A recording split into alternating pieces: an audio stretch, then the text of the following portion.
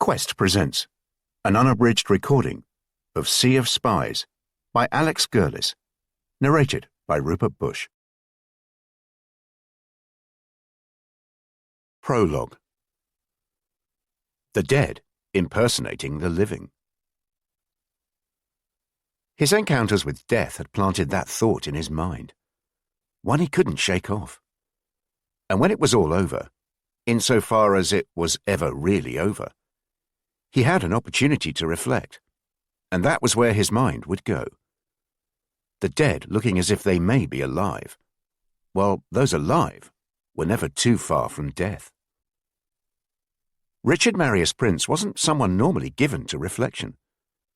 For a start, the nature of his work hardly allowed much time for it. As a police officer, he'd regard it as an unnecessary indulgence, and as a British agent in enemy territory, reflection would be a dangerous distraction which could cost him his life.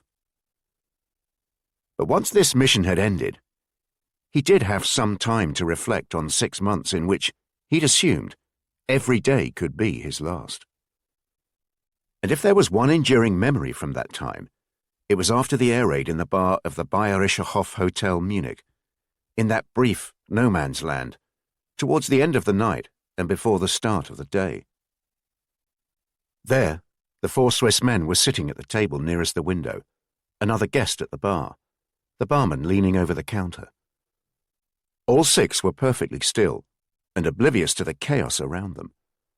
All 6 killed so fast it was as if they hadn't time to move, all looking as if they were impersonating the living.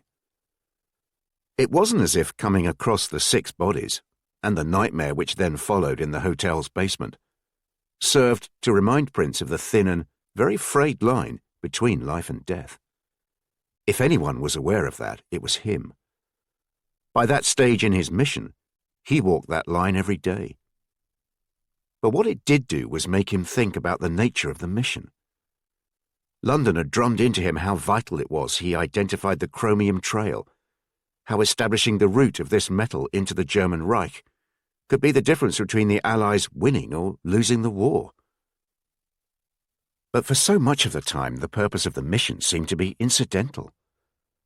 On reflection, finding the chromium trail had become almost a sideshow compared to the more serious side of espionage. The constant need for subterfuge, the extreme pressure of operating clandestinely, the sense of being on a journey, but unsure of his destination. And added to that the guilt his son may become an orphan, and he may never see the woman he loved again. Like the no-man's land between the end of the night and the start of the day, Richard Prince inhabited a no-man's land between life and death. Chapter 1. Mersin Province, Turkey, January 1943. You have to be joking. The young American pilot let out a long whistle, which turned into a groan, before he glanced anxiously at the RAF officer alongside him in the cockpit. The older man, a group captain, who technically outranked him, but was actually the co-pilot on this flight, said nothing, though the American noticed his forehead was dotted with beads of perspiration, and he seemed to be breathing hard. I'm seriously expected to land there? Apparently so. The RAF officer was attempting to sound calm. I don't think there's enough runway. I'm not terribly sure we have much alternative. The pilot shook his head and muttered something inaudible but almost certainly profane under the roar of the 4 engines. I was assured this was a proper airfield, Bernard. The group captain, the man called Bernard, bristled. The American not only insisted on addressing him by his first name, rather than sir, but also insisted on pronouncing Bernard with a heavy emphasis on the second syllable, Bernard. He'd been doing that since they'd left England 2 weeks previously, and he regretted not taking the opportunity to correct him earlier. Now didn't seem to be quite the right time. It's a proper airfield. It's not a proper airfield for a liberator, Bernard. What did you say you flew in the Battle of Britain? Hurricanes, actually, 238 Squadron. Well, Bernard, This beauty is over twice as long as a hurricane with nearly 3 times the wingspan. It's 70 foot long, for Christ's sake. We'll have to find another airfield. If we try to land here, we might not make it. That's impossible, Michael. You saw the flight plan yourself and said, "It's Mike, not Michael." I keep telling you that. And sure, I saw the flight plan, less than half an hour before we left Cairo. It simply said the airfield met the requirements of a liberator. You guys insisted this is a top-secret flight, but forgot to let the pilot in on the secret. You were told. I was told we were flying to Turkey, Bernard. You didn't even tell me we were flying to this place. What's it called again? Adana. You didn't tell me we were flying into Adana until we were off the Syrian coast. You either trust your pilot or you don't. What's the nearest major airfield to here? Ankara, I guess. How far is that? Bernard consulted a chart as the American made his third pass over the airfield.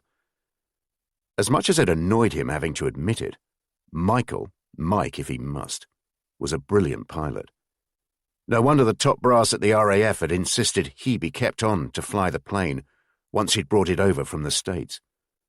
The passengers were too important to risk a less experienced pilot.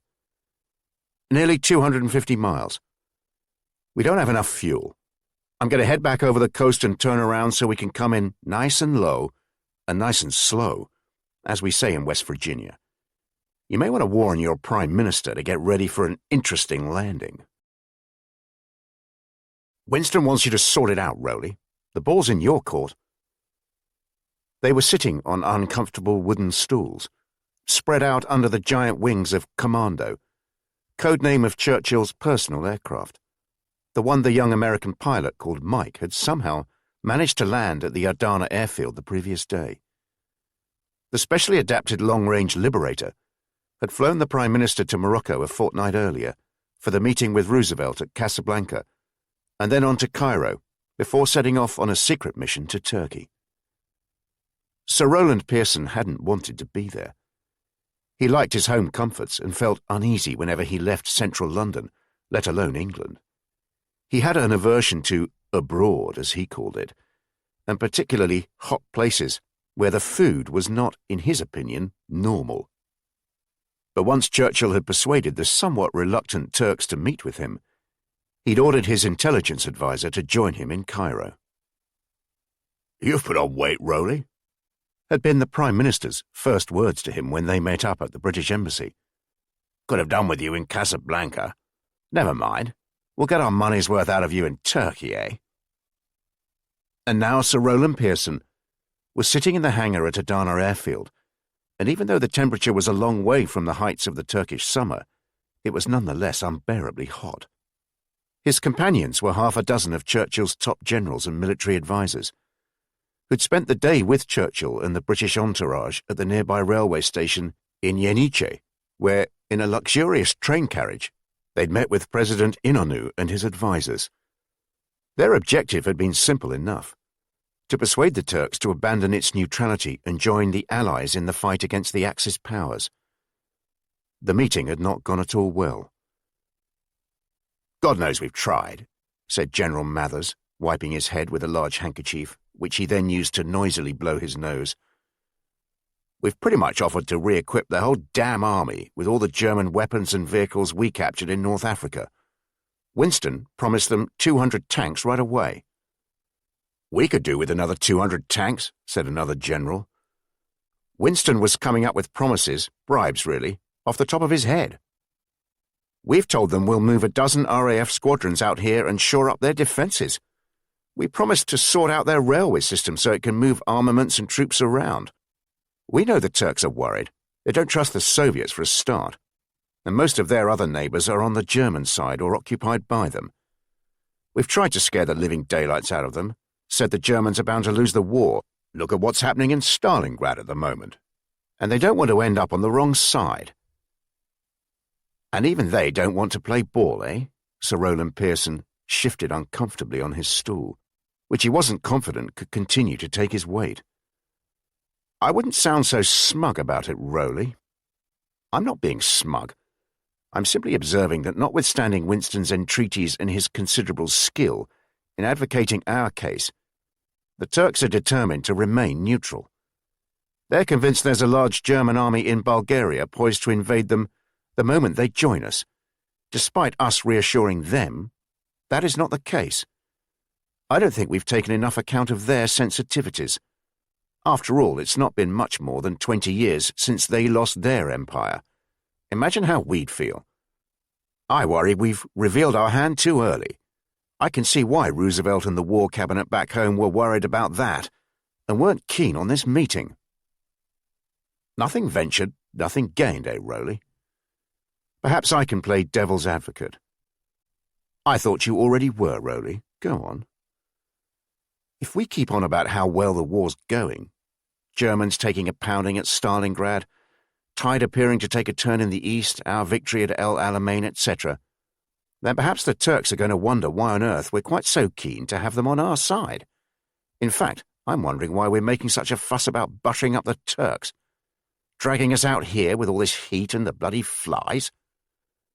Because, said General Mathers, it's about much more than seeing how many people we can get on our team, Rowley, so to speak.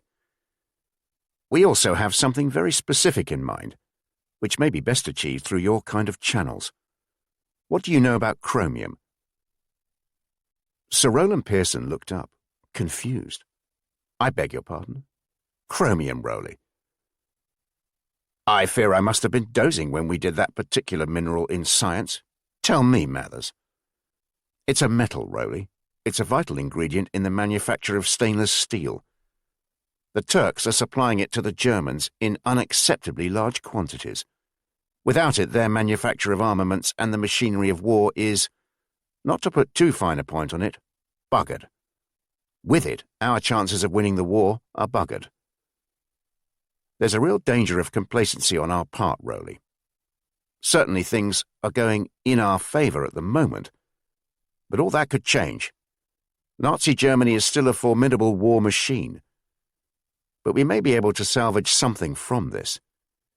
We may have failed in persuading the Turks to switch sides, but we could ensure that if they're going to remain neutral, then at least it could be our kind of neutrality, if you get my drift.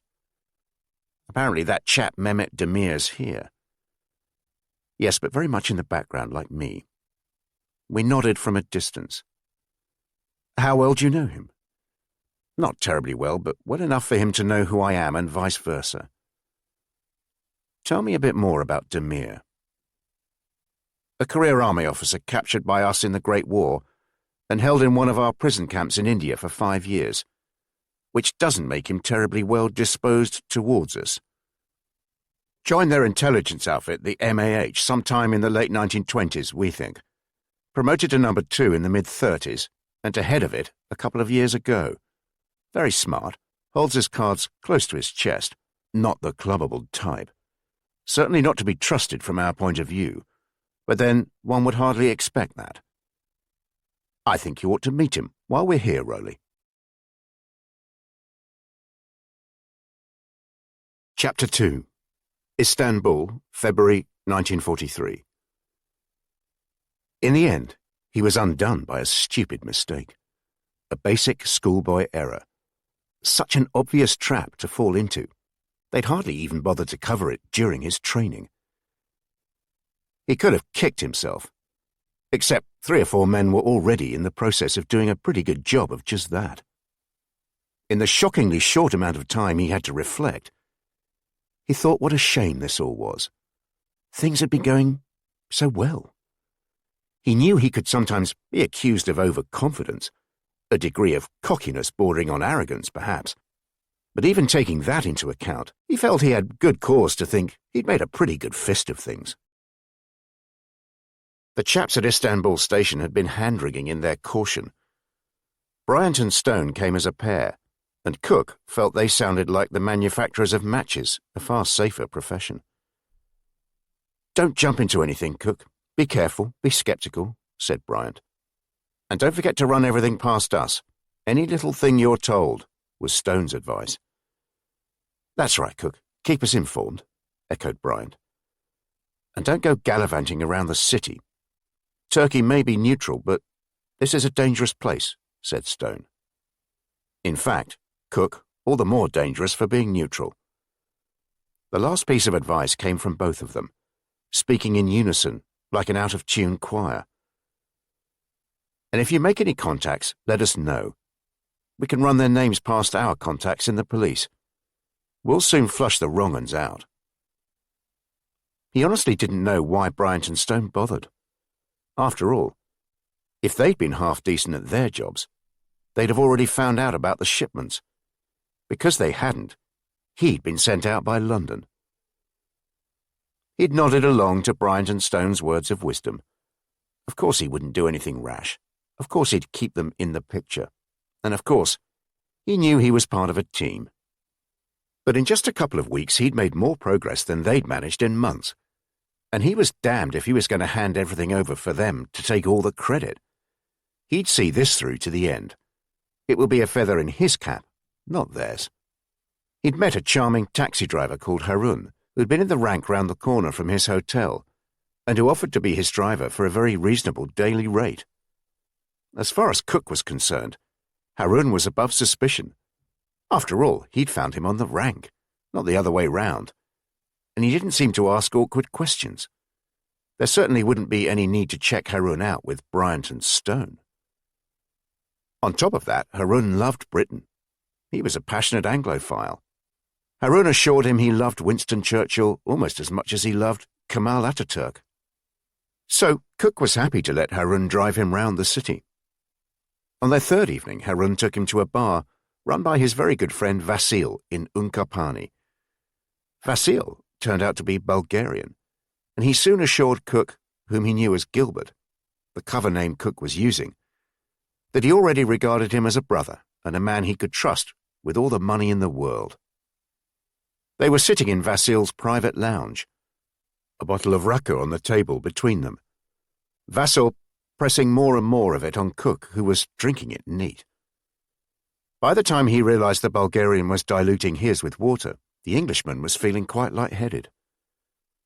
Vasil's bar turned out to be a front for a brothel, though Cook had to admit it was such a tasteful and friendly place, where the exchange of money was more of an afterthought than anything else, that it wasn't really a brothel as such.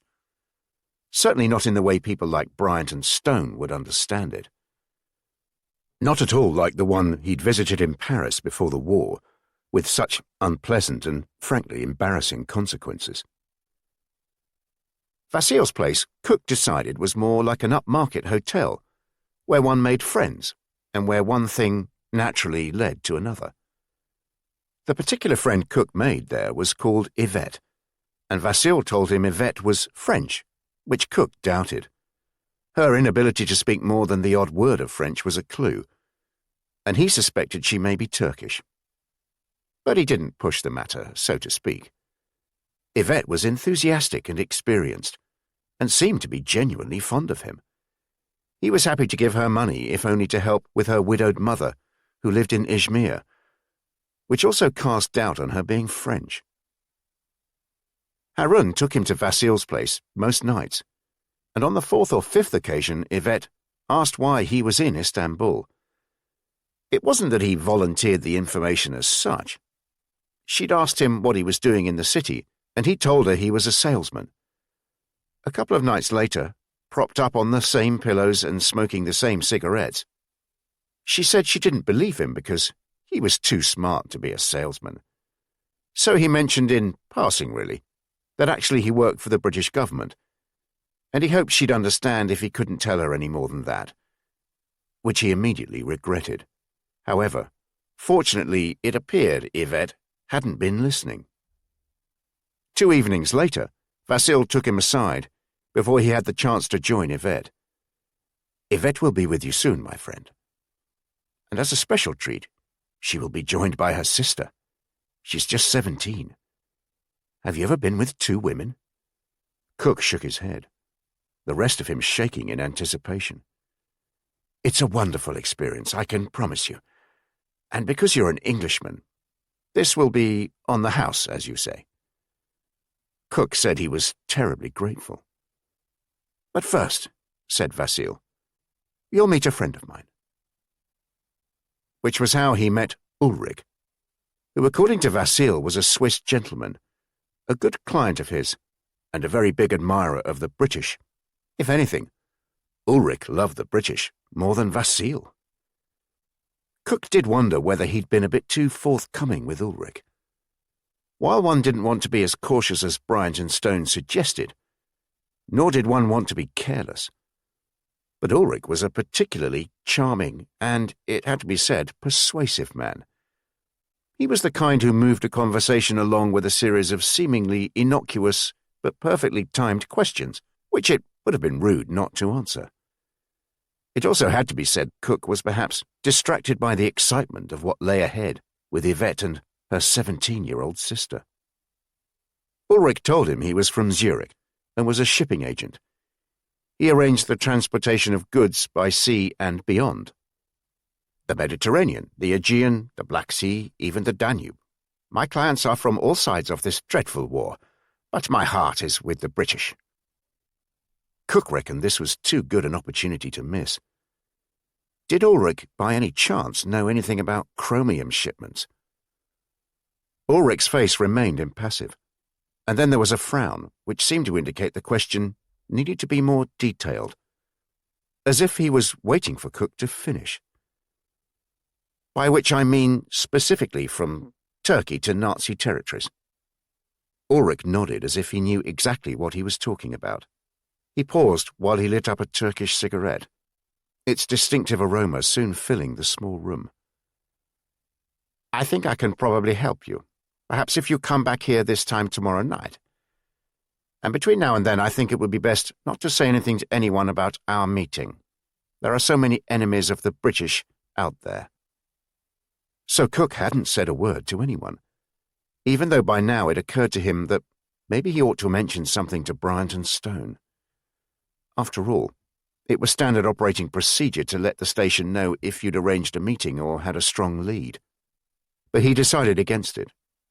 To do so would mean him having to explain about Vasil and the brothel, and then about Ulrich, whom he'd perhaps told too much. He was now distracted.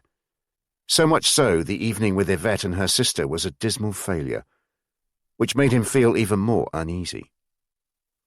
Whatever age the sister was, it was certainly not 17, and she was quite evidently not related to Yvette. If anything, she looked older, and whereas the former was tall and olive-skinned, the sister was short with a pasty complexion. The meeting with Ulrich had disconcerted him. He found he couldn't stop thinking about his wife and how appalled she'd be at his behavior. The next day, Harun wasn't there. As he approached the side road behind the hotel where he normally met him, he was met by a whippet of a man who introduced himself as Besim. Besim led him by the elbow to a car, which was obviously not a taxi. It was a large ancient Fiat, the letter I missing from the badge, and almost as wide as the street. Besim explained that Harun sent his apologies, but his son was unwell, which took Cook by surprise. Harun had told Cook in unnecessary detail about every member of his family. He even knew about second cousins. Not once had he mentioned a son. Besim drove Cook to Beyoğlu, on the European side of the Bosphorus, the car's chassis seeming to sway every time Besim changed gear or turned a corner. Cook had become familiar with Beyoğlu. It was called the New Town, but in fact, the area was older than most European cities. It was only new compared to Sultanahmet. It was where most of the city's Jews lived, and its winding roads led into the Karaköy district, just off Bankalar Caddesi. Besim pulled into a courtyard, and before Cook had got out of the car, high iron gates had closed behind them. Ulrich was waiting in a basement, the room hazy with cigarette smoke. "Do you know where you are, my friend?" Cook said he thought he was most probably in Karaköy. "There is a dock near here from where they ship chromium across the Black Sea, and from there into the Danube, where it is taken up to Czechoslovakia, or at least what used to be Czechoslovakia. There is a ship in the dock at the moment, which is taking on board a cargo of chromium. They prefer to do that late at night. You'll find the dock very near the Galata Bridge. Will someone show me? It will be safer for you to go on your own. You can't miss it. It looks less suspicious if you have no one with you. The ship is a Romanian vessel called the Alina. When you get back here, Besim will take you to Vasil's. You'll be able to relax there. Are you armed, my friend? Cook assured him he wasn't, though he was beginning to wish he was. He let Ulrich search him nonetheless, and then set out to find the Alina. A bitter wind had picked up as he walked towards the Golden Horn. It seemed to be coming from every direction, down the Bosphorus from the Black Sea, and up from the Sea of Marmara. Cook was now worried. Something about the Swiss made him uneasy, and he hadn't associated the jetties on the Golden Horn with freight traffic. He paused a few times, checking he wasn't being followed. He thought about turning back or maybe entering one of the bars whose rear entrances opened onto the alleys he was walking down. His training had been clear enough. If he had reason to doubt, pull out. One of his trainers had made a rhyme out of it, and another had made a particularly crude joke out of the phrase. But he carried on, his loping gait giving the appearance that he was stepping over puddles. It was when he was in a lane close enough to the Golden Horn for him to smell the sea and the diesel, and to feel the spray and hear the waves, that he committed the schoolboy error, the stupid mistake. "Timothy Charles Cook?" The voice rang out clearly from behind him on the lane, above the wind and the noise of the Golden Horn. His name was announced in the formal way his mother used when she was angry, or the head teacher did at boarding school on the one occasion when he was awarded a prize on speech day. And of course, Timothy Charles Cook should have carried on, because as far as he was aware, no one in Istanbul other than Bryant and Stone knew him as Timothy Charles Cook. He was James Gilbert. Maybe he'd have got away with pausing before carrying on, or even, at a stretch, with turning round to see who'd called out. But Timothy Charles Cook stopped and said, "Yes, can I help you?" A stupid mistake. A basic schoolboy error. They'd bundled him into a doorway, and from there into what appeared to be an empty building, and were now kicking him. But he managed to think clearly. The beating up he was receiving was little worse than he'd got used to at prep school, and as he did then, he rolled himself into a ball, taking care to protect his head. If they'd wanted to kill him, he reasoned, they'd have done it straight away. And if it was the enemy, they certainly wouldn't want to kill him. They'd want to know what he knew. They'd want names. He reckoned if he could hold out until the morning, when he'd miss his 7 o'clock call to Bryant or Stone, then he'd be all right. They'd press the alarm bells and put the word out to the Turks. "One of our chaps missing. Perhaps you could check with the Germans if you'd be so kind." And eventually he'd be released once he'd given them some low-grade stuff to be happy with. But then the kicking stopped, and the men who'd been doing it parted. Ulrich stared down at him, as if he were a piece of dirt. Timothy Charles Cook. It was a statement rather than a question. Ulrich shifted his gaze from Timothy Charles Cook to the man to his right, Besim, the driver. Ulrich nodded, and 2 men grabbed Cook by the arms while another grabbed his head and jerked it back, exposing his neck. It was only then Timothy Charles Cook noticed the blade in Besim's hand, long and highly polished, its touch ice cold against the Englishman's skin.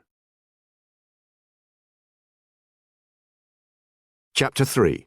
Thessaloniki, Nazi-occupied Greece, March 1943. They came late at night on the first Friday of March towards the end of the second year of the German occupation of Thessaloniki. The knocking at the door was tentative at first, but became louder and more urgent while the 3 women hesitated, huddled together in the back room, as they tried to decide whether they should answer it.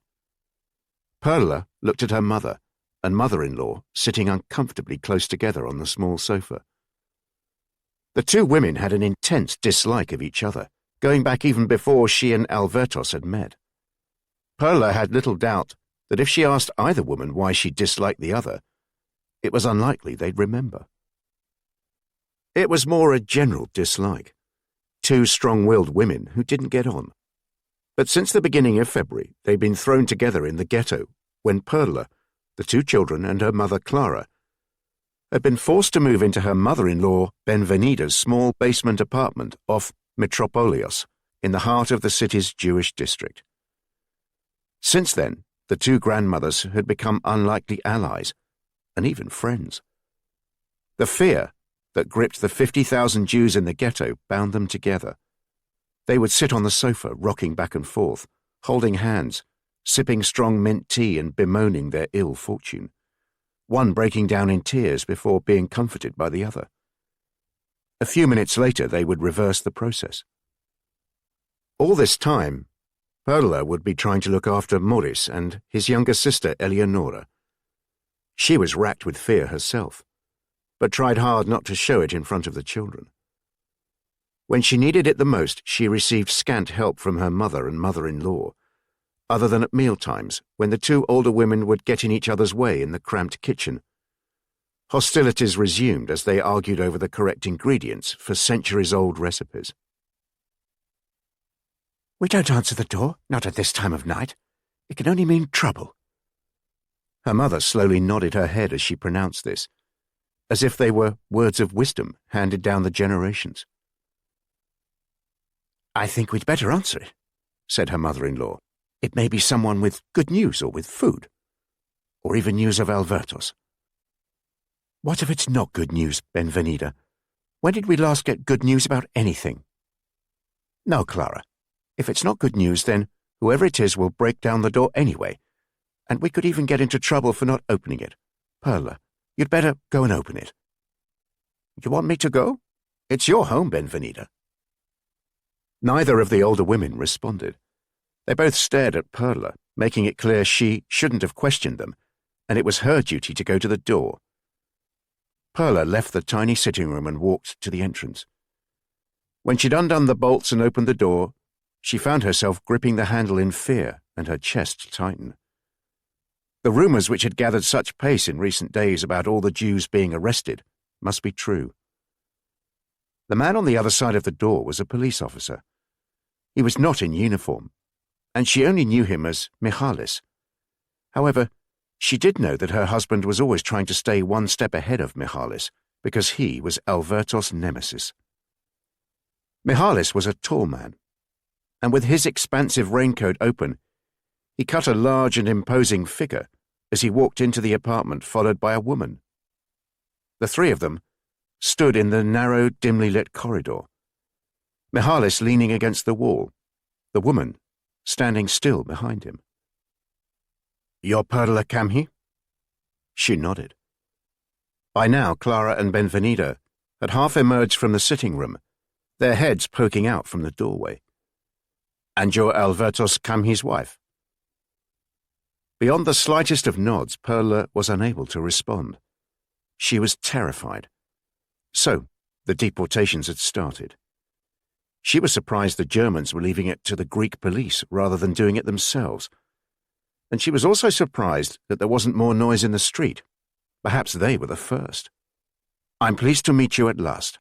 He smiled and bowed slightly and reached out to shake her hand. "My name is Michalis Theodoropoulos. I'm a police lieutenant here in Thessaloniki, and this is my wife, Talia." The woman stepped forward and also smiled. "And the ladies behind you, may I ask who they are?" "My mother and mother-in-law. This is my mother-in-law's home." "I know that, but perhaps they would allow us to talk privately for a few minutes." Perla was confused. Michalis was polite and seemed to be genuinely pleased to meet her. His wife appeared slightly embarrassed but friendly. This was not how she imagined it would be. She assumed there'd be shouting and dogs, not a man and a woman coming round as if for a social visit. She turned round to Clara and Benvenida. Could they leave the sitting room, please? The two older women hesitated. "Where shall we go?" Perla responded in Ladino, the dialect of medieval Spanish most Jews in Thessaloniki spoke. "Please, this is important. Go into the bedroom." "But what if we wake the children?" "That won't happen if you're quiet." They shuffled out of the sitting room and into the apartment's only bedroom at the other end of the corridor. The policeman, his wife, and Perla went into the sitting room. "Do you know where your husband is, Mrs. Camhi?" The question she dreaded. She shook her head. She was concentrating hard on not appearing too frightened. "Look, what you must understand is that I'm here to help you. Do you know where he is?" The tiniest of nods. "My information is that he's been out of Greece since the summer of 1941, is that correct?" "Yes, but what I'm going to tell you now is very difficult and distressing. But you must concentrate. Tomorrow, the Germans are going to seal off the ghetto and it will be impossible for Jews to leave this area. Soon after that, they'll start deporting all the Jews in it to special camps outside Greece, probably in Poland. I have no idea how long you'll be there." Perla could feel tears welling in her eyes, and an anger rising in her. She felt fear along with a desperate sadness for Maurice and Eleonora. The anger was for Alvertos, the man who assured her he was the best black marketeer in Thessaloniki, and she was not to worry. He would take care of everything. "Are you sure? I thought the reason the Germans had moved us all into this area was so they'd know where we are. All this talk of us running our own affairs. In any case, how do you know this?" Mihalis and his wife were sitting together on the same small sofa Clara and Benvenida had shared a few minutes earlier. The policeman looked flustered. He'd already removed his hat and raincoat. "The Germans expect us to do much of their dirty work for them. It's embarrassing, to be honest. They're turning us into collaborators. We had a big briefing this morning. They brought in all the officers of my rank and above from throughout the city and the surrounding areas. A few of my colleagues expressed their reluctance to get involved, and they were dismissed on the spot. I know of at least 5 officers who've gone off since then, probably to join the partisans in the mountains. Look, Perla, Alvertos and I have had our run-ins over the years. I have to admit, he's always managed to stay one step ahead of me. However," he hesitated, glancing at his wife in a sheepish manner, as if she'd brought him along to reluctantly confess to something. From his inside jacket pocket, he removed a packet of cigarettes and lit one. "In August 1941, I arrested your husband. I'd been investigating the theft of some cargo from an Italian freighter in the port, and this time I had a good case against him. A very good case. Your husband was very calm, Mrs. Camhi. It was as if he was expecting this. What happened next could take a long time to recount, but let me tell you briefly. Alvertos bribed me to drop the case. He ended up giving me the equivalent of a year's salary in cash, which I'm ashamed to say I accepted. We had recently moved house, and I'd bought a car, and we had some financial problems. Alvertos seemed to be aware of this. Although I accepted the money, I did so on the condition he left Thessaloniki and ideally the country. The last thing he said to me was that I now owed him." Mihalis shook his head in apparent disgust at himself. "You have 2 children, don't you, Mrs. Camhi? How old are they?" "Maurice is 6 and Eleonora is 2. 2.5, actually. I have a proposal. The Germans intend to deport every Jew from the ghetto, even the children. My wife and I are prepared to take Maurice and look after him. Her family have a farm on the Cassandra Peninsula. He'll be safe there." "But what about Eleonora?" Considering she was being asked to hand over her son to a stranger, Perla felt strangely calm. "I'm afraid it can only be the boy. I have papers for a boy of that age, but if it's the 2 of them, that could cause suspicion. In any case, a boy of 6 can be trusted to learn his new name and take instructions more than a 2-year-old girl."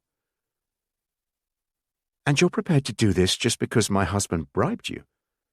I don't understand. After all, you said you have evidence against him for the theft from the docks. Thalia spoke now for the first time. She spoke softly. Her accent not from the city, and her voice suffused with emotion. I'm a religious woman, Mrs. Camhy. Before I met Mihalis, I considered a life of devotion to the Church. The Church is strongly opposed to what the Germans are doing to the Jews. They say we are all Greeks, and it is our Christian duty to save Jews. The Archbishop visited our church last Sunday and implored us to do all we can to save even one life. Mihalis doesn't bother with church. But when he came home this evening and told me about the German plans, I insisted he do something. There's something else, Mrs. Camhy. Mihalis looked at his watch and then at the clock on the mantelpiece, as if time was not on their side. I'm no fool. I know what is going on in the war. There's a good chance the Germans will lose it. Last month they were defeated at Stalingrad. To be blunt, I don't want this war to end, and then find I've been on the wrong side because I've been a member of a police force that was made to collaborate with the Germans. I'm not sure what you're trying to say. Perla was crying now, holding on to the side of her chair. The enormity of what she was being asked to do was beginning to overwhelm her. Let me spell it out. I want Albertos and Maurice to be my insurance policy, as well as saving a life, as Thalia says. Are you all right, Mrs. Camhy? Are you listening to what I'm saying? Perla nodded. There'd been so many rumors about where they'd be deported to and what would happen. She tried not to listen to what people said. But if the policeman was talking about saving the life of her son, then the implication was clear about what the fate would be for them. This is what I propose, Mrs. Camhy. And I'm aware I'm asking you to place a lot of trust in me, but this is necessary to save Maurice's life. I want you to write a letter to Albertos and give it to me, and tell me where he is. In the letter you are to use information only you and he will know, so he realizes the letter is genuine. You are not to use my name, but he'll know who you're talking about. You're to say that if he acknowledges I am no longer in his debt, and that I have helped the Jews and worked against the Nazis, then I will return Maurice to him when it is safe to do so. I will then arrange for the letter to reach him, and if I receive a letter back from Albertos promising what I asked for, then Maurice will be safe. You will have saved your son, Mrs. Camhy. Perla didn't answer. She realized she had little alternative, but to be expected to hand over her son was too much to contemplate. Thalia came to kneel beside her, placing her hand on Perla's. You must trust us, Mrs. Camhy. I give you my word Maurice will be protected and looked after. It may sound as if Mihalis is only doing this to protect himself, but I promise we also see this as our moral duty. The farm on Cassandra is remote and safe, and I'll have a wonderful time there. I intend to spend more time there, especially if Maurice goes there. Mihalis stood up and lit another cigarette. Mrs. Camhy, we don't have much time. We need to leave soon, while it's still safe to do so. Perla looked up, her eyes glistening with tears. And when will you come to collect Maurice? We need to take him now, Mrs. Camhy. Chapter 4. Reading, England, May 1943. Since they'd moved to Reading, his commute to and from work had become considerably more onerous. It wasn't just that it took much longer. The walk to the station, the branch line from Reading West to the main line station, and then the inevitable wait for the train to Paddington. But it was altogether far more fraught. Great Western Railways seemed to be more of a target for the German bombers than Southern Railway, which he'd used previously. One morning a fellow commuter remarked how the tracks must be magnetic to attract the Luftwaffe's bombs, which he assumed was an attempt at humour, though for a few days it did disconcert him. These days it didn't take much to disconcert him. He'd taken to leaving the rented house in the suburb of Southcote just before 6 o'clock in the morning, in order to have a chance at being at work at the ministry by 9. The journey back tended to be slightly easier, but it was still nearly 7 o'clock by the time he arrived home. This meant that during the week he hardly saw the boy at all, unless he woke during the night, and even then it would usually be Jean who dealt with him. At the weekend, he and the boy seemed like strangers to each other, which is really what they were. This wasn't how it was meant to be. This wasn't the plan. Not that they had had much of a plan to begin with. At least, not as far as he was concerned. Colin Summers and Jean Batley had married in 1935, a year after meeting at a dance in the church hall. They were both 28, and it was a first marriage for both of them. She liked to introduce him to people as a civil servant.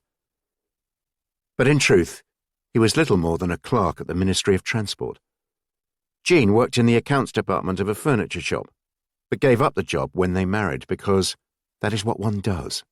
For a couple of years there were occasional fumbled attempts at starting a family, but these were unsatisfactory in terms of both performance and outcome. By the time the pair turned 40, and without the matter ever having been discussed as such, it was assumed they would remain childless, and the fumblings ceased, to the obvious relief of both of them. Jean seemed happier that way. They lived in a small town in Hampshire, close to Jean's elderly mother.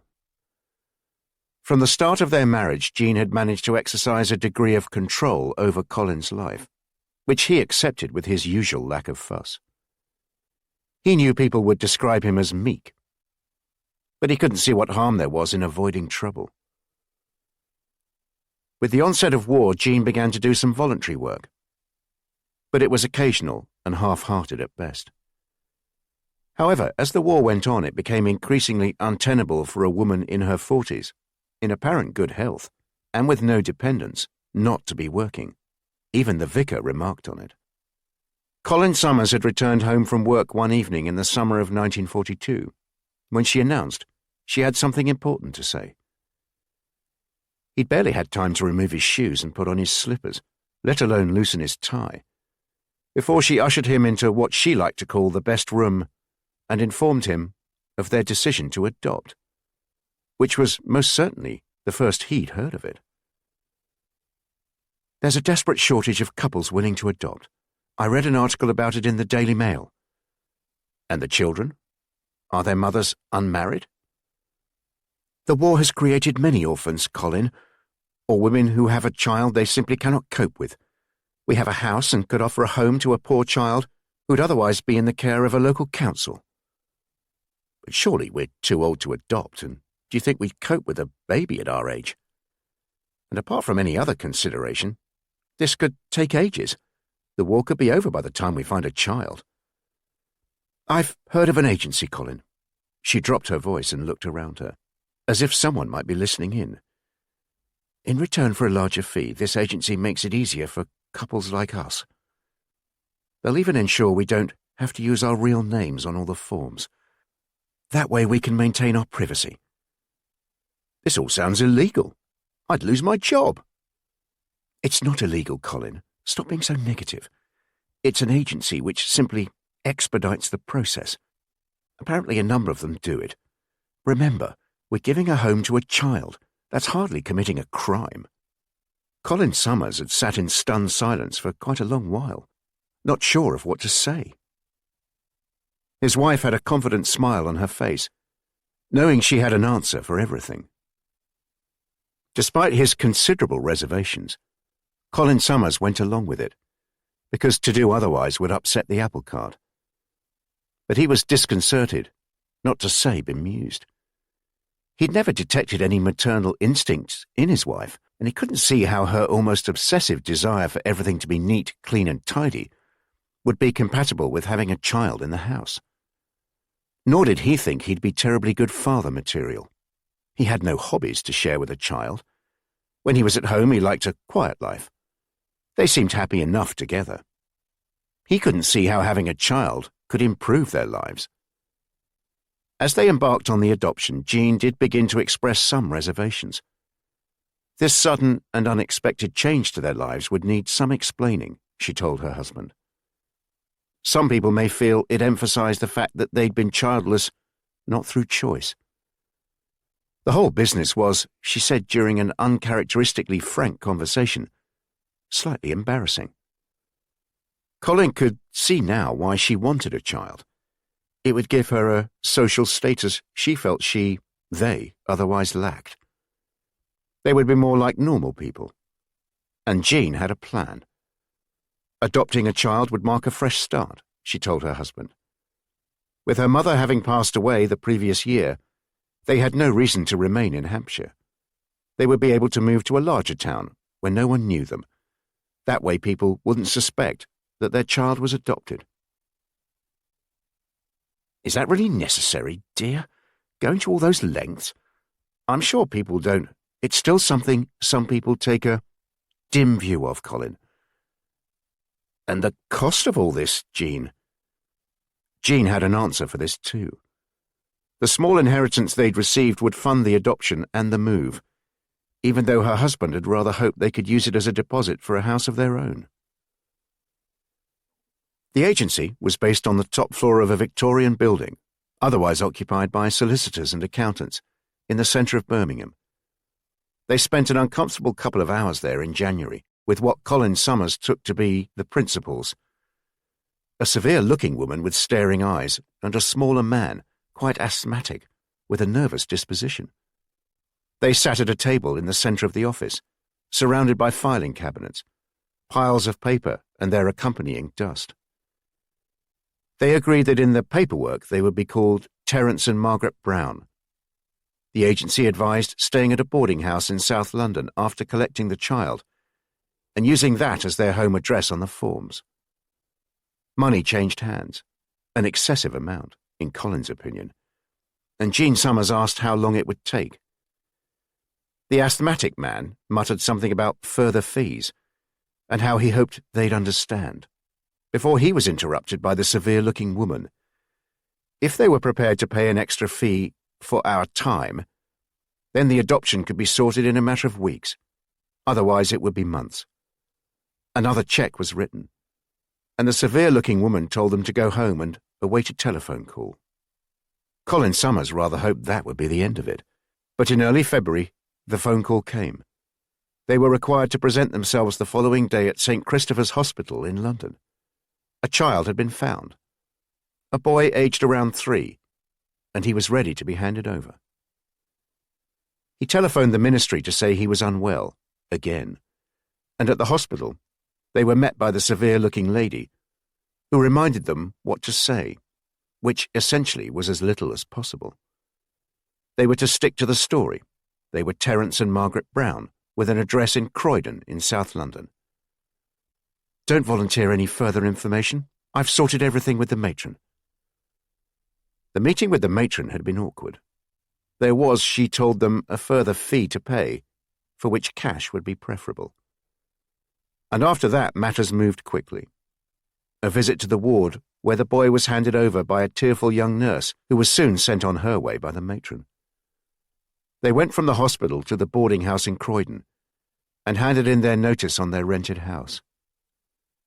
They remained in Croydon for just 2 nights, before moving into another one in Wembley in North London, and then to a rented house in Reading. Colin was uneasy. It felt as if they'd abducted the boy rather than adopted him. When he mentioned this to Jean, she told him not to be so ridiculous, and by the time they'd moved to Reading, it felt too late to say anything, and he certainly didn't want to cause trouble. Although moving to Reading made life more difficult for Colin Summers, he noticed a marked change in his wife. She seemed happier, more content and more comfortable around other people. She no longer acted like an outsider. They had various forms to take to the local registry office and named the boy Neville after Jean's grandfather. And so, their new life began. Colin only really saw the boy at weekends, when he found him painfully shy and nervous. Jean assured Colin that Neville was better during the week, more confident, with just her around.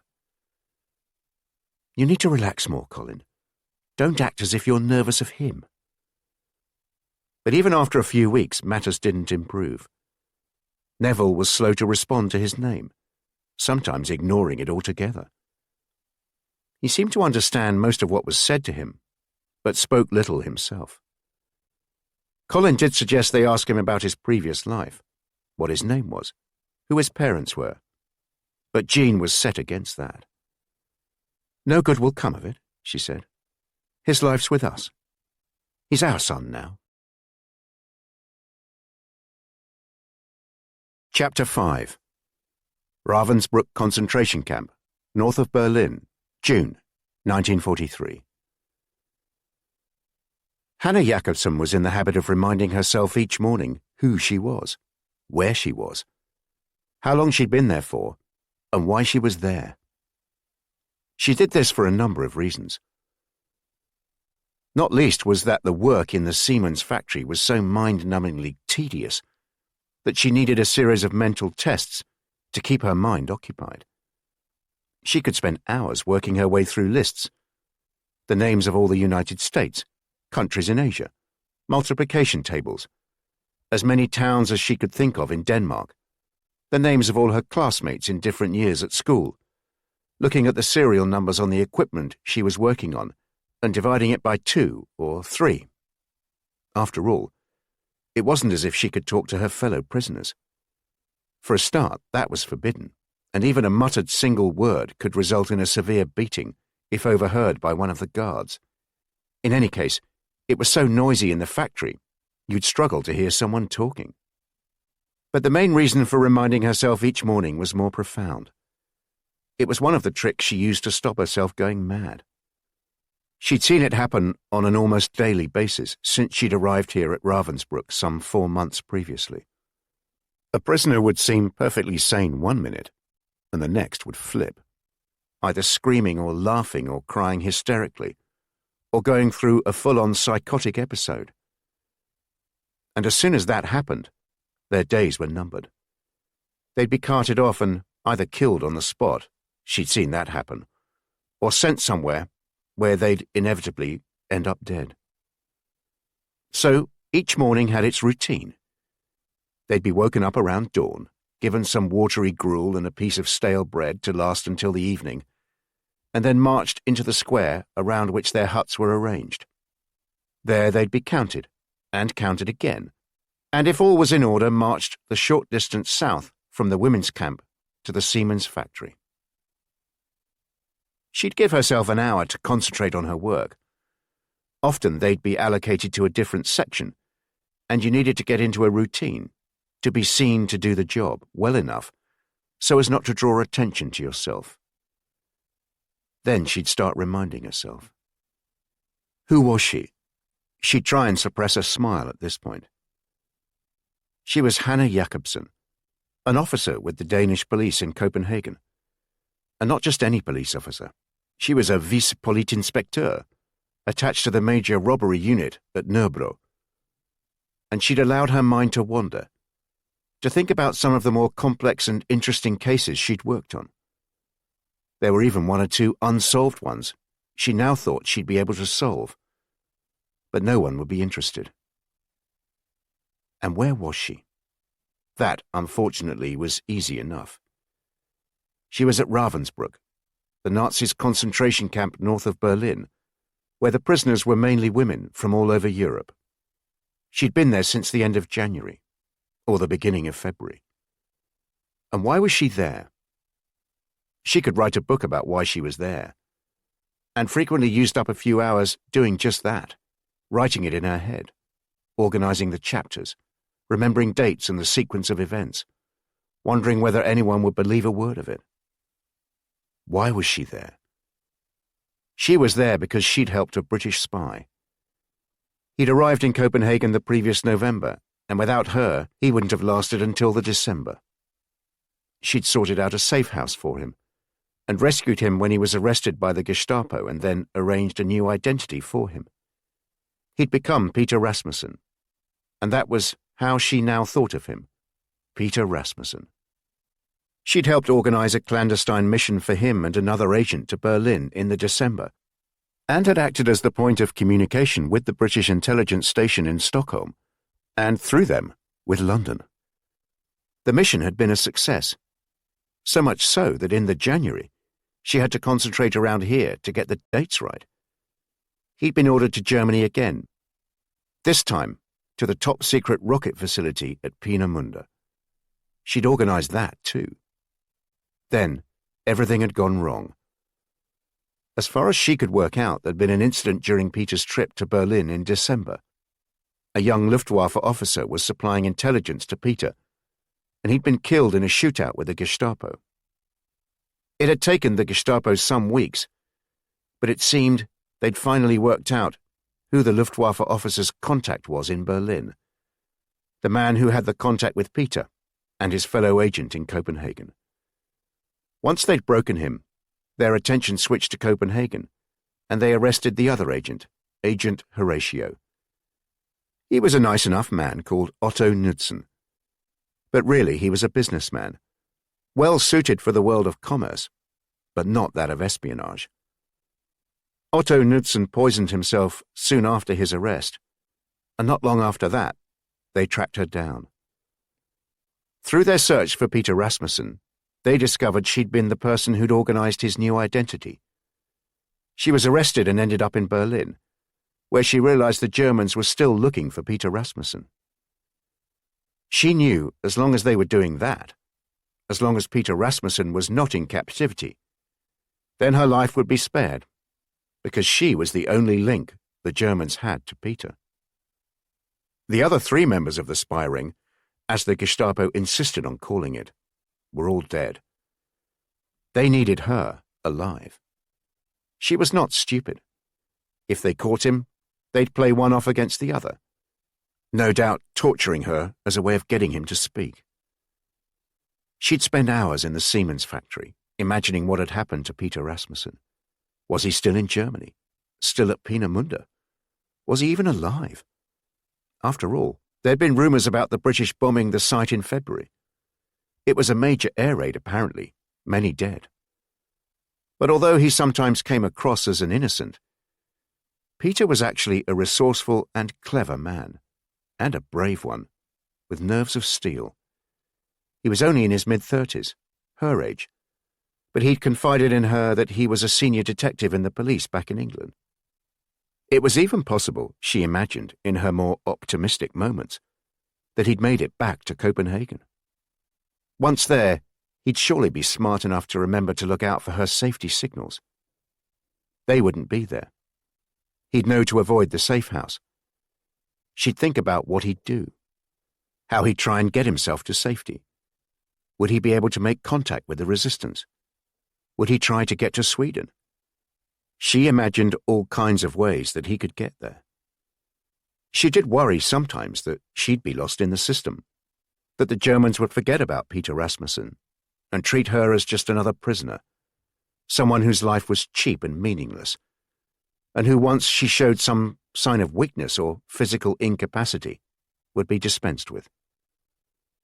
But other times she thought of Peter Rasmussen as having saved her life.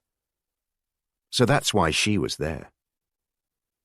She was a prisoner in Ravensbrück because she'd helped a British spy and defied the Gestapo. That's why she was there. She'd helped a British spy and fallen in love with him. Chapter 6. London and Cairo, June 1943. It wasn't unusual for Tom Gilby to be summoned by Sir Rowland Pearson. It happened at least once a week. A telephone call requesting his presence at HQ, as Pearson called it. But this summons was altogether different. For a start, it didn't come on the telephone. It came at the end of a long briefing in a large basement somewhere under Whitehall, where a very bright young officer from military intelligence and an elderly academic with a Middle European accent had delivered a rather impressive presentation on the progress of the Red Army since its victory at Stalingrad. Their assessment was that the Red Army was unstoppable and likely to reach Berlin first. Tom Gilby was behind some RAF top brass in a queue for tea when he felt his elbow being grasped. "Be a good chap and get me a cup of tea. I'll be sitting over there. 3 sugars, please, Tom. Decent-sized ones." Tom Gilby looked at Sir Rowland Pearson. He'd known him as Rowley at school, where Pearson was 2 years above him. Then he was what one could describe as chubby, hence the Rowley. Now he was enormous, quite obese.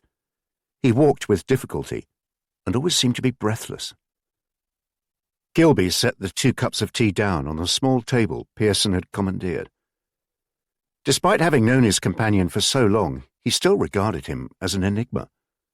Sir Rowland Pearson came across as someone who was fussy, fastidious, and not especially suited for the world of intelligence. But Gilby was aware he was easily underestimated. He'd worked his way into a position of considerable trust and influence in Downing Street. He'd spent the best part of 4 years carefully cultivating contacts and getting to know everyone in the world of intelligence. The phrase, "Rowley's got Winston's ear," invariably cropped up in any conversation about him. Tom Gilby had begun to subscribe to the view that Sir Rowland Pearson's manner was a mask for a sharp mind, though from the worried look on his former schoolmate's face, he suspected that opinion was about to be put to the test. "Can't see it happening, Tom." "Can't see what, Rowley?" "The Soviets getting to Berlin before we do." "Why not?" "Those chaps just now seem to know their stuff."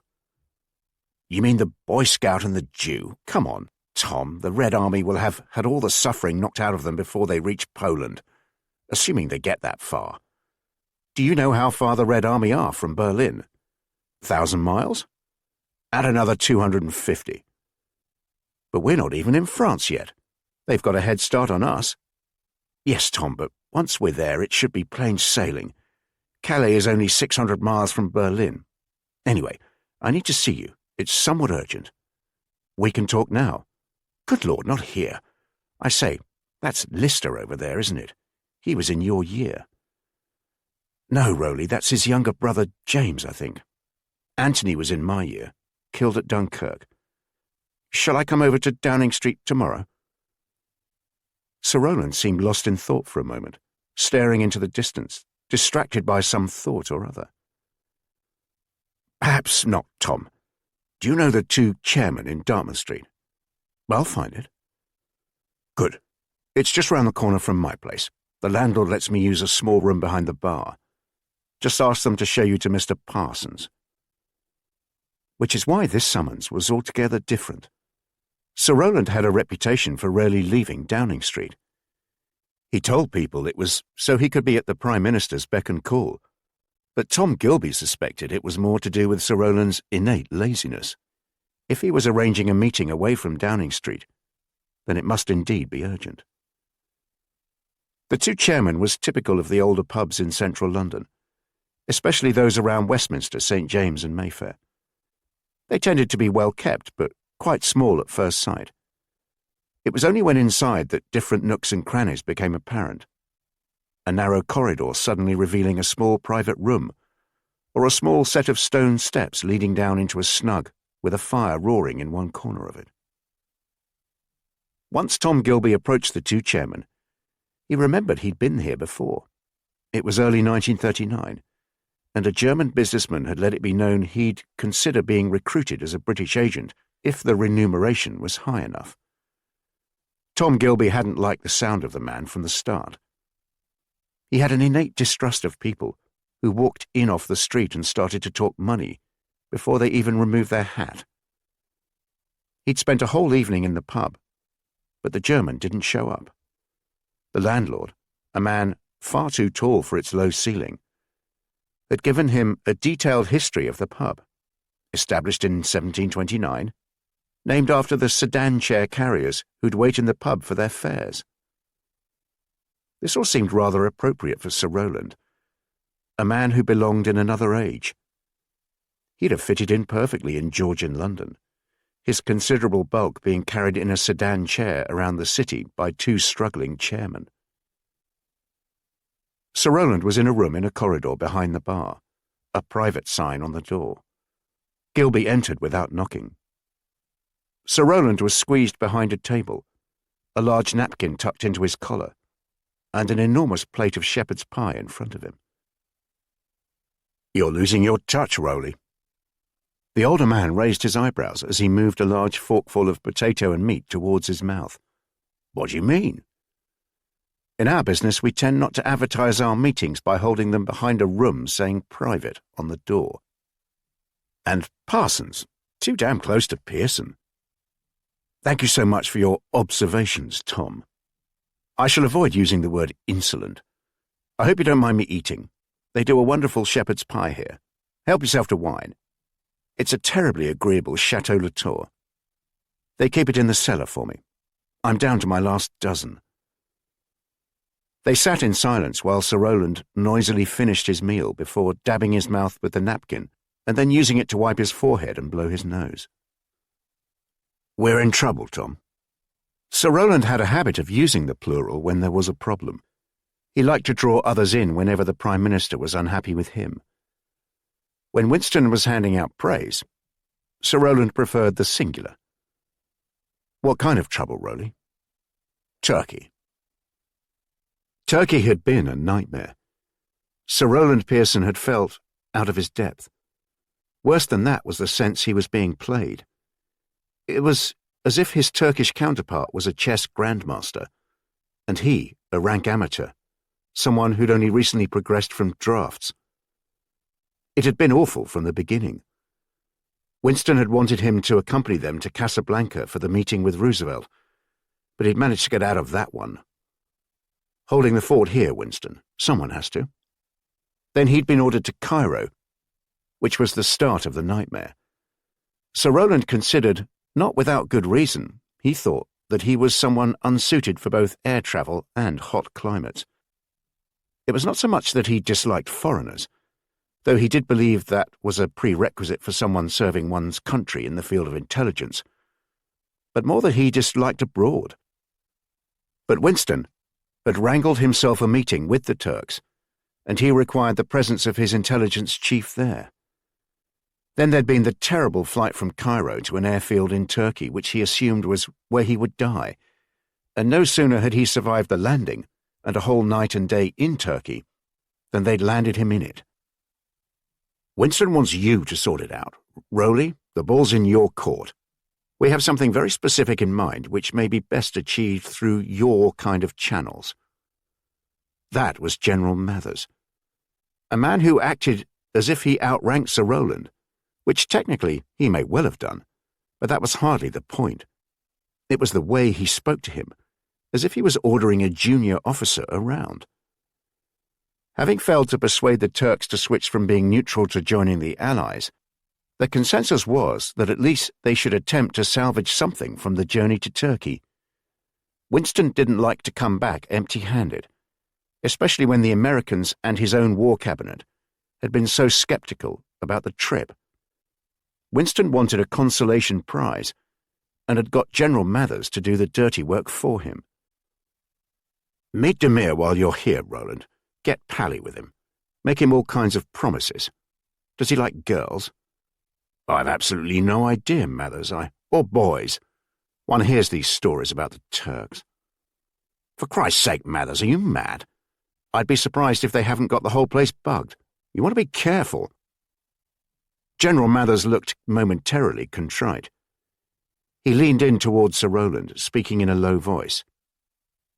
If the Turks are going to insist on staying neutral, then at least we can get them to edge a bit closer to us. This stuff they're exporting to the Germans, Rowland, the chromium, get them to stop it, eh? So he'd tried to get pally, as Mathers had phrased it, with Mehmet Demir, which was somewhat akin to persuading a Marxist of the merits of religion. There was little common ground. Mehmet Demir, head of the National Security Service, Turkish intelligence, insisted on them conducting their discussions in French, even though he spoke English perfectly well. He'd buttonholed Demir during a break on the second day of talks in the railway carriage at Yenice station. Could we perhaps have a chat, just the two of us? Demir didn't think this was either the time or the place for a chat. When would suit you then, Mehmet? After this meeting, once we have the benefit of knowing its outcome. His French was surprisingly good. He spoke with a Parisian accent, and Pearson guessed he must have been based there, He'd better check that out some time. You shall come to Ankara after we have finished here. There we can discuss matters. Sir Rowland said he wasn't sure about that. He didn't fancy going all the way up to Ankara, and he'd rather hoped he could wrap matters up here. Not here. I have business to attend to in Cairo. We'll meet there next week. Do you know Shepherd's Hotel? Of course. Meet me in the rooftop bar at noon on Thursday. He'd rather hoped Winston would veto the trip. He and General Mathers had sat down with the Prime Minister after the talks concluded on their second day and explained what Demir had proposed. Mathers talked it up. Pearson made it sound rather too quixotic, and not a little risky. Winston thought it was a splendid idea. The following morning, Sir Rowland was hauled into the passenger compartment of an RAF Halifax, which had travelled with them from Cairo. The plane flew to RAF Gaza, where it refueled before its return journey. Sir Rowland Pearson was left at this remote RAF base until he was able to hitch a ride onto Cairo the next day. As much as he disliked abroad, he could tolerate Cairo, at least for a few days. That was as long as one stayed in the Garden City area, which lay on the east bank of the Nile, just south of Gezira Island. The British Embassy compound was in Garden City, as was Shepherd's Hotel. It was most agreeable to get up early in the morning before the sun was ready to do its worst and walk by the Nile on the Corniche, stopping to drink strong coffee, which was only palatable with a considerable amount of sugar. The Nile was already busy.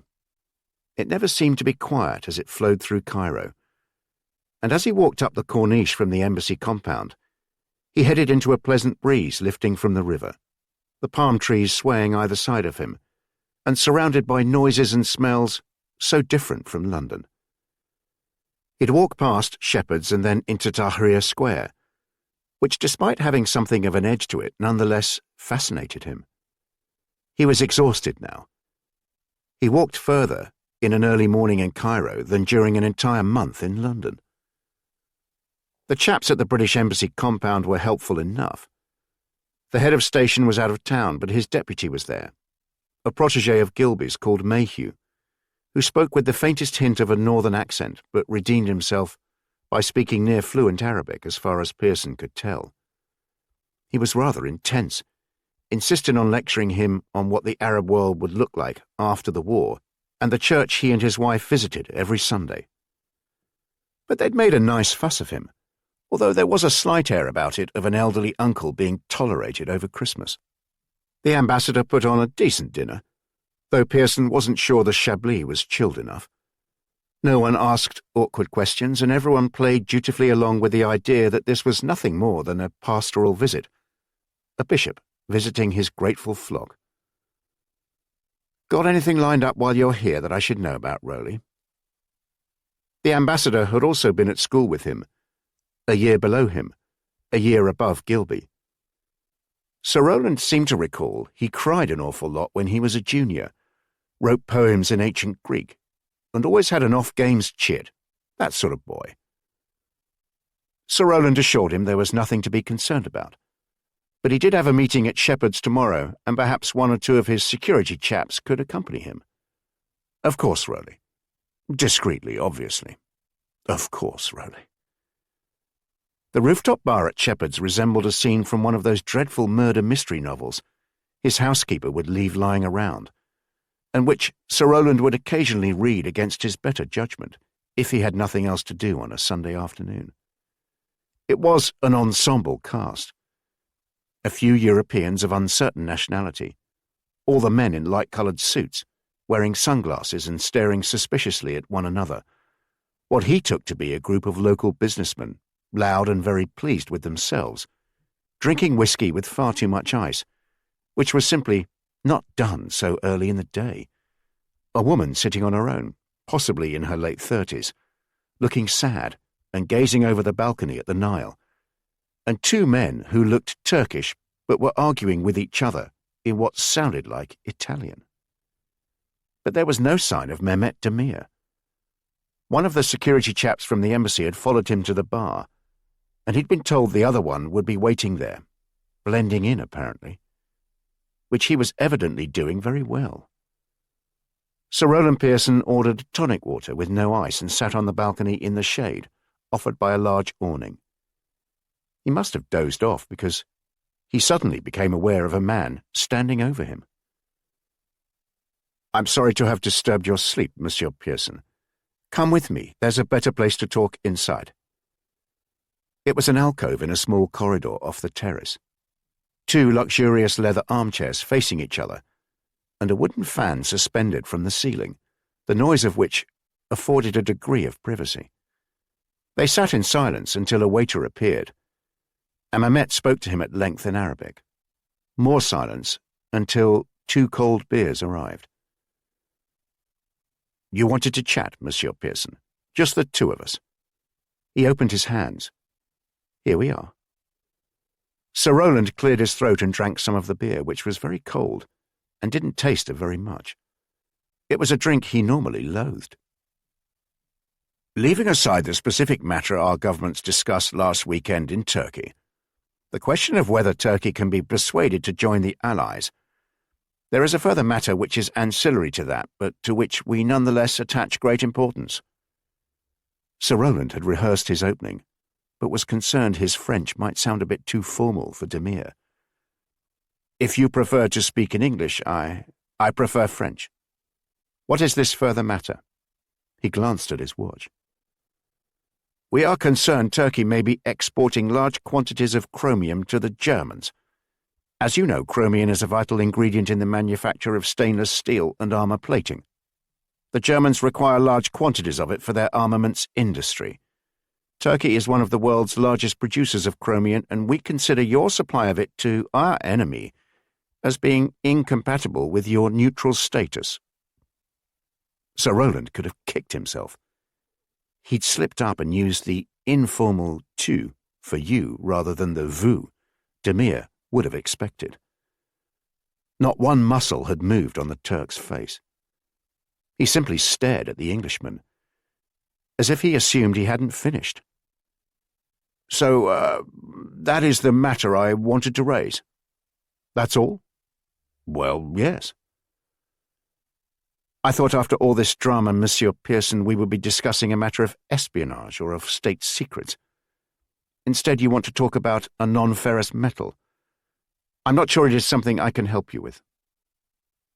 "Surely you're aware of what materials you're exporting to Nazi Germany?" Mehmet Demir spread his hands in a gesture of innocence. "We are a modern industrial nation, Monsieur Pearson.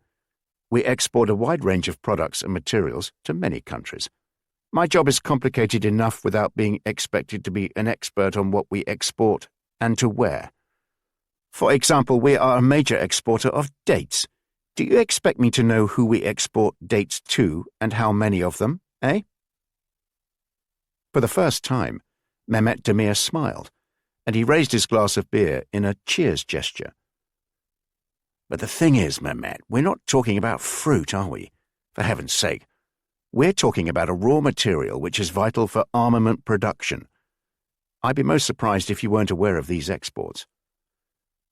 "And you have evidence of this, Monsieur Pearson?" "What do you mean?"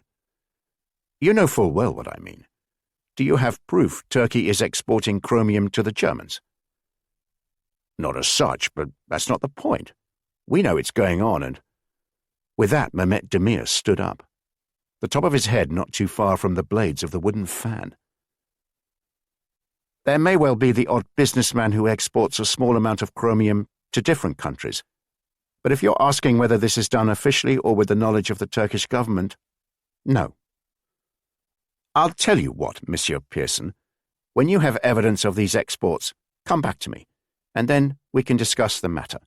Until then, it is hypothetical.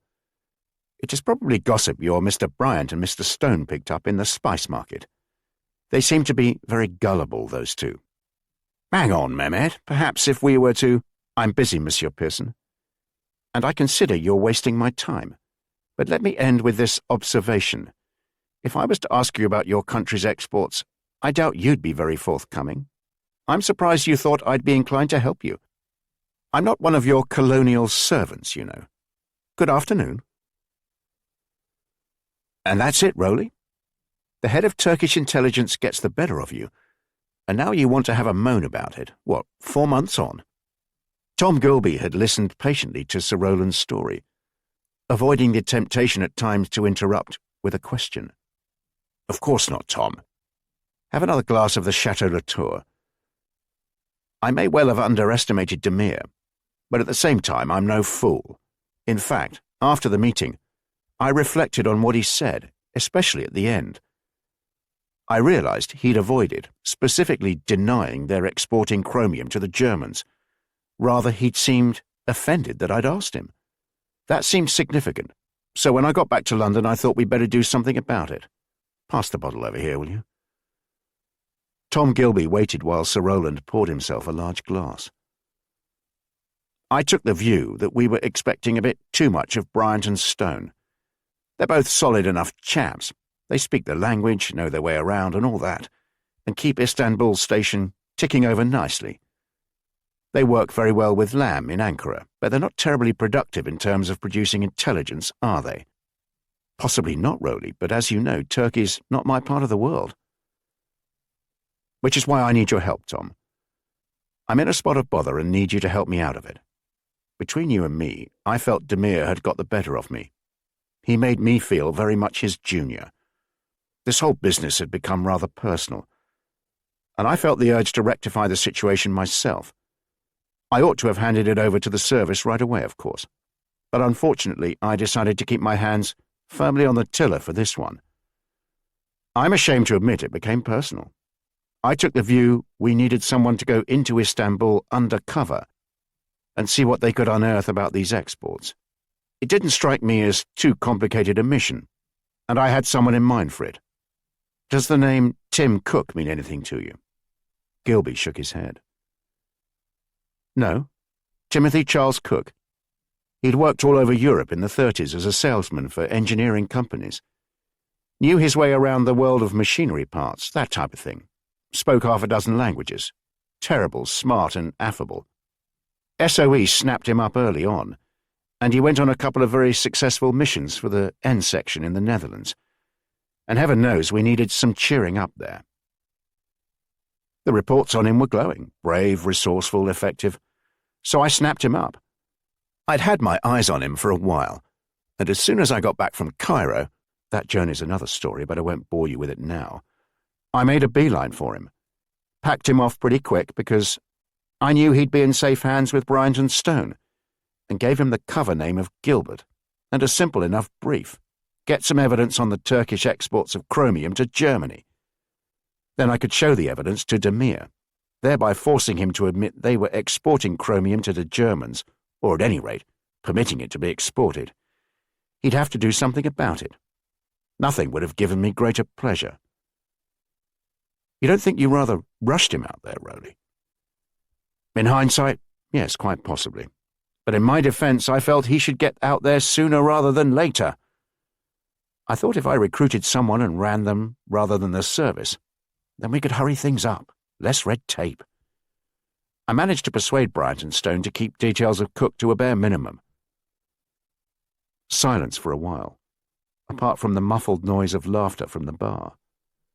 Sir Rowland was rearranging his knife and fork on the empty plate. But you still told them, Rowley. Yes, well, I had to tell someone, didn't I? Not sure, Rowley, not if you're worried about security. So, what happened? That's a good question, Tom. Not to beat about the bush, Cook disappeared. Bryant and Stone said he was terribly eager, perhaps too eager, raring to go, acted a bit restless when they tried to brief him and explain the lay of the land. He was given a pretty free hand and plenty of money, but one morning at the end of February, he'd only been there a fortnight or so, he missed his 7 o'clock check call. That was the system, Tom. He was to telephone the station at 7 o'clock every morning with some kind of code message to indicate everything was in order. The arrangement was, if he couldn't make 7 o'clock, he was to go for 9 o'clock, and if he missed that, he had one last chance at 11:30. If they'd not heard anything from him by then, they'd start ringing alarm bells. And that's what happened. No calls. Bryant and Stone got the consular chaps to make the usual inquiries, police, hospitals, etc., but nothing. They checked with all their own contacts, pulled in favours, spent a small fortune on bribes, but nothing. But they persevered and got a breakthrough a couple of weeks ago. One of their contacts was a taxi driver who told them another taxi driver, chap called Harun, I think it is, wanted to meet them. Turned out this poor chap, Harun, had gone into hiding, absolutely terrified.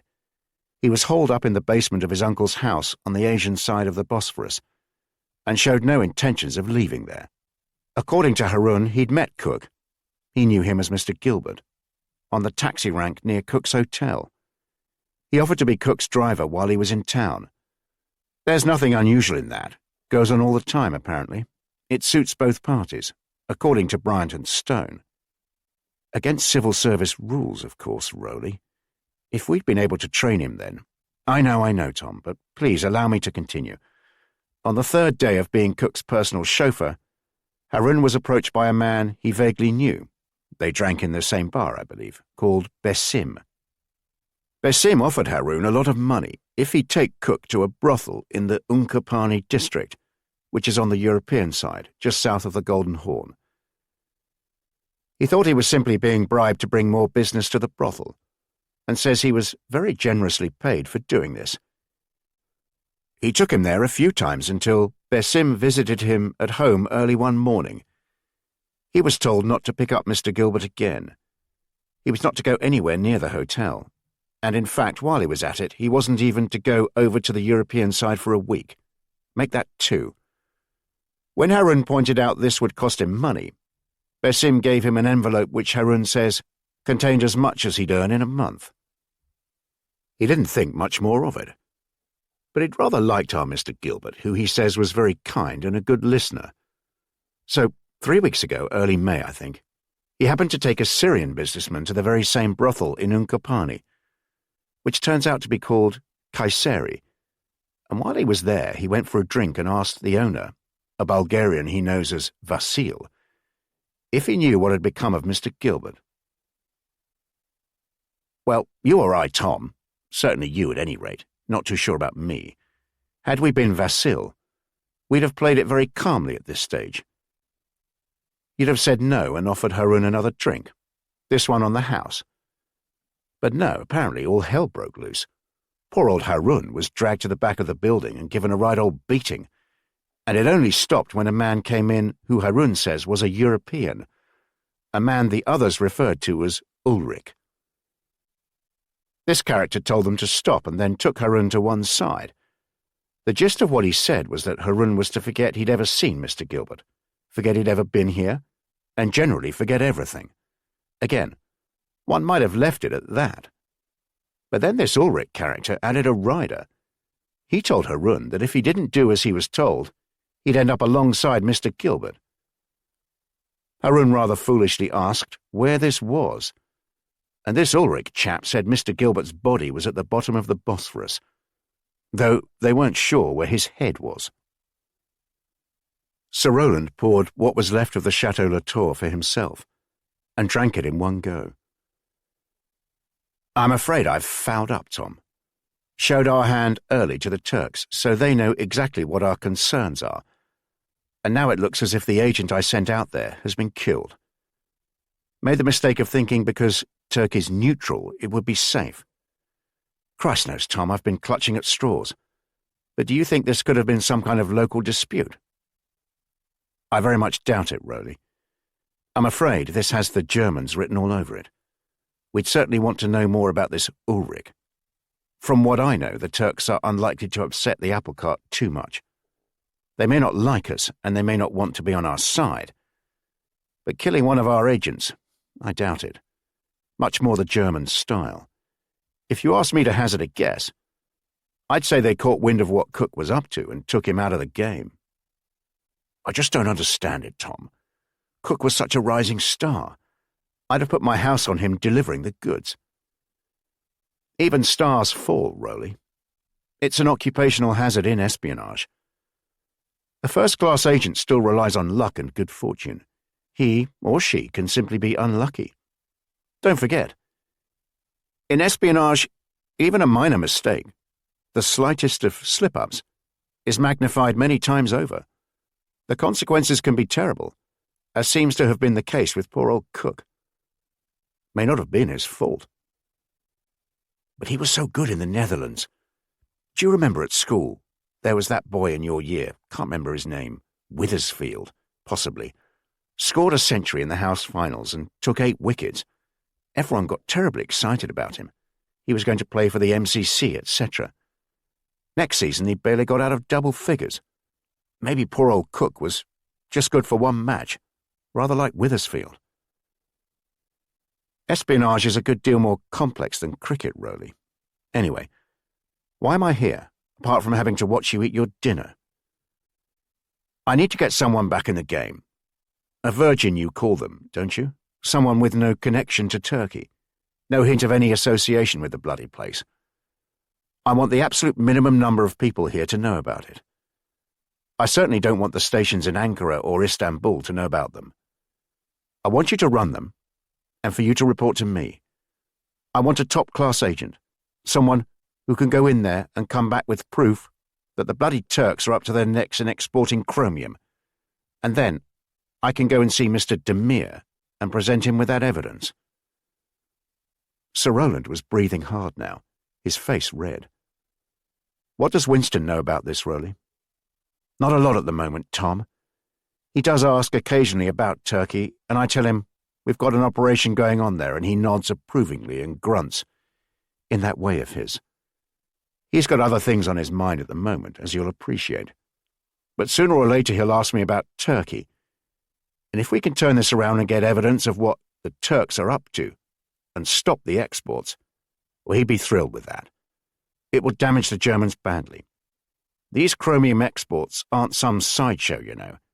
It's bloody vital we stop them. But I'm relying on you, Tom. There's barely enough hours in the day as it is, Rowley. There'll be special funds for this, Tom. You'll be able to afford the costs of the operation and take someone on to look after the agent from this end. Does that help?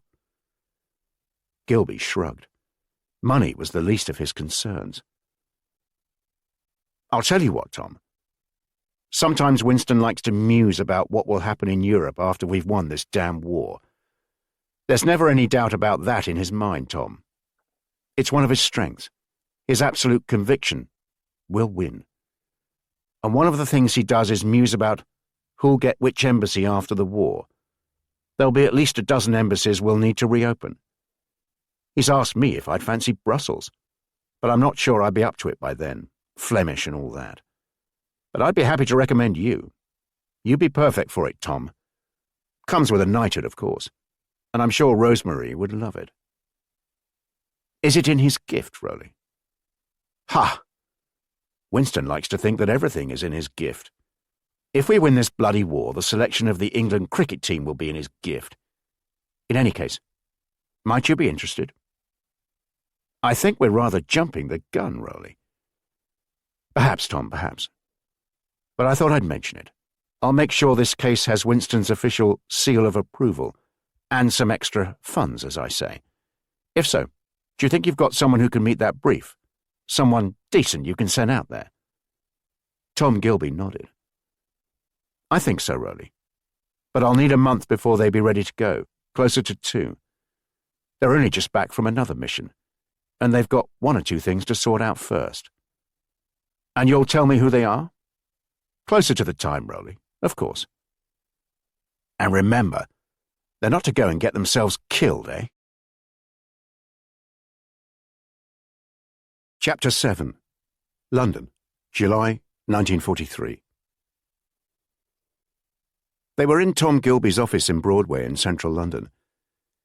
His visitor contemplating how he'd moved up in the world, this new office at least 2 floors higher, with impressive views over St. James's Park.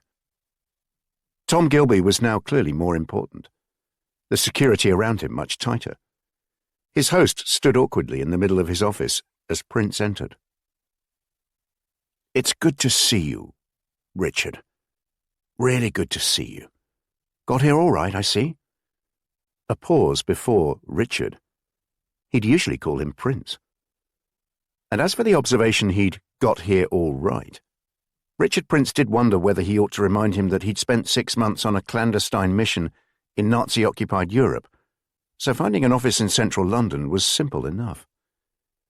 For a moment or two, the two men stood facing each other. The spy master in his 50s, opposite his agent, some 20 years younger. "Please, do sit down. I'll buzz through for some tea. I asked Susan to get some custard creams as a treat. We deserve it, eh?" Tom Gilby was clearly nervous, and when he looked up he realized Richard Prince would not be taken in by the promise of custard creams as a special treat. "Dare I ask how things are going?" As the younger man leaned forward in his chair, Gilby instinctively moved back, like a boxer stepping back in the ring, evading a punch. "Things as you call them, sir, are going very badly." A long silence followed as Tom Gilby adjusted his cufflinks. Susan brought in a tray of tea with an improbably large plate of custard cream biscuits, and spent too much time fussing over whether they both had exactly what they wanted. "Surely by now, Richard, you've got somewhere. Back in May, I said you could have another month to look, and I gave you a car and a driver. Are you saying you've not made any progress?" "With all due respect, sir, a month and a car were never going to make much difference. I hate to trivialize the matter by describing it as being like searching for a needle in a haystack, but that's what it's like. It's hopeless. And the longer it goes on, I've promised you we'll do all we can help, Richard. Don't despair. Don't despair." Richard Prince had been glancing down but shot an incredulous look at Gilby. He slammed his cup on the table, the tea spilling into the saucer, and from there onto the table. "For Christ's sake, sir, while I was risking my life for you in Nazi Germany, my 3-year-old son was allowed to be taken from a hospital by a couple who'd somehow been able to adopt him, and who then disappeared. Don't you think I'm allowed to despair?" In the couple of months or so since he'd returned to Britain, there were times when Richard Prince would spend all evening, into the early hours of the morning, sitting in a room, usually a hotel bedroom, with a large glass of whiskey in his hand, and in his mind, one thought that ate away at him. How on earth do people go through dreadful events, truly dreadful events, not just the occasional mishaps or inconveniences life routinely comes up with, and survive? How do they cope with dreadful shocks? As a police officer, it had often struck him how remarkable it was that people he was dealing with remained stoic when given the most appalling news, rather than just keeling over, as he'd imagine he'd do. He couldn't understand why more people apparently recovered from receiving dreadful news, why more people didn't fade away fast when they were the recipients of it. And heaven knows it wasn't as if he hadn't come to experience this himself. Richard Prince had arrived back in Britain at the beginning of May. He'd been sent to Denmark as an agent the previous November, and had not only operated in that occupied country, but had twice entered Nazi Germany. The first mission was to Berlin in December, and was a perilous one, fraught with danger, which he fully expected, and an encounter with the Gestapo which he'd somehow survived. But the mission had been a success, and as a result he'd been required to return to Germany the following month. He'd ended up in the Neuengamme concentration camp, from where he'd managed to escape back to Denmark, despite suffering from typhus. Once in Copenhagen, he found his safe house there was no longer safe, but still managed to make contact with another British agent who helped him escape to neutral Sweden, and from there to Britain. Throughout his utter exhaustion and illness, one thing motivated him. He would soon be reunited with Henry, his son. The bond between father and son was especially close. 3 years previously, his wife and daughter had been killed in a car crash. He and Henry were all each other had. And throughout his mission, Prince regretted leaving his job as a senior detective in Lincolnshire and allowing himself to be recruited by British intelligence. But his world had collapsed on his return. His late wife's sister had been looking after Henry while he was away. On a visit to friends in London, she'd been killed in an air raid. Henry had been found wandering the street with no clue as to his identity. After a short spell in hospital, where it was assumed he had no family left, he was allowed to be adopted, and apparently, because of the chaos of war, no one was able to trace the couple who'd adopted him. Tom Gilby had allowed a devastated prince 2 months to search for Henry, but it had been a thankless task. The file on the couple who'd adopted Henry had been useless. A Terence and Margaret Brown with an address that turned out to be a boarding house in Croydon. They and his son had disappeared. But Tom Gilby was clearly anxious to send Prince on another mission. Even in the weeks after Prince had found out about Henry's disappearance, Gilby had been explicit about it. "You're the best man we have at the moment. We need to get you out into the field again as soon as possible. You're wasted here. You have a duty to your country." And although Prince had replied that the duty he had towards his son was more important, he'd been surprised at how uncertain he'd felt when he said that. Despite the constant danger and the ever-present fear, he had to admit he'd felt a degree of exhilaration when on the mission that nothing else he'd ever experienced came close to. And now he still felt the same. He knew he was getting nowhere in his search for Henry. He was far too close to the case, and that was clouding his judgment. As a detective leading major investigations, he'd been organized, methodical, and objective. As a father looking for his child, he'd been disorganized, impulsive, and emotional. He realized there was probably a better chance of finding Henry if someone else led the search. He'd come to the view that he'd go on another mission if he could extract a promise from Gilby about the search for Henry. And then there was Hannah, the Danish woman, who'd helped him in Copenhagen and who'd been arrested by the Gestapo. As far as they knew, she was a prisoner somewhere in Germany. Hannah Jacobsen, the spy who'd saved his life, and whom he'd fallen in love with. He needed a commitment from Gilby to keep searching for her, too. A promise to find Henry and Hannah. That's what he demanded in return for going on another mission. But first, he wanted Gilby to be more forthcoming about the mission. He certainly didn't want to make it easy for him, and he certainly didn't want to be taken for granted. "Come on, Prince, you know I can't spell it out until I have some indication as to whether you're prepared to undertake another mission." "And how can I indicate that until I have some idea what that mission is?" Gilby shifted uncomfortably in his chair, snapping a custard cream in half and crumbling the biscuit part on his plate. "You know how it works, Prince. Or at least, I'd hope by now you do. This isn't some shop where one browses the goods and decides which ones you like and which you don't. Look." He paused, giving the impression he was saying more than he thought wise at this stage. "Let me say this. The mission is of vital importance. I don't think I'm understating matters when I say if it is successful, it could help swing the course of the war in our favor. And if it fails, then it could prolong the war. So, come on, Prince. Might you be interested?" Prince paused, helping himself to another custard cream before explaining there were certain conditions. He wanted an assurance, an absolute assurance, in writing, and ideally on some kind of official letter-headed paper, that the search for Henry would continue while he was away. He wanted a promise that at least 2 people, named officers, would be working on the case full-time. He'd insist on meeting them before he left. And he also insisted on an undertaking that the search for Hannah would continue.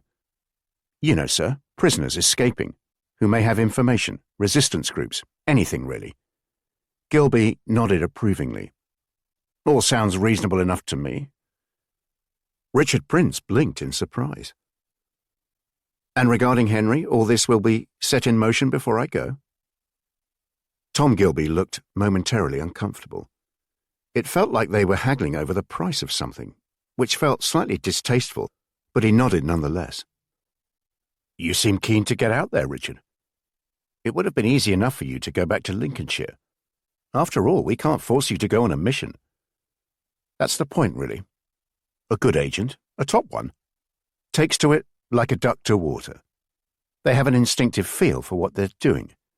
They get seduced by the drama and the intrigue, and, to be blunt, they get a kick out of it. It's almost addictive. Dealing with danger, rising above it, having a clear understanding of the objectives of the mission, and managing to achieve that. I sense that in you. I promise you we'll do all we can to find Henry while you're away." Tom Gilby looked relieved now, as if a weight was off his shoulders. For the first time he seemed relaxed, and was able to look Prince in the eye. He leaned back in his chair and smiled, and then leaned forward again to pour them both another cup of tea. "Slightly too early for anything stronger, eh, Prince?" The younger man didn't reply. He noticed his boss had resorted to his surname now he'd agreed to another mission. "Is there something perhaps you want to tell me, sir?" Tom Gilby frowned. "Such as?" "Such as what this new mission is. Where I will be going, for instance. I was hoping perhaps tomorrow, Richard, would be a more opportune time to— I'd appreciate knowing now, sir." "It's not back into Germany, is it? I fear I'd be a marked man if I— It's not Germany. You'll be going a bit further south." "Is this going to be some kind of quiz, sir?" "You'll be going to Turkey." Richard Prince pulled a face and nodded in the manner of someone who'd received not so much good, but news that at least was not nearly as bad as they'd feared. "Really, sir?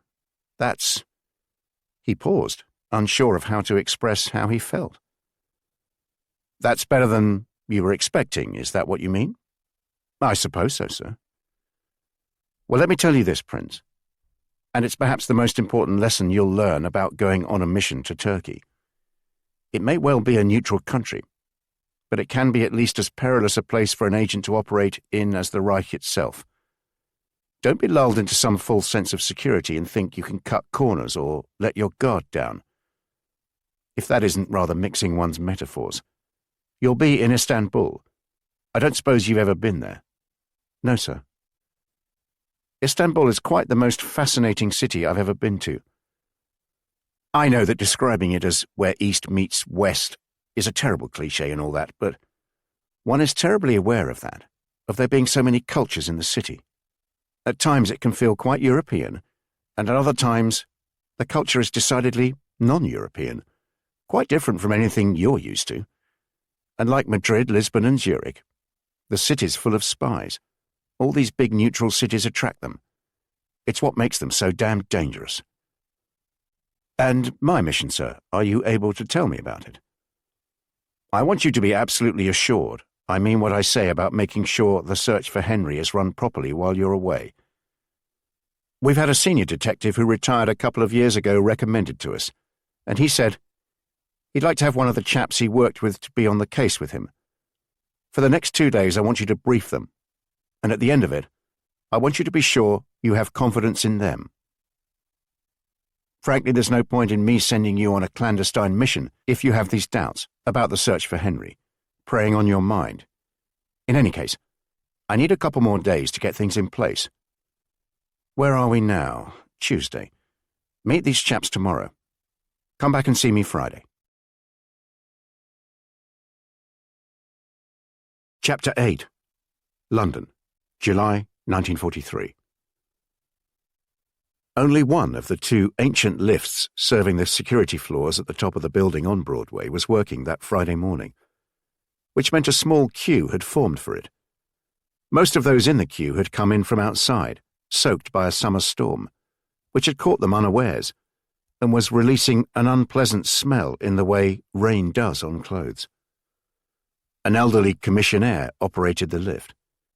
He wore a black uniform, shiny with age, slightly frayed epaulets and a row of medals on his breast, attesting to service in the Great War. 2 minutes later, Prince was back in Tom Gilby's office, and as he entered it, so too did a short lady of indeterminate age, dressed in a manner best described as sensible, who he was sure he'd seen looking in his direction in the reception area. Tom Gilby was sitting behind his desk. "I don't expect you've met Christine, have you, Richard?" Still the slight hesitation before Richard. "I think we shared the lift up here, sir." Prince said he hadn't, and a very English silence followed, one interrupted by the clearing of throats and the movement of china followed by the sound of pouring, first the tea, then the milk. Christine looked at him intently, not so much in a manner that unsettled Prince, but it did feel as if she already knew a lot about him and was seeking confirmation. It seemed somehow impertinent to know her by her first name. She was the type of person who expected to be referred to by her surname, with the correct honorific prefix. "I'm terribly sorry, but there were no custard creams. Forgive me. We'll have to make do with these plain biscuits. Not really a treat, eh?" Yet another English silence as the biscuits were passed round. The woman and Prince taking one each. Tom Gilby helping himself to 3 or 4. "Let me say at the outset, Richard, Christine works for me. She's fully au fait with your circumstances, and will be fully involved in your mission. It should go without saying that one can trust Christine 100%, no question about that. Perhaps, Christine, you might like to brief Richard on your background. Good for him to know a bit about you." She spoke in a clear voice, slightly loud in the way of someone used to giving orders. Prince couldn't detect any accent, well spoken certainly, but in a middle-class way rather than anything more entitled than that. "Very well. After graduating in English from King's College, I became a librarian in the main library at the University of London. After a few years, I moved to the library at the School of Slavonic and East European Studies, which is part of the university. I soon became deputy head librarian, and then head librarian, and latterly combined that role with head of research. Though one is reluctant to blow one's own trumpet, it would be remiss of me not to acknowledge one has, over the years, acquired a good deal of specialist knowledge, both in relation to the countries of Central and Eastern Europe, and beyond, as well as in the field of research. Thoroughness and preparation is an absolute prerequisite for academic research, most especially at a postgraduate level, and I believe that made me eminently qualified when the war began." She paused to drink some tea, and Tom Gilby spoke. "I have to say, Prince, Christine is rather playing down. When the Special Operations Executive was formed in the summer of 1940, I was transferred to it, and worked with the sections covering Czechoslovakia, Romania, and Bulgaria. My role has been to prepare and coordinate missions and to assist in the running of agents. I'm now seconded to Mr. Gilby's office, and I'll be working on your mission. We have 1 month to prepare you, Mr. Prince. That's not terribly long, but I'm used to working under that kind of pressure. One has prepared and dispatched agents in shorter periods of time. Mr. Gilby has made me aware of your professional background, Mr. Prince. I understand you're a serving police officer of a senior rank." Prince nodded, and noticed Christine now had a pair of reading glasses on, and was consulting a notebook, a thick one with multiple bits of paper inserted throughout. "And you were recruited by the service last October and travelled to Denmark in the November, returning here at the end of April." She squinted as she turned over a page. "While in Denmark, you twice entered Germany, returning to Denmark and then this country via Sweden in April. I will have an opportunity to read about your mission in more detail, and I will ask you questions about it. But I have to say, well done, Mr. Prince. The mission appears to have been a success, and you returned. Few do." She looked at him in a pleasant manner, nodding her head in approval. "I should add, Mr. Prince, I've also been made aware of your personal circumstances. I just want to say how awfully sorry I am. After the death of your wife and daughter, the disappearance of your son must have been simply ghastly, and I can quite understand how you are so furious at the circumstances which allowed it to happen. In connection with that, I understand you met with the retired officer I mentioned to you earlier in the week. All good, I hope?" Tom Gilby made the question sound as if it was one he wanted to get out of the way. "It is, sir. I know Chief Superintendent Newton by reputation. His was in a neighbouring force to mine. I was most encouraged by the meeting. He'd already done some homework on the case and is raring to get stuck into it. And you have confidence in him, I hope, Richard?" A pause. "Yes, sir." "If I may say," said Christine, "I can fully appreciate any reservations you may have about this. I realize you're being expected to go on another mission and entrust the search for your son to other people. I realize this may not be easy, and from our point of view, it is essential that when agents are sent on a mission, they have as few, and I use this word advisedly, distractions as possible. It doesn't help if people have things on their mind. By this I mean that an agent is not well prepared if he or she has worries or concerns relating to other parts of their life. But it rarely happens like that, I'm afraid. Many of the agents I've sent out have been nationals of the countries they've been sent back to. They may well have already suffered tragedy or have uncertainties about the fate of their loved ones. It isn't uncommon, Mr. Prince. By way of some reassurance, I'd make the observation that in the case of Henry, you may well be too close to be as effective as you'd wish. We need you to be confident Chief Superintendent Newton is the right man to lead the search for Henry. Jolly good. Tom Gilby stood up without waiting for Prince's response, and rubbed his hands together enthusiastically. It sounds as if we're ready to start, Richard. I expect you want to hear about your mission. I think that would be an excellent idea, sir. Splendid. I believe Christine has arranged a tutorial for you to attend this afternoon. 2 days earlier, and an awkward encounter on a landing close to the Prime Minister's office in Downing Street. Sir Rowland Pearson knew Lord Swalcliffe's weekly meeting with the Prime Minister would end around 11:30, and he'd been hovering on a staircase nearby, hoping to bump into him in what would appear a spontaneous manner. Edward, good morning. I hope Winston wasn't in too demanding a mood. What do you want, Pearson? Why should I want anything, Edward? Because you show every sign of having been waiting here for me. Had you just climbed those stairs, you'd have been considerably more breathless than you are now. And you called me Edward. What is it you want? The Prime Minister's personal intelligence and scientific advisers didn't get on. They were quite different types. One the public school-educated spy, a bachelor, getting on in years and very overweight. The other the émigré scientist, sporty, 10 years younger, and with an even younger wife. Whereas Sir Rowland Pearson had a demonstrable interest in good food and expensive wine, Lord Swalcliffe was known to be Spartan in his tastes. The men had little in common, which should not in itself have accounted for their mutual dislike. But these two managed to rub each other the wrong way. In his defence, Sir Rowland would point out that this was the case between Lord Swalcliffe and so many people. Winston Churchill liked to think this tension helped keep his key advisers on their toes. Well, I would call our meeting a happy coincidence, Edward, but seeing as you ask, there is something I wanted to run by you. It is my office at 3, Pearson. First, I have to see some men about jet engines. Not heard of them. Ideally it would be before then.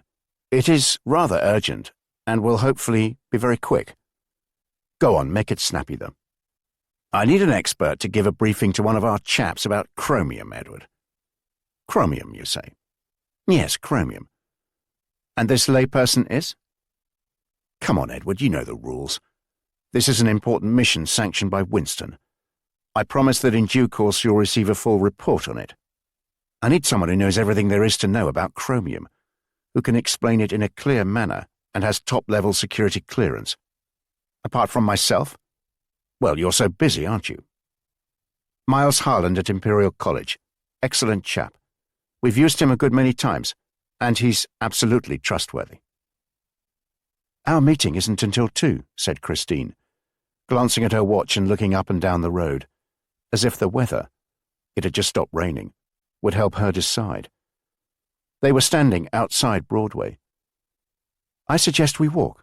There's plenty of time. It'll do us good. I'm not sure where we're going, Christine. Don't worry, I do. My surname is Wright, by the way.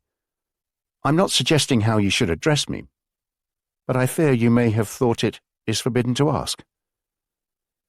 She'd set off at a fast pace, and after 10 minutes, Richard Prince was struggling to keep up with her. Come on, Mr. Prince, you're a decade younger than me and a foot taller. You ought to be outpacing me. In normal circumstances, perhaps. But I returned in April with a spot of typhoid. Doctors reckon they caught it in time, and I feel better every day. but I can get tired. Of course, I forgot. She slowed down and kept pace alongside him. Would you prefer I call you Richard or indeed Detective Superintendent? Richard is fine, I suppose. To be honest, I had to get used to so many different aliases on my last mission. Any variation of my proper name is most welcome. Very soon, next week, you'll have a new name for your new mission, and I'll refer to you by that. I'm not sure there's much room left in my brain for a new name, Christine. One thing I've learned since entering the world of espionage, we need to cross here, Richard, mind that cyclist, is that the human brain has infinite capacity. I'm constantly surprised at how much information people can absorb. And in your case, that is certainly going to be put to the test this afternoon. They'd been walking for half an hour, and had just crossed Knightsbridge, heading west, and Prince thought of himself as being on a giant chessboard. You see, Prince, the most dangerous thing we teach agents is how to be aware they're being followed. It was one of his first training sessions before he was sent to Denmark, and what seemed like a lifetime ago. For a start, even the word following is wrong. If you're being watched, when you're out and about, they'll be everywhere, in front of you and to your left and right, and there'll be all sorts, men, women, smart, scruffy, and moving in different directions. Best way of thinking about it is to imagine you're on a giant chessboard, in the middle of it. On this occasion, though, it was definitely people behind him who'd caught his attention. I presume you know, Christine, we've been followed since we left Broadway. She nodded her head approvingly, a teacher responding to a pupil who'd unexpectedly answered a particularly difficult question. Describe the person who's been following us. 3 of them, actually. There's a rather tall man wearing a Homburg hat, and with a white carnation in the buttonhole of his coat. He's carrying an umbrella, and has been following us since Broadway, on occasion getting very near us. I thought the idea was to keep one's distance. Until about 10 minutes ago, we were also being followed by a woman, possibly in her 30s. She was wearing what I'd describe as a beret-style hat, scarlet. She appears to have been replaced by another woman, this one possibly a few years older. Anything you can point out about this woman? I've not had a proper look yet, but she's wearing a blue suit with a belt around the jacket, if that helps. Hat? No hat. She is wearing spectacles, though. Well done, Mr. Prince. That really is rather good. Don't you trust me? Of course we trust you, Mr. Prince, but we need to be sure about you. It's been nearly 3 months since you returned from Denmark, and both the circumstances of your return and the situation with your son have been most trying for you. We have to be certain you can still function well as an agent in hostile territory. I set this up to see whether you'd spot you were being followed, and you've certainly passed. I'd have been most concerned had you not at least spotted the peacock, the chap wearing a Homburg hat, and with the carnation and the umbrella. The peacock. Someone who stands out because of their attire and demeanour, and who lacks subtlety in the manner of following you. The idea is that the peacock lulls you into focusing your attention on them, and in doing so you fail to spot other people watching you. They walked on further, and were now on Exhibition Road, opposite Imperial College. So, I've not lost my touch. It would appear not, Mr. Prince. But please avoid complacency. You're most certainly going to need to be as alert as possible. They entered the City and Guilds Waterhouse building, part of the Imperial College complex. Just before going in, Christine had stopped and beckoned him closer. He has the highest level of security clearance, but he doesn't need to know your name or anything about you. Is that understood? Prince said he understood. He does know you're about to go on a mission. It's important he does so. As far as he's concerned, you're Mr. Black and I'm Miss White. No doubt Mr. Gilby's idea of a silly joke. Let's go in. At the end of the corridor, Christine knocked on a door, its brass nameplate only just visible in the dim light. Professor Miles Harland, Metallurgy. Come in, come in. Let me move these papers. One of you can sit there. And if you bring over that chair, there we are. Professor Miles Harland fussed around and rearranged his study, as if they were welcome but unexpected visitors. The professor was not much taller than Christine Wright, and wore a large bow tie with a waistcoat but no jacket.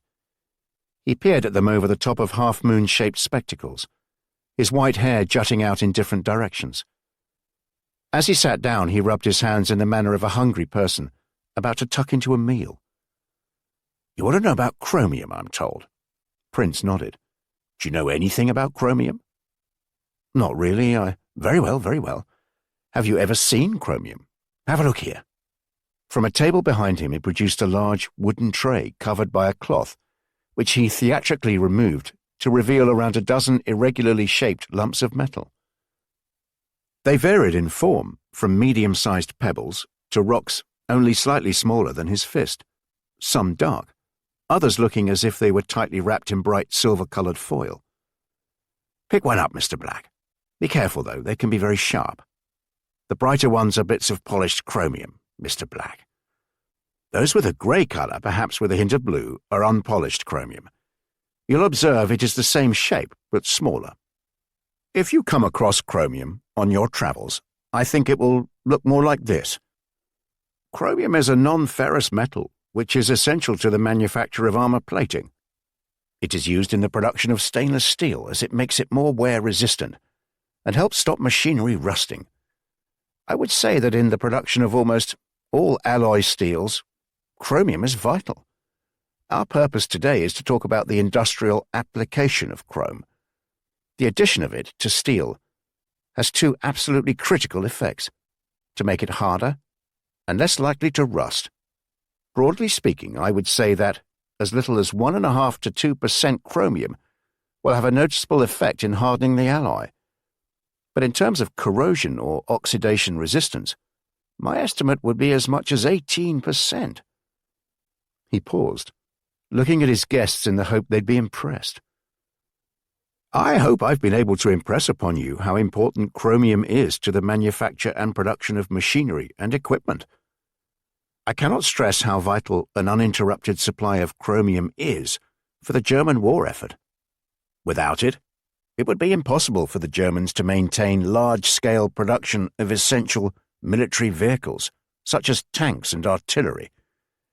However, Germany and the countries which form Nazi-occupied Europe, he was pointing now at a map suspended from a bookshelf, do not produce much chromium. They produce some, but nowhere near the amount they need. The professor gazed up at the map, shaking his head as he did so. So they need to import it. One of the world's largest producers of chromium is the Soviet Union.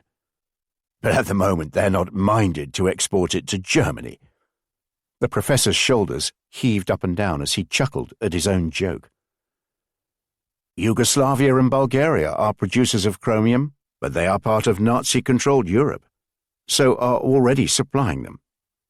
Further to the southeast, here, is Turkey, which is one of the world's largest producers of chromium. Its chromium production is at least twice that of Germany. Christine stood up and walked over to the map. If I may, Professor, we know that in 1941 Turkey produced 164,000 tons of chromium, which accounted for 16% of the world's production. Our estimate is that by the end of 1941, they had at least 500,000 tons in reserve, waiting to be mined. We believe this year they've already exported around 45,000 tons of chrome to Germany, and will export at least the same amount by the end of the year. According to our intelligence, they are planning to export up to 100,000 tons next year. Turkey is an ideal trading partner for Germany in this respect and vice versa. The Turks are worried about the Soviet threat, and the Germans have been able to supply them with munitions. That's not to say we've not tried that approach, but it's so much easier from a geographical point of view for the Turks to trade with Germany than with us. Transporting chromium into German territory is relatively easy, not least because they don't need to cross Allied territory. Here, she stretched to point at the map. Our supposition is that it's shipped up the Bosphorus across the Black Sea to either the Bulgarian port of Burgas or the Romanian port of Constanta, and from there, either to the Danube or by rail to the industrial centres, of which the most important one is here, Bohemia. Bochum, as the Germans call it, was part of Czechoslovakia, now part of what they call the Protectorate of Bohemia and Moravia. They call Moravia Maren. The Slovakia part is now a Nazi puppet state, but the Czechs are quite different, and they're first-class engineers. We're convinced this is where much of the Turkish chromium is going, especially to the Skoda works here, Pilsen. But it's one thing knowing this happens. It's another thing proving it. Hence, said Christine as she returned to her seat, Mr. Black's mission. Is there anything else he should look out for, Professor? We know the mined chromium is brought to Istanbul, which is the only Turkish port able to cope with that kind of cargo. And of course the Bosphorus leads into the Black Sea. We must assume that it goes through a primary cleaning process before it is transported, removing soil and other impurities. It is possible it is crushed, so would be in a more granular form, Mr. Black, than these samples here. Your job, said Christine, is to find where the chromium is being shipped from in Istanbul, and then not only provide evidence of this, but also evidence of its route to and arrival in the Czech lands. Professor Harland had returned to his seat and was fiddling with his bow tie as he addressed the man opposite him. For a long time I've been trying to impress on the authorities how critical a steady supply of chromium is to the German war effort. I'm delighted this is now being taken seriously. Believe me, Mr. Black, if you succeed in finding evidence that could lead to the Turkish exports being exposed and possibly stopped, you'd have made an enormous contribution to the Allied cause. I wish you luck. Chapter 9. London, July 1943. Prince had been moved into a safe house in Holland Park in West London, where he would live and be trained until his departure. He'd been driven to a pretty wisteria-clad house and followed Christine into a large sitting room where a middle-aged couple was standing with their backs to a stone fireplace. Anthony and Mary will be looking after you. Your briefings will take place in the dining room, which has been soundproofed. If you want to leave the house to go for a walk, please let Anthony know, and he will accompany you. For the short time you're here, Mr. Black, you'll have no other need to go out. If you do need anything, just let us know. We're here to look after you, said Mary. I'll make sure the house is secure, said Anthony. I'll show you to your bedroom upstairs. Later, said Christine. Mr. Gilby will be here any minute now. We've got a lot of work to be getting on with. I hope you managed to rest this weekend, Richard. He didn't reply. He was feeling decidedly nervous now as he, Gilby, and Christine Wright gathered round the table in the dining room at the back of the safe house. Through a pair of French windows he could see a small, pretty garden, a patio with a narrow strip of lawn behind it, bordered by a carefully planned array of flowers and plants. The garden was surrounded by a high brick wall, quite possibly as high as 10 foot. A large black cat was sitting on the wall, the morning sun glinting off its fur as it cocked its head to catch a better view of who was inside its house. I understand your tutorial on chromium went well, Richard. Yes, sir. And I understand Christine also used the meeting to explain the purpose of the mission. Yes, sir. Is everything clear? To an extent, sir, and I'm sorry if I'm being awkward. What if I gather the evidence and it's presented to the Turks and they just shrug their shoulders? I mean, isn't it possible they'll say, thank you very much for letting us know, we had no idea, and then just ignore it and carry on supplying the Germans? Good point, Prince, though that's a matter for those at a higher level than— Sorry to interrupt, sir, but surely the Turks would know we're hardly going to declare war on them if they don't stop these exports. True, but don't forget that a country's natural instinct is to be on the right side, and I think the last thing the Turks would want to do is alienate or indeed antagonize the likely victors. We're confident, Prince, that if you, find good evidence, it will help change Turkey's mind, and that will help our war effort enormously. So you'll leave this country in a couple of weeks and travel to Istanbul. The route will be explained to you closer to the time. We would hope your mission in Istanbul will last no longer than a month. Frankly, we cannot afford to hang around too long for this intelligence. A month ought to be ample time to collect it. You certainly shouldn't need to leave Istanbul. Christine is responsible for coordinating your mission. She has worked hard over the past few days to come up with your cover story. The focus of your training over the next week or so will be to familiarize yourself with your new identity, to give you some preparation in how to present it. Other people will be involved in that too, and then some training in how to communicate with us while you're there. I shall stay for the next hour while Christine outlines your cover story. There was a brief silence as Christine sorted her papers, and Prince felt anxious. He was about to find out who he'd be. It was almost like one of those arranged marriages he'd read about. One of those where the bride and groom only meet each other on the wedding day. From now on, you're Michael Eugene Doyle. Not Mike. You have a strong aversion to being called Mike. Your mother used to call you Jean. Eugene was her father. You were born in Dublin in 1905, so you're now 38. You've moved around a lot, though. Michael, that's a feature of your story.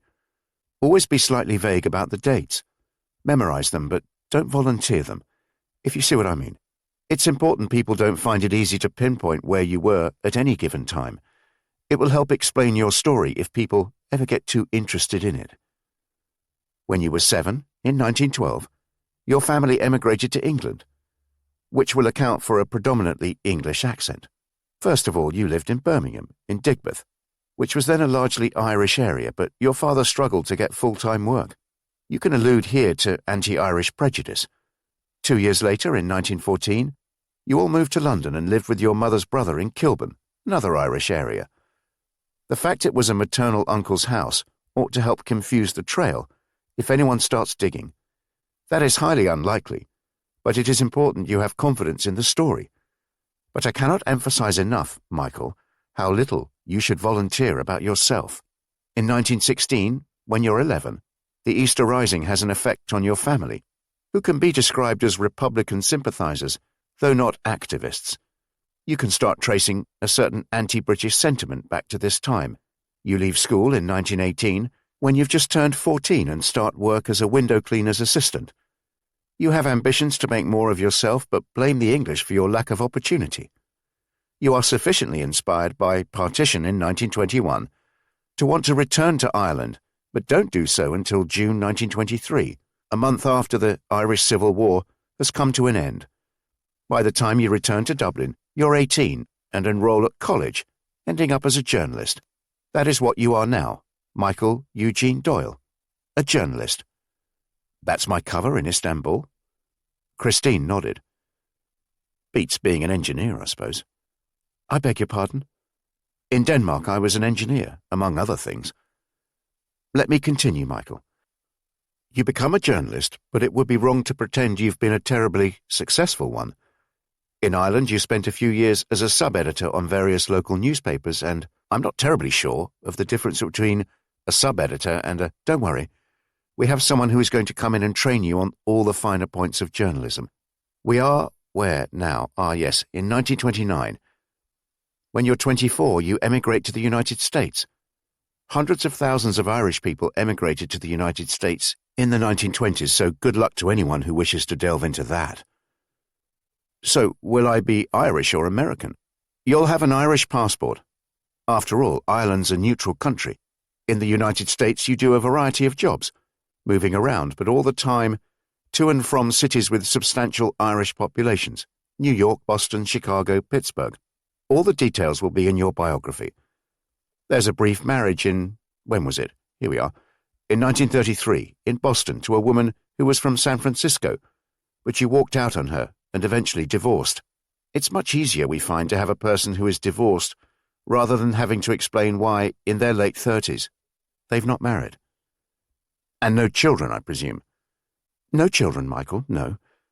The jobs you've been doing are what one might term menial ones. Working in factories, driving, that kind of thing, with some periods of unemployment. Then in 1937 your luck changes, when you're taken on by a magazine based in New York City called Traveling and Travelers. Again, You're a sub-editor, so, as will be explained to you, there will be no bylines. Does Travelling and Travellers even exist? Tom Gilby spoke for the first time in a while. Travelling and Travellers has existed since the early 1920s. As we understand it, it was the indulgence of a millionaire who had made his fortune in coal. His youngest son was interested in travel and wanted to start a magazine, and his father funded it, subsidized it really. In fact, it is not a bad magazine at all. Because of the money the father put in, it was able to hire decent writers and send them all over the world. As a result, it acquired a reasonable readership, although, of course, not enough to make the magazine profitable. In 1939, Travelling and Travellers faced a crisis. The millionaire died, and his surviving children were unwilling to continue subsidizing their youngest sibling's magazine, so it was put up for sale. Our station in Washington came up with the idea of purchasing it. It was a good opportunity for us, providing us with perfect cover for agents around the world. Travelling and Travellers is well established. If anyone checks it out, they will see that. We purchased it through a front company and have installed our own managing editor who ensures it works as we wish it. We've even opened a European bureau in Zurich. And the magazine keeps going despite the war? Remember, it's an American magazine. They don't have the problems and restrictions we have. They're still able to print and distribute it, even sending copies around the world. And recently, Michael, you've had the good fortune to be given an assignment, to become a writer rather than a sub-editor. You've already had one article published, and more will follow as you head off on your assignment. Even though I'm not a writer. But you will be. All will become clear, but your copy will be submitted to the magazine's bureau in Zurich, and from there to New York via London, where someone will adjust your articles to bring them up to required standard. It's a bloody good cover, Michael. If you'll excuse my language, Christine. She ignored Gilby and selected a few sheets of paper, pushing them across the table towards the man now to be known as Michael Doyle. You'll get the full biography, as I say, in a day or two. But in the meantime, this is a list of key dates. I've also written down some thoughts on how I see Michael Doyle, which means you can start thinking like him, and also start acting like him. I see him as something of a loner, someone who has something of a chip on his shoulder, and is unsettled in the sense that he constantly moves around. But the most important thing is that he gives little of himself. You don't allow people to become terribly close to you. You're the kind of person who fits well into the background. You are the opposite of the life and soul of the party. But it's important, said Tom Gilby, to avoid standing out for being too much of a loner or too curmudgeonly, and at the same time you're a journalist, a writer, so you don't want to be too much of a shrinking violet. Christine, when's he seeing the journalist? This afternoon, sir. Jolly good, you'll get along well with Martin. He's an interesting man. By the time the man they'd called Martin arrived, Richard Prince, now starting to think of himself as Michael Doyle, had read through Christine's notes once. He had to admit it was a clever backstory. Now he just had to assume the persona of Michael Eugene Doyle and learn to be a journalist. Martin Mason. The man, who just introduced himself, was older than Prince had expected and was slightly dishevelled, though not enough for him to be described as unkempt. He wore a green tweed jacket, at least one size too large, and brown trousers riding a bit too high on his ankles. Most notably, he didn't wear a tie, and not only was his top shirt button undone, but the one below it too. The top pocket of his jacket carried an array of pens, one of which appeared to have leaked, leaving a dark stain under his heart. Although the first impression he gave was one of mild eccentricity, his handshake was firm, and he smiled as he looked Prince in the eye. They were in the dining room at the back of the safe house, and as Prince made to sit at the table, Martin Mason gestured they should sit in the two easy chairs closer to the fireplace. There's no need to be formal, is there? You are Michael Eugene Doyle, I understand. Prince said he was, certainly not Mike, though he was developing quite a liking for Jean. Michael is more common, stick to that. Christine has given me some details about Michael Eugene Doyle, and your mission, of course. I should emphasize that I know nothing about your real identity or your life. Please avoid the mistake of letting any of that slip out." Martin Mason spoke beautifully, a strong, clear voice, with the slightest hint of an accent. His words were pronounced in the precise way of people who speak a foreign language fluently. "Let me tell you a bit about myself, Michael. That way I can present my credentials." He laughed and from a bulging inside pocket of his jacket produced a pipe, a pouch of tobacco, and an expensive-looking gold lighter. He took a minute or so to fill the pipe, light it and check he was happy with the result before returning the pouch to his pocket. "I'm from Germany." He paused to take a few puffs from his pipe, carefully observing the man opposite him through the smoke. "I will tell you my story briefly, though. Our interest here is Michael Doyle, not Martin Mason. Martin Mason is the name I've had since I settled in this country. I chose one that sounded as Anglo-Saxon and non-Jewish as possible. It's better you don't know my original name, in case you're ever questioned about me. But I'm Jewish, 59 years of age, and a journalist. I was a journalist in Berlin for many years, and I was reasonably successful and enjoyed my job. But all that changed in 1933, in October. One of the first things the Nazis did when they came to power was to pass a law preventing Jews from being journalists. I decided to leave, there and then. I had few ties in Germany. I'd been divorced for many years. We had no children, and my parents were dead. In many ways, journalism was, and is, my life. And there was no point in staying if I couldn't be a journalist. At first, I went to the Netherlands, where I had a number of friends, but I couldn't cope with the language. I went from there to Paris, where I spoke the language but struggled to get work, and then to Brussels, where there was more work.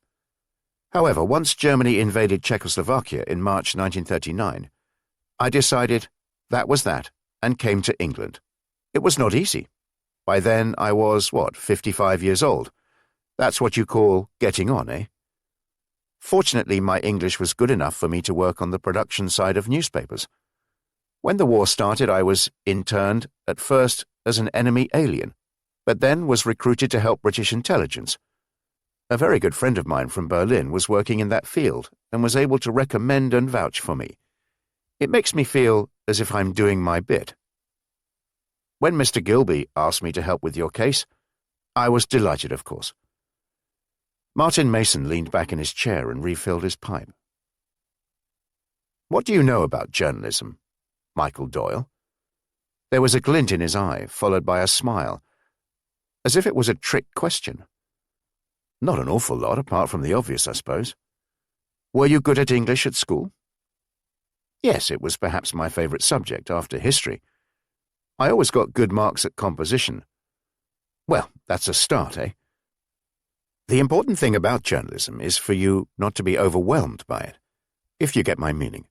There are no mysteries about it. If you can understand it as a straightforward process, then you will have done well. You need to see journalism as—" He paused while he extracted a pen from his top pocket and used it to loosen the tobacco from his pipe before tipping the contents into an ashtray. "You need to see journalism as the simple matter of telling an interesting story in a clear manner, in a way that captures and retains the interest of the reader, informing and entertaining them in the process. That's it, really. It's as simple as that." He refilled his pipe and took a while to light it, giving him time to think about what he was saying. "However, the fact that journalism is, as I've described, a simple business, masks its complexities. Telling a difficult story in, say, just a couple of hundred words is, you'll find, considerably harder than doing so in a couple of thousand words. It's hard because it's simple, if that doesn't sound too paradoxical. But that's life, isn't it? Experts making difficult tasks appear straightforward. This is what we will be talking about over the next few days. Once you've mastered those, I expect you will be ready." For the remainder of that Monday and all day Tuesday, and well into Wednesday, Martin Mason taught Michael Doyle everything he could about journalism. He explained the centrality of the story to the process, how it was important to find the right story, which meant developing a high degree of curiosity and not being afraid to ask questions, sometimes quite difficult ones, often very simple ones. They did countless writing exercises, Mason briefing him on a story and Prince going over to the dining room table and bashing away at the typewriter. They role-played, the older man assuming different personas as he was interviewed by Prince. Or they would look at the day's newspapers and choose stories from there, Prince writing his own versions of them to include some new facts and detail as suggested by Mason. Martin Mason was encouraging, telling him he perceived an obvious ability along with a natural instinct. You're curious, Michael. You ask me searching questions and you can write. Remember, ask the questions people don't necessarily want to answer. I suspect in another life, you may have used some of these skills. He avoided the temptation to tell him he'd been a police officer. And there were some apparent similarities, asking awkward questions of people who may be reluctant to answer them, developing the case against them in a manner not dissimilar to pulling a story together. Martin Mason was quite hard on the stories, which he referred to as copy Michael Doyle wrote up. He'd read through them, pulling hard on his pipe, his spectacles perched high on his head and making an occasional tut as he scrawled something on the copy. The hook, Michael, the hook. Remember how I told you to get something into that first paragraph to grab the reader's attention? Don't forget it. This piece here is rather bland. You write, the boatman was worried there may be a storm. Not as good as, say, the boatman had a worried look about him. We would soon find out why. That way the reader is intrigued to know why the boatman was worried, eh? Adjectives, Michael, adjectives. You use far too many adjectives. I keep telling you. You can always spot a non-journalist by their overuse of adjectives. This story here, the one about the murder of the child in Scotland, you write, the tragic murder of 6-year-old. Michael, it is axiomatic that the murder of a child is tragic, so why tell the reader how to think, rather than allow them to do it themselves? What is this here, Michael? It was literally like climbing the Alps. That's nonsense, Michael. In fact, it's literally not the case. You're describing walking up a steep road in Paris. Come on, choose your words carefully, I keep telling you. He was demanding and at very times critical, but it was not done in an unpleasant manner, and always with a glint in his eye followed by a smile. It was evident Martin Mason had a real passion for journalism, and an enthusiasm for passing it on to someone he gave every impression of regarding as a talented student. What is this, Michael? Like putting all his eggs in one basket. I've told you, avoid jargon and cliché, although I am instinctively opposed to the idea of governments interfering in journalism. You'd expect nothing less with my background. I'd be prepared to make an exception in the case of their banning jargon and clichés. Avoid them like the plague. He also explained the different types of journalist. Broadly speaking, Michael, there are 2 types of journalist, though a number of subspecies too. There are news journalists and feature journalists. You're going to be a feature journalist. News journalism is more high profile, so would bring more attention to yourself. There is one reason why you're a feature journalist. In fact, many such journalists would prefer to describe themselves as writers. It's a longer form journalism, more considered. By the Wednesday, it was clear he saw much improvement in his pupil. They'd now moved on to longer articles, features rather than news stories, more like the articles he'd been submitting to Traveller and Travellers. Mason had brought with him a pile of books and magazines. I understand you speak German, Michael. Take this book, then, read it, and use the new notebook I gave you to make notes in it. Here, it's a Baedeker Guide to Turkey, well, to Constantinople, as they called it then, and the area around it. Istanbul to you and me. It's very good, of course. It was published when? Here we are, 1914. It will give you excellent background information on the famous old sites of Istanbul. Here are some more guidebooks on Turkey, and these magazines here, copies of Travelling and Travellers. It's published every month. You'll find 3 years' worth of editions here. Read as much as you can. I'll be back on Monday. That evening, Christine turned up with a ring binder containing Michael Doyle's biography. This will keep you busy. I propose leaving you alone until Monday, so you have plenty of time to absorb its contents. I understand Mr. Mason has given you some homework too. He pointed to the dining room table, strewn with papers, books, and magazines, along with the typewriter. He says you're a good pupil. He thinks you could even pass as a journalist. Chapter 10. London, July 1943. By Monday morning, Richard Prince had begun to think of himself as Michael Eugene Doyle, not Mike, and Jean to his late mother. During the Saturday night, he'd had a complicated dream in which he was running along a never-ending railway station platform, the steam from the trains obscuring the ground beneath him. In the dream, Henry cried out to him from a window on the rear carriage as the train disappeared, and he turned round to find 2 police officers had been following him.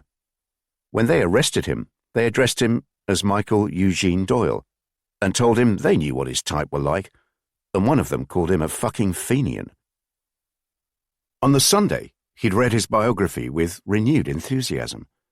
He quite liked the idea of being Michael Doyle, the loner, the man with a bit of a chip on his shoulder, the man who didn't much like the English and who didn't appreciate people getting too close to him. Whereas Richard Prince was a personable and even a charismatic type, Michael Doyle was the opposite. He began to see that by immersing himself in his new character, he could even escape the reality of his current situation. He went for a long walk in nearby Holland Park that Sunday morning, Anthony trailing behind him. He empathized with Michael Doyle's sense of rootlessness, as he'd moved from Dublin to Birmingham, then to London, back to Ireland, then to the United States, and from job to job, city to city. A brief marriage, no doubt some source of enduring bitterness. He found the walk so productive he insisted on returning to the park later that afternoon, an exhausted Anthony trailing even further behind him. He realized Michael Doyle was an easier identity for him to assume than the ones he'd had in Denmark and Germany. There, he'd made a decent enough job of knowing their backstories and the relevant facts, but now he felt more able to adopt the persona of his new identity.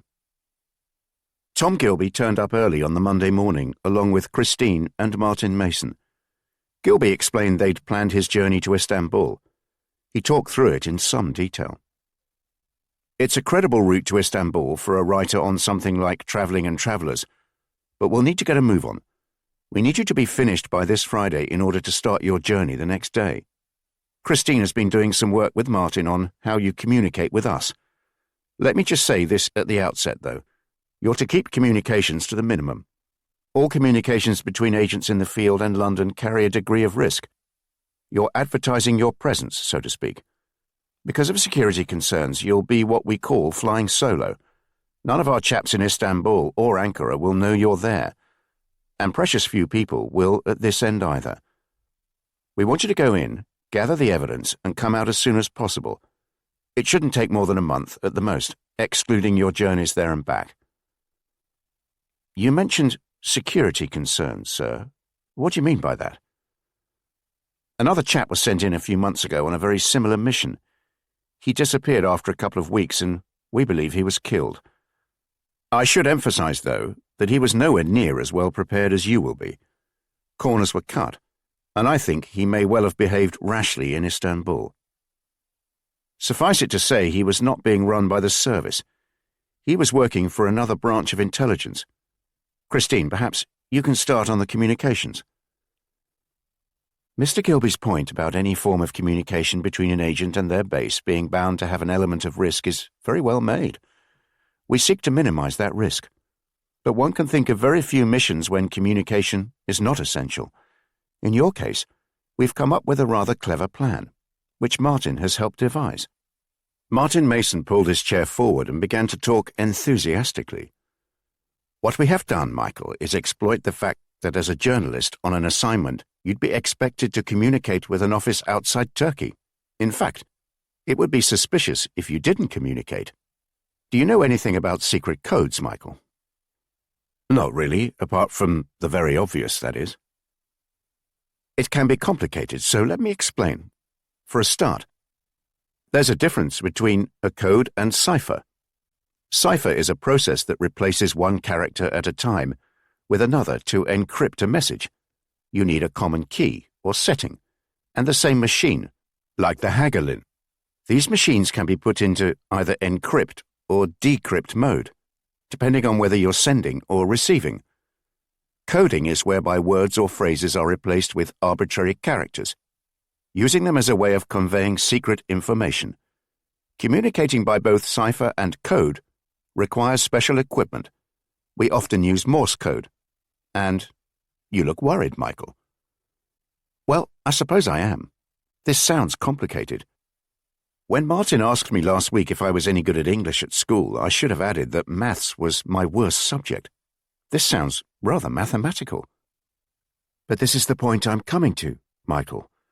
You won't be using cipher, though the system Martin and I have devised is a form of code. You won't be taking in any equipment with you. You will be communicating in the way a journalist would be expected to communicate. Martin, perhaps you could explain. You will be sending your copy, the articles you write, to the Travelling and Travellers Bureau in Zurich. To do this, you will take the copy to the Grand Post Office in Eminanu, where there is an international wiring service. This is how most of the journalists based in Istanbul send their dispatches. We must assume that all these communications are read. So we've come up with something we hope is both innocuous and fits in with what they'd expect to read from a journalist. I ought to add, said Christine, that we've discussed this with some of the chaps at GC and CS. That's the Government Code and Cipher School up at Bletchley. They're the experts on secret communication. They think the system we've come up with has some merits, but it would be wrong not to acknowledge they also have some reservations. They especially have concerns over what they call FAR, which stands for frequency and regularity. Evidently, what counter-espionage types look out for is how often particular words and letters are used, how often they crop up. I'm told this is known as frequency analysis. They are worried that if we use this system too often, then the Turks could pick something up.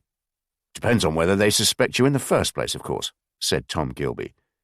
If they assume you're just another run-of-the-mill journalist, then the most they'll do is read your copy and there'll be no need for someone to refer it up. So don't lose sight of how important it is to make sure you're clean, by which I mean you're not being followed. You take all the right precautions, you stick to your cover. Because if they do suspect you and look at your messages in more detail, then a more trained eye may well spot something. But then, if they've cause to suspect you in the first place, there's a problem anyway. Martin? Martin Mason removed some sheets of paper from a folder and handed one to each of the other people in the room. This is the format you will use for your communications.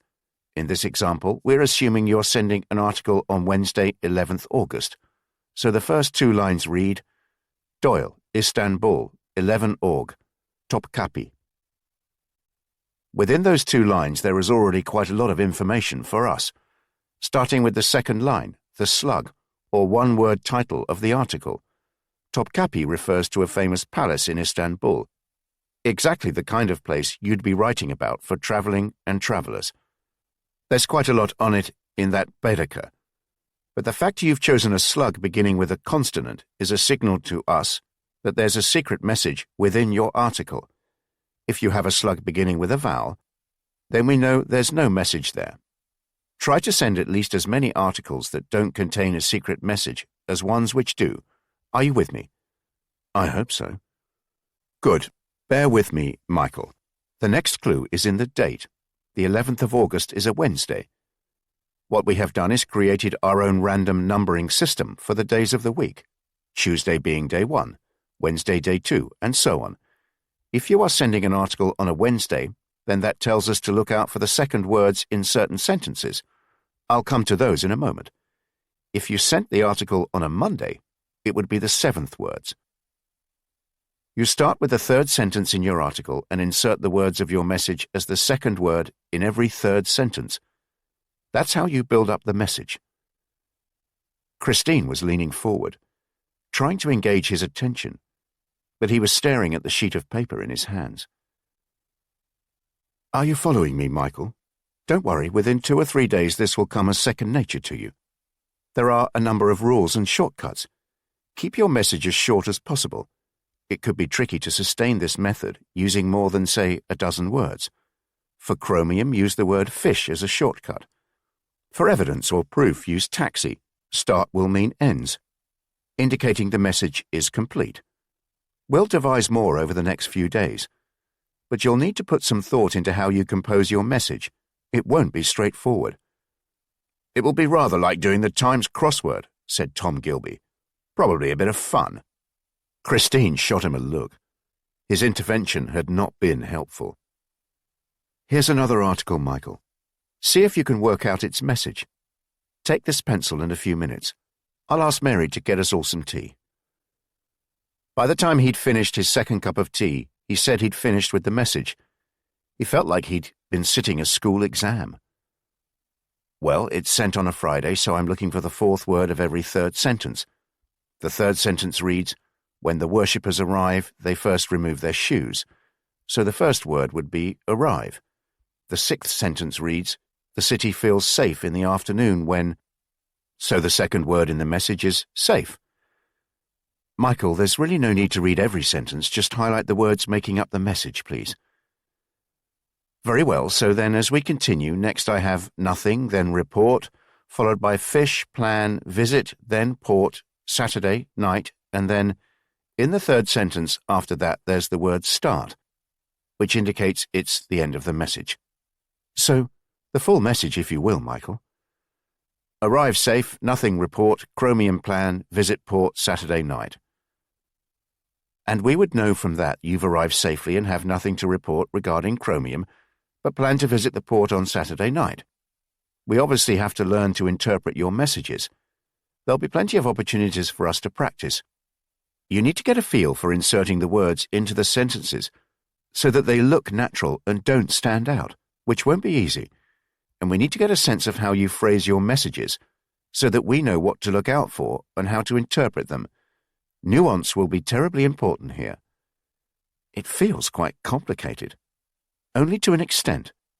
Christine had assumed the role of a schoolteacher, slightly exasperated with a difficult student. Your cover story gives you a perfect excuse to communicate at length. Very few of our agents have this opportunity, which is why they have to use other methods, many of which are far more complicated, I can assure you. You should be most grateful you're not being expected to use cipher. This is also a more credible mode of communication than sending a postcard, for example, where there's little scope for containing messages of much substance. And what happens when the articles arrive? You don't need to trouble yourself with that too much, but the Bureau in Zurich will forward them to us. Martin and I will be able to decode your message. If all goes well, we ought to have your message within 24 hours of you sending it. And once we've done that, said Martin, I'll sub-edit the article and rewrite it to fit the correct style. Ensure it's consistent with your other articles for traveling and travelers, and then send it on to New York. I didn't know I'd written any other articles. Indeed you have. Take these. He handed over a few sheets of paper. Half a dozen articles I've written in your name, going by date.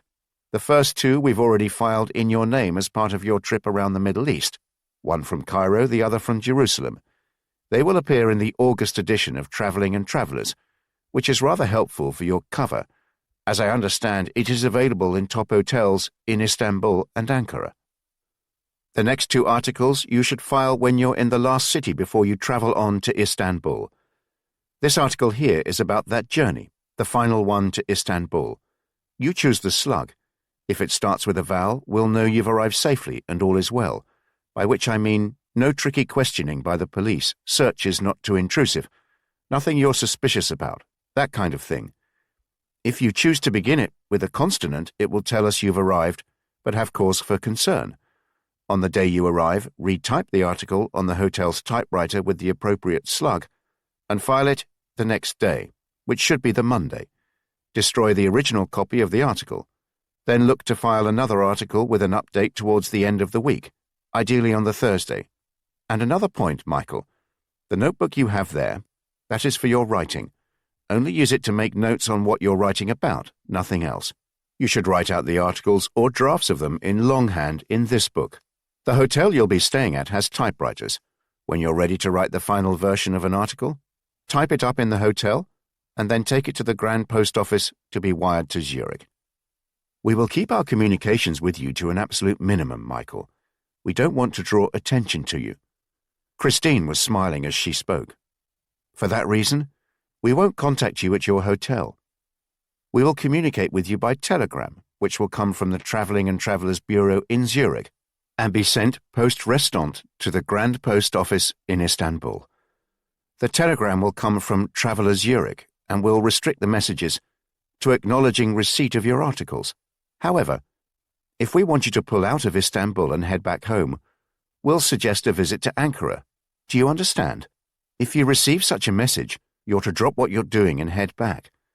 We are of the view that any telegrams from us which go into any more detail could arouse suspicion, and we don't want that, do we?"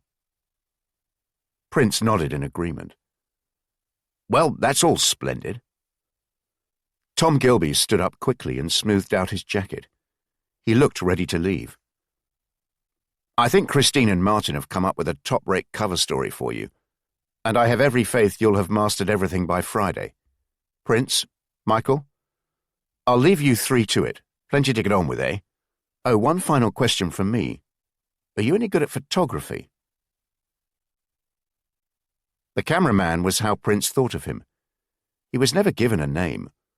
All Prince knew was he worked for the service and was obsessed with cameras, to the extent he looked personally aggrieved when Prince told him he wasn't especially interested in photography, and as far as he was concerned, one camera was pretty much the same as another.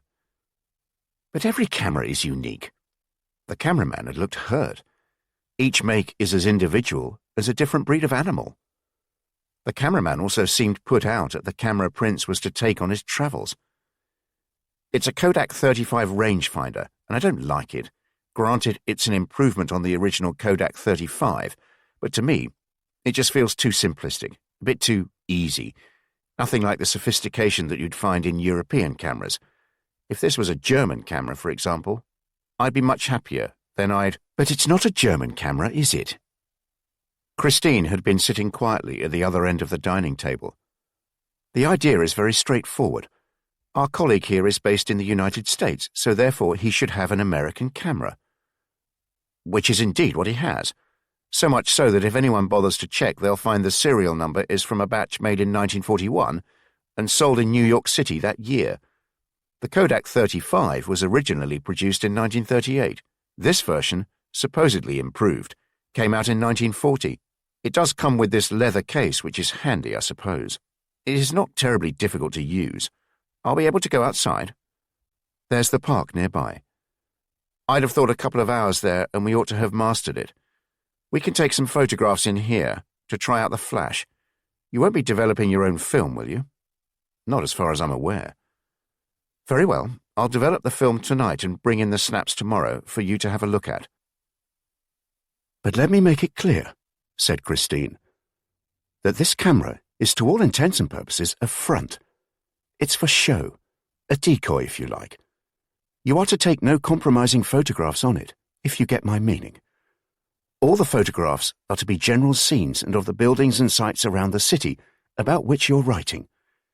The idea is that if anyone suspects you or just wants to check on you, they'll take a closer look at the camera. They'll see it's a standard American camera, not modified.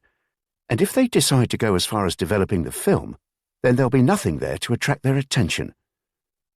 Whereas this is an altogether different proposition, one of my great favourites. In fact, I'd go as far as to say this is my favourite camera. This is an absolute masterpiece.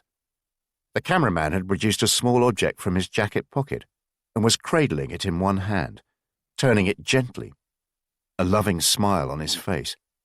He held his hand towards Prince, palm upwards. On it was a small rectangular stainless steel box, with 2 dials and a small button on one surface, and what appeared to be a lens on one side. This is the Minox Riga, so named because it is made in Latvia. It is by far the world's smallest camera. It is perfect for the purpose of espionage. Take it.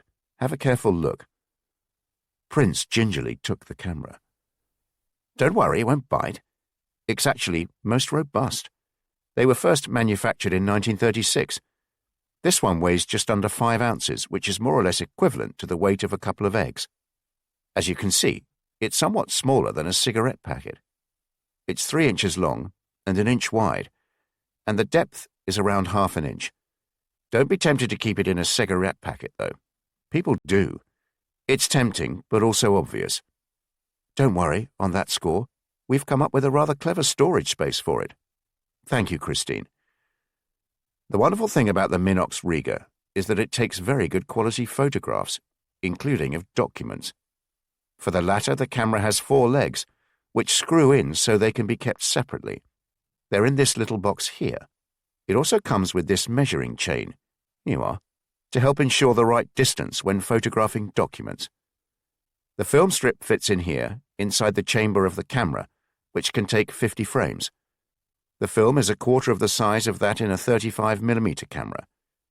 If you ask me to recommend improvements to this camera, I'd be hard-pressed to come up with any. Which is praise indeed. Christine, who got up to walk round the table to have a look at the camera. You'll have an opportunity to practice now with both cameras, and by the time you come to leave, we'll show you where to hide this camera and also where to conceal the film. So, I'm not to attempt to send pictures back? Absolutely not, no. That's far too risky. The photographs could well be the incontrovertible evidence we're after. You're to hand-carry the film back. Early on the Friday afternoon, Christine announced he was ready. He'd mastered his brief very well, she said. His ability to hide messages in the articles was more impressive than she'd hoped, and the cameraman was very pleased with his use of the 2 cameras. He'd mastered his backstory and was fluent in all aspects of his new identity. I'll be here early in the morning for your journey to the airfield, but before that, we need to pack. Spread out on the dining room table was everything he would be taking with him. Everything belonged to Michael Eugene Doyle, a journalist living in New York City, originally from Ireland. The clothes were from the United States, as were the toiletries. There was nothing to connect him in any way with Richard Prince, let alone to the United Kingdom. On one of the chairs were the clothes he'd wear the next day, and next to it, a decent-looking suitcase, one that was clearly well made but slightly worn through years of use, as evidenced by a multiplicity of labels stuck to it. Christine lifted the case onto the table. Have a careful look at it, Michael. Take your time. Tell me if you can spot anything unusual, any place where one might hide something.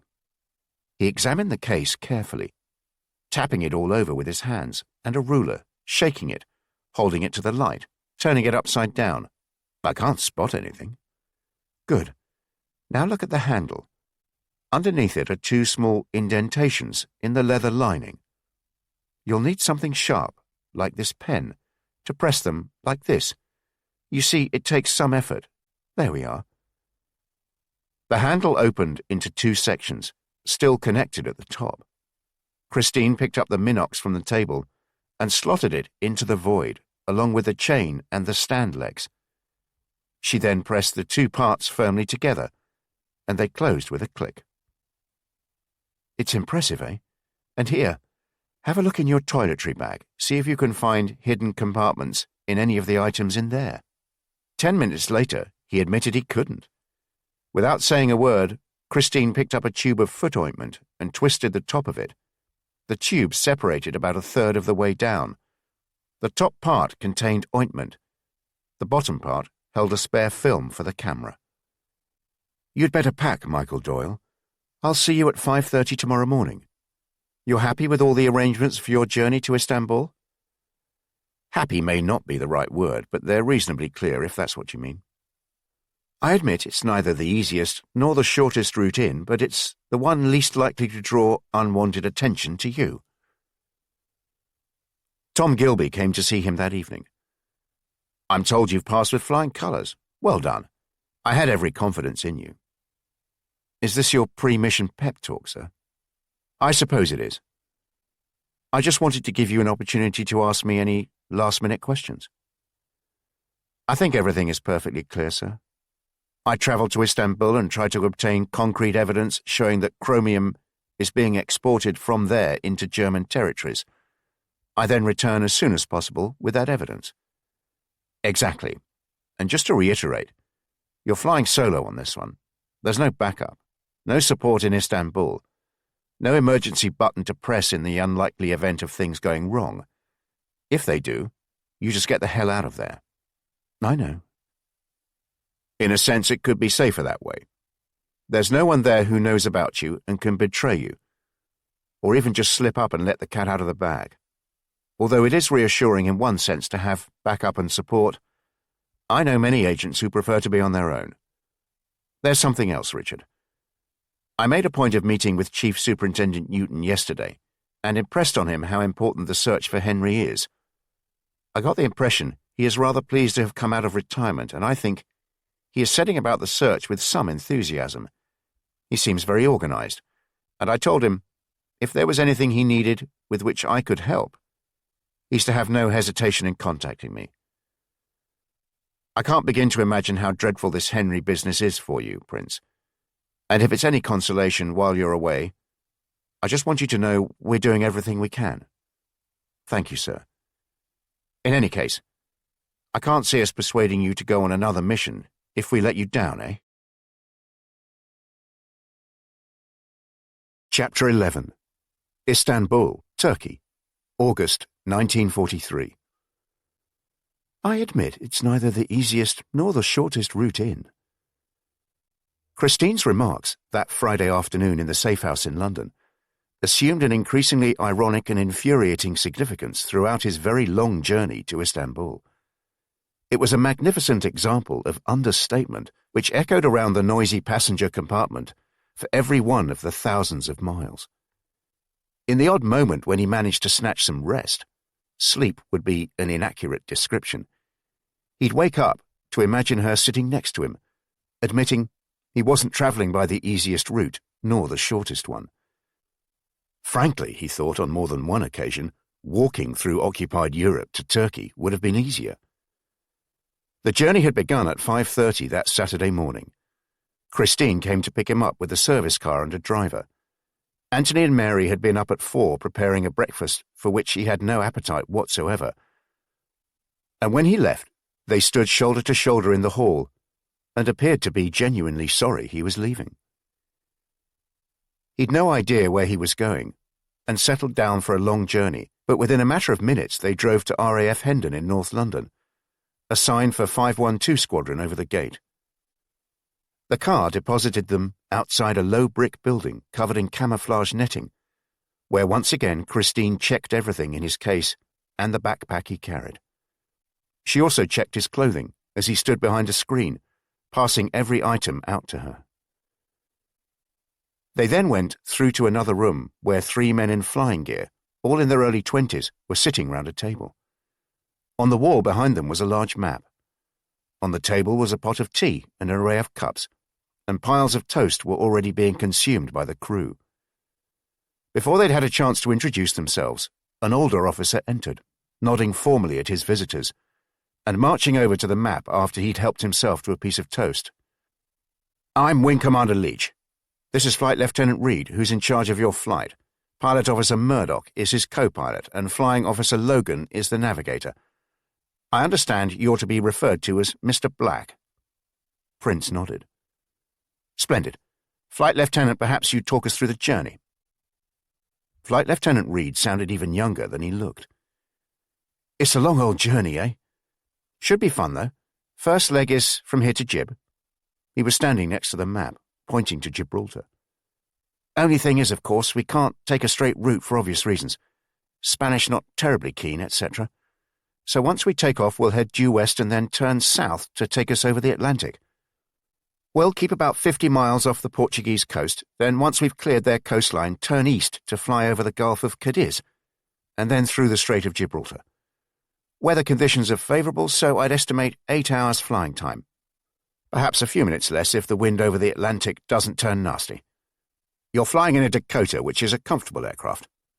The wing commander hadn't taken his eyes off Prince. "Unusual for us to fly with just one passenger, but I was told yesterday this would be the case. It's a reliable plane and has a range of around 2,100 miles, so you should be fine. What about enemy aircraft? A bit of an unwritten rule. They tend to leave solitary transport aircraft alone, as do we. In any case, it's hardly worth their while exposing themselves to engage us. Not that the flight will be entirely risk-free, but I've made sure you have a first-class crew. When do we leave? 10 minutes, said the flight lieutenant, standing up now and gathering charts from the table in front of him. Don't want to be trying to land at Gib in the dark. He was left in the briefing room alone with Christine, but only for a minute or so. She told him he'd better get a move on because it wouldn't do if the flight took off without him, and they both laughed, the tension in the room now evident. Remember, Michael, this crew will take you as far as Palestine. There'll be another flight to take you on from there. It goes without saying, you don't mention a word about your mission. Of course. They know better than to ask, but best let them think your journey ends in Palestine. Any questions, Michael? He paused while he tried to think of one or two, more to show willing than anything else, but shook his head. I'd best remain here. Bon voyage, Michael. I look forward to seeing you in a few weeks. He'd opened the door by now, the roar of engines from the apron drowning out her voice.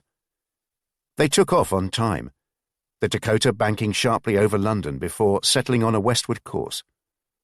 After a few minutes, the co-pilot came into the passenger compartment and told him they would be flying at an altitude of between 8,000 and 9,000 feet for as long as possible, as that way they'd be able to maintain their maximum speed. All the while, he looked at England rushing by below him. Fields of greens and browns broken up by winding roads and deep lanes. By woods, a village in the distance, and then a town below them. And all he could think of was that Henry could be somewhere there, somewhere below him. Would his son even remember him? They passed over another town, climbing slightly as they did so. The sight of a church spire and a playing field brought tears to his eyes. The Dakota started to climb, and soon England began to disappear between layers of dirty cloud. He realized the question of whether Henry would remember him would only arise if they actually found him, and every minute took him further away from his son. The sun was turning a shade of red and dropping below the Mediterranean horizon when the Dakota descended to 5,000 feet over the Gulf of Cadiz, before threading its way through the Strait of Gibraltar and banking sharply before landing at RAF North Front.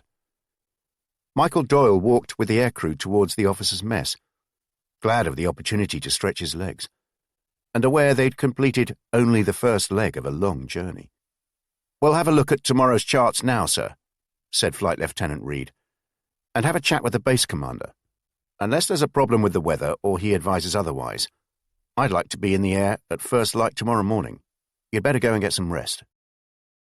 They took off from Gibraltar as planned, the sea more grey than blue, and deceptively calm as the plane appeared to skid over its surface. They'd been airborne only a few minutes when he was beckoned into the cockpit. "Conditions are very much in our favour, sir." The flight lieutenant was shouting to be heard. The Dakota still appeared to be climbing. "We've got a long old day ahead of us, and if there are any problems, we'll have to build in an extra overnight, but we'll do our best. Here, sir, have a look at this chart. The good thing is that now we control North Africa, the flight ought to be plain sailing, and we shouldn't have to take any detours. It's about 800 miles from Gib to Tunisia, well within our range. It's now, 6 o'clock, so we should land by midday, break to refuel ourselves and the plane, and then head off again. All being well, we'll land in Libya by 6 tonight. In fact, it is feasible we could have done all this in one leg, but we've been advised this journey is a case of more haste, less speed. If I were you, I'd settle down, try to get some kip. There's likely to be some turbulence off the Algerian coast." Of course he couldn't settle down. He was exhausted, having hardly slept the night before, and every time he closed his eyes a battle for the control of his mind began, going over and over his cover story, the dates, the names, and then thinking about Henry, who appeared before him with pleading eyes before fading away, now more rapidly than before. "I admit it's neither the easiest nor the shortest route in." They landed at the RAF airfield at Souk El Arba, in northwestern Tunisia, a few minutes before midday. Doyle was glad they weren't planning on staying there for too long. The runways and buildings were strewn over a vast expanse of desert and appeared grey against the ubiquitous dirty yellow. He left the Dakota to stretch his legs, but was soon covered in sand. In the very short time he'd been off the plane, the sand appeared to have got everywhere. Flight Lieutenant Reed wandered over to him from where he'd been keeping an eye on the refueling. "Not sure I terribly like this, sir. This is what the bloody desert is like.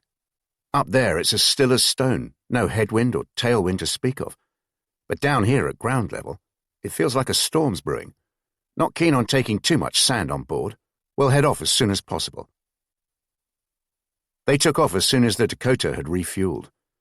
Unable to sleep, he wandered up to the cockpit entrance and waited politely as the crew discussed the girls living near RAF Hendon, who currently occupied what little leisure time they had. A debate as to whether the prettiest girls were attracted by rank became quite raucous before they apologized to him, and he said there was really no need. He quite understood. They found him a jump seat, and he remained there for a couple of hours. The rush of the sea below them to the port side and desert, the never-ending desert, to starboard. He was back in the passenger cabin when the Dakota dropped over the desert and landed at RAF El Adem, just south of Tobruk, a few minutes before 6 in the evening. He shared a room that night with the rest of the crew, each of them on camp beds in a room that was stifling hot when they'd entered it. But as night took its peculiar hold, the desert became bitterly cold. They were up with the sun that Monday morning for the final leg of his journey with the crew of the Dakota. He'd become fond of them, their jokes, the constant ribbing of each other, and their optimism. He knew that as aircrew in Transport Command, their life expectancy was longer than fighter or bomber crew, but they still diced with death every time they took off. For them, the future was their next flight, and he became quite wistful until he realized his fate was probably even less certain than theirs. Another briefing room, another wooden table strewn with charts, more walls covered with maps, Flight Lieutenant Reed doing his best to sound matter-of-fact. 630 miles to the next base, around 3.5 hours flying time, weather good but reports of sandstorms in the Sinai which may be heading north, and some intelligence about enemy aircraft spotted south of Cyprus. In the event, there were no sandstorms, and whatever enemy aircraft may have been hanging around south of Cyprus had gone by the time they flew by. It was just before 11 in the morning when they landed at RAF Lud, south of Tel Aviv. "End of the road for you, sir?" They were in the officers' mess, and the Dakota crew had just been told they needed to get down to Cairo as soon as possible. Michael Doyle said he guessed it was and thanked them very much. Half an hour later, he was in the office of the station commander, an annoyed-looking type in his late 50s, who was wearing his peaked cap, jacket, and tie, despite the sweltering weather. He didn't bother offering his guest a seat or asking how his journey had been. On his desk was a bottle of whiskey, the cap off and less than half the contents remaining. An empty bottle of the same whiskey poked out of the rubbish bin by the side of the desk. He stood facing out of the window, looking across his airfield, his back to Prince. "My orders are to get you to Habinaya." He couldn't have sounded more resentful. "Habinaya, sir." "Main RAF station in Iraq, to the west of Baghdad. Whenever I feel miserable about being in this godforsaken place, I remind myself that at least I'm not in Iraq. Jesus Christ. I suppose you're one of those types who doesn't drink before lunch." It was obviously meant as a rhetorical question, but Prince still muttered a no thanks. "You won't mind if I do, eh? Now listen, it's roughly 600 miles to Habinaya, and I dare say if pushed, I could get you a ride there today, but—" He'd paused to pour himself what Prince regarded as an excessive measure. "But that'd mean you'd probably having to spend the night at Habinaya once you land there. If you're happy to hang on to the morning, then 162 Squadron have to fly a Bristol Blenheim up there, and you can hitch a ride. Ever been in one?" He replied that he hadn't. "You'll enjoy it then. The Blenheim's a bloody quick bomber. Can do around 270 miles an hour. Crew of 3, but they'll find somewhere to squeeze you in." They left RAF Lud before 9 that Tuesday morning, and Michael Doyle spent the duration of the 3-hour flight wedged in between the rear of the cockpit and a bomb bay. His suitcase was stuffed under his feet, and he clutched his backpack. It was a bumpy landing into RAF Habbanaya. He stood on the apron for a minute or so to become orientated and allow the noise in his head to subside. A black shape approached from the direction of the airport building, the sun causing the shape to appear and then disappear. As it came closer, eventually pulling up in front of him, he saw it was a black Austin 18 with a Union Jack flying from the bonnet. A short man in a white suit and a wide-brimmed trilby stepped out and marched towards him. "Sorry there's no red carpet and all that. You're black, aren't you?" He said he was, and the other man simply said, "Martindale," before steering him to the rear of the car. He barked some orders in Arabic, and Doyle's suitcase and backpack were placed in the boot. "Couple of hours into Baghdad, I'm afraid. The roads here are dreadful, worse than Cornwall. You know Cornwall well?" Michael Doyle replied he'd never been there, and Martindale shot him a look of disbelief. "I'm number 4 or 5 at our station in Baghdad, by the way. Bit of a jack of all trades. My job is to get you to Baghdad, get you cleaned up, and then off to Istanbul without frightening the locals. Any questions?" "When will I be travelling to Istanbul?" "Thursday seems like the best bet. Gilby says according to your backstory, as I understand it, you'd have been in this damn city for a week or 2, so at least you should have a passing idea of what the bloody place looks like. Anything else? Are there any messages from London? I was just wondering if Mr. Gilby had any news for me, perhaps." Martindale shook his head. He still looked incredulous from the revelation that this Mr. Black had never been to Cornwall. "Were you expecting any?" Martindale's way of giving Michael Doyle a passing idea of what Baghdad was like was to collect him from his hotel at 7 o'clock on the Wednesday morning. Thought you deserved a lion. And drive through the city as if he owned it. It was the same black Austin 18 with the same driver that had collected him from RAF Habbanaya the previous day. Martindale lounged beside him in the back seat while delivering a bored commentary on the sights of the city. He seemed to specialize in mosques and went into excessive detail about which one belonged to which sect. They frequently had to stop for one hold-up or another, Martindale impatiently winding down the window and shouting in Arabic, in much the same imperious tone as he used with his driver. They stopped by a barber's shop for Martindale to have a shave and then went for coffee in a small cafe where the walls, ceiling and floor all seemed to be made of mosaic tiles. Martindale left him alone there for a while.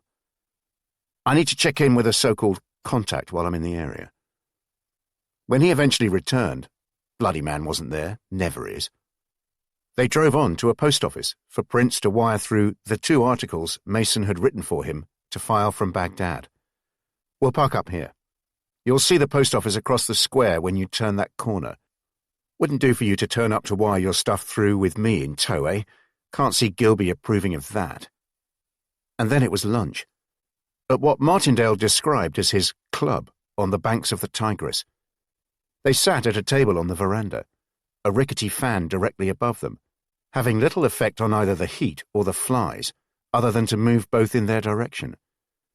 Much of the lunch was conducted in silence, punctuated by Martindale grunting and complaining about his lot. "London promised they'd have me out of here by last Christmas, for Christ's sake. There's no sign of me leaving before the next one. Did they say anything about me?" Michael Doyle shook his head. As far as he recalled, Tom Gilby had described Martindale as more of a clerk than a spy, and said his main asset was his ability to speak Arabic. "Well, do mention me in dispatches, eh? Say how helpful I've been and all that. Will be very much appreciated. Have some more wine, Doyle. Keep surprisingly well considering the fetid atmosphere. Now then, I'll tell you the score while we have a coffee here, and then drop you back at your hotel. The train leaves at 8 o'clock in the morning. We've arranged for another car to collect you and take you to the station. Won't do to have me waving you off, will it?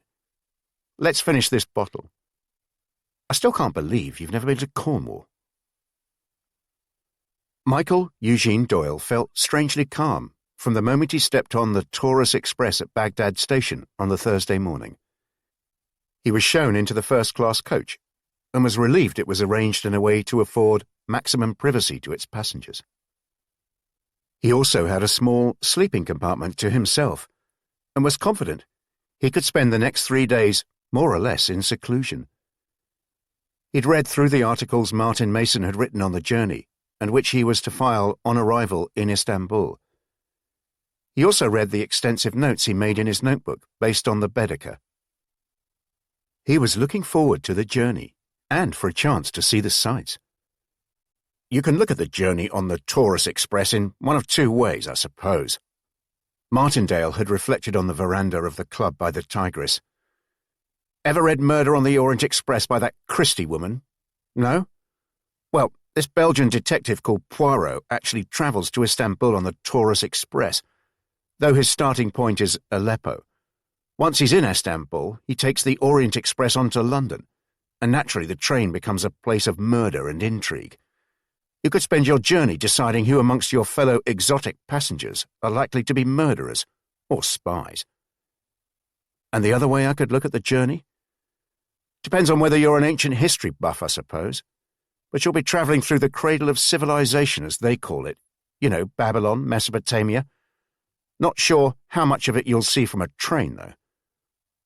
The truth was he didn't see much of it at all. He'd been travelling since early the previous Saturday, having hardly slept the night before the flight to Gibraltar. From then on, he'd just managed to grab an hour here and an hour there, even when they were on the ground. The train moved north past Kirkuk, stopping at Mosul, where he found himself in the station waiting area with a Canadian priest who told him they were in the land of the Old Testament. On the other side of the river, that's where Nineveh was. From there, the journey continued in a blur. It was as if he was experiencing a dream. The border crossing from Iraq into Turkey was surprisingly straightforward. The steward advised him that it was customary to tip the border guards as a mark of appreciation for their hard work. Is that when they come aboard or when they leave? Both. Once they'd crossed into Turkey, he began to think about Martindale. He could understand the roundabout route to enter the country. It helped his cover story. But if there was a flaw, it was in Baghdad. Martindale busying himself around him, the car with a Union Jack on its bonnet, for heaven's sake. It made him feel uneasy. Their first stop after the border was Nusaybin, and from there they passed through Gaziantep, Adana, and Ankara. The Taurus Express left Ankara at first light, and the 300 miles from there across the Anatolian plateau was the most dramatic part of the whole journey. Every few miles it seemed as if they were entering a different terrain, desert 1 minute, and a few miles later, verdant agricultural land. The train slowed down a little as the endless countryside gave way to more built-up areas. It was then he experienced a strange sensation. He was wide awake now, well-rested, and no longer in a dreamlike state. But he became very aware of the light. All around the train it seemed much brighter, in a way that could not simply be put down to the approach of noon. For all of the time they'd been travelling through Turkey, the sky had been devoid of clouds, but now it was as if they had been above, though unseen, and had now lifted. As the train travelled on the shores of the Sea of Marmara, its surface shone like a mirror, quite possibly the reason for the bright light. He'd never seen such an array of colour, and his senses continued to be tested as they travelled along the northern shore of the sea into the outskirts of the Asian side of Istanbul. Some of the areas they travelled through were like shanty towns, the houses opening onto the railway line. Further along the track, the houses became villas, in many cases quite magnificent ones, towering above the railway line. And then the Taurus Express slowed to almost walking speed, and he became aware of the noise around them, as if everyone in the city was shouting at the same time. It was still some way off noon on the Sunday when the Taurus Express edged its way into Haydar Pasha Station, the terminus jutting out into the Bosphorus from the Asian side of the city. Michael Doyle was captivated as he stood at the edge of Asia, staring across the river into Europe. On the quayside, half a dozen boats bobbed gently in the swell as they waited to ferry people around the city. Be careful about Istanbul. Some of these oriental cities can go straight to your heart and bypass your brain completely. It's a magical place. There's no doubt about it. But remember, this is business. Don't go and fall in love with the bloody place. Tom Gilby's warning hadn't meant a thing to him when it was given back at the safe house. But now, he began to see what he meant. He was aware he'd been taking in the sounds, oblivious to everything else, and only now realized the porter was telling him his ferry was waiting. Chapter 12. Istanbul, Turkey, August, September, 1943. The office of the secret police near the Dolmabahce Palace remained open all day and all night, precisely for people like him, the informers and the spivs, the chancers and the lowlifes, the fantasists and those with information, half-baked gossip more likely, to sell. This office was for those whose job brought them into contact with foreigners and political opponents of the regime, the taxi drivers, the maitre d's, in the better restaurants, doctors and concierges like him, especially concierges like him. He'd gone during his lunch break on the Monday, annoyed to be spending much of it in a taxi there and back, and irritated at how long he'd have to wait before they saw him. But he'd only been waiting a few minutes when an inspector he knew well, and who usually paid well, spotted him and beckoned him through to a small room with no windows, but a large skylight and a painting of a mosque he didn't recognize on the wall. Inspector Uzun nodded appreciatively when he spoke and studied the piece of paper. A journalist, eh? Yes, sir. An Irish journalist, I see. Where exactly is Ireland? In Europe, sir. I know it's in Europe, but where? Near Britain, sir. He lives in the United States, though, and works for an American travel magazine. More appreciative nodding. You don't get many journalists staying at your place, do you? Not any longer, sir. They tend to congregate at the Park Hotel these days. I guess because it's so near the German consulate. That's why I thought you'd be interested. Inspector Uzun shrugged, making an effort to avoid looking too interested. Too interested came at a price. But at the same time, his interest had certainly been piqued. He was becoming desperate for a break, and this could be what he'd been hoping for. Uzun held up the sheet of paper he'd been given.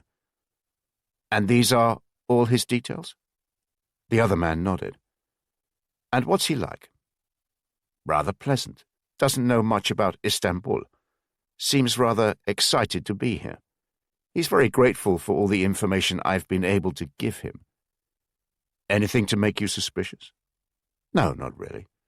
I checked his room when he went out this morning, and there's nothing unusual there. Nothing to be suspicious about. There is one thing you may be interested in, though. What's that? He was going to the Grand Post Office this morning to wire an article. He's written one already? Yes, sir. He must have done so last night. He'd requested a typewriter for his room. Inspector Uzun looked impressed. Hard-working, eh? A journalist writing rather than drinking. Well, thank you, and keep me informed. The inspector stood up and gestured to the door. The concierge also stood up, but hesitated to leave the room. I hope this information has been useful, sir. Yes, but not useful enough for any payment, Ismet. Michael Eugene Doyle was so transfixed by the sights and sounds on the journey from the station to the hotel, he'd made some of the mistakes he'd been warned about. You're a spy, an observer, not a tourist. It's essential you remember that. Never be starry-eyed about a place or allow yourself to become seduced by it. Maintain a degree of detachment. And then, of course, there was Gilby's instruction not to fall in love with the bloody place, which had seemed quite an unnecessary thing to say at the time. But even on this short journey, he had begun to see what he meant. He'd followed the porter from Hyder Pasha station down to the ferry port, and then onto the ferry which would take him across the Bosphorus, from Asia to Europe. During the short crossing, he was mesmerized by the choppy black water, more like a sea than a river, and by the animated conversation and the smell of aromatic tobacco around him. At Karakai Pier on the European side, he'd made two possible errors. He'd allowed the first porter who offered to take his case to do so, and then followed him to a taxi, which he was assured was the best one in Istanbul, if not in the whole of Turkey. At first glance, the European side seemed more established, the buildings bigger, but the noise was as intense as before. He was in the back of the taxi before it dawned on him he'd not bothered to check whether he was being followed, and hadn't made a note of the car's registration number, all such basic procedures. He imagined Christine Wright, asking him now to describe the people who'd sat around him on the ferry. He'd struggled to do so. He passed the taxi driver a slip of paper on which he'd written the name and address of the hotel, and the driver asked him in passable English where he was from. He hesitated for a moment, and noticed the driver's deep black eyes move to fix their gaze on him in the rearview mirror. Had he spotted the pause? Would he suspect anything? Michael Doyle explained he was Irish but lived in the United States, and he, so you are American. My cousin lives in Chicago, and... Michael Doyle interrupted to explain that although he lived in America, he wasn't there very much. He travelled a lot, and really he was Irish, from Dublin. There was a period of silence, Michael Doyle hoping the taxi driver didn't have cousins in Dublin. He tried to make a mental note of their route, but even if he'd been following it on a detailed street map, he'd have lost his way after a couple of minutes. The driver headed up steep, narrow, cobbled streets, turned sharp corners, into what amounted to little more than alleyways, seemingly not wide enough for the car, slammed on his brakes when a lorry stopped in front of them, and shouted angrily at the driver before reversing at hair-raising speed back down the alley and straight into a wider road. At one stage, Michael Doyle worried they were going in a different direction, but then spotted a sign for Bayld. And soon after that, the taxi turned into a road called Meşrutiyet, before coming to a noisy halt outside a handsome, turn-of-the-century building with tall Grecian-style pillars framing the entrance. Richard Prince had arrived at the Hotel Bristol. Except, of course, Richard Prince was now Michael Doyle. The hotel was somewhat grander than he'd expected, with its magnificent decor and refined air. The quietness about the place compared to the cacophony outside. It struck him this was a much smarter hotel than one would expect a journalist to be staying at. He recalled Gilby mentioning something about the place. You've been booked into somewhere quite decent in Istanbul. There's no need to slum it. And then Christine Wright had interrupted him. This wasn't a treat, she said, and certainly not a holiday. But a hotel of this class offers a degree of discretion and security you won't find at lesser hotels. And in any case, Travelling and Travellers is a wealthy publication with a decent expense account. If you stay at a hotel like the Park, which tends to be frequented by journalists, you could be drawing attention to yourself. Journalists are always suspicious of other journalists. I can't say I blame them. He was shown to his room on the fifth of the hotel's 6 floors. Its tall but narrow windows overlooking the front of the hotel, over Meşrutiyet. The hotel was on an elevated part of the city, with sweeping views to the west, the waters of the Golden Horn glinting in the distance. Turkish flags, large ones, flew from the rooftops of many of the buildings, which, along with the minarets, seemingly hundreds of them, adorned the skyline with a festive appearance. The room itself was on the small side, but very comfortable, and there was an ensuite bathroom, which struck him as being the height of luxury, and a writing desk with a typewriter already on it. The concierge had assured him it was the best typewriter in the hotel. A neat pile of foolscap paper was waiting by it. Michael Doyle tipped the bellboy who carried his case to the room and declined his offer to help him unpack. The handle on his suitcase was intact. The camera's safe. He ran a bath and remained in it until the water was no longer hot, and then lay on the bed, exhaustion setting in. It was Sunday afternoon now, the last Sunday of August. He had left England the previous Saturday, and it had been a grueling journey. One he felt was unnecessarily long, though he'd have been hard-pressed to say how it could have been shorter. He just prayed he'd made no mistakes along the way. Baghdad still worried him. He must have dozed off, because he awoke with a start, still wrapped in the bath towel, still slightly damp. His watch showed it was a shade before 4 o'clock. He needed to get to work. He placed the article Martin Mason had written to cover his journey on the Taurus Express from Baghdad to Istanbul on the desk, and threaded 2 sheets of paper into the typewriter. Doyle, Istanbul, 29 Aug. Arrival. The slug began with a vowel, so they'd know there was no message in the article, and therefore that he'd arrived safely. There was nothing to worry about. He laboriously typed it out exactly as Mason had written it, a detailed account of the journey, some historical background on the places they'd passed through and stopped at, various references to the train, and plenty of what Mason called colour, which he described as painting pictures around the words to bring the article to life for the reader. He noted Mason's use of colour, resolving to make more of an effort to use it himself. It wasn't easy, the very opposite of how he'd write a police report. Once he'd finished, he took Mason's original article into the bathroom, tearing it up before setting it alight in the sink, then gathering the ash and charred paper and flushing it down the toilet. The next article would be one he'd write himself. He'd thought about getting changed and going out to find somewhere to eat, but the typing had taken longer than he'd expected, and he was desperate to sleep. He wasn't in the mood to explore Istanbul now. He walked down to the reception, where the concierge, a tall man with thick, slicked black hair and the strong scent of cologne, was eager to help. He introduced himself as Ismet and beckoned Prince over to his desk. He was glad he insisted of the opportunity to welcome such a distinguished and honoured guest to his hotel. "You must not hesitate, Mr. Doyle, to call upon me whenever you require assistance, I can assure you." He leaned towards him, indicating his guest should do likewise, and lowered his voice. "That no one knows Istanbul better than I do. If there is anything you require, anything, Mr. Doyle, you must ask me first. Do you understand?" On both occasions when he'd used the word anything, he'd winked. "There are customs and practices in this country, and in Istanbul in particular they are quite unlike those you'll be used to in the United States or in Europe, Mr. Doyle. I would strongly urge you to seek my advice and assistance.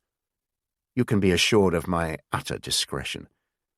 A concierge is defined by his ability to be discreet, and his capacity for maintaining confidences.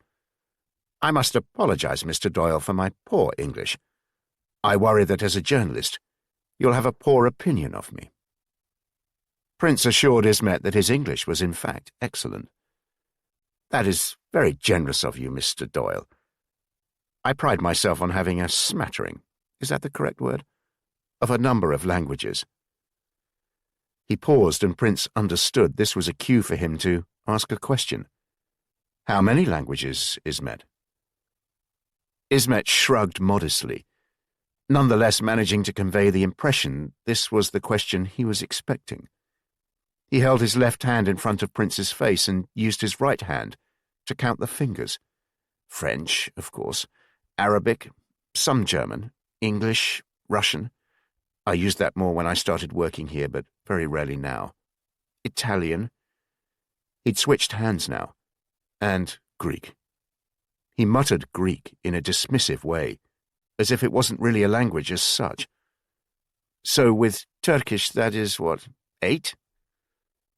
Martin Doyle said how impressed he was, and from a drawer Ismet produced Doyle's Irish passport, green and somewhat faded, the gold harp on the cover devoid of its sheen. His name was written in heavy black ink in a panel under the harp. and the passport looked well used. "I see you have travelled widely, Mr. Doyle. So many countries. And now you live in the United States. I have many relatives in the United States. Maybe one day we can talk about that wonderful country." Prince nodded, hoping that day wouldn't be too soon. "And I understand you are a journalist with Travelling and Travellers. If you visit our library, Mr. Doyle, you will see we have the magazine there. It is very popular with our guests. Tell me, what stories are you planning to write about Istanbul?" "Well, I was rather hoping to get your advice. Oh, and by the way, can you tell me where I can find the Grand Post Office? I need to visit it tomorrow." Before you've unpacked, a half-decent concierge will know everything about you. Be friendly by all means, Prince, and certainly use them as a source of information. The concierges in these foreign places are in the pay of everyone. Don't be indiscreet, and certainly don't trust them, but do use them as a source of local knowledge. Michael Eugene Doyle had therefore been most circumspect when he met with Ismet for coffee the following morning. The concierge had said he'd advise his new Irish friend where to go in Istanbul. They sat in an alcove in the bar behind reception, and Ismet began by telling Doyle he looked good for a man of 35. "You look even younger for a man who has travelled so much. And tell me, what was Morocco like?" It was Ismet's way of letting him know he'd studied his passport. Prince wondered who else had done so. But it was a pleasant chat, and Ismet's advice was helpful. They were drinking Turkish coffee served in small cups with no milk. It was thick and grainy, slightly sweet and considerably stronger than any coffee he'd tasted before. As soon as he'd finished his first cup, Ismet clicked his fingers, and moments later a waiter appeared with 2 more cups on a copper tray, along with 2 glasses of cold water. "I see you like our coffee, Mr. Doyle. It is an important part of our culture, and it is good you are respecting it. We invented coffee as a drink, you know. We were the first people to roast the beans and then finally grind them. We add sugar before it is boiled, and it is also traditional to add some cardamom. It is so strong, we advise you to drink it with water. It is wonderful. Maybe I could write an article about Turkish coffee." "A good idea. You're going to the Grand Post Office, correct? Well, I have a plan for you. Let me have your notebook." At which point Prince was grateful he'd been instructed his notebook should be reserved for his writing and for nothing more suspicious than that. Ismet had picked it up and flicked through it, apparently looking for a blank page. It could well have been as innocent as that, and when he found a new page, he sketched a diagram. "You'll be going over the Golden Horn to Eminönü. My advice would be to walk from here and cross the bridge at Galata. The Grand Post Office is here, in Fatih. Nearby is the Egyptian Bazaar, which is a wonderful place to visit and write about, and the Yeni Mosque is there too. It is sometimes called the New Mosque. And then you can go here, to Tamis Sokagi, where you'll find Kuru Kahveci Mehmet Efendi, the most wonderful makers of Turkish coffee." He'd taken Ismet's advice. It was a pleasant half-hour meander through Beyoğlu, to the pontoon bridge over the Golden Horn at Galata, and from there, another 20 minutes' walk to the Grand Post Office. The process of wiring his first article to his magazine's bureau in Zurich took the best part of an hour. He was required to fill in various forms, go to a separate counter to pay the fee, return with a receipt to show it had been paid, hand in the article and the forms, show his passport, and then wait while the article was wired to Switzerland.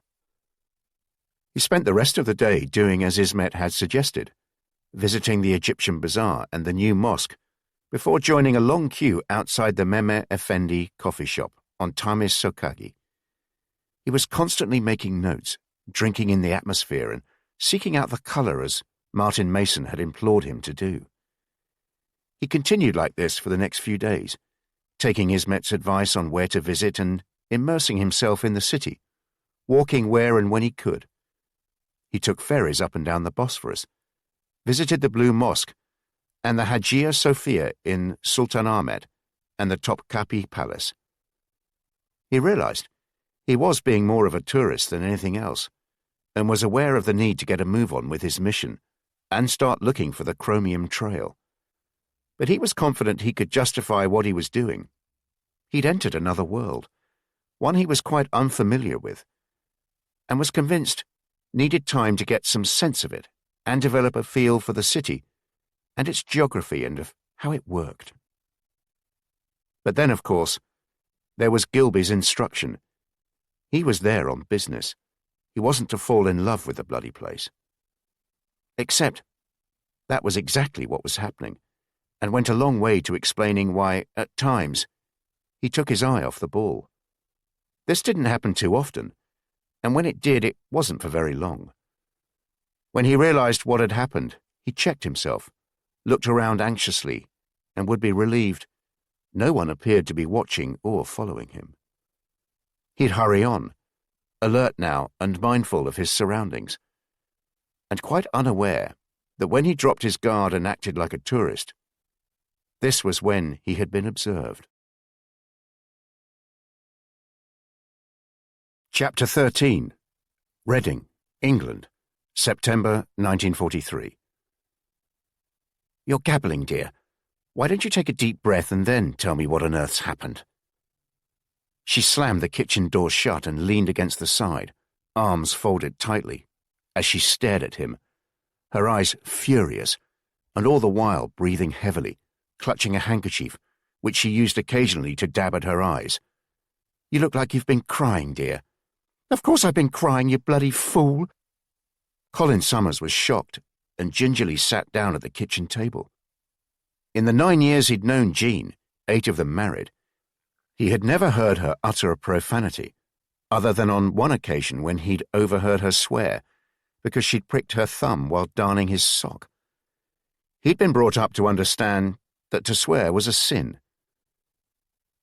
You need to keep your voice down, Jean. You'll wake the boy. The boy has a name, not that you care. Of course I care, dear, but I hardly see Neville during the week unless he wakes up and, well, after what happened today, you may never see him again, and you're to blame. Perhaps it was the tone of her voice and the clear hint of fear in it that caused him to experience a sudden sensation in the pit of his stomach, the unmistakable feeling one gets on hearing bad news. Except in this case, he wasn't sure what the news was. He suggested they go into the lounge to discuss matters, and to his surprise she agreed. Though only after reminding him to put on his slippers first. They sat in their respective armchairs, she taking care to smooth out the cover on the armrest, and making a visible effort to calm herself. The agency telephoned this afternoon. She stared at him as if she'd provided sufficient explanation. The only sound was that of a dysfunctional clock they'd inherited from her mother on the mantelpiece. Which agency, dear? For heaven's sake, Colin, how many agencies do we know? The adoption agency, you fool. They'd been contacted by the matron at St. Christopher's, who told them a police officer had been inquiring about the adoption of Neville. It transpires he may have family after all, a father indeed. This emerged back in May, but the matron didn't bother to say anything to the agency at the time. She thought she'd dealt with the matter and it had gone away. However, a police officer recently returned to the hospital to make further inquiries. The agency said they wanted us to be aware of this. They assure me it is highly unlikely they'll link the adoption to the agency, and thus with us. But they said in the unlikely event of questions being asked, we are to stick to our story. He nodded and could see why she was worried. I don't understand why the police haven't yet contacted the agency. Because they don't know about the agency. As far as the hospital was concerned, it was an adoption arranged directly by the matron with a Mr. and Mrs. Brown, with an address in Croydon. But you assured me it was legal.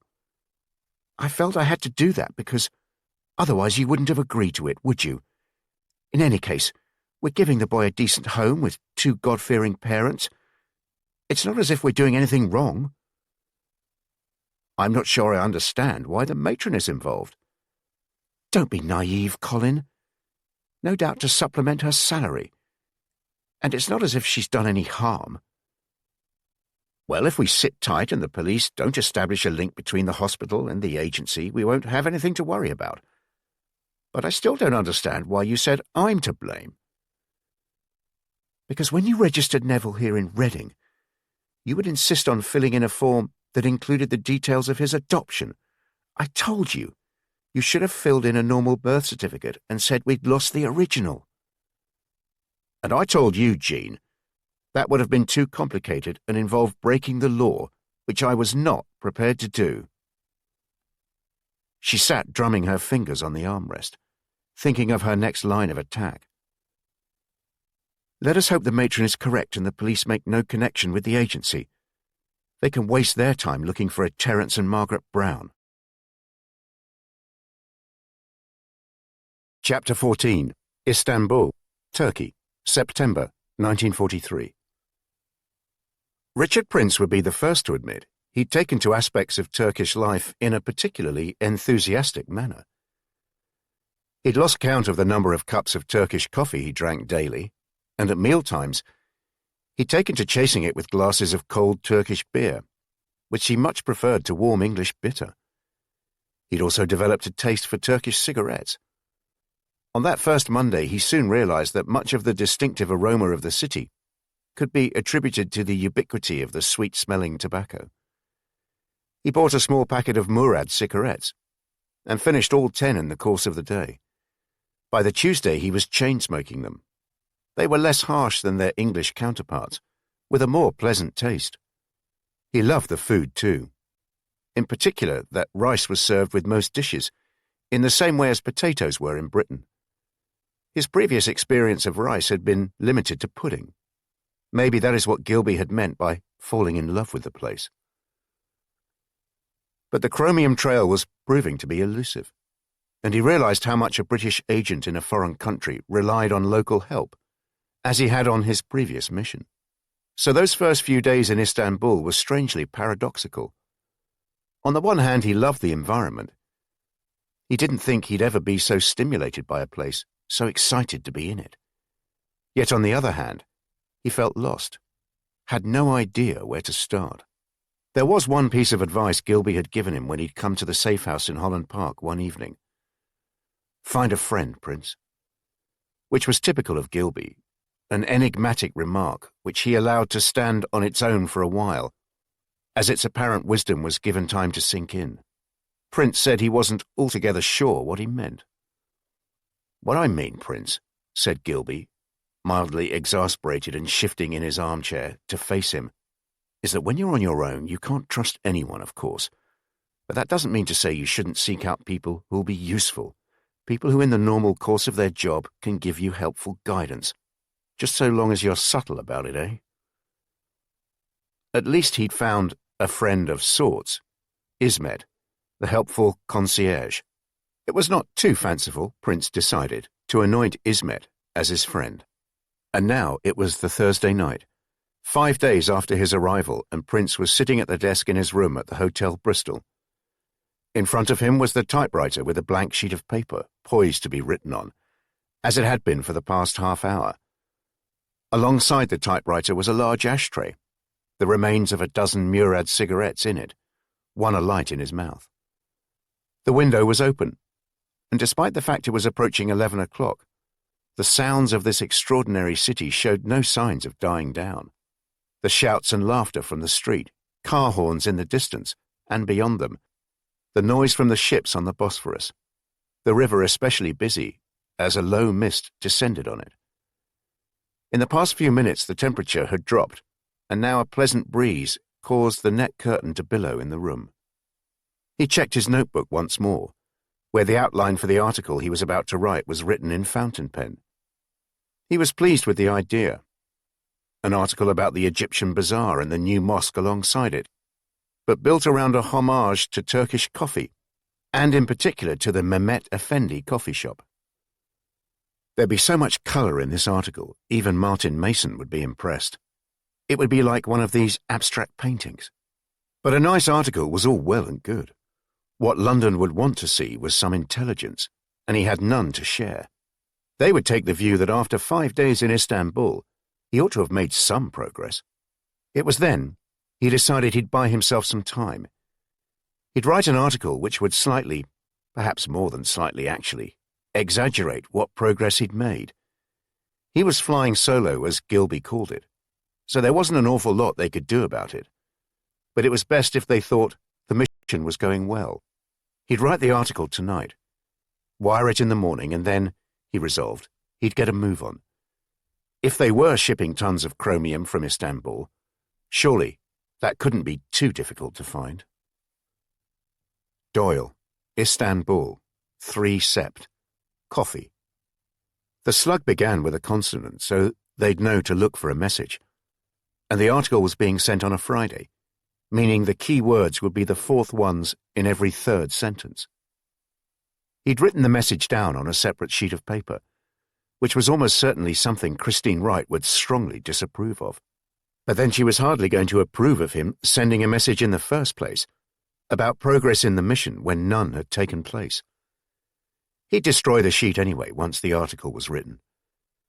He finished his cigarette, lit another one, and flexed his shoulders. He was ready. 10 minutes later, he ripped the paper from the machine and crumpled it up, flinging it in the general direction of the bin.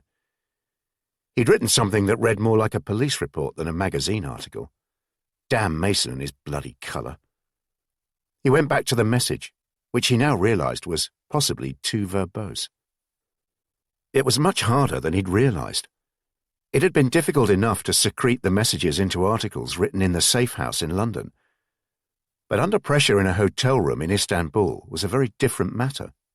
A second version only went as far as 2 paragraphs before joining its predecessor on the floor by the bin, and the third attempt was barely even that, just 2 and a bit sentences replete with errors. So he paused, telephoned room service for a beer, actually 2 bottles if you don't mind, and stood by the window trying to work out where the most distant lights were shining from. He felt ready to try again and composed another version of the message, even tighter this time, before feeding another sheet into the typewriter, and started typing with a cigarette wedged in the corner of his mouth, as he imagined befitted a journalist. An hour later he was finished. By now the noise outside had dropped, and even the ships on the Bosphorus had fallen silent. He checked the article. The message was there, the 4th word of every 3rd sentence. There can be no doubt Istanbul. The only real problem comes when it seems only so much coffee can. Then in the far distance, behind there I found a wonderful. The shopkeepers are good at pretending the only real contact is with the seabirds on the quays are on the same track as the cars, and the best coffee of the day was behind it. The fish stall was selling. I found the start of the walk was perhaps. He read the article through and double-checked the message. It certainly worked. No problem so far. Found good contact on track of chromium. Ends. London should be pleased, which was, after all, the point of the exercise. They weren't to know that his good contact was no more than an obliging concierge at the hotel, and being on track of chromium was what he would regard as poetic license at its most generous. It was more of a statement of intent rather than anything else, and it wasn't setting out to deceive. He'd file the article at the Grand Post Office in the morning, and after that, there'd be no more messing around. He'd get down to business, and it was more than possible that by the time London actually saw the message, probably Monday, he'd have started to make genuine progress. Pleased with himself, he finished the remains of the 2nd bottle of beer, smoked 1 more Murad, and made a point of using the same match to burn the drafts of the 11-word message. Richard Prince slept well that night. For the first time in months, it was a sleep unpunctuated by nightmares featuring either Henry or Hannah. He knew he'd slept well because it had obviously rained heavily overnight, and he'd heard nothing despite his window being open. By the time he left the hotel in the morning, the rain had stopped, although the surfaces were still damp and a fetid smell rose from the drains. Istanbul had lost some of its allure that Friday morning as he walked down Beyoğlu and crossed the Golden Horn. The clouds had now passed and the sun was working hard, creating a nasty fog and little plumes of steam as the surface water evaporated. By the time he arrived at the Grand Post Office in Fatih, he was exhausted, sweating profusely, and regretting not having listened to Ismet as he left the hotel.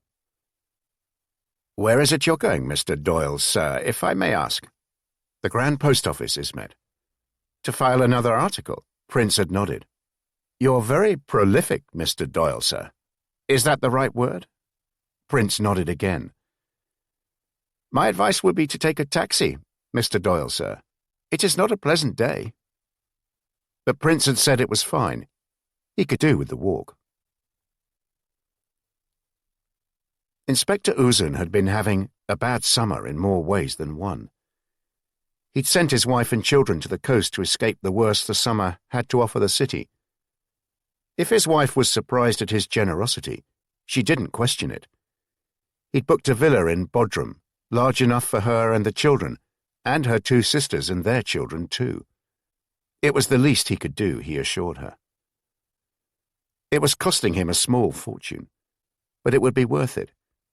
He'd rented an apartment with views of the Bosphorus not far from his office, where he'd installed Hamida, a curvaceous Lebanese girl, who assured him she was 24 and had never met a man as distinguished as him. He was, she told him, a wonderful lover, quite unlike all the Frenchmen she had known. For the whole of August, Inspector Uzun would have Hamida all to himself. The fact that the rent for the apartment in Istanbul, along with that of the villa in Bodrum, was costing him a fortune, was something he'd have to deal with. He was to be interviewed for promotion at the start of September, and that, in his opinion, was something of a formality. But the summer had been a disaster. Hamida had been in the apartment with views of Bosphorus for less than 5 days when she announced she had to return to Beirut as a matter of urgency. Her mother was ill and was demanding her return. Inspector Uzun not only paid for her first-class rail fare to Beirut, but also gave her enough money to return to Istanbul, first class, of course, when her mother recovered. He'd also lent her money to buy medicines in Beirut, quite a lot of money as it happened. Enough money to buy all the medicine in Beirut, he thought. But she did promise she'd pay him back. Every night away from him would be the darkest night of her life, she assured him. He never heard from Hamida again. And by the time he was interviewed for promotion at the start of September, his work record was looking pretty poor. Thanks to Hamida's disappearance, he'd spent all of August in a state of torpor, lacking energy and motivation, worried sick about money. July hadn't been much better, and looking back on his casebook, nor had May or June. At his interview, they'd asked how many weeks it had been since he'd found any spies or recruited new informers. Proper ones, mind, not time-wasters. He was welcome to try again for promotion in a year, or 2. All of which explained Inspector Uzun's special interest in the Irish journalist staying at the Hotel Bristol. This man called Doyle had done little to arouse suspicion, other than the fact he was a journalist newly arrived in the city. But Inspector Uzun was becoming desperate, and decided to keep a close eye on the Irishman. He might well provide him with the break he needed.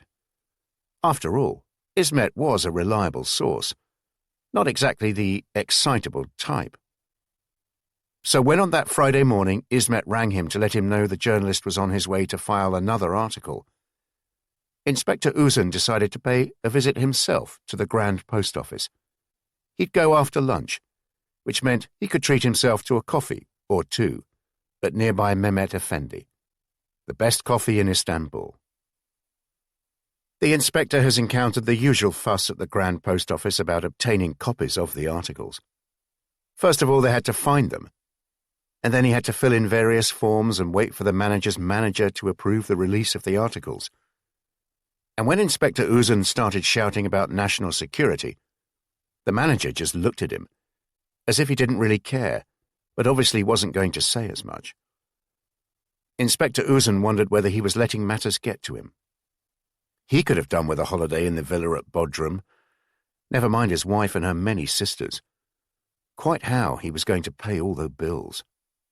On his way back to the office, he stopped at a bar in Galatasaray, where he'd had a very lucrative arrangement with the owner for a couple of years. In return for a regular payment by the owner, Inspector Uzun ensured the bar, and in particular some of its more nefarious activities, remained untroubled by his more officious colleagues. He decided to ask the owner, a genial and very overweight man called Osman, for an advance in return for what he'd promised would be an enhanced service. The visit was a disaster. Osman's cousin was now running the place, the owner having recently suffered a serious heart attack. Not only did the cousin decline to pay in advance, he informed Uzun he wasn't going to give him any money at all. Ever. He had his own contacts in the police, and now perhaps he'd like to leave. Worried and humiliated, Uzun returned to the office of the secret police near the Dolmabahce Palace, where his mood did not improve. He read the articles, which appeared to be disappointingly innocuous. Although his English was good, he'd be the first to accept it wasn't fluent, so he passed the 2 articles on to one of the translators. He wanted these translated as a matter of urgency, and while they were at it, they should send them to the people who checked documents for codes, which was something he had trouble understanding. He had to wait until Tuesday for the translations and the report from the coding team to come back.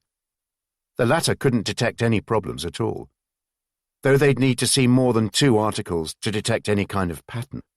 And then the report started to talk about frequency, which was something else he had trouble understanding. But he wasn't giving up. He told his superior, one of the men who'd turned down his promotion, that he had a good lead, a possible spy. Things were looking up. Now, all he had to do was find a shred of evidence. At least, he had an idea where to start. After filing his second article at the Grand Post Office, Prince spent the rest of that Friday, the weekend, and the start of the next week, walking the shore, searching for docks that would seem a likely place from where chromium might be shipped.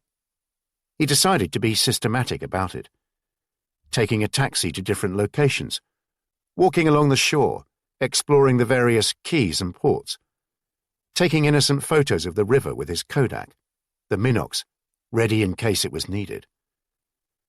He'd started in Kumkapi, at the southern end of the European side, where the city looked out on the Sea of Marmara. From there, he worked his way round the mouth of the Bosphorus, past the Topkapi Palace, and then under the Galata Bridge before walking alongside the Golden Horn, until it vanished into 2 small rivers, crossing over to its northern shore, where there were a few docks, 1 or 2 of them even looking like possible places where chromium may be loaded. He took photographs and made a note to return. 1 dock in particular seemed promising, with a modern-looking crane, loading a seagoing barge with what appeared to be coal. On the other side of the road from the dock was a bar, and he decided to go in. But it was full of dock workers, who fell silent the moment he entered. He doubted any visitor to the city, let alone a foreigner, had been in there before. He turned around and left. On the Monday, Prince continued his journey, heading northwards up the European side of the Bosphorus, where the grand buildings alongside the river and the gardens sweeping down towards it meant there was little, if any, scope there for the kind of port facility he was looking for. He carried on nonetheless, walking for an hour or 2, and then taking a taxi when the road was close enough to the shore for him to be able to look out for likely berths. As the city began to fade away, the Black Sea came into view, and he knew his journey was over. It was the Tuesday afternoon, and he'd found nothing. For most of that day, the banks of the Bosphorus had been steep and unfit for any ship to moor on it, other than small fishing boats. When he reached Rumeli Feneri, where the Bosphorus disappeared into the Black Sea, he could go no further. Eventually he found a taxi to take him back to the hotel, spending the journey watching the mighty Bosphorus and the parade of large cargo vessels on it. Many were passing through en route from the Mediterranean to the Black Sea, but he knew many more, those with the Turkish ensign, would have embarked from somewhere around the Bosphorus. He'd spent the last couple of days making notes for an article on the theme of the Bosphorus outside of the ancient centre of the city. He was aware he was perhaps allowing too long for the article, but it did give him a good excuse for being where he was and for the photos he was taking. That evening he'd write another article, with the code probably hinting at some kind of unspecified progress. He'd file it on Wednesday. And he had a plan. He had 2 more places to visit. The reception was at the Swedish consulate in Beyold, and neither Bryant nor Stone could be sure what was being celebrated. It may have been the birthday of a member of the Swedish royal family, but that wasn't the point. The point was this was an event at the consulate of a neutral nation, and as such the building would be brimming with fellow intelligence officers from every side, the neutral ones, the Allies, and the Axis powers. And it was one of those neutrals who made a beeline for Bryant and Stone before they were quite over the threshold, before they'd even helped themselves to a drink from the tray, held tantalizingly close to them by a pair of white-gloved hands. "Follow me. We'll have a chat on the terrace. Perhaps we can get a drink first, Joe." Bryant didn't want to sound too desperate. "They're serving them out here, along with raw bits of animals. And it's Joseph, not Joe. You know that, Stone." Bryant, actually. Exactly. Joseph O'Brien, Joe to Bryant and Stone, and most other people, was the Directorate of Intelligence's officer at the Irish consulate in Turkey. He was, as Bryant and Stone would insinuate in slightly mocking tones, Ireland's spy in Turkey. The Directorate of Intelligence was also known as G2, and Bryant and Stone said that meant Ireland had 2 spies. Theirs was not a good relationship. They found a space on the terrace not too far from the German consul general, who was pretending too hard to ignore them as he talked to someone from the Japanese consulate. Nearby, a man they recognized as a Bulgarian spy stood on his own, looking nervous and lost, which somehow seemed to sum up his country. "Are you guys trying to fuck us up, eh?" Stone looked shocked, but Bryant was made of sterner stuff. "I beg your pardon, O'Brien. That secret police officer, Uzun, you know him?" "Very well. He thinks we have a spy operating undercover as a journalist here." "And what does that have to do with us, O'Neill? We'd be thrilled for you if you managed to extend your espionage network beyond yourself." "His name is Michael Eugene Doyle, and he was born in Dublin in 1905. Uzun's given me all his details. Appears he lived for a while in England, went back to Ireland, became a journalist, then moved to the United States, where he now works for a magazine called Traveling and Travelers, based in New York City. And Inspector Uzun thinks he's a spy. He's wondering if he's a spy. And I told him he's certainly not mine. But then I started to wonder if he's in fact one of your spies and you've gone and given him an Irish passport, which would put us in an embarrassing position. Just to be clear, I've checked with Dublin, and they don't know him. They're not sure about the passport." Bryant looked at Stone and both shook their heads. "He's certainly not one of ours, Joe. I can assure you of that." "And London? What about if they sent him flying in solo or whatever Americanism you guys use?" "I very much doubt," said Stone, "London would do such a thing. Not in Istanbul, of all places. In any event, Joe, what evidence does Inspector Uzun have that this Mr. Boyle is a spy?" "It's Doyle, not Boyle. Michael Eugene Doyle. I'm not sure what evidence he has, to be honest. As far as I can gather, he's suspicious because this character is staying at the Hotel Bristol. I don't think it amounts to any more than that. I'm simply raising it with you because if he is one of your guys and you furnished him with false Irish papers, then it puts me in an embarrassing position. Inspector Uzun seems to think, because we share a language, and fate has caused us to share the British Isles, then somehow we're allies." "Perish the thought, Joe." "Indeed. Shall we have a drink?" "I wouldn't get too worried about Inspector Uzun. Joe, strictly between you and me, we understand he's having a hard time. Someone planted a woman on him, a rather buxom Egyptian girl who he thinks is Lebanese. She persuaded him to rent an apartment near here, and the plan was for her to see what information she could extract from him as they shared a bed, while his family was at the coast during August. It all went wrong, when the good inspector became rather too, how should one put it, enthusiastic. Something very unpleasant to do with a bottle, I'm afraid. The young lady disappeared, I'm told.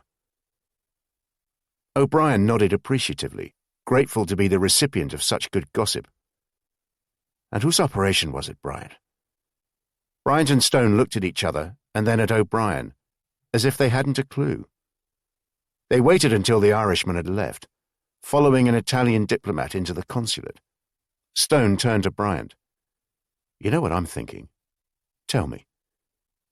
This rather corroborates what Buchan from the Times told us. Doesn't it? I think we certainly need to have a word with London. Chapter 15. Istanbul, Turkey, September 1943. In the end, he filed his third article for Travelling and Travellers on the Thursday, 9th September. The article itself was more colour than anything else. A meandering piece extolling the virtues of walking along the banks of the Bosphorus, with plenty of references, too many of them on reflection, to the smells and sounds one encountered along the way. No references to his hopeless search for a hint of chromium, of course, though that would have made for a more interesting article. He'd waited until the Thursday to file the article because on the Wednesday he'd been to one of the two places he'd determined to visit. He spent the Wednesday morning in the hotel, writing a first draft of the article, and had anyone been listening in on his room in the Hotel Bristol, they'd have thought the occupant sounded somewhat demented. Prince had spent the morning talking to himself out loud. He felt the need to ensure he had the hint of an Irish accent.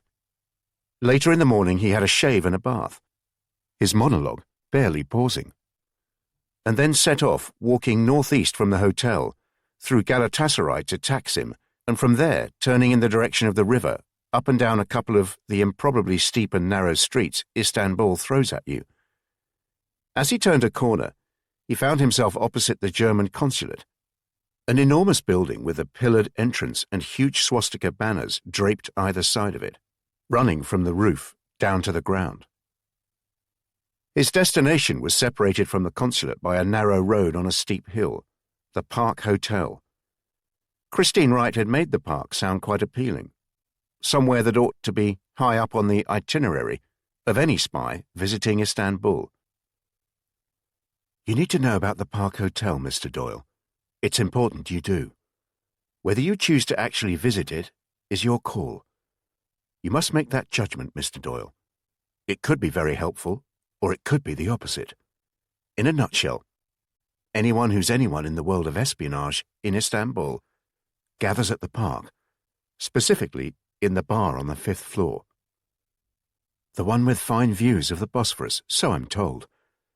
Now, of course, as a British agent, the very last place one ought to be seen is in a place where spies congregate. After all, someone may then suspect you're a spy. He giggled at that point, but not for terribly long, because he'd only done so in response to what he assumed was a joke made by her. She was, in fact, being serious, and shot him the kind of admonishing look schoolteachers are trained to use on disruptive pupils. However, Mr. Doyle, she had spread her hands out in front of her, as if dealing cards. Journalists also congregate at the park, and they also do so in the 5th floor bar. So you may wish to go there purely as a journalist. It may help your cover story, to be seen behaving as a journalist would. I suppose what I'm saying is, it may seem odd if as a foreign journalist in Istanbul you don't visit the park at some stage. In a sense, you're damned if you do and damned if you don't. It goes without saying you should be careful. But one never knows. You may find it a good place to pick things up, especially if one is running into a brick wall. Michael Doyle had certainly been running into a brick wall. The room ran the width of the 5th floor, with dramatic views over the Bosphorus, through the large windows at either end of the bar. There were wooden-panelled walls and leather chairs clustered around circular tables, spaced well apart from each other. The bar itself was enormous, with a high marble top and a silvered mirror behind it. Art Nouveau lamps were dotted around the room, on the bar and the tables. When Michael Eugene Doyle entered, he paused in the doorway, assessing the lay of the land. It wasn't too hard. To his left, the clientele were smarter dressed and much quieter, standing or sitting close to each other in groups of 2 or 3, and glancing around at the sight of anyone coming too near them. To his right, it was an altogether different matter. There, the clientele, all men, as on the other side, were dressed less smartly. He even saw someone without a tie. And it was much noisier. Michael Doyle walked to the right and positioned himself at the end of the bar, next to a group of 4 men. He stood close to them as he ordered a beer and a whiskey. They stopped talking and looked towards him, though not in an unfriendly way. "Can I buy you a drink?" "You're offering to buy 4 journalists a drink? I hope you're a wealthy man." The man who spoke did so with an American accent. He was tall, his tie barely done up, his collar undone. "Don't worry, I'm a journalist myself, with an expense account, which I guess makes me a wealthy man, eh?" The others laughed and Doyle proffered his hand. "Michael Doyle, Traveling and Travelers magazine, New York." The tall man introduced himself. "Mike Silver, Los Angeles Times." The others stepped forward and introduced themselves. "Colin Alexander, The Globe and Mail, Toronto." "Pierre Rochat, Le Courrier, Geneva." "Buchan, The Times." Without being prompted, the barman had placed drinks in front of each man. "You don't sound American, Mike." "It's Michael, actually. No, I'm Irish, but have been in your country for quite a few years." "Where are you from in Ireland?" "Dublin." Not a terribly strong Irish accent. Buchan, the man from the Times, who'd not given his first name. Doyle gave what he hoped was a satisfactory version of his life story.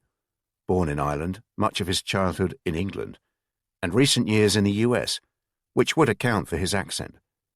None of the others seemed to be unduly suspicious. He was pleased with the casual way he'd recounted his story. Not too much detail, just enough for it to be plausible. He thought Gilby would have been pleased. What, one of them wondered, was he up to in Istanbul?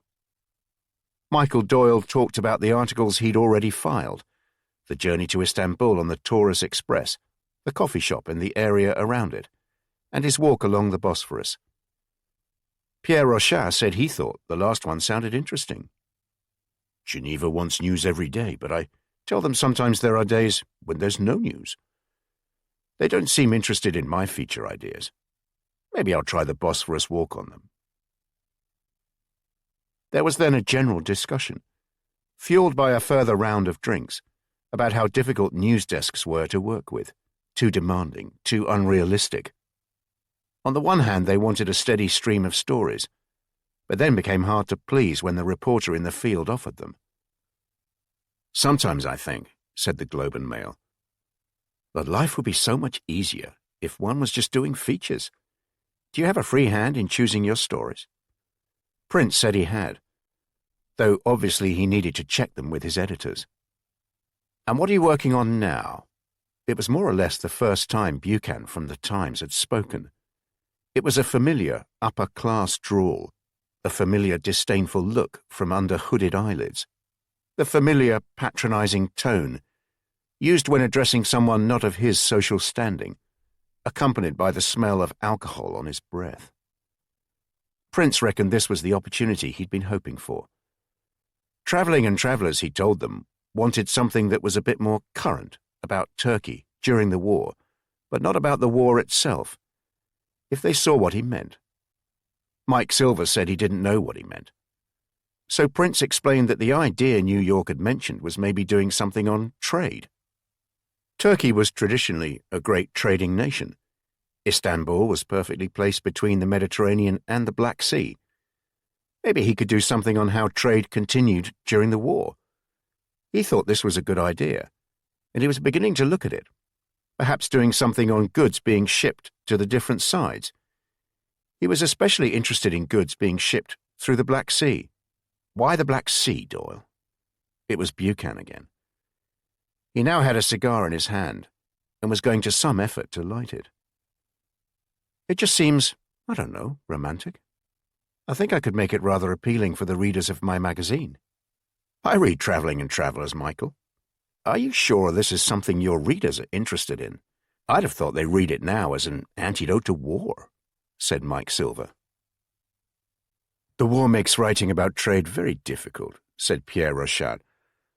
There's plenty of it going on, especially with the Germans, but the Turks are very sensitive about it.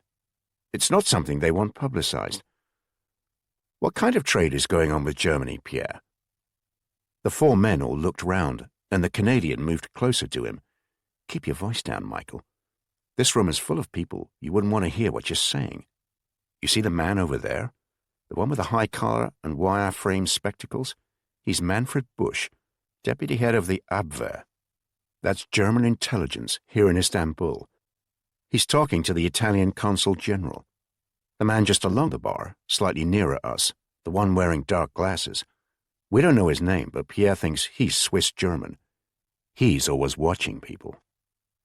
Michael Doyle promised to keep his voice down and repeated his question to Pierre. So what kind of trade is going on with Germany? The Swiss shrugged and looked at the others. The American and the Canadian shrugged too. Buchanan remained impassive. Who knows? Anything and everything would probably be the answer. Why do you ask? I'm digging around for material for my article. For instance, what docks along the Bosphorus are shipments to Germany likely to go from? If you find out, Michael, please share it with us, said Colin Alexander. The Turks tend not to advertise these things. They don't hang banners outside them. But my guess is that anything heavy and sensitive would be shipped from one of the docks on the Asian side of the Bosphorus. Do you agree, Pierre? You spend more time on that side than we do. You may be right. Did you have any specific cargo in mind, Michael? Prince hesitated. The question was too direct to avoid. The opportunity too good to miss. He finished his glass of beer and toyed with the whiskey. I'm not too sure. But raw materials, I guess. I hear Germany imports quite a lot of these from here. I don't know, really. Coal? Chrome? Do those ring a bell, maybe? Prince was aware of a silence, and of heads shaking, 3 of them, Buchanan remaining quite still. Eventually, Mike Silver placed his hand on Prince's arm, as if to stop him drinking. It's dangerous territory, Michael. I warn you. Far be it from me to stop a fellow journalist chasing a story, but if you do, you need to be very careful. And you certainly don't want any of those guys over there knowing what you're doing. Come in, Buchanan. Rare of you to grace us with your presence at the consulate. To what do we owe the pleasure? Buchanan helped himself to a single malt from the sideboard in Bryant and Stone's office, and sat down in the most comfortable chair, gesturing for the 2 men whose office it was to do likewise. An Irishman who I'm not totally convinced is an Irishman. That's all? Doesn't sound like one for us, does it, Stone? Turned up at the bar at the park at lunchtime. Works for an American magazine called Traveling and Travelers. Says he's an Irishman called Michael Doyle, born in Dublin. Lived in England as a child, then ended up in the States. Reasonable enough chap, I suppose. Said he was here to do a series of features. But the more he talked, the less Irish he sounded, if that makes any sense. He started off sounding Irish, then sounded more English. Top this up, will you please, Stone? There's a good chap. That in itself doesn't sound like something that ought to concern us unduly, eh, Buchanan? Then he steered the conversation onto Turkish trade. Said his magazine wanted him to do something on it, which slightly alerted me. Doesn't sound like their bag at all. Then he asked what we knew about Turkish exports to Germany and became rather specific. Wanted to know what any of us knew about coal and chrome, and if they were being exported to Germany, where they may be shipped from. Bryant and Stone looked at each other. Do you chaps know anything about him? Not a thing, Buchanan. Who were the other journalists with you? Silver from the Los Angeles Times, chap from the Globe and Mail in Toronto, and Rochat from Geneva. All trustworthy? Buchan gave them an amused look. None of them are German spies, if that's what you mean. Well, said Buchan, hauling himself out of the chair, I'll leave it with you chaps. I dare say you may want to have a word with London, eh? Michael Doyle returned to the Hotel Bristol after spending the whole afternoon in the fifth-floor bar at the Park Hotel. It had been convivial enough, perhaps too convivial given how light-headed and unsteady he now felt. But the purpose of the visit had been to discover some evidence of the chromium trail, and in that respect it had been a failure. Looking back on it, he recognized his attempts to raise the subject may have come across as being somewhat heavy-handed. The presence there of the taciturn Buchan from the Times had been disconcerting.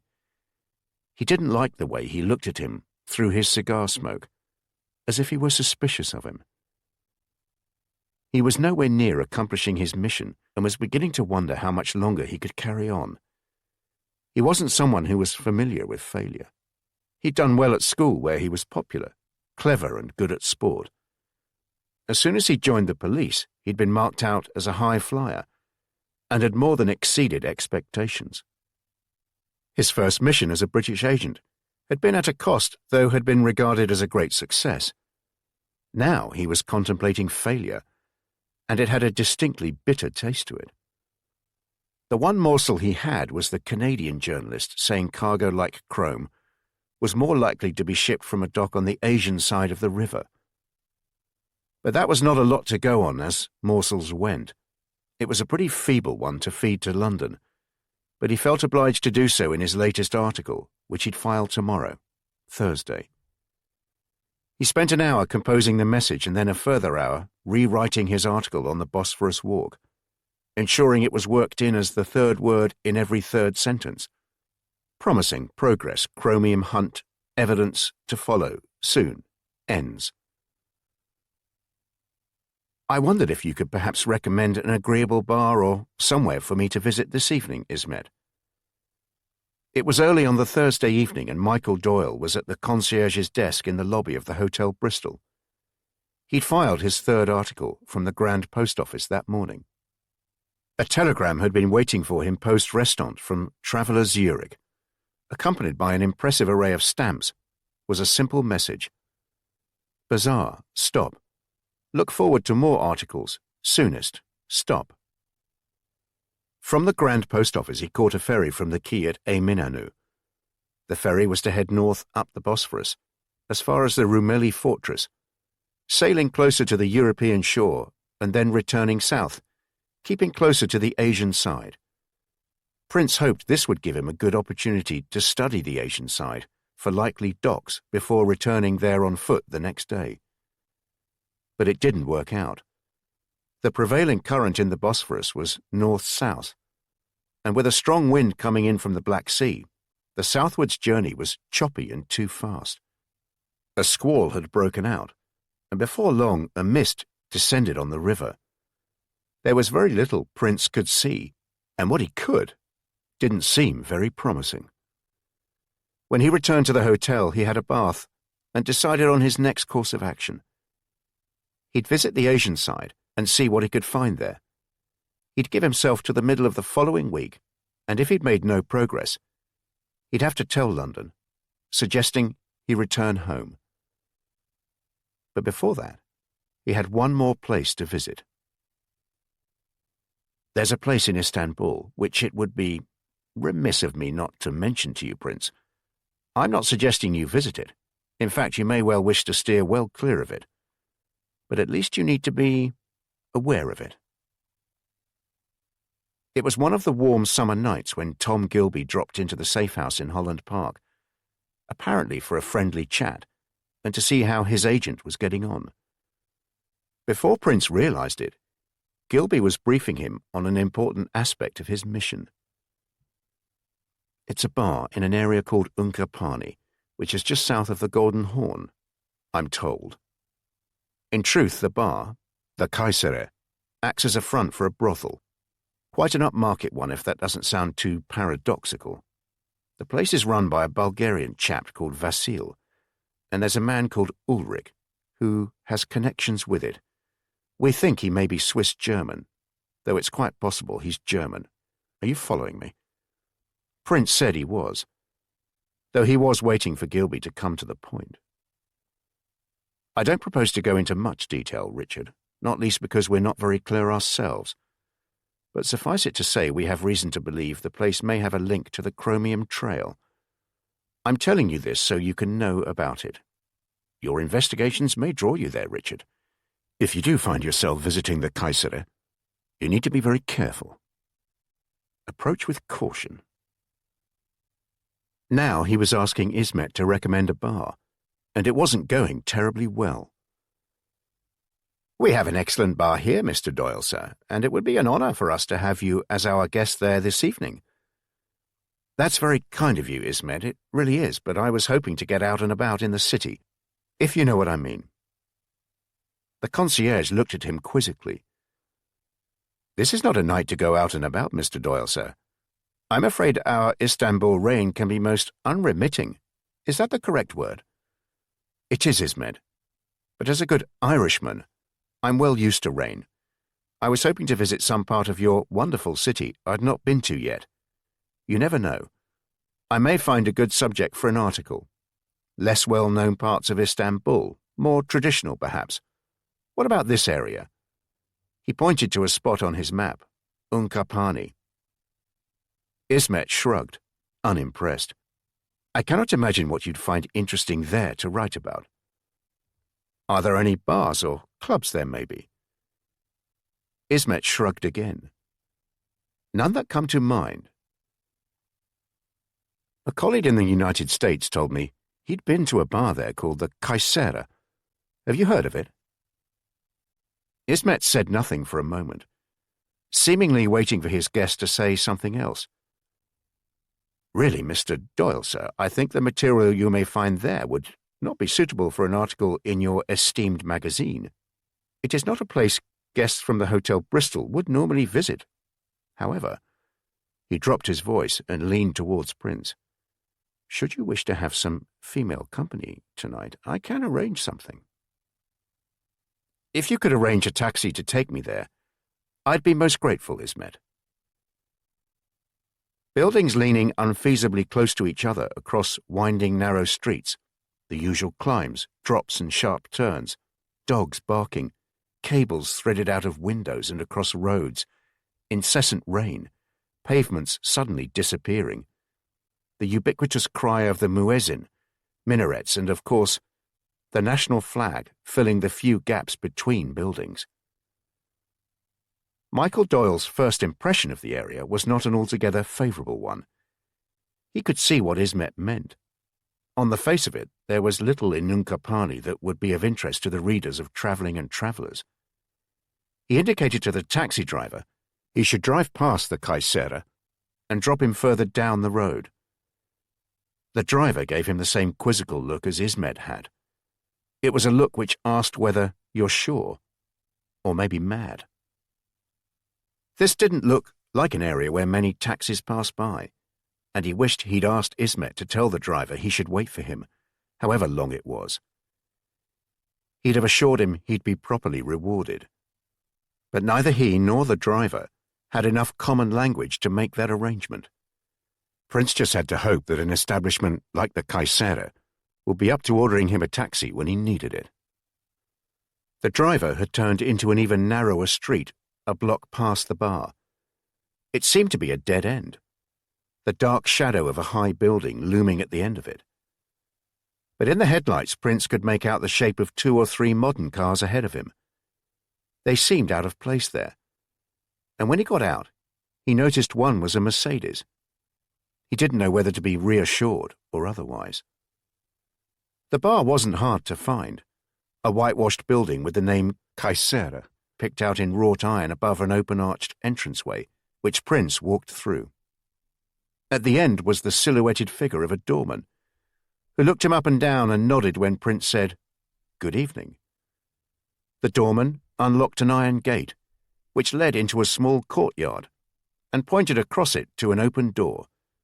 through which spilled a pool of orange light, and the sound of a woman laughing. Prince was used to bars and pubs falling silent when he entered them. As a police officer, he was more or less certain he could reduce a bar to silence as he walked in, even when not in uniform. He'd come to expect one or two people to slide out as he entered. So it was as he entered the Caesera. The door led into a narrow but apparently quite long room, with what appeared to be the kind of velvet wallpaper his grandmother had, and a series of banquettes along the side. The noise level in the room dropped as he entered. All eyes on him. A man with an elaborate moustache and a shiny suit appeared in front of him, his eyebrows raised. "Can I help you?" "Ah, good evening. I was wondering if I'd be able to get a drink." Prince was unimpressed by his own response. He wasn't even sure he'd used an Irish accent. "With pleasure, sir." The man bowed slightly and smiled. "And where are you from? What brings you to Unkapani?" The man had more of an Eastern European accent than a Turkish one. "The place is run by a Bulgarian chap called Vasil." He replied he was an Irish journalist, had heard this was an interesting bar, and thought he'd try it. This wasn't going well. He shouldn't have said he was a journalist, and he regretted using the word interesting. The man he took to be Vasil said it was a pleasure and an honor, and he was most welcome. He moved aside to show him to the bar, and as he did so, leaned close to him. "If you have come here, sir, for a woman, we have a very beautiful Italian lady who will be waiting for you, and we also have a girl from Africa who arrived just this week, very young." Prince coughed. "Quite possibly, but perhaps if I could have a drink first." At the bar he ordered a large whiskey which came in a glass full of ice, which he hadn't asked for and regarded as an anathema. Leaning against the bar, he looked around the room. He thought the clientele in the fifth-floor bar at the Park Hotel had been interesting, like the cast from a detective novel. But in here it was so diverse, it made the Park Hotel look like a gathering of the Rotary Club.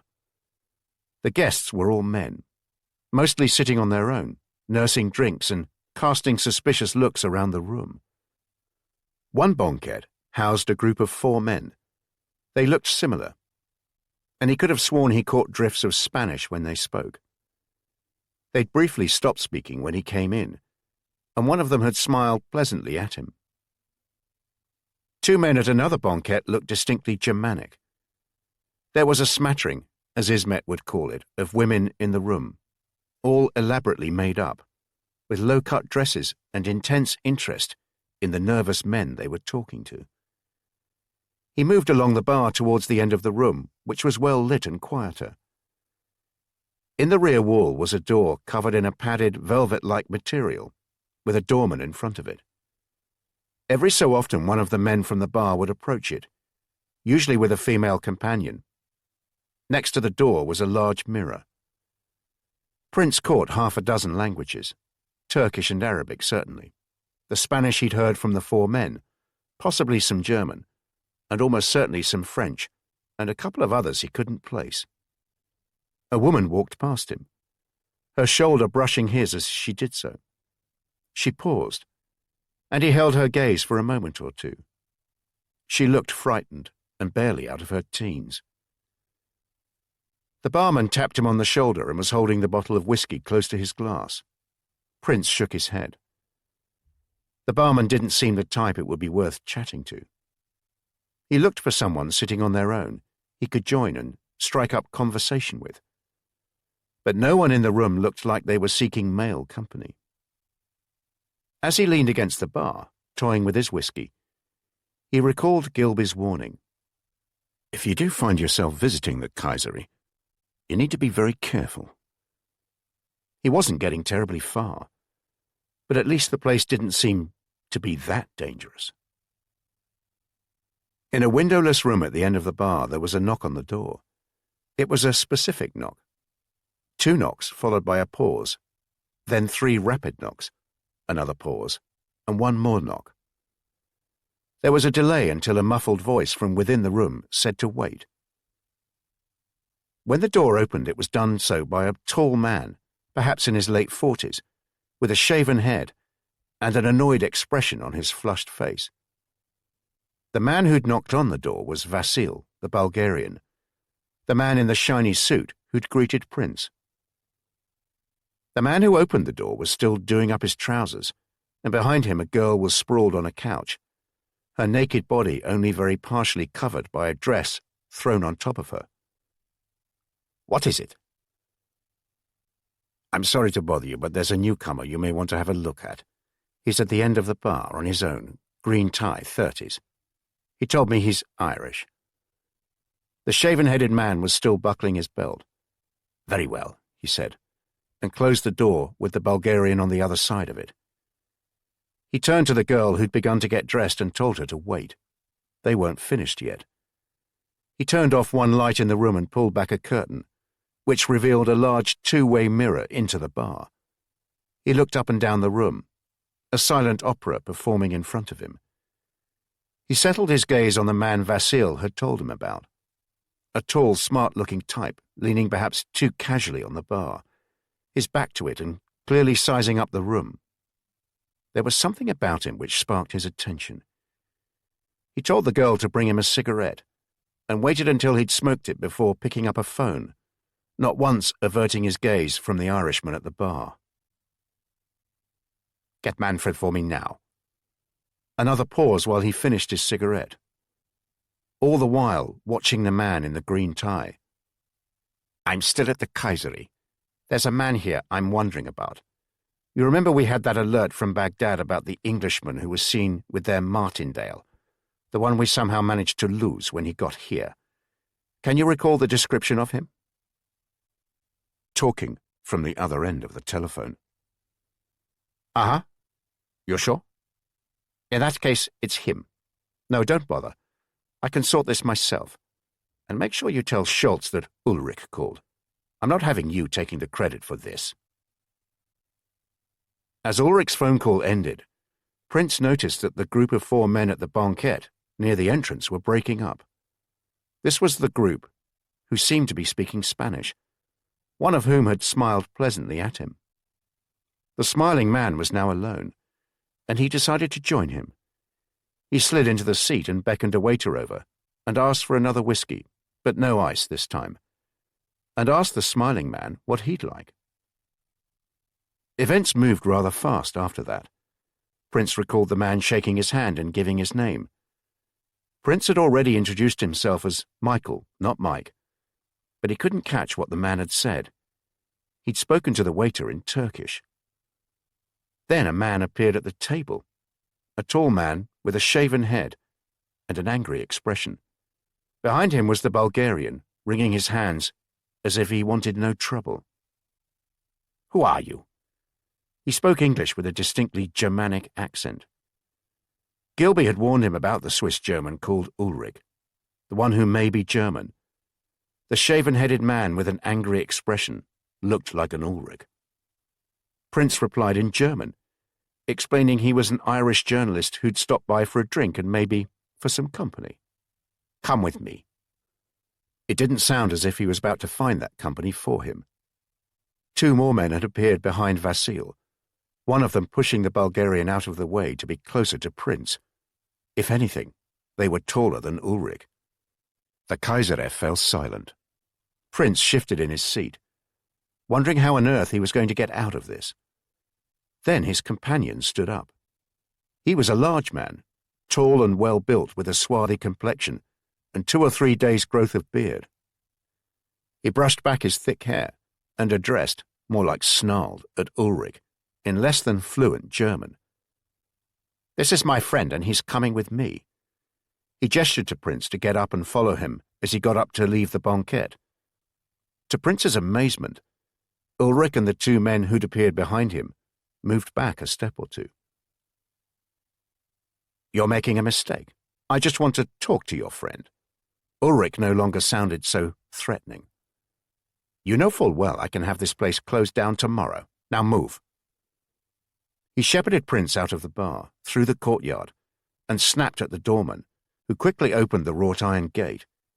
In the street, he turned left and hurried Prince along. For such a large man, he moved surprisingly fast. At the end of the block, they turned into the dead end, where the taxi had dropped Prince barely an hour earlier. The large man whistled and waved an arm above his head. Ahead of them, a car engine started, and its headlights came on as it eased down the small street towards them. It was only when they were in the back of the Mercedes that the man spoke to him. English? Well, Irish, actually. Really? The man raised his eyebrows in apparent disbelief. He gave instructions to the driver in what sounded like Spanish. And where are you staying? His English was not quite as bad as his German. The Hotel Bristol. His companion turned round, looking out of the rear window. They're not following us, but they'll find you eventually, assuming you don't want to be found. Do you want to be found? Prince replied that he'd rather not. He had no idea who this man was, and was beginning to fear it was a trap. Did you give them your name? No, I'm sure I didn't. That's something, I suppose. You should be all right for a day or two. I'll have a word with Ismet. He leaned back against the door, lit a cigarette, and handed one to Prince. He sighed and spoke with the driver again, seemingly instructing him on what route to take. Perhaps we ought to go somewhere first where we can have a chat, eh? This, Prince decided, was a trap.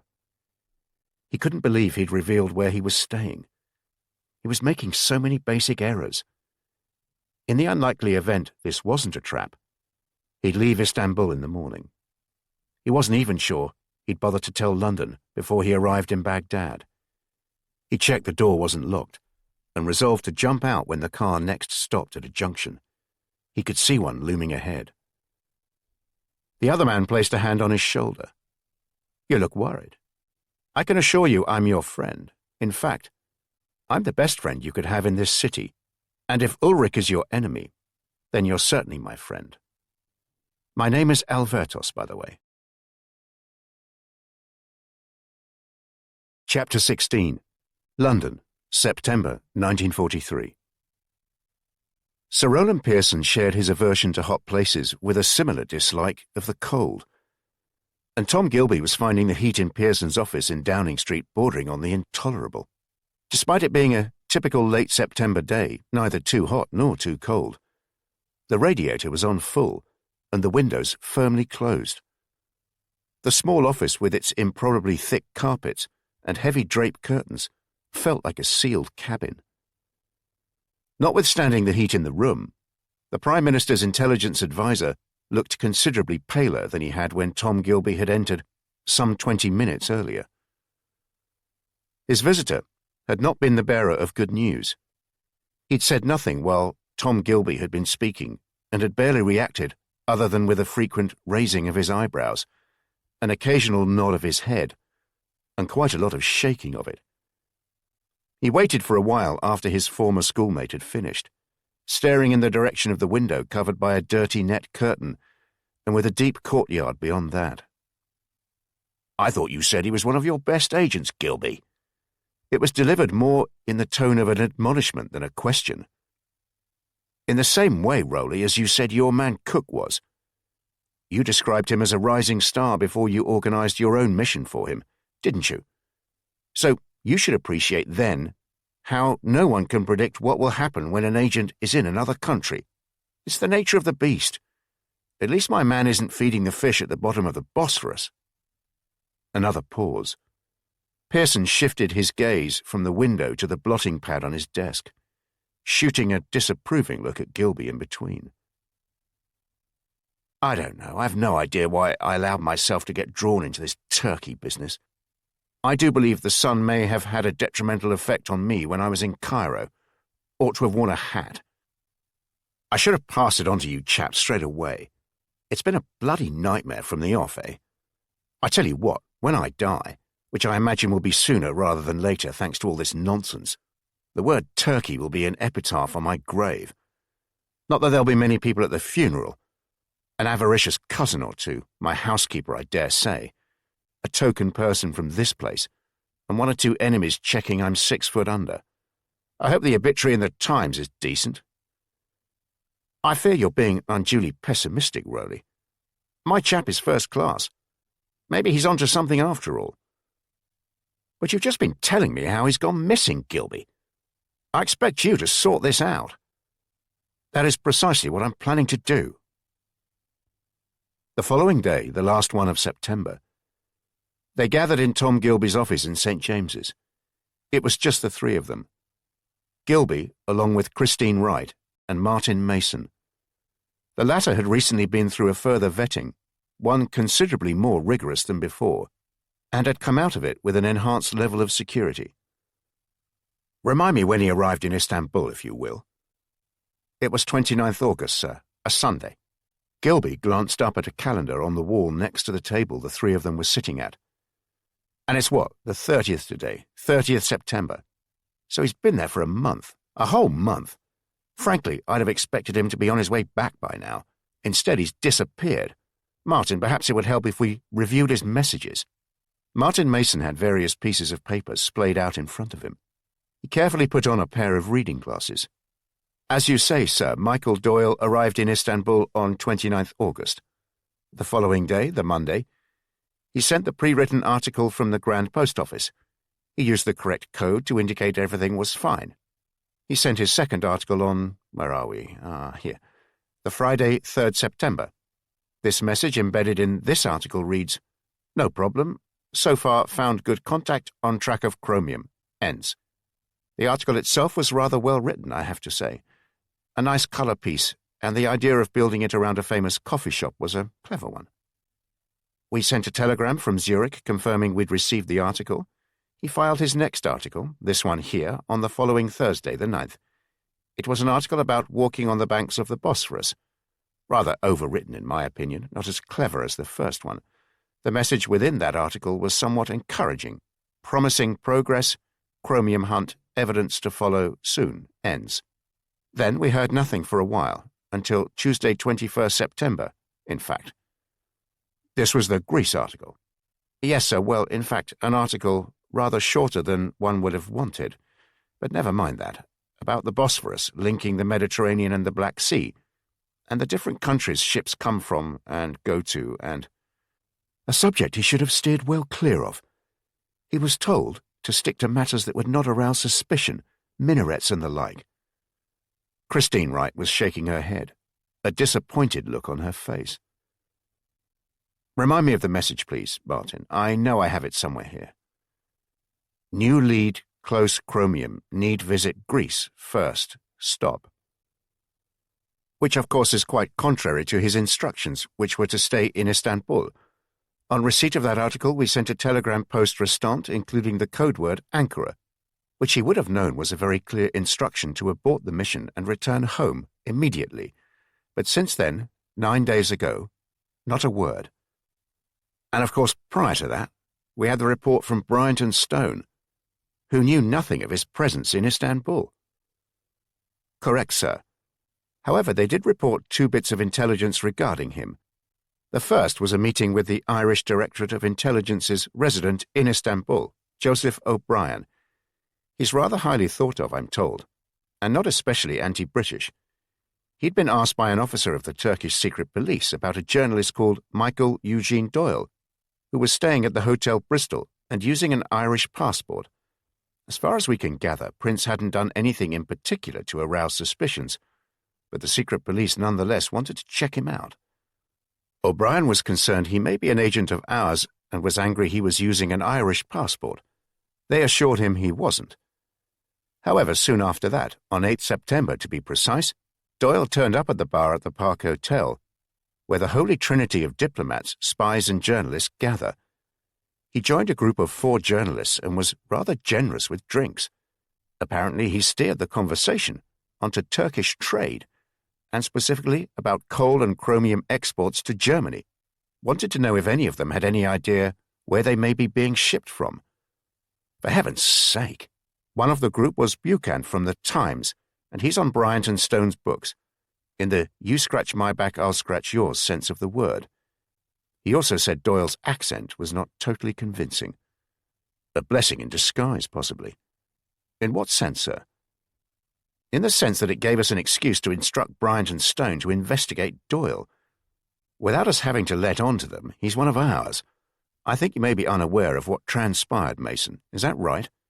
Yes, as we understand it, by the time we received the report from Bryant and Stone and then responded to them, telling them to see what they could find out about Doyle, it was, the following Thursday, the 16th.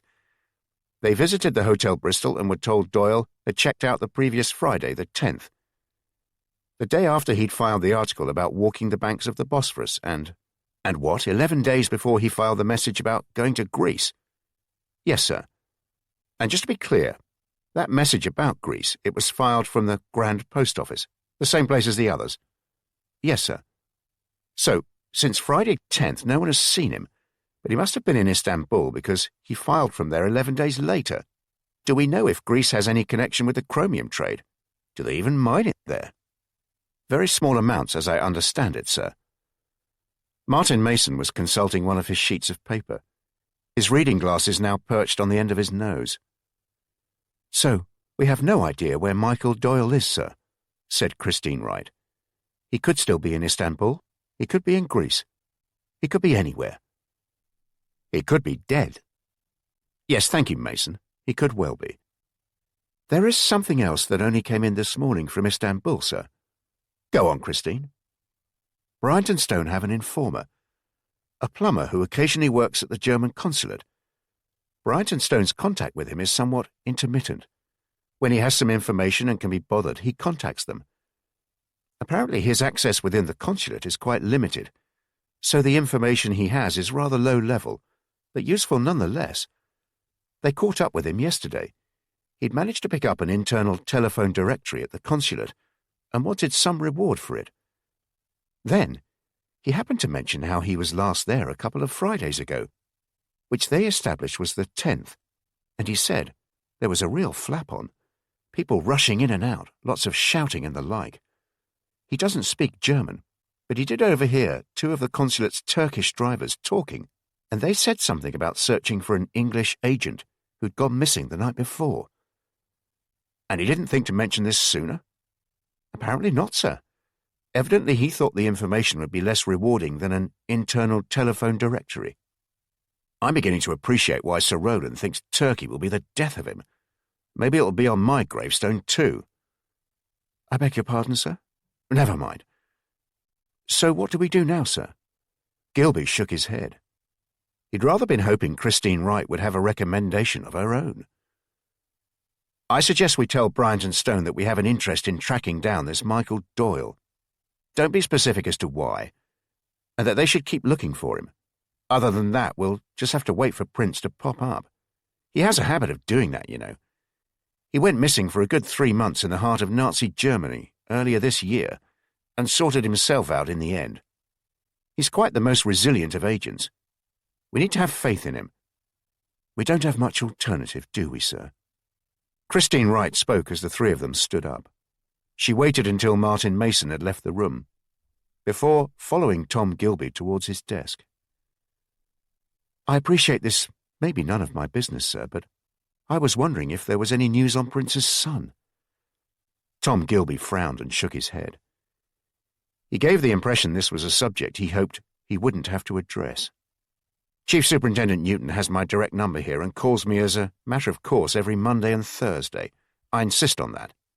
He can't be faulted for perseverance, and he's methodically working his way through every Brown in the country.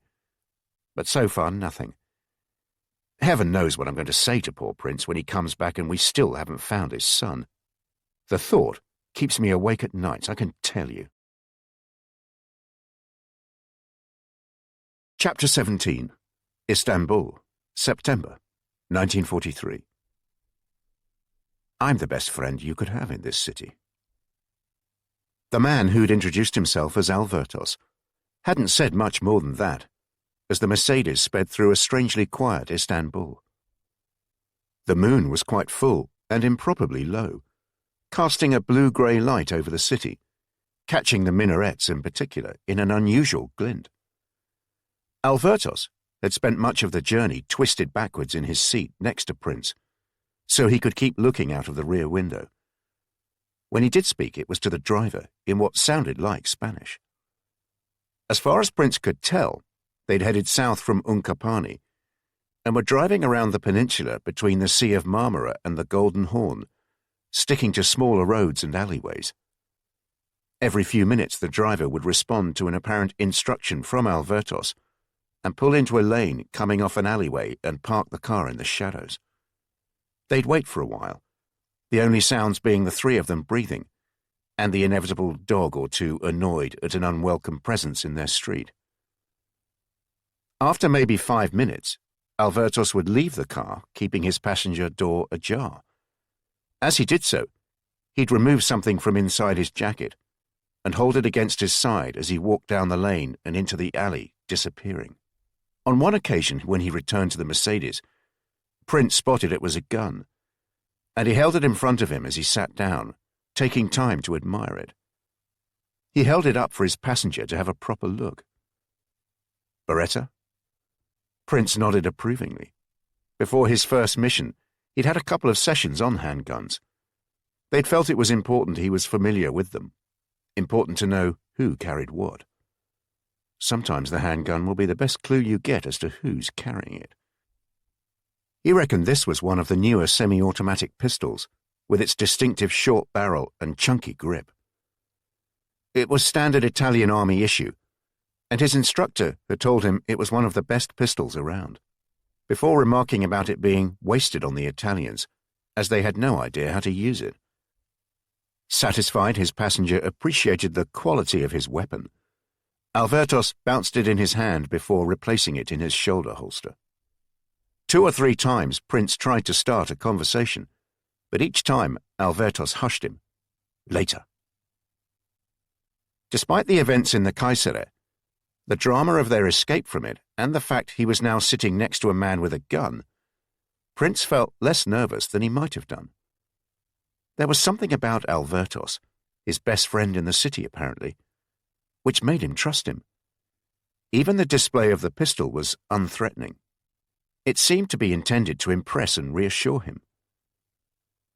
Soon he became aware of the Sea of Marmara on their right before they entered Sultan Ahmet, with the Blue Mosque and the Hagia Sophia both splendidly lit, a sight which still took Prince by surprise.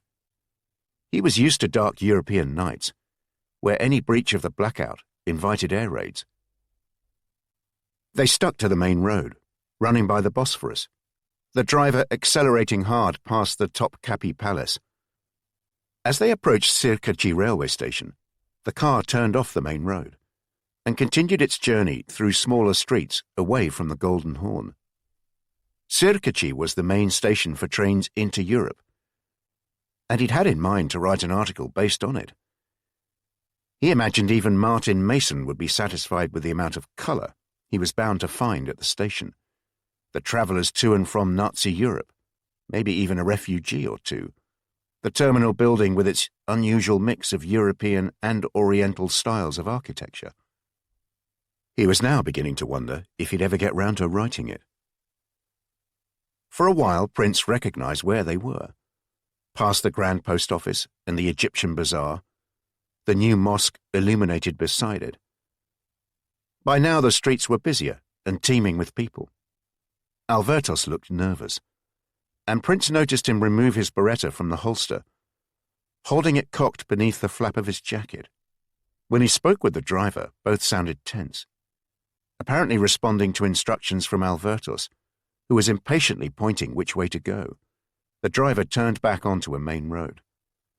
Prince recognized they were driving through Uncapani, and he briefly wondered if this was a trap after all, if, for some unaccountable reason, they were returning to the Kayseri. Then they entered an area which somehow felt different, and both Alvertos and the driver appeared more relaxed. The buildings seemed more tightly packed, with fewer people on the streets. Once more the driver pulled the Mercedes into a small lane and waited while Alvertos left the car, returning just a couple of minutes later but this time accompanied by a young man who said nothing, glancing briefly at Prince as he climbed into the front passenger seat. 5 minutes later, the car pulled up in front of a high wall, freshly painted white and with the tops of palm trees swaying behind it in unison. In the middle of the wall was a pair of black metal gates, almost as high as the wall, with spikes arranged across the top. The young man who joined them a few minutes earlier appeared by Prince's door and opened it, and by the time he'd got out of the car, the iron gates had already closed behind them. Alvertos beckoned to follow him into the building, a villa-style house built around a courtyard, with palm trees and tiled fountains, and 2 other parked cars. In one of the doorways he spotted a man standing in the shadows, the silhouette of a shotgun held in front of him clearly visible. A large wooden door unlocked, and he and Alvertos were now in a dimly lit hallway. "Welcome. You're my friend and guest. David will search you first, and then we will talk. I'm sure we have much to talk about, and to drink." The young man who'd searched him had been exceedingly polite and even apologetic, but Prince couldn't fault the thoroughness of the search. It was the work of a professional. He was then taken into a lounge with little in it other than a sofa and a side table. The young man brought him a large whiskey, no ice, and a carafe of water with a glass. "Please wait here. Alvertos will be ready soon." Alvertos wasn't ready soon. In fact, it was well over an hour before Alvertos was ready. During that time, the young man popped in frequently to check he was all right and to offer him more to drink. And it was while he was waiting that Prince began to wonder. There was no getting away from the fact his visit to the Kayseri had been misguided. It hadn't taken very long for him to come under suspicion. Despite Gilby's warning to be careful, he'd managed to sound naive and had soon come up against Ulrich, the man he'd been warned about. In the circumstances, he was exceedingly grateful to Alvertos for rescuing him, and during the lengthy car journey that followed, he had little reason to suspect anything, but that, he decided, could be the problem. What on earth was Alvertos' reason for rescuing him when they'd only just met? He'd invited himself over to the table, introduced himself, and ordered a drink. It was not as if Alvertos owed him a deep and lifelong debt of friendship. What if this was a sophisticated ruse to find out who this Irish man who turned up at the Kayseri really was and what he was up to? It was possible, he decided. They wanted him to feel so grateful to the mysterious Alvertos, he'd have no problem in opening up to him, happy to tell him who he was and why he'd been at the Kayseri. And then there was the fact they appeared to be Spanish. What were Spaniards doing in Turkey, of all places? Was there a link with Franco's fascist regime? Were they doing the dirty work for the Germans in another neutral country?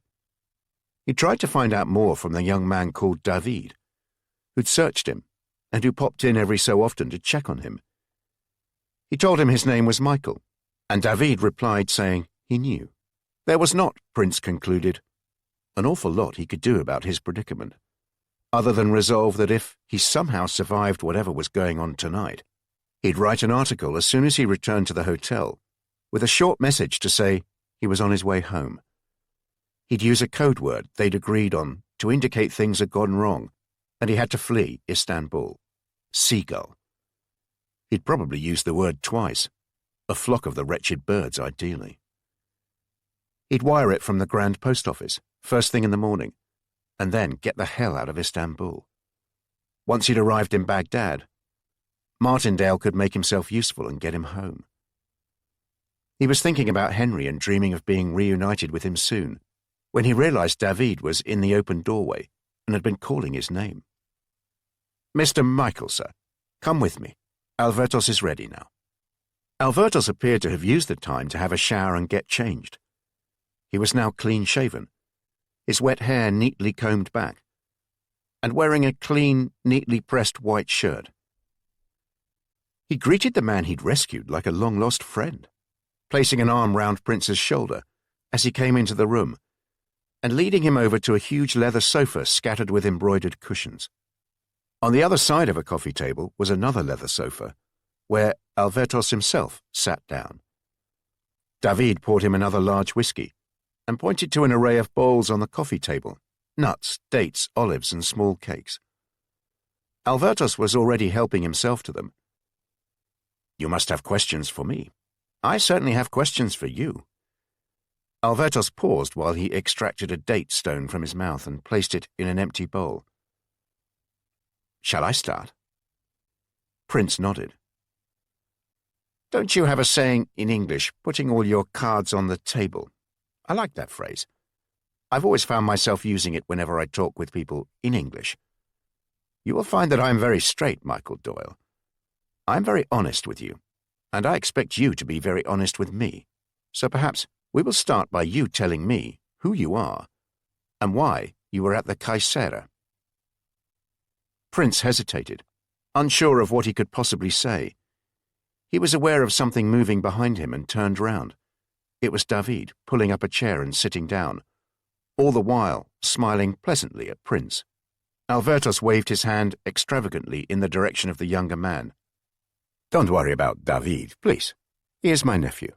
He will help you. Now, you were telling me who you are and what brought you to the Caesarea. Let me say one thing first that may help how you tell me the story. You have to excuse me. I speak 6 languages, and English is one I am not very fluent in. What I will say first is this. You came and sat with me, and almost immediately Ulrich came over and wanted to take you away. He said you were to come with him, and he brought 2 of his heavies with him. Ulrich is a Nazi agent, Michael Doyle, and he came straight for you, and I want to know why. I've never met him before. The first time I saw him was when he appeared at the table." "I didn't ask whether you'd met him before. I asked who you are and why you came to the Caesarea. Did you have any idea about its connection with the Nazis?" There was a little less bonhomie about Alvertos now. Just along the sofa from Alvertos, nested between 2 cushions, Prince spotted the Beretta in its shoulder holster. Prince coughed, took a sip of whiskey and spoke quietly and slowly to ensure his Irish accent didn't slip. "My name's Michael Doyle. I'm Irish, but I've lived in the United States for a number of years. I'm a journalist with a magazine called Traveling and Travelers in New York City. I've mostly been based in the office, but recently I started traveling on assignments myself. On this trip I've been to North Africa, including Egypt and then Iraq. I arrived here on the Taurus Express 10 or 11 days ago. I've written a number of articles on the trip and filed them to the Traveling and Travelers Bureau in Zurich. Hopefully my editor will like them, and they'll be published soon." He chuckled, as if Alvertos would understand a journalist's insecurity about whether an article would be deemed good enough. Had it really been necessary to mention the Bureau in Zurich? "And the Caesarea, what brought you there tonight?" "I felt all my articles from Istanbul had been about well-known places, the ones in the guidebooks, if you know what I mean. I felt I needed to find places that would show another side to Istanbul. Before I left New York, I'd been speaking to a friend of a friend, who'd been here before the war, and he mentioned a few places. The Caesarea was one of them. So tonight I thought I'd try it. It wasn't as I'd imagined. I was hoping for somewhere a bit more, I don't know, traditionally Turkish." Alvertos roared with laughter, rocking back into the sofa and slapping his thighs. He sighed, wiped his forehead with a napkin from the table, and tipped a few olives into his palm before pushing the few that remained in the bowl towards his guest. "You see, now I'm suspicious of you, my friend. Anyone who imagines the Caesarea would be a traditional Turkish venue must be mad. The Caesarea is a brothel, quite a good brothel as it happens, but a brothel nonetheless. And the Caesarea is also one of a number of places in Istanbul that operates as a front for the Germans. It's run by a German called Ulrich, who says he's Swiss. They like to have these places they can lure people to, where they can get intelligence from them or blackmail them. They have a couple of shops in the center of Istanbul they use as fronts, along with at least one restaurant, and even a barber shop. The Caesarea is a place where they invite prominent people, and then provide them with prostitutes. They find this often leads to them obtaining information these people would otherwise have been unwilling to divulge. So maybe you can be more honest with me." But how come you were there, Albertus? And why did you threaten to have the place closed down? I think that's what you said. Are you involved with the Germans? Albertus said nothing for a while, as he scooped up a handful of nuts and concentrated hard as he popped them into his mouth, one by one. He spoke to David in Spanish, and after a brief conversation, the nephew came to join his uncle on the sofa. You are clever, Mr. Doyle, if that is your name. That was a good question. You have put me in a position where I am showing my hand earlier than I'd intended to, before you have told me everything. So I will tell you now, on the condition you are then more honest with me, eh? Prince nodded and drank more of the whiskey. My name is Albertos Kami. I'm from Thessaloniki in Greece. You've heard of it? Greece? Thessaloniki, don't be clever with me, Mr. Doyle. Thessaloniki is a major port, and my business there was not one you'd describe as wholly legal. In fact, the opposite. I ran the biggest black market operation in Thessaloniki, and I also had a small operation here in Istanbul before the war, though it's much bigger now. I had to leave Thessaloniki in a hurry in 1941, and I came here. For many reasons, it's safer for me to operate in a neutral country. My sister, David's mother, married a Turkish man, and we've built up my operation here. I have good contacts in the port, and I still have my black market operation. But my business has also expanded. I control prostitutes in this part of the city. Most of the area on the southern side of the Golden Horn is controlled by me. It may surprise you, but prostitution is tolerated to an extent in Istanbul, though we have to spend a lot of money bribing the police to ensure it remains tolerated. The only way the Kayseri could operate as a brothel is by cooperating with me. So that is why I said I could have the place closed down. You understand? It's business, nothing more than that. I hate the Germans more than you'll realize, my friend. But my logic is that if they didn't have their brothel where it is, they'd open one elsewhere in the city, where I may have no influence. This way, I like to think I may somehow be able to keep an eye on what the Germans are up to. I'm not sure I'm following all this. Prince pushed his glass of whiskey away from him. He'd already drunk too much. So you're Greek? Correct. With family here in Turkey? Albertos nodded. And yet, as far as I can gather, you're speaking Spanish. Is that correct? Another quick conversation between uncle and nephew. Now I really am going to put all my cards on the table. We are actually speaking a language called Ladino. It is essentially medieval Spanish. Have you heard of it? Prince shook his head. Ladino is the language used by Jews who were expelled from Spain over 400 years ago. They settled mainly around the Mediterranean, including communities in Greece and in Turkey. There's a very large community in Thessaloniki, and another one here in Istanbul. Ladino is our common language. Prince looked even more confused. So you're Jews? Albertos and David nodded. And you're working with the Germans? Albertos shrugged, as if he could appreciate Prince's evident confusion. It's a way of us having influence over them. We watch carefully what's going on there. One day we intend to use this information to help the British. Don't be in any doubt, my friend. We're on the side of the British. That's why I helped you at the Kayseri. I thought you were British, and believe me, if you'd gone off with Ulrich and his dear friends, I don't know what would have happened to you, but it wouldn't have been good. People have disappeared from the Kayseri. You say you have a black market operation based around the ports. You're asking a lot of questions. Perhaps you could help me. I'm looking for information about the port. I'm interested in writing an article on what is being shipped from them, particularly to, say, the Germans. You're writing an article on that? Why not? Because I don't believe you. Who writes an article on a subject like that for a travel magazine? He paused. However, there's very little that comes in and out of the ports on the Bosphorus that I don't know about. So, I'm sure I can help you. Prince hesitated. It didn't sound as if Albertos had finished. He'd said something to his nephew, who'd gone to the door and called down the corridor. Albertos indicated they should wait, and a few minutes later someone knocked at the door. David brought over a tray of coffee and placed it on the table. I've been more than honest with you. I've told you I'm Jewish, which is not something one wants to tell too many people with this war on.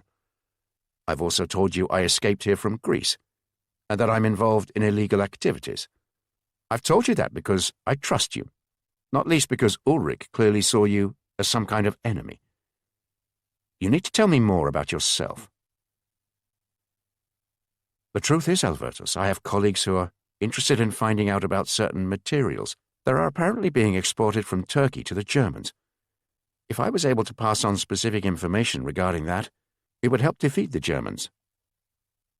So, you're a spy. I'm a journalist, Albertus. I write articles for a travel magazine.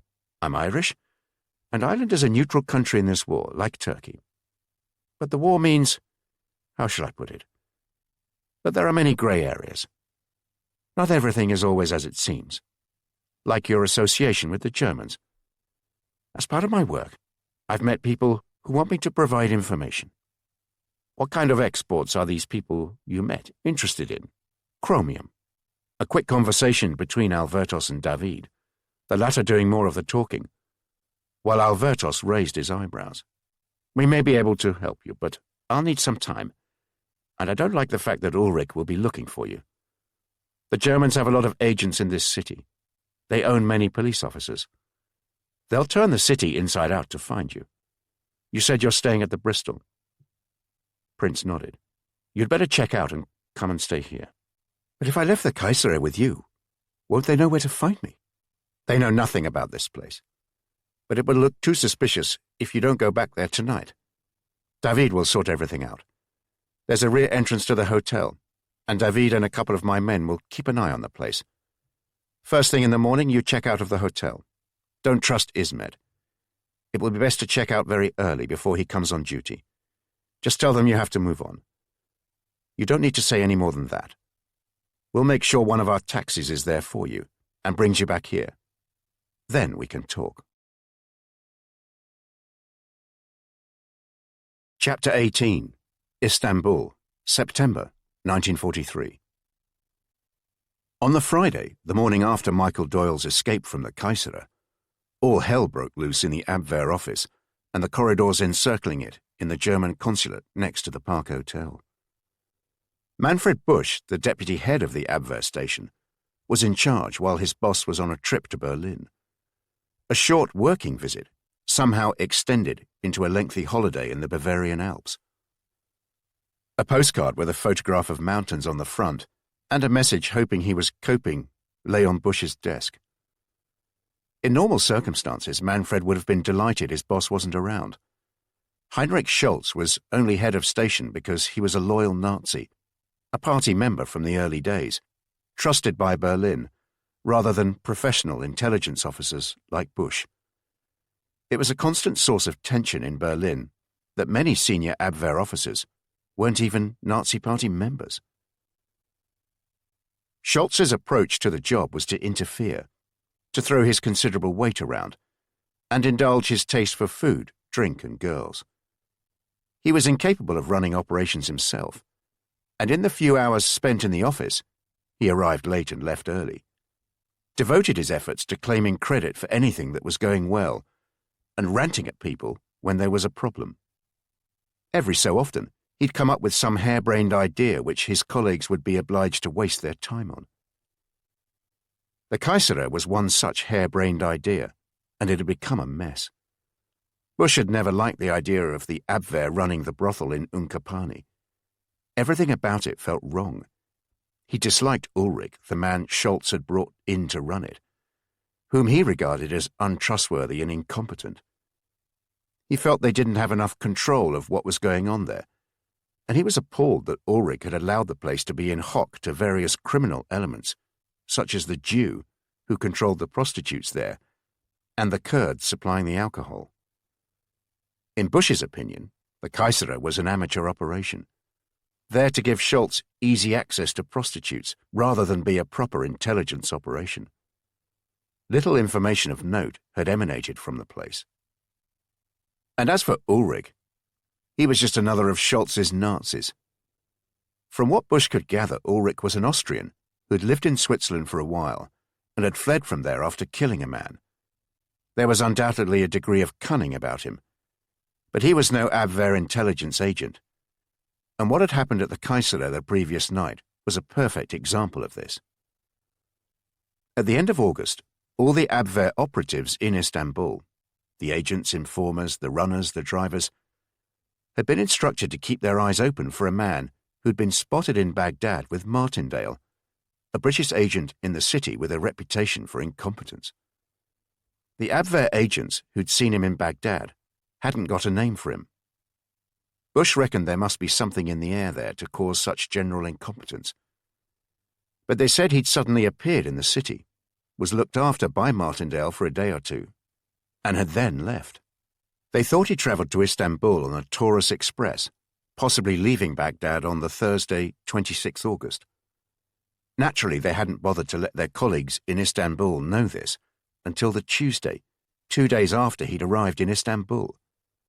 None of their contacts at the various hotels had an Englishman who'd arrived there on the Sunday. Baghdad did have a description, though. Tall, possibly in his mid-30s, that kind of thing.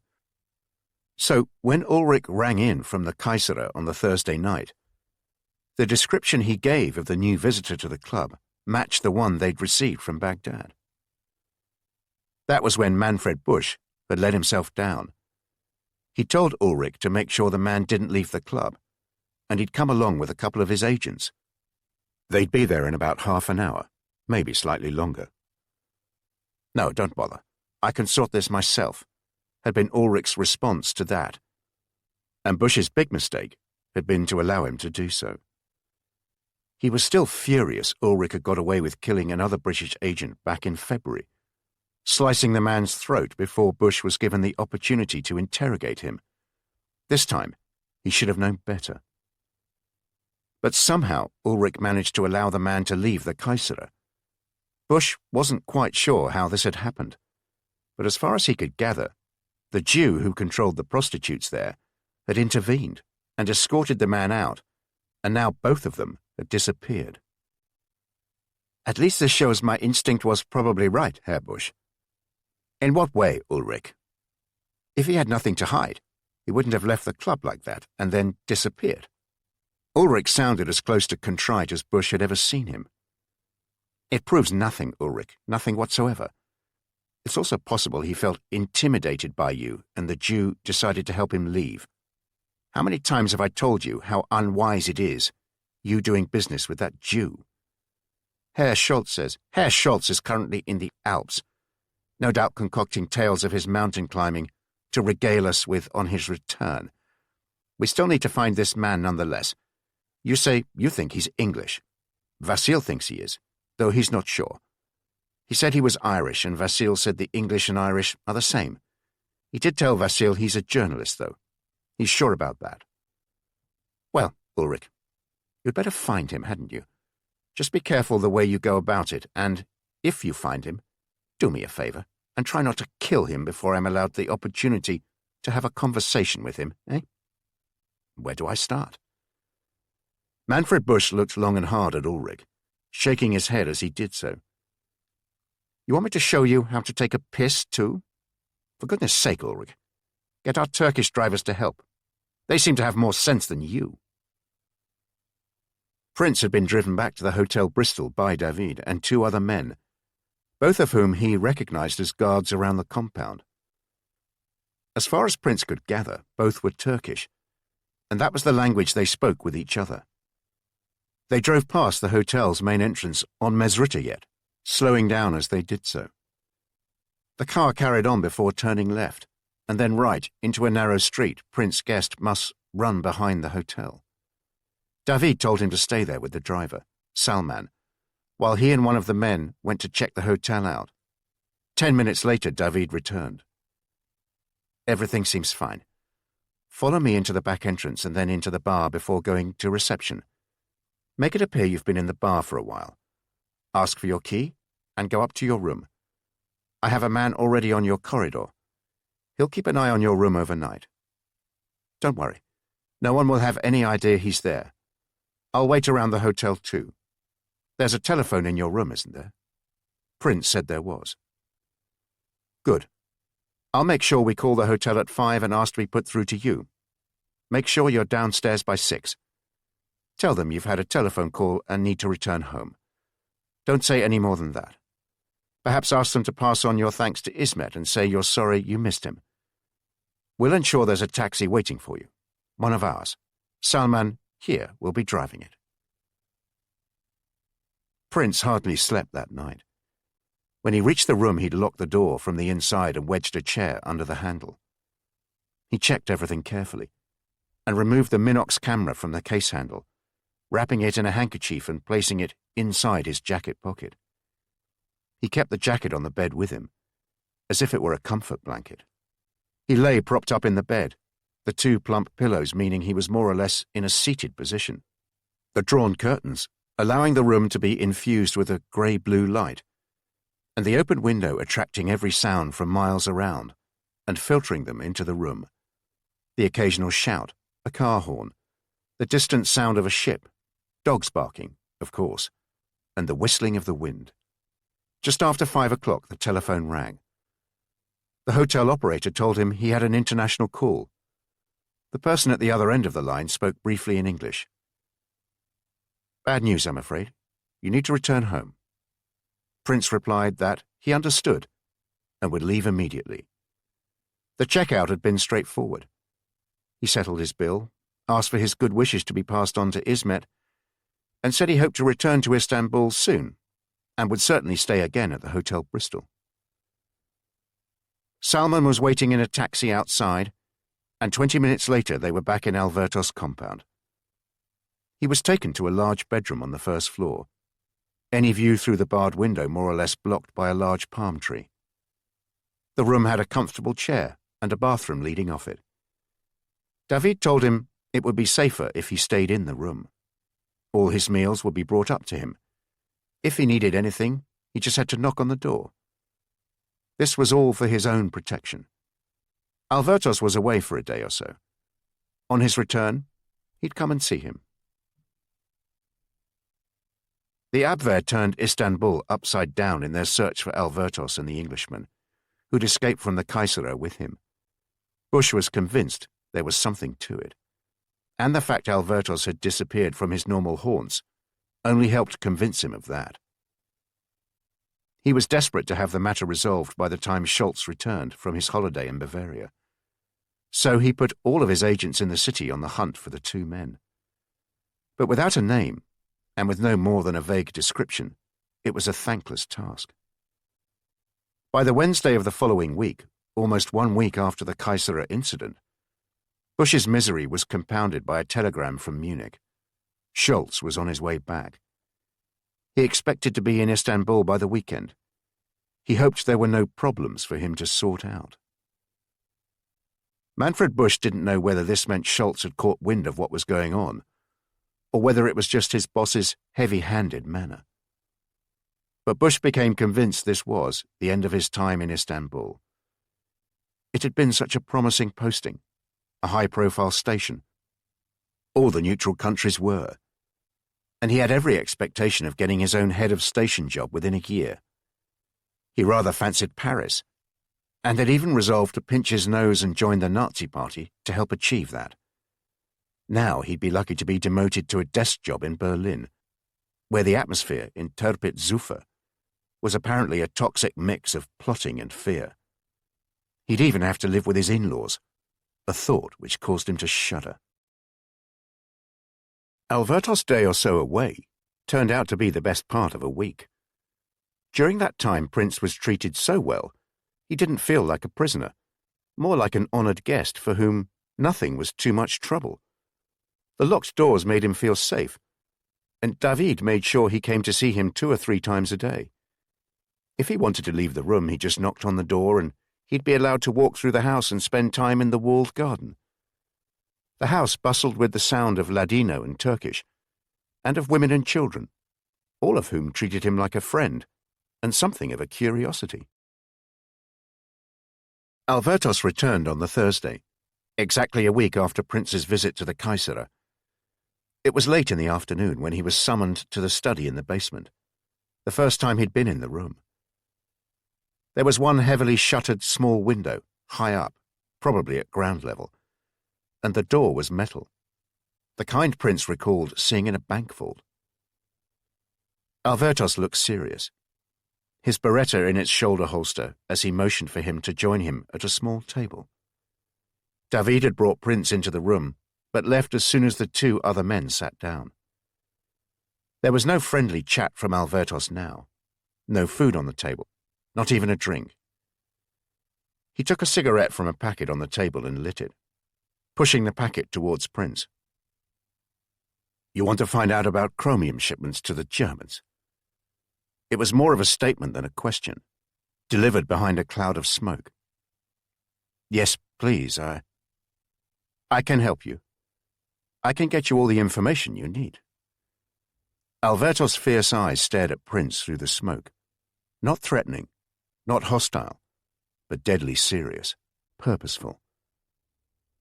"Well, thank you, But first, you do something for me, my friend. You see, I know you must be a British spy. Why else would you want that information, and why else did the Nazis react like they did at the Kaisera? You don't need to answer me, but it is enough for me to know you're a smart man and will be able to do as I ask. And of course, I'll be helping the British. You do this job for me, and when you get back to Istanbul, I'll help you. In fact, it will be my pleasure."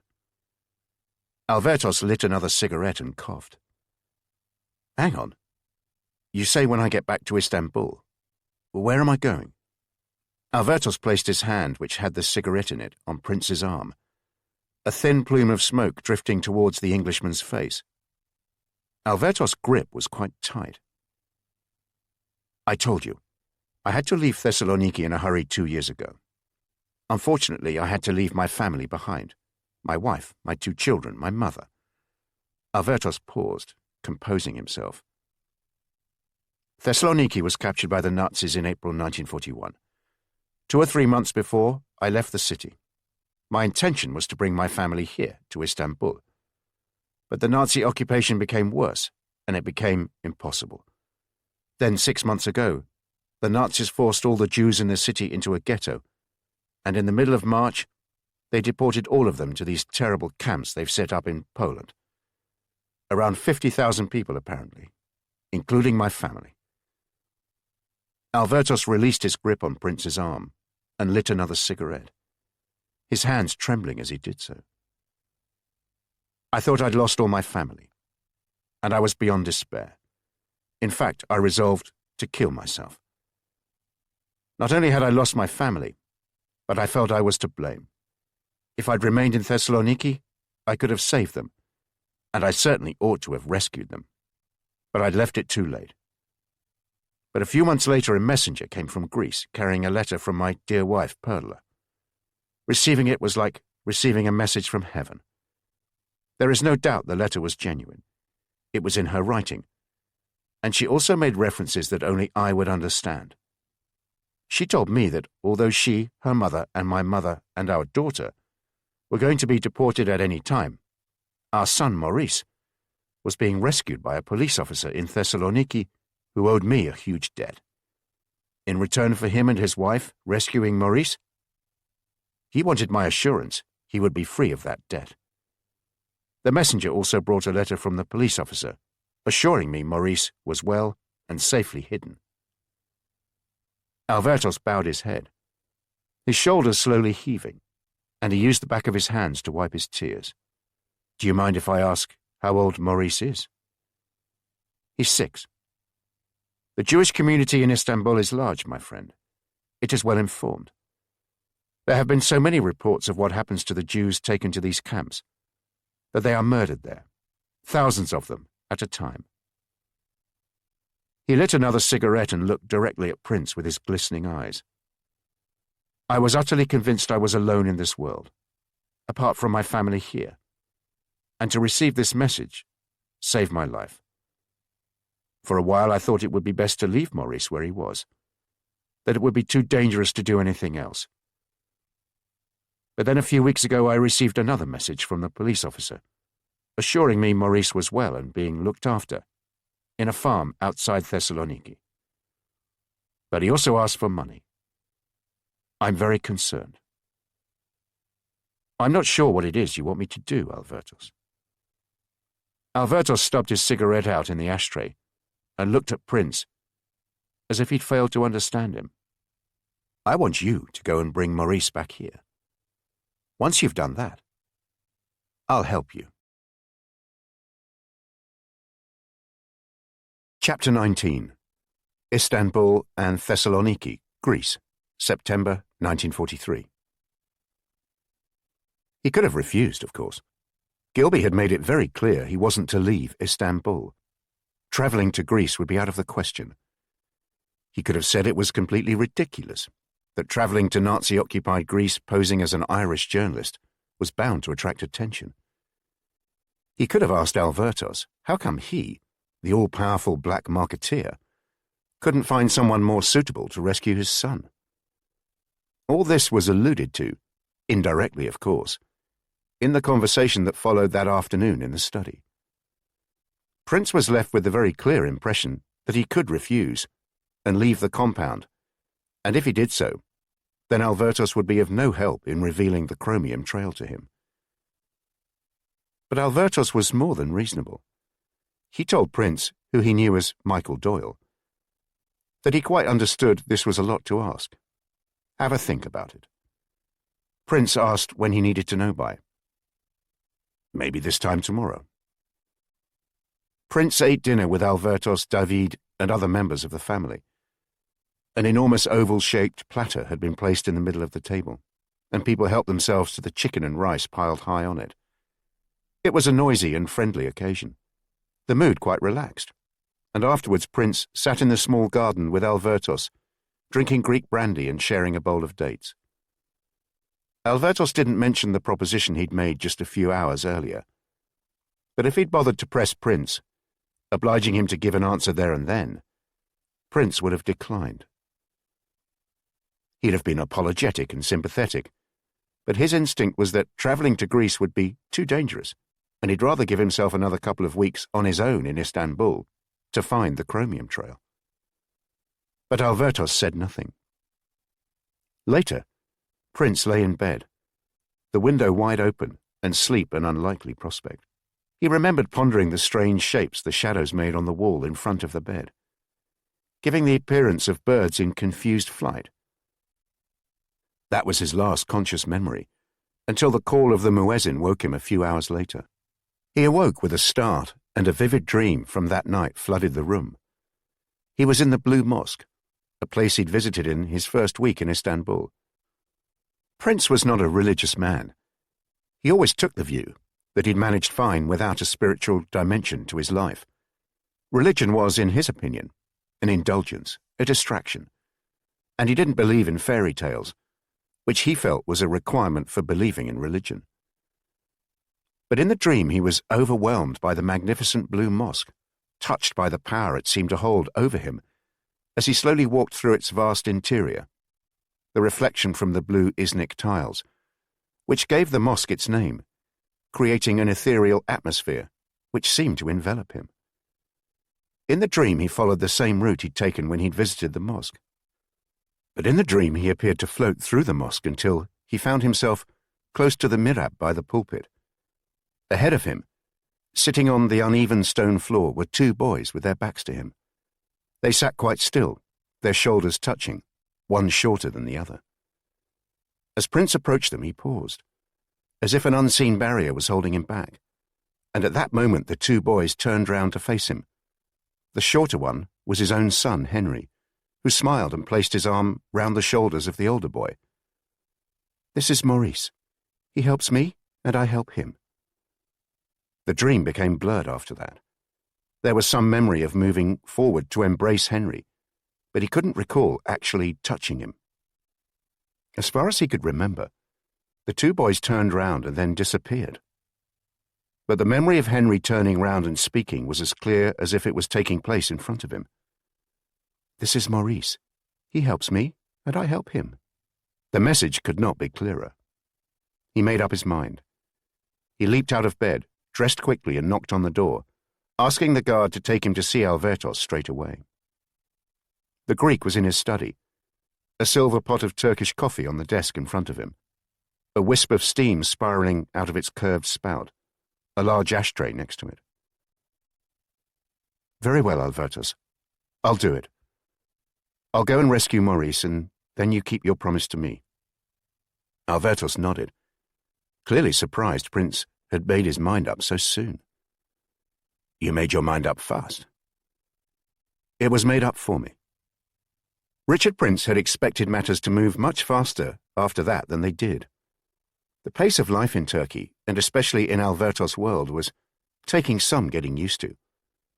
He'd imagined Albertos viewed the rescue of his son as a matter of urgency, and, having recruited his rescuer, would be keen to send him to Greece as soon as possible. But not for the first time, Albertos disappeared. He was around for some of the Friday and called him into his study at lunchtime. He embraced Prince warmly, holding him close for longer than Prince was comfortable with, and told him they were now brothers. Albertos then announced he needed a few days to arrange the trip. He wouldn't be around over the weekend. Was there anything his brother needed? "I need to send an article to my magazine. They'll be worrying as they've not heard from me for over a week. Could I borrow a typewriter and some paper, please?" Albertos told him they'd bring him the best typewriter money could buy in Istanbul, and Prince replied that really wasn't necessary, just so long as it worked and had all 26 letters of the English alphabet and most of the punctuation. He spent much of the weekend writing the article. He felt he had to be frank with London. He could send an article containing a positive message about how the hunt for the chromium trail had taken a positive turn, and he expected to have good news soon. Well, sooner or later. But one had to be patient, etc. But he worried London might not buy yet another one like that, and he decided it was best to let them know he was going to Greece. That way, if anything bad happened to him there, at least they'd know where he was. So he wrote a relatively short article about trade on the Bosphorus, how it flourished despite, or arguably because of, the war, and the remarkable way the river linked the two worlds of the Black Sea and the Mediterranean. It was not quite the subject matter they had in mind, but he felt it was the best way of getting across the message that he was going to Greece. He'd agreed with David that the article would be filed from the Grand Post Office on the Tuesday, so his message was embedded in the first words of every third sentence. New lead, close chromium. Need visit Greece first. Stop. He hoped they'd be pleased with the news, that he had a new lead for the chromium, but imagined they'd be a bit annoyed at the news he was visiting Greece. Albertos returned to the compound on the Monday night in the middle of a storm that seemed determined to work its way into every corner of Istanbul. Despite the incessant sound of the rain beating around them, Prince was alerted by shouting in the courtyard and the slamming of doors. He'd been waiting for dinner in the lounge and went into the corridor just as Albertos marched in, evidently angry at getting soaked on the short walk from the car to the front door. He paused and looked at Prince as if surprised he was still there. He announced he needed to change and they'd talk after dinner. They did so back in the study, the sound of the storm now much more muffled, but its presence still obvious. "It's a good job you're not travelling tonight." Albertos moved his beretta to one side of his desk and removed 2 large cigars from a wooden box. He snipped the end of both of them before passing one to Prince. "David tells me you want to send an article to your magazine." "That's right, Albertos. I need to send it tomorrow." "I'd like to see the article, please. Maybe you could fetch it." Albertos was frowning through the thick cigar smoke. He sounded suspicious and read the article carefully, his mouth moving silently but no sign of any reaction. Prince was concerned. Albertos would wonder if there was a message concealed in the article or query the reference to Greece, but he seemed satisfied with it. He told Prince that it was too risky for him to file the article in person. David would go to the Grand Post Office the next day to do it. "We need to keep you out of view until you're ready to leave." "Are people looking for me?" "The Germans are still looking for you, my friend. They don't know who they're looking for, if you see what I mean. They only know what you look like, Before you leave, I need to be certain the Turkish authorities don't know about you. Our information is that they don't, but that could change. There's a train that leaves Istanbul at 6 o'clock on Thursday morning. It's due to arrive in Thessaloniki between 8 and 9 that night. That's the train you'll go on. Are you sure, Albertos? You're sure I won't arouse suspicion? We are as certain as we can be that no one is suspicious about your identity at the moment. I've just told you that. In any case, we'll check again late on Wednesday. But you must remember that there is a deep suspicion and distrust between Greeks and Turks. If I get a Greek to bring Maurice here, then they'll come under suspicion as soon as they enter Turkey with him. If I send a Turk from here to collect him, they'll have a hard time in Greece. And if I send a Jew, well, what Jew is going to travel into a Nazi-occupied country, eh? So that's why I'm sending you. 5:30 on the Thursday morning in Istanbul. There was an almost autumnal chill about the city, as the sun was in the very early stages of rising above the Sea of Marmara. This didn't stop the city coming to life. The traders pushing their carts, the lorries pushing through the traffic, the fishing boats bobbing up and down on the Bosphorus, seemingly with all the time in the world. It was 23rd September, and Albertos didn't want Michael Eugene Doyle to arrive at Sirkechi station too early. He was convinced the Germans would be watching the station. That's what they do. The conversation had taken place the night before in the study with David and another man sitting alongside Prince. The other man was older, his nationality unclear. They hadn't been introduced. Albertos had spent some time giving Prince his final briefing: what to do at the station, how to behave on the journey, where to go in Thessaloniki, how to contact the police officer, how to get back. You'll arrive on the Thursday night. Make contact with him on the Friday. Allow them a day, maybe two, to bring Maurice to the city.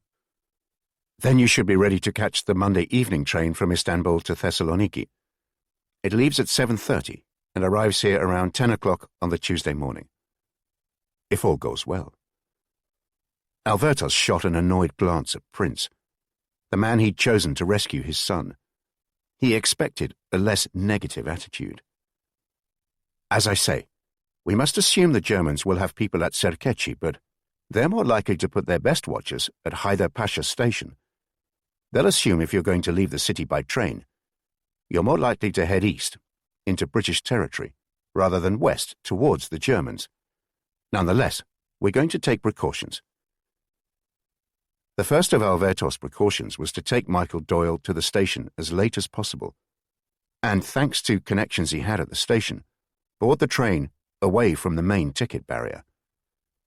The second precaution was the older man who'd sat in on the meeting in the study. Albertos finally got round to introducing him as Georgie, one of my most trusted men.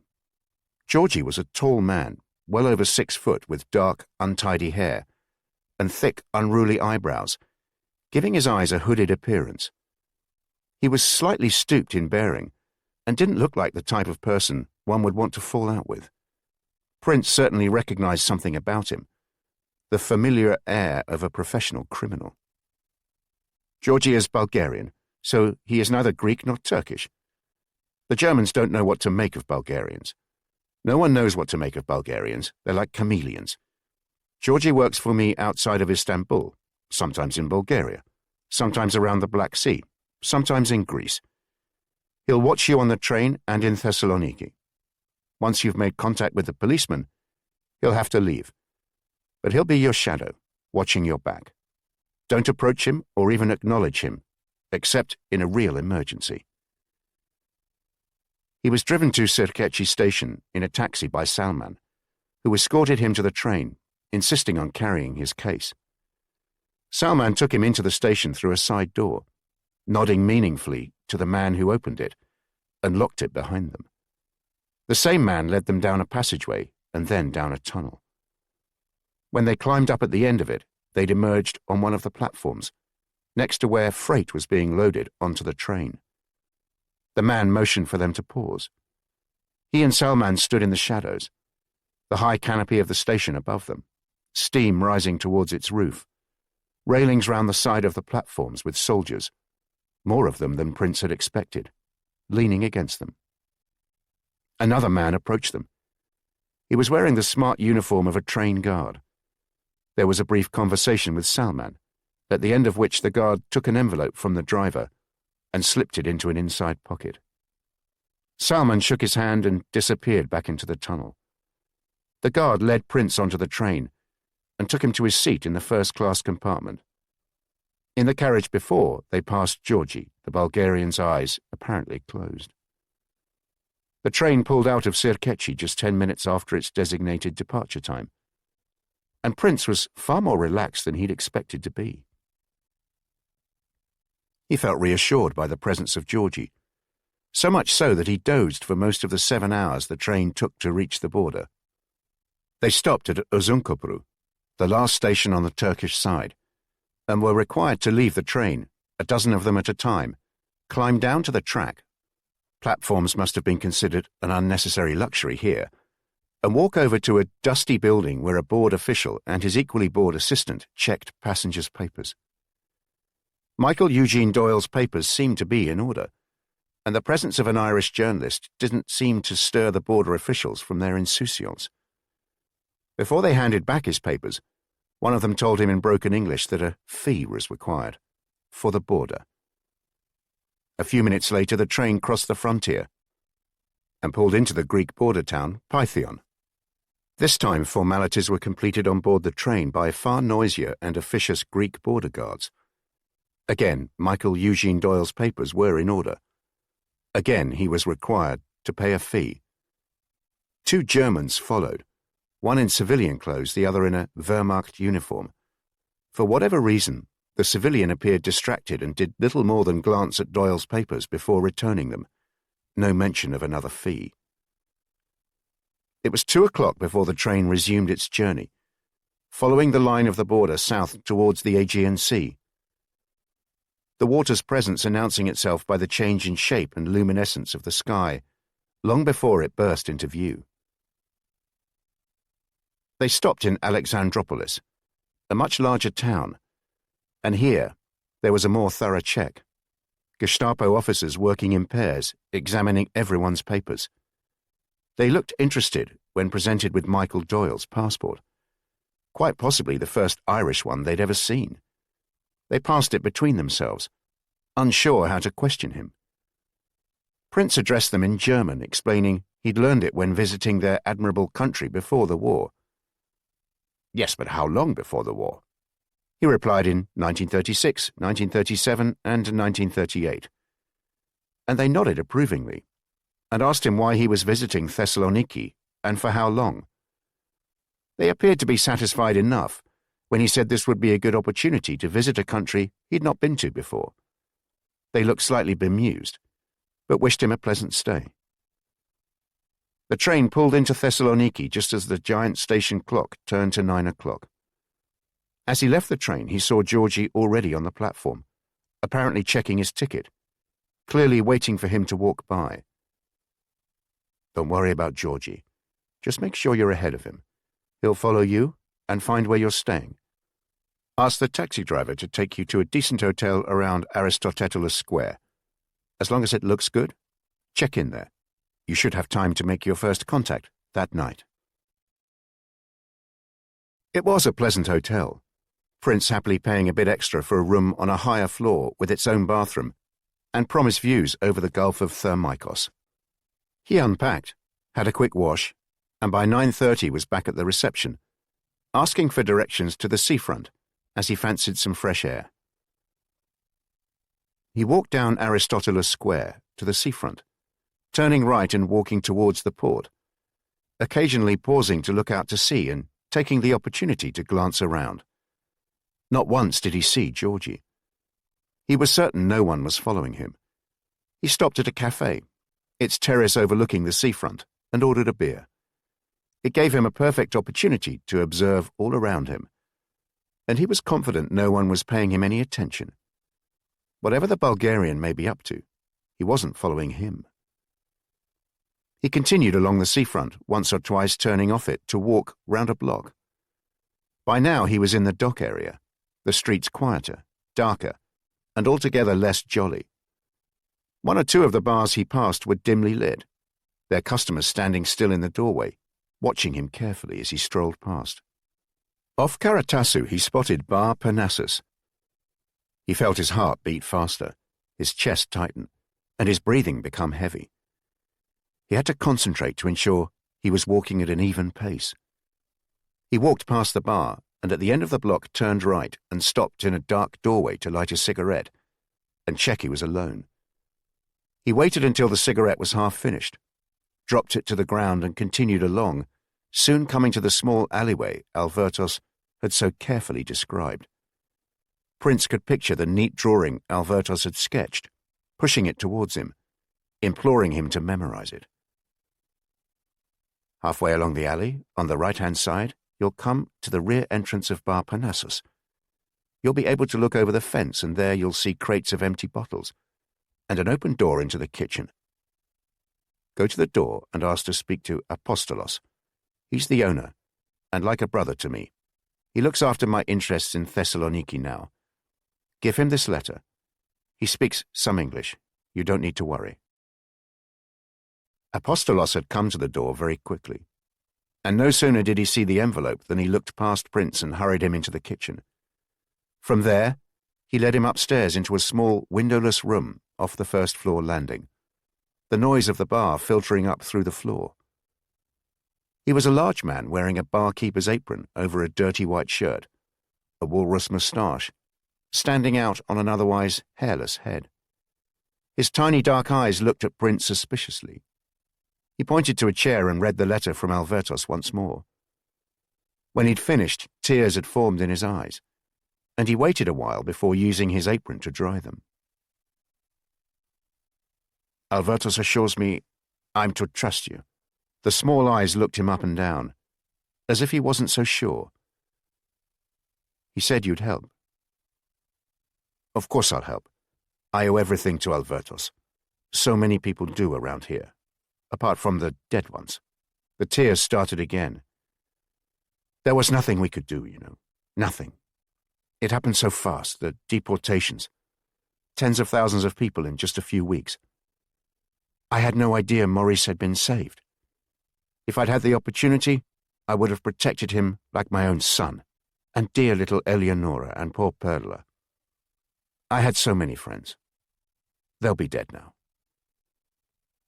He shook his head and then turned sideways to Prince, chewing his knuckles and deep in thought. Lieutenant Theodoropoulos, eh? Who'd have thought it? You know him? Of course I know him. Very smart. The only policeman in this city ever to get the better of Albertos. But rescuing Maurice like that, I'd never have thought it. Albertos said you'd be able to contact him. Apostolos nodded, noticeably more comfortable with his visitor now. Come back here tomorrow at 5 o'clock in the afternoon. You may need to wait. Come through the back again. Just go straight into the kitchen. Albertos says you're in Thessaloniki as an Irish journalist. I am. Tomorrow. Don't do very much. Maybe a few obvious sights like the White Tower, but otherwise stay around the center. Don't come anywhere near here until you have to. Come now, you'd better leave. I'll walk with you back to the road. It was approaching midnight when Prince finally fell into bed.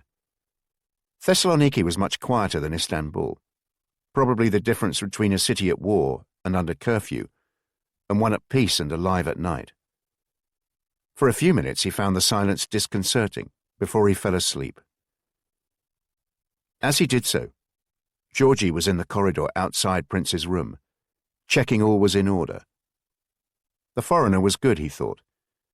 Even though he didn't appear to have spotted him, he was nonetheless very professional in the route he took from the hotel to Apostolos Bar. His checks that he wasn't being followed were very careful, and not at all obvious. It was almost as if he'd been trained. Richard Prince woke late on the Friday morning and strolled down to the seafront, where he stayed in a pretty cafe for over an hour, drinking 3 cups of sweet Greek coffee. He took his time to walk along the front to the White Tower, and from there looked around the Hagia Sophia, the city's Greek Orthodox cathedral. It wasn't as impressive as its Turkish namesake, but he realized he may have become blasé, and in any case, it was a place to while away the time. He walked slowly back to Aristoteles Square, stopping on the way at another cafe for a lunch of fresh sardines and an enormous salad and a bottle of cold beer. He was almost relaxed.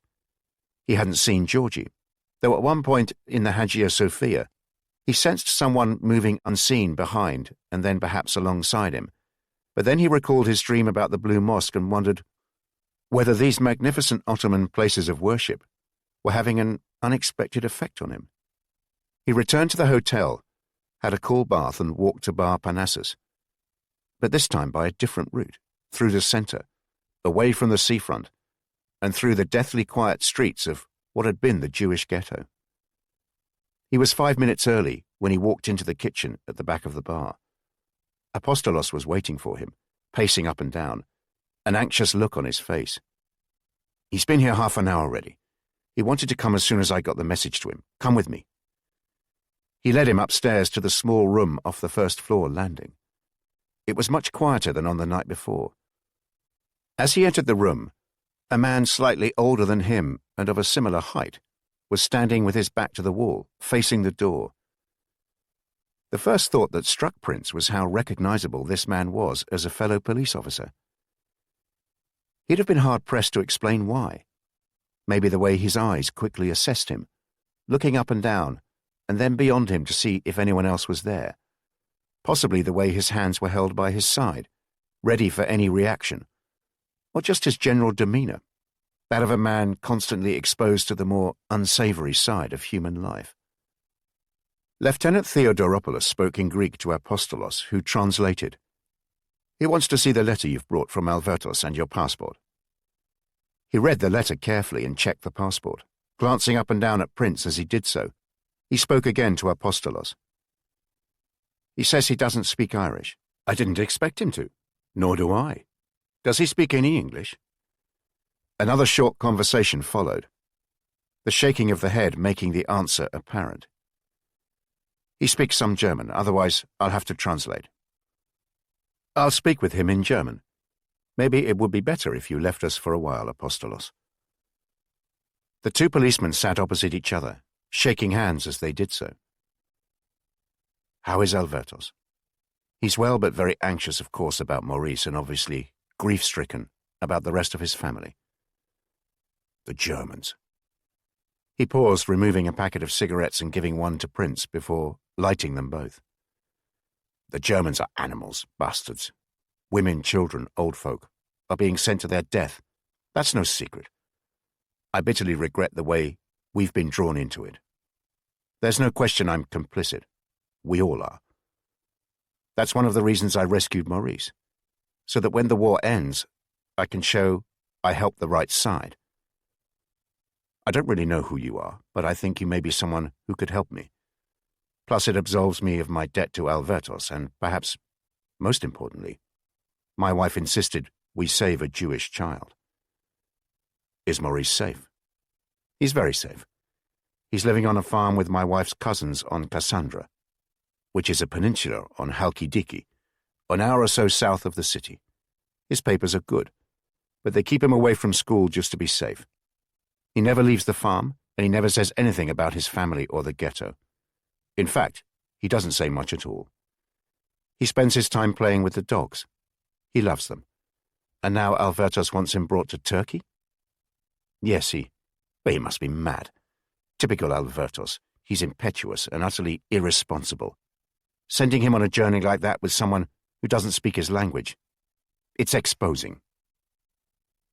I have papers for him, and it's crazy.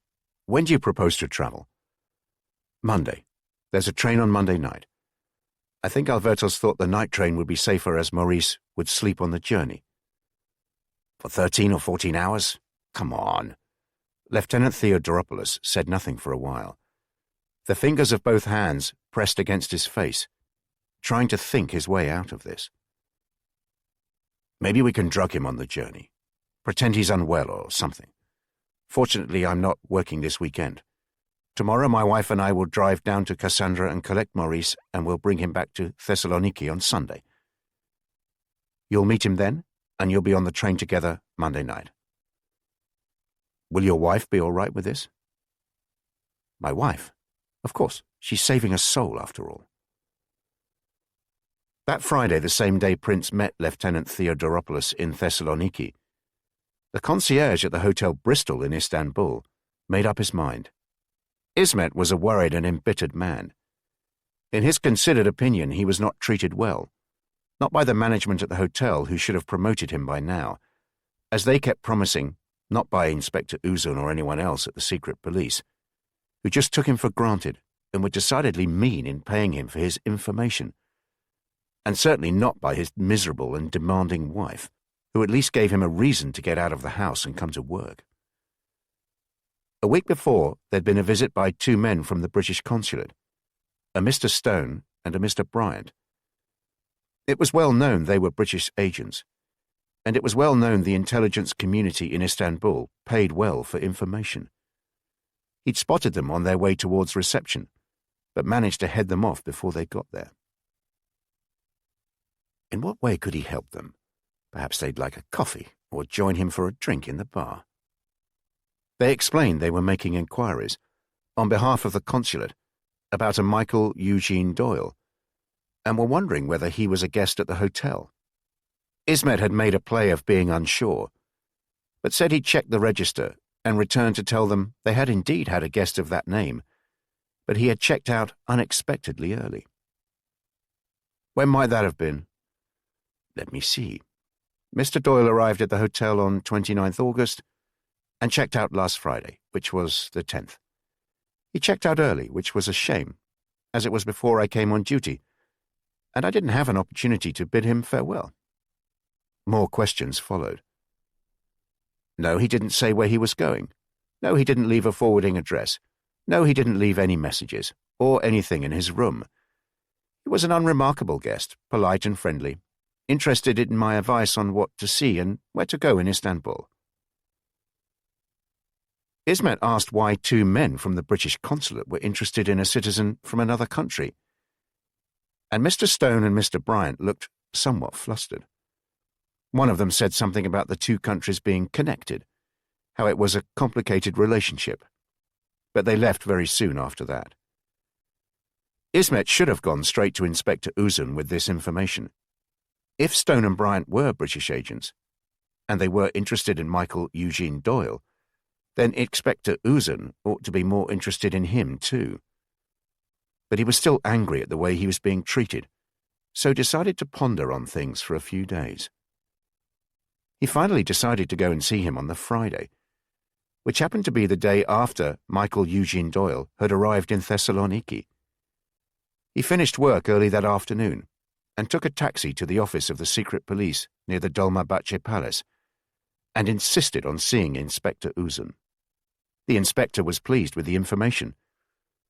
As Ismet had suspected, if the two British agents were interested in the Irish journalist, so was he.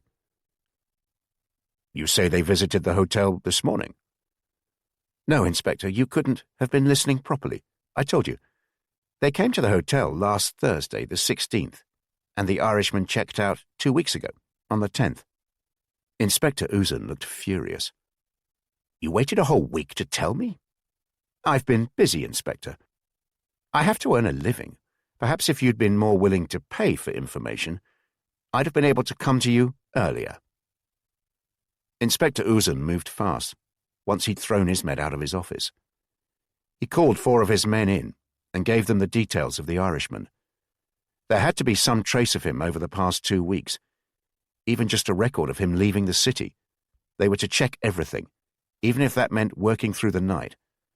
They'd reconvene first thing in the morning, well, at 10 o'clock. The night's work produced results. Michael Eugene Doyle had travelled on an Irish passport on the train from Sirkechi station to Thessaloniki just 2 days ago, on Thursday 23rd.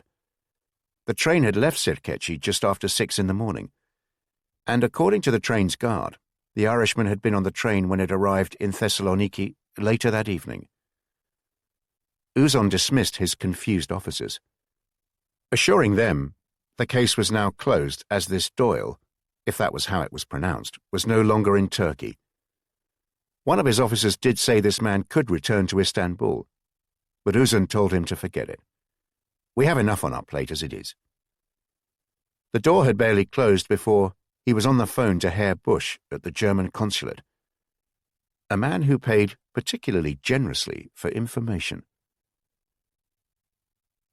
Richard Prince left the hotel just off Aristoteles Square just after 10 o'clock on the Monday morning, hoping for another pleasant stroll along the seafront, a leisurely early lunch in a cafe he'd become rather fond of over the weekend, and then back to the hotel to check out before making his way to Bar Parnassus, from where Apostolos was going to take him to meet Maurice, and from there to the station. He'd hardly left the hotel when a car pulled up and Georgie, the Bulgarian, opened the door and told him to get in. 5 minutes later, they were with Apostolos and Michalis Theodropoulos in the Bar Parnassus. Both men looked worried. "We have a problem. The Germans know about you," said Lieutenant Theodropoulos. "How come?" "When I got into work this morning, I saw there was an alert out for you. It's come from the Gestapo office in the city, and as far as I can gather, they're acting on information they've received from the Abwehr in Istanbul. Fortunately, no one has got round to checking the hotel registers yet. Georgie has gone back to your hotel to collect your things and pay the bill. He'll ensure you don't appear on any records there." "I dread to think how much that's going to cost us," said Apostolos. "That's the least of our problems. Travelling back by train is out of the question. The Germans will be waiting for you at the station. I need to think. What about the boy?" "Maurice is safe. We brought him back from Cassandra yesterday. We've had to tell him a friend of his father has come to take him to see his father. Otherwise he wouldn't have left the dogs. My wife is looking after him at our house." Apostolos and Theodropoulos spoke in Greek for a while. Prince couldn't tell if they were arguing or whether it was just the way they spoke. Both men looked worried, and the room was soon thick with cigarette smoke. "Apostolos has come up with an idea," said Theodropoulos. "You can't leave Thessaloniki by train, and we can't drive you as they'll be watching the border. Nor can you, or Maurice, stay in the city. It's far too risky. But his idea is a good one, though it will take him a few days to arrange matters." "What is this idea?" Another conversation in Greek, much shrugging of shoulders. "I hope you don't get seasick, my friend." Chapter 20. Ravensbrück Concentration Camp, north of Berlin, October, 1943. A black cat. Of all people, Hannah Jacobsen really ought to have known better. When she joined the murder squad in Copenhagen, she'd been assigned a particularly troublesome case. It was the kind of thankless case they allocated to newcomers to the notoriously tight-knit murder squad, few of whom had taken kindly to a woman joining their ranks. A jeweller had been found murdered at the back of his shop in Lyngby, just to the north of Copenhagen. He'd been strangled, and his body wrapped in tarpaulin. At first, it didn't look as if robbery was the motive. There were no signs of a break-in, and no jewellery appeared to have been stolen. Although it did later transpire, a small number of the most valuable items in the shop were missing. Suspicion fell on the man's business partner. The two had recently fallen out over how much money they paid themselves, and the suspect had racked up a considerable amount of personal debt. But although everything pointed to the partner, a grossly overweight man called Lars, if she remembered correctly, there was little against him other than a few bits of weak circumstantial evidence. By the time Hannah joined the murder squad, Lars was under arrest for having broken into the house of his estranged wife, but everyone knew their main suspect was about to slip away. Hannah interrogated Lars and was convinced he'd murdered his partner. She couldn't work out whether he was very smart or just plain lucky, so she came up with a plan. She arranged for him to be transferred to Vestre prison, the largest in Denmark and a foreboding place. He spent 2 tense nights in a cell with a particularly violent criminal. So when he was transferred to another cell, he was well disposed towards his new cellmate, a quiet, nervous type, who'd been arrested for stealing from his employer. This man confided in Lars. He'd taken far more money than he was suspected of, but had no idea what to do with it. Lars promised to help him, and after a few days he began to confide in his new friend. He admitted he'd killed his business partner, more an accident than anything else, an argument that had gone badly wrong. But he expected to be released soon, as they had no evidence. He was too clever for the police, especially now they'd put a woman detective on the case. "Tell me where your money is hidden, and I'll get you the best lawyer in Copenhagen." But the other man in the cell was what the police called a black cat. Its stealth-like presence not always apparent, its knowing eyes taking everything in, its loyalties uncertain. The black cat was a police spy, and his evidence helped convict Lars.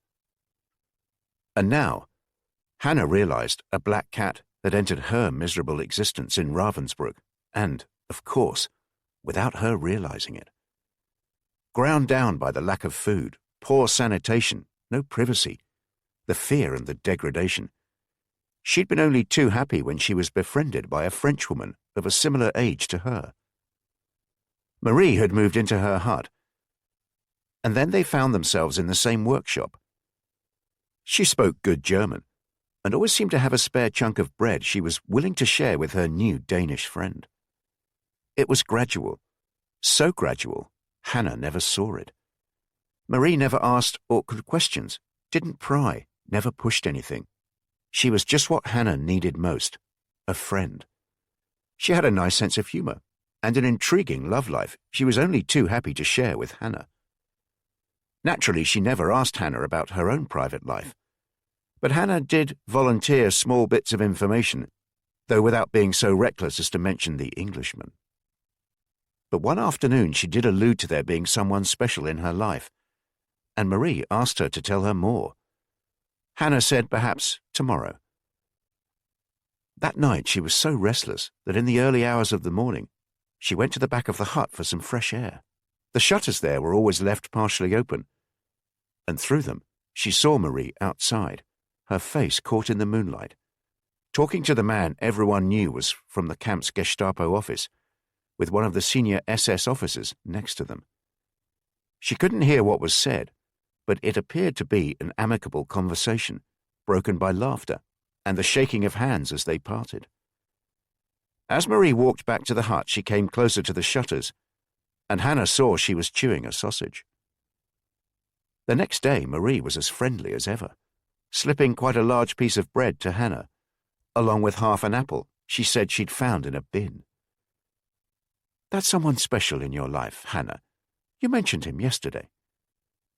Hannah said it upset her to talk about it, and Marie left the matter for a while, but later on told her she was obviously upset, but affairs of the heart, that was the phrase she used, were always better when discussed with someone else, which Hannah didn't happen to think they were. But she told Marie perhaps she was right, before giving a long and overcomplicated account of a love affair which had never happened. A handsome ship's captain, older than her, who sailed out of Copenhagen. He was the love of her life, but spent too long at sea, and she could never completely trust him. And when was this, Hannah? Before the war. And no one else since? Hannah shook her head. No one. She didn't trust men any longer, she said. In fact, she told Marie, trying not to make it sound too pointed, I'm not sure I trust anyone. Chapter 21. Thessaloniki and Istanbul, October 1943. It had, of course, been a disaster.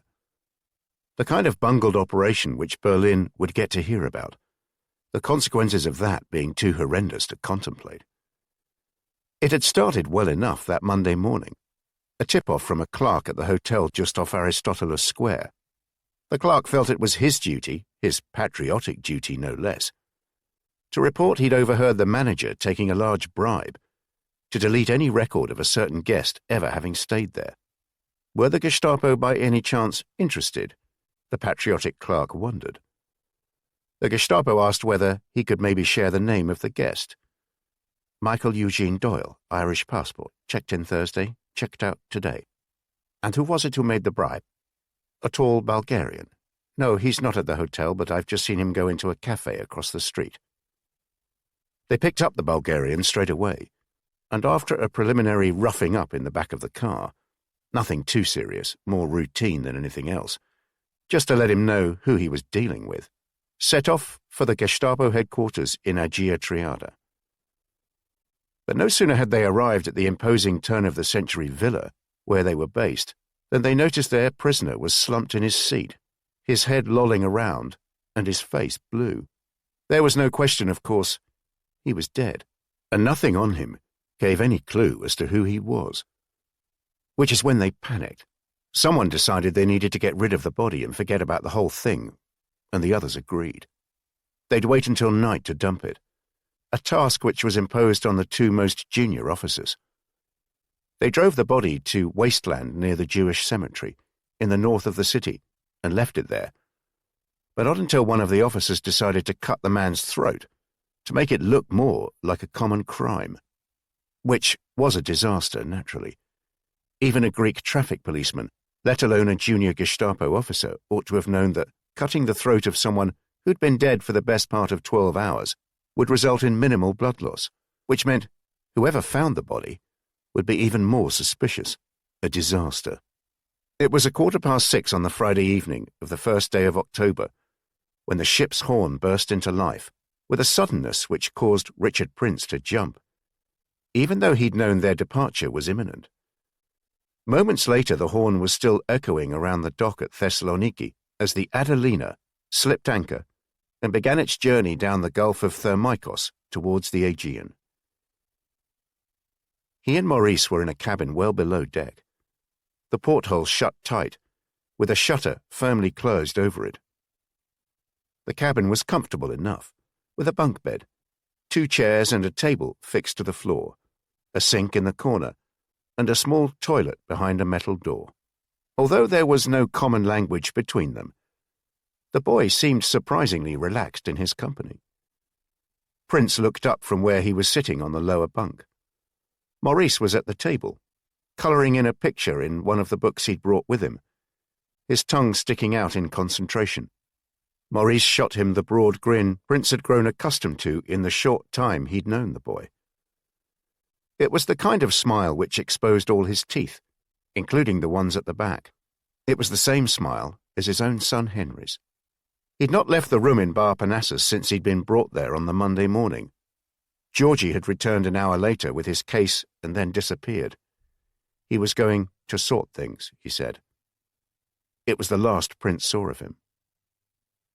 Apostolos appeared later in the afternoon, lugging a camp bed up the stairs and informing Prince this was where he'd be staying. I need to find a ship to take you and Maurice to Istanbul. Do many ships travel on that route?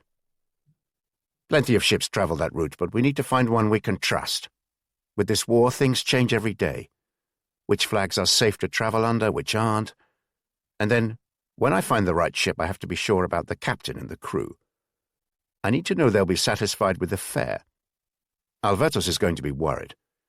You and Maurice won't be on the train tonight, and it's too risky getting a message to him. Apostolos returned the next day, his face white and his body almost shrunken.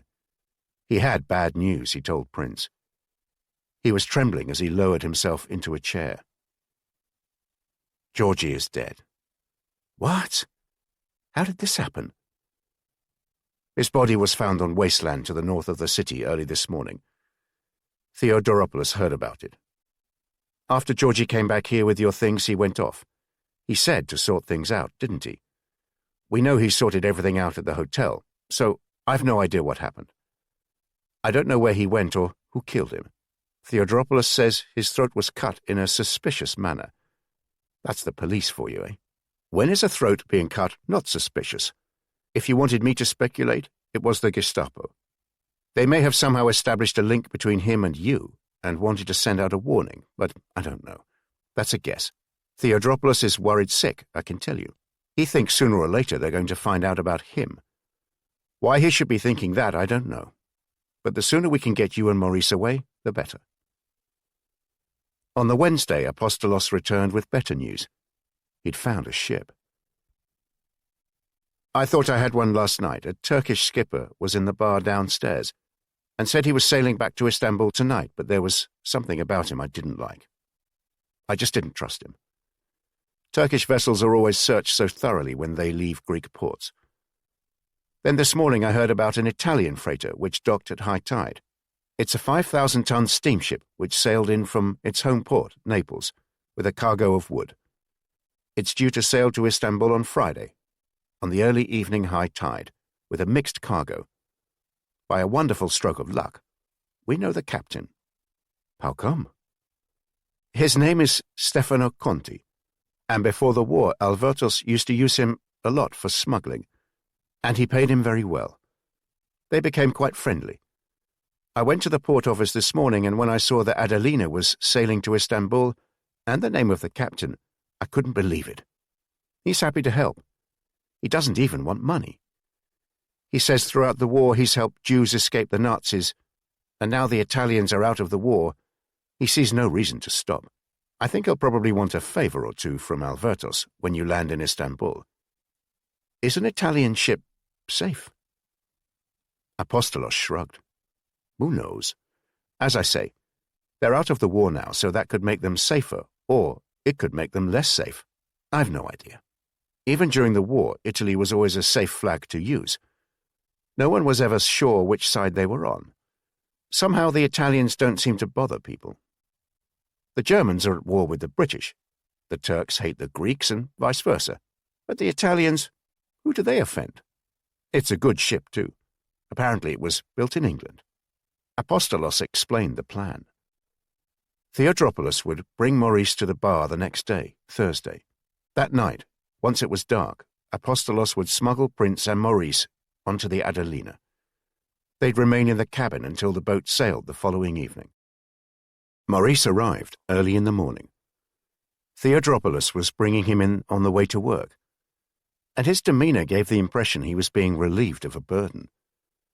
The boy had a small rucksack and the expression common in young children when they're somewhere between frightened and excited.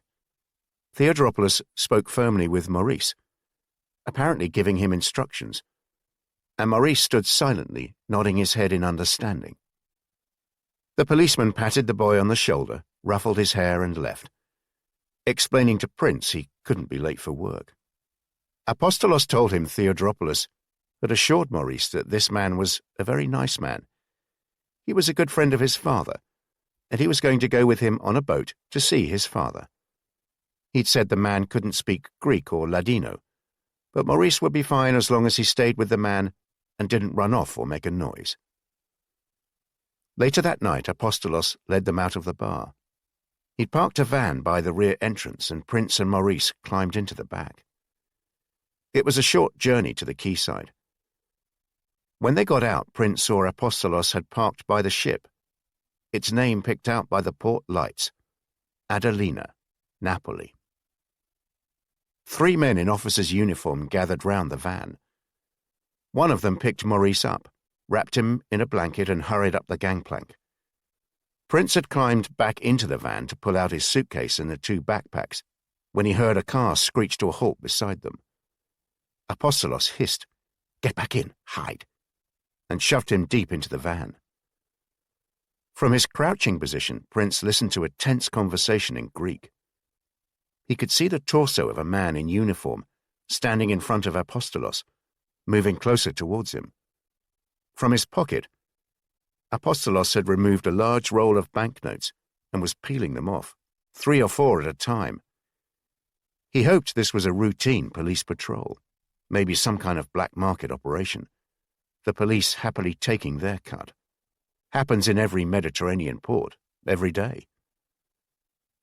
But then another voice, not speaking Greek, distant at first but moving towards them. As it did so, the policeman moved sharply away from Apostolos, who just as swiftly put the money back into his pocket. The man was speaking German, slowly so the policeman would understand. When his torso came into view, it was someone in civilian clothes, almost certainly Gestapo. "What's going on?" "Routine, sir. I'm just checking papers." "You sure?" "I thought I saw one of these officers carry something on board." "We are taking provisions on board, sir. We have purchased them quite properly from my friend here." It was one of the Italian officers speaking. "I wonder what it is that makes me not believe you. Let me have a look inside the van." Prince noticed Apostolos move between the back of the van and the German. "Tell him to move." Prince thought about rushing out of the van, pushing the German over as he did so, but he realized it would be hopeless. He turned towards the open cab of the van, wondering if he could climb into it and slip out the driver's door. It was then he noticed a gap between the front seats, a well perhaps a couple of feet wide, and just deep enough for him. He rolled into it just before a torch beam trained into the van. He knew he'd be discovered if the German bothered to look any further. But the light bounced away, and the German spoke again to the Italian officer. "Very well. And has anyone approached you to take them as a passenger to Istanbul?" "As a passenger? We are afraid to, sir. We don't take passengers." "I tell you what. If you're approached by anyone to take them to Istanbul, you tell us, understand? Contact the Gestapo desk in the Port Police office over there. And we're especially interested in an Irishman, a man called Michael Eugene Doyle. Understand?" "Of course, sir." During an uncomfortable 5 minutes, Prince heard the car pull away, and the Italians talking anxiously among themselves. It sounded as if an argument was in progress, and he worried they may be having second thoughts. Reluctant to allow someone on board who was wanted by the Gestapo, they could easily take Maurice to Istanbul and abandon him. For an irrational moment or two, Prince pondered how he'd explain all this to Gilby. The rear of the van opened and someone threw some clothes in. "Here, put these on. It's an officer's uniform. There's no one watching at the moment, but it's better to be safe. Leave the bags there. Domenico will bring them once you're on board." An officer led Prince onto the ship. The 3 officers gathered in the cabin with Prince, Maurice, and Apostolos. The shortest of the 3 men introduced himself to Prince, Stefano Conti, Captain Stefano Conti. He introduced the other 2, Domenico and Giacomo, his 2 most senior officers. They would be the only ones having contact with them during the voyage. Domenico was the younger of the 2 and looked more worried, less friendly. "Stay in here and we'll bring everything to you. This cabin is very safe. The door will be locked throughout the voyage. Do you have any questions?" The captain's English was good. "How long will the voyage take?" That depends entirely on sea conditions, and if any Navy ships out there decide they don't like us. The Adelina can do a steady 12 knots, but we're more likely to maintain an average speed of 9 knots. I estimate that if we set sail tomorrow night, around 6, we could reach Istanbul at about the same time on Sunday evening, but I'd rather cut the speed when we're in the Sea of Marmara, so we can dock at high tide on Monday morning, sometime near 9 o'clock. It'll be safer when the port is busy." They left them alone after that. Apostolos bid them farewell, giving Prince a letter to pass on to Alvertos. Every so often, either the captain or one of the other 2 officers would come to the cabin, usually with food or just to check on them. Maurice was easy to please, happy to spend his time with his coloring book or playing with his jigsaw puzzles. Whenever he and Prince made eye contact, Maurice would break into that beaming smile. He rarely even attempted to speak. Just before midnight on the Friday, the captain came into their cabin.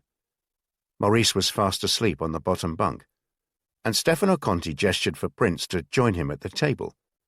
He spread a chart out across the table. "You asked how long the voyage would take. Let me bring you up to date. The sea conditions are good and the weather forecast looks promising too. Our route will be to sail south through the Gulf of Thermikos into the Aegean, past the southern tips of the three Halkidiki peninsulas, Cassandra, Sithonia, and Athos.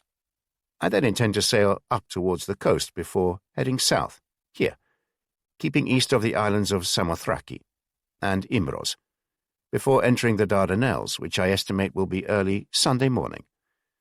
We'll sail through the Sea of Marmara, and I still intend to dock in Istanbul on Monday morning.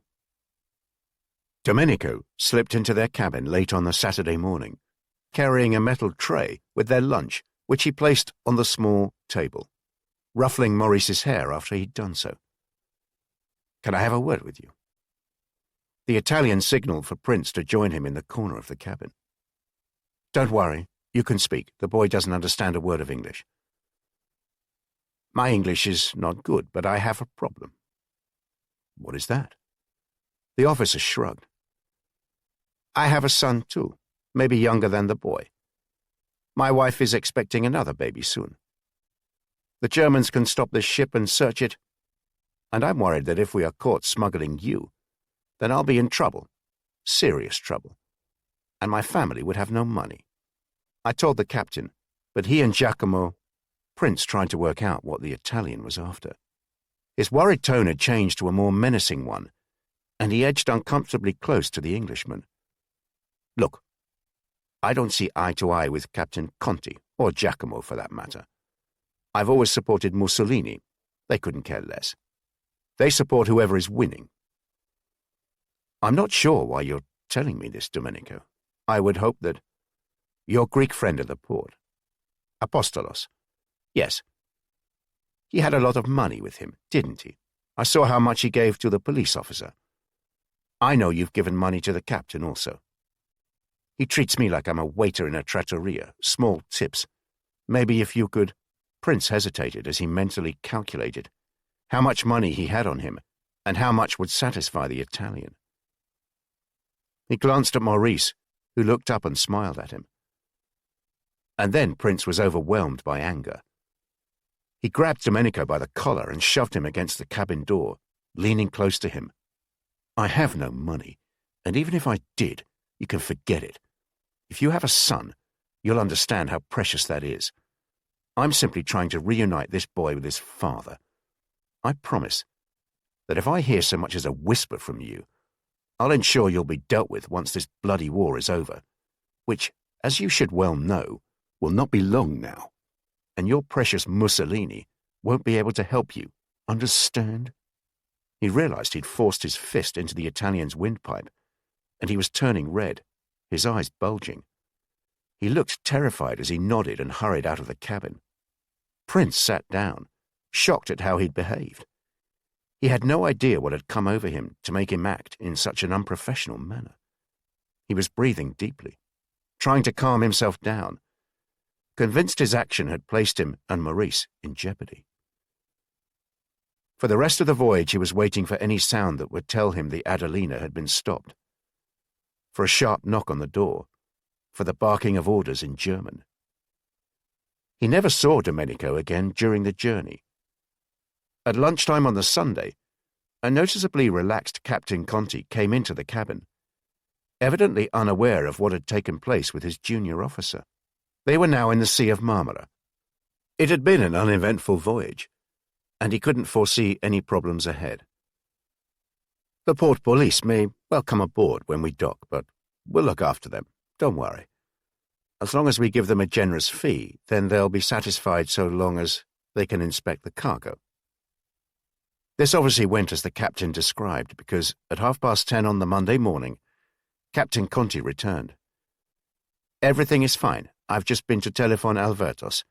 He'll be here any minute now. Wait here."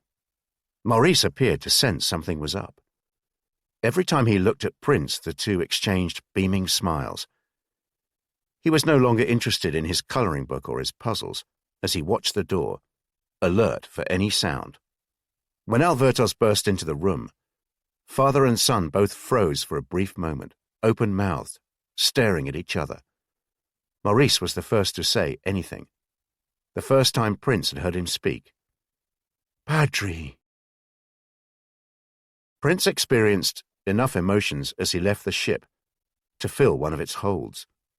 The most powerful emotion he felt had been while watching the sheer joy of Albertos and Maurice being reunited. Tears flowed as he watched them hug each other, Albertos ferociously planting kisses on his son's forehead. At the same time, he found himself thinking about his own son. How would he react when he was reunited with Henry? Would he ever be reunited with Henry? As they left the Adelina, he spotted Domenico for the first time since their encounter in the cabin. The Italian was leaning over the side of the bridge. When he saw them, he turned away. They returned to the compound in separate cars. Prince didn't see Albertos again until later that evening. But as he lay on his bed, the house shook with squeals of laughter and the sound of happiness, and he allowed himself to imagine how he would feel when he was reunited with Henry. The sense he'd had in the dream before he agreed to go to Greece that the fates of Maurice and Henry were linked was as strong as ever. Whereas before he'd been in despair about whether he'd find his son again, now he was convinced he'd do so. He was summoned to Albertos' study before dinner. "It will be a celebration," said Albertos, who didn't stop hugging him, pausing only to kiss him on both cheeks and possibly on the lips, had Prince not moved his head to deny him the opportunity. "We are brothers, bound together forever. My life was on hold. Now I have Maurice back, I can live again. To get Maurice back, it's a miracle. Maybe there can be a miracle too with the rest of my family." Albertos took Prince over to the leather sofa, and the two men sat together smoking cigars and drinking what he described as the best champagne in Istanbul. Prince wasn't sure how to raise it, but he wanted to ask Albertos about the chromium. What if he'd forgotten, or, worse still, simply wasn't going to keep his part of the bargain? What on earth would he do then? He coughed, finally deciding to broach the subject. Before he could say anything, Albertos slapped him quite hard on the thigh. "Now then, my friend, tonight we have a special dinner, and tomorrow morning I will show you the chromium." He was woken at 5 a.m. by David shaking his shoulder. "Get dressed. Albertos says if you get a move on, there's time for coffee before we leave." Istanbul. Always time for coffee. The light wasn't strong enough yet to penetrate the shutters, and the house was silent.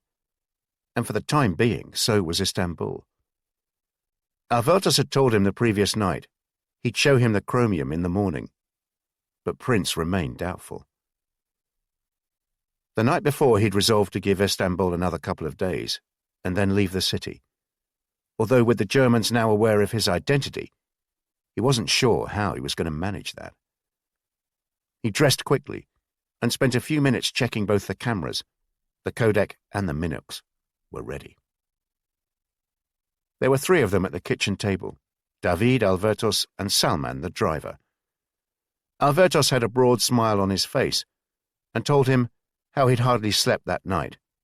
He couldn't take his eyes off Maurice. "I've woken him and told him I'm going out to buy his favorite pastries and that I'll be back later. His aunt will look after him. Let's have another coffee, then we leave. Salman will drive us to Eminonu. We'll leave the car there and take the ferry over to Haydarpasa, where another car will be waiting for us. The drive will take us an hour." It was a mostly silent journey on the Asian side, Albertos sitting diagonally opposite him in the front seat, looking like a man now at peace with himself, about to fulfill his obligation to the man who'd rescued his son. For around 40 minutes they drove along the coast road, alongside the Sea of Marmara, away from the city. They pulled into a petrol station and waited a while and then turned back the way they came for no more than a mile, turning sharply to the right and continuing. As far as Prince could tell, away from the city, but now away from the coast too. 10 minutes later they turned into a narrow rutted lane, and almost immediately into a farmyard where a van was waiting for them. Salman remained behind, but the van had a driver and another man in the front. Albertos, David and Prince climbed into the back. The journey was punctuated by what sounded like tense conversations in Turkish, and he briefly wondered whether this could be a trap. But soon the van stopped, and David jumped out. Albertus told him to wait.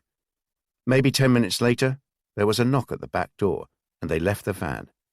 It was parked at the rear of a large warehouse-like building, and they followed David into it and up the stairs until they came to the top floor.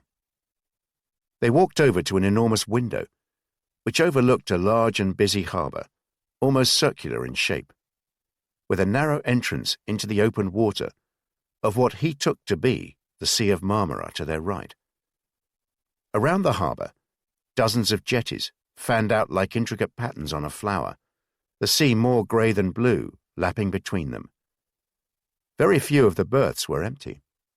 Those that weren't contained a mixture of vessels, large freighters, tankers, smaller cargo ships, some trawlers, and a few ocean-going barges.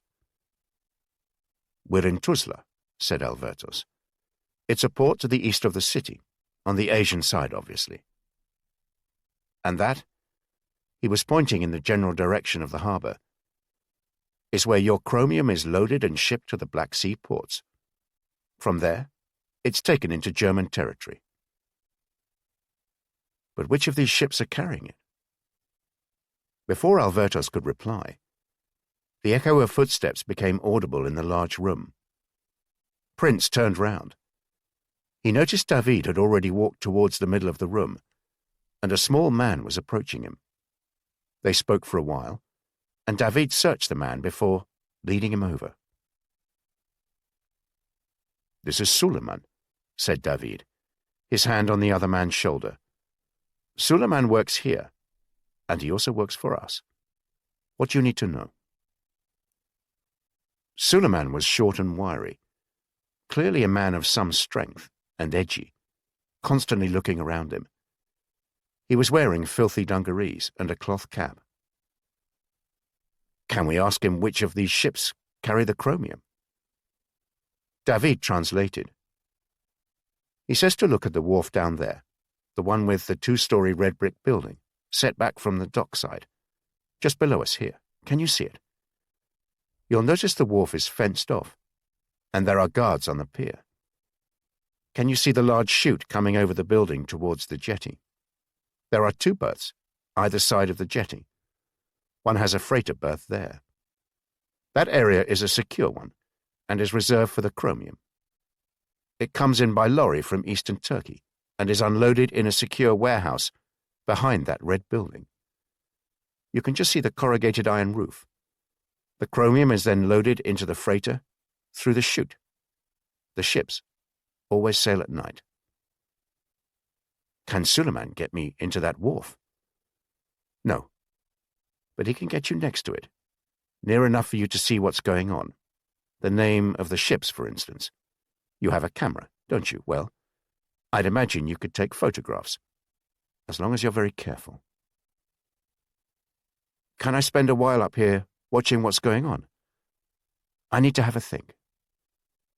Albertus, David, and Suleiman spoke for a while. "I think an hour, then we go," said Albertus, glancing at his watch. "If you want to come back to see more and get closer, Suleiman suggests you do so on Wednesday, the day after tomorrow. He says he can probably get you into the warehouse in the wharf next to that one. There's a window in it which overlooks the chromium wharf. He says there will be 2 freighters in that day, and one of them will be sailing that night. David can bring you here, and Suleiman will bring you clothes to make you look like a dock worker." Prince wandered over to another window. Crouching down, he got a better view. There was no doubt that from the warehouse he'd get a good view and some decent photographs. But something wasn't right. Something was bothering him, and he was struggling to put his finger on it. It was Albertus who cut to the point. He'd joined Prince and was kneeling down beside him. "It seems to me, my brother, that whoever wants the information will want more than the name of the ships and some photographs, won't they? That's all you'll be giving them, that and dates and times. They'll want proof of where the chromium ends up, won't they? After all, He spread his hands out towards the sea. These boats could just be cruising up and down the Bosphorus, for all they know, eh? Prince nodded. This was what had been bothering him. Like a traveller who'd reached a difficult destination, but had no idea what to do once there. All he had found was where the chromium was being shipped from. Nothing more than that.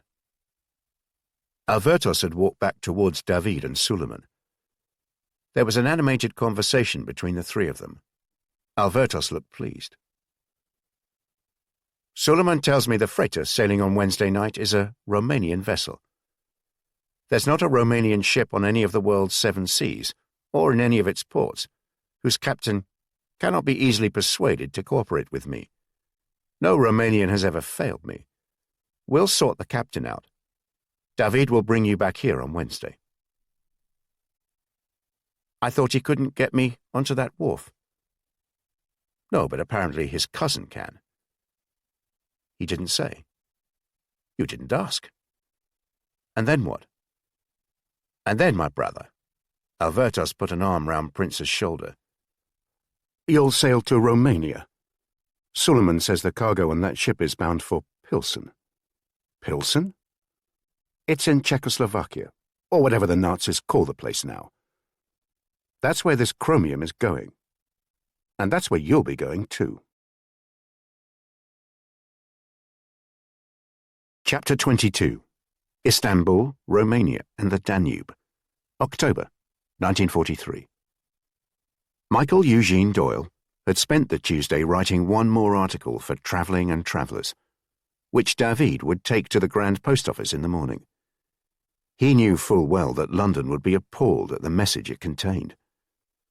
Relying far too much on his Baedeker, he'd written what he recognised was a hurried and second-rate article about the rivers of Turkey and how they all flowed to Istanbul, which of course they didn't. But at least it enabled him to get in an early use of fish, which was the code word for chromium, and allowed a reference to the Danube. Chromium located, accompanying on journey on Danube to factory. Ends. He hoped they'd be able to work out what his destination was. He toyed with adding a specific reference to Pilsen, but in the end worried it was alerting people to where he was going if the message fell into the wrong hands. The journey was going to be perilous enough without helping to arrange a reception committee at the end of it. He'd seen little of Alvertos after they'd returned to the house on the Monday, but the Greek had been busy making sure he kept his promise. Before a largely silent lunch on the Wednesday, he'd been taken into the study where Alvertos and David were waiting. The latter assured him the article had been safely sent to Zurich. Alvertos looked on as David passed him various envelopes. This one contains your identity papers as a Turkish sailor. It shows you're a member of the Sailors' Union. Then this envelope here, these are your Romanian papers. There's an identity card here and some currency too. From what I can gather, you shouldn't need these papers, but Alvertos said it was best you had them. In here, he held up another envelope. Are Reichsmarks. You're certainly going to need these. Be careful. There's a small fortune here. And you'll have your Irish papers, won't you? Prince nodded. Obviously keep them well hidden. I guess they'll be more of a hindrance than a help, at least at first. Prince picked up the envelopes and peered into all three of them. I'm very grateful, of course, but the Turkish and Romanian identities, they won't be of much use, will they, if I don't speak either language? Alvertos looked mildly exasperated. That is true, but with some luck you won't need them. The plan is that you'll accompany the chromium shipment all the way from the port in Tuzla to its destination in Pilsen, and you'll be part of the cargo, if you get my meaning. You'll be concealed. That is what the Romanian captain is promising. He knows very little about you. It's safer that way. The most important thing he needs to know is that he's being paid an enormous sum of money to get you safely across the Black Sea. I'm sure you know what to do, but volunteer as little information about yourself as possible. Rely on your instinct as to whether to trust people, and just pray you're lucky. You will need your papers when you arrive in Pilsen. It will be up to you then. You'll have to sort that out yourself. We can only arrange so much. This is your mission, my brother. I'm keeping my promise." At the end of the lunch, Albertos had hugged Prince tightly, still clasping his shoulders when the hug ended, tears in his eyes as he repeatedly kissed the Englishman on both cheeks. "Whatever happens to you, never forget that you saved my son's life. I will certainly never forget that. When this war is over, and if you can, come and find me. Go on, go with David now." David took him up to the bedroom he'd been using. Spread out on the bed was the clothing Prince was to change into, the kind a Black Sea sailor would wear. His backpack was there too, with a change of clothing and an extra jumper to go into it, along with some toiletries. His Kodak lay on the bed. "I would say it may be too risky to take that. It's up to you, my friend, but it's bulky, and if someone sees it—" "You may be right, David. If you give me a minute, I'll get changed. Before you do, Albertos wants you to have this." David handed him a small bundle of grey toweling, which Prince unwrapped. It was a small pistol, no more than 6 inches long, and compact enough to easily fit into his hand. "It's a Beretta M418, said David. "It's a semi-automatic, very popular with Italian army officers. Alberto swears by Berettas. He says they're the best guns in Europe, and this one is hard to get hold of. It's his parting gift to you. I think he was too upset to hand it over in person. And this special holster here, take it, means you can clip the gun inside the back of your trousers to the waistband. It will sit in the small of your back. Here, let me show you. It's easy to operate.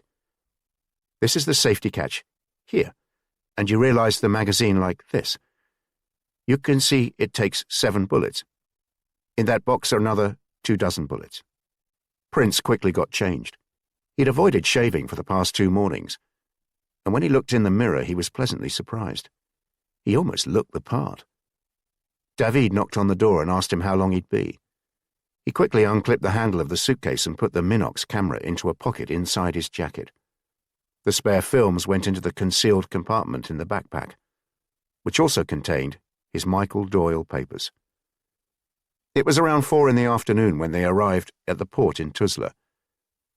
They'd pulled up outside a cafe deep inside the port, and David went in and returned with Suleiman and a man he introduced as his cousin.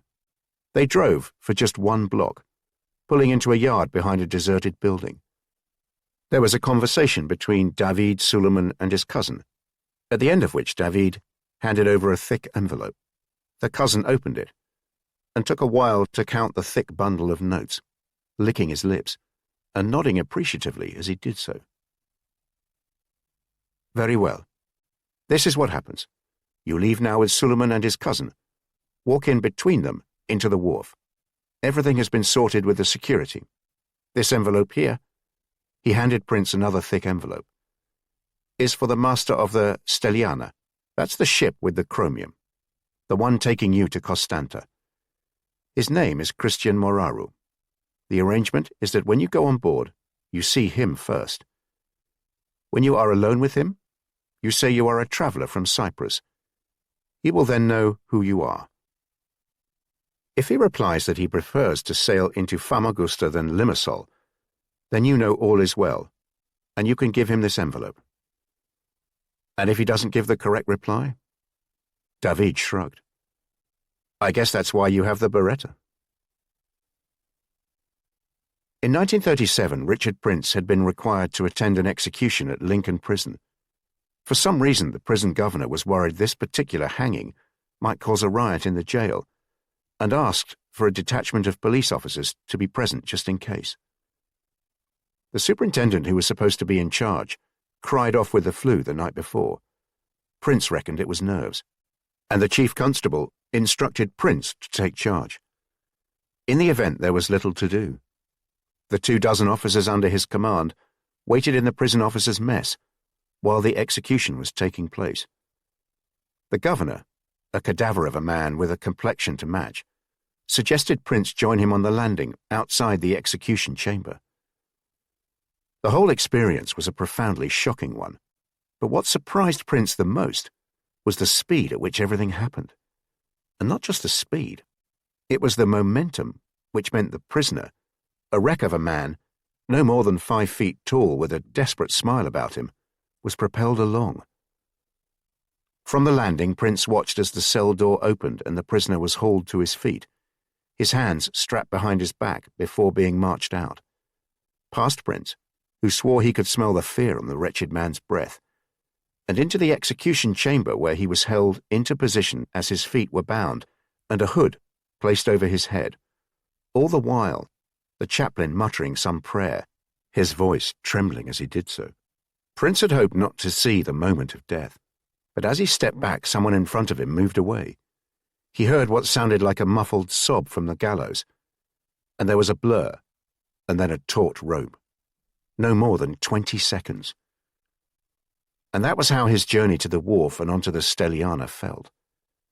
Suleiman and his cousin moving him along as if he were their prisoner, each step forward making it increasingly difficult to turn back, until soon they were at the locked gate to the wharf, where a sentry allowed an envelope to be slipped into his pocket before he unlocked the gate just wide enough for the 3 men to pass through before slamming the gate shut.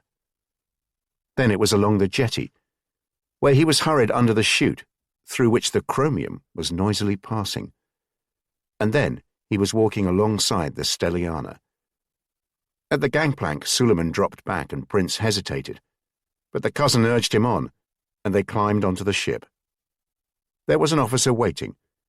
He and the cousin exchanged a nod of heads, and the cousin gestured for Prince to follow the officer.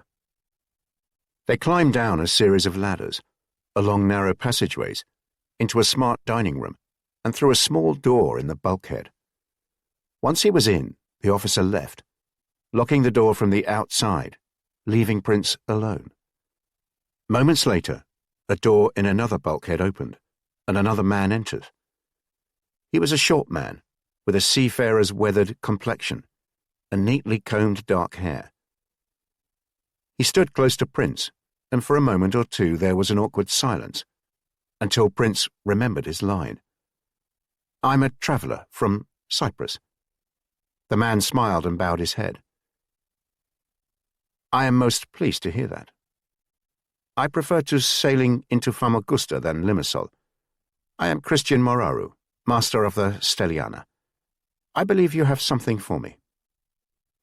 He handed over the envelope, which Captain Moraru gratefully accepted, half turning his back on Prince as he meticulously counted its contents. "Good. I told the Greek that what he was asking of me would be very expensive, and even this may not be enough. Paying my officers is not going to be cheap.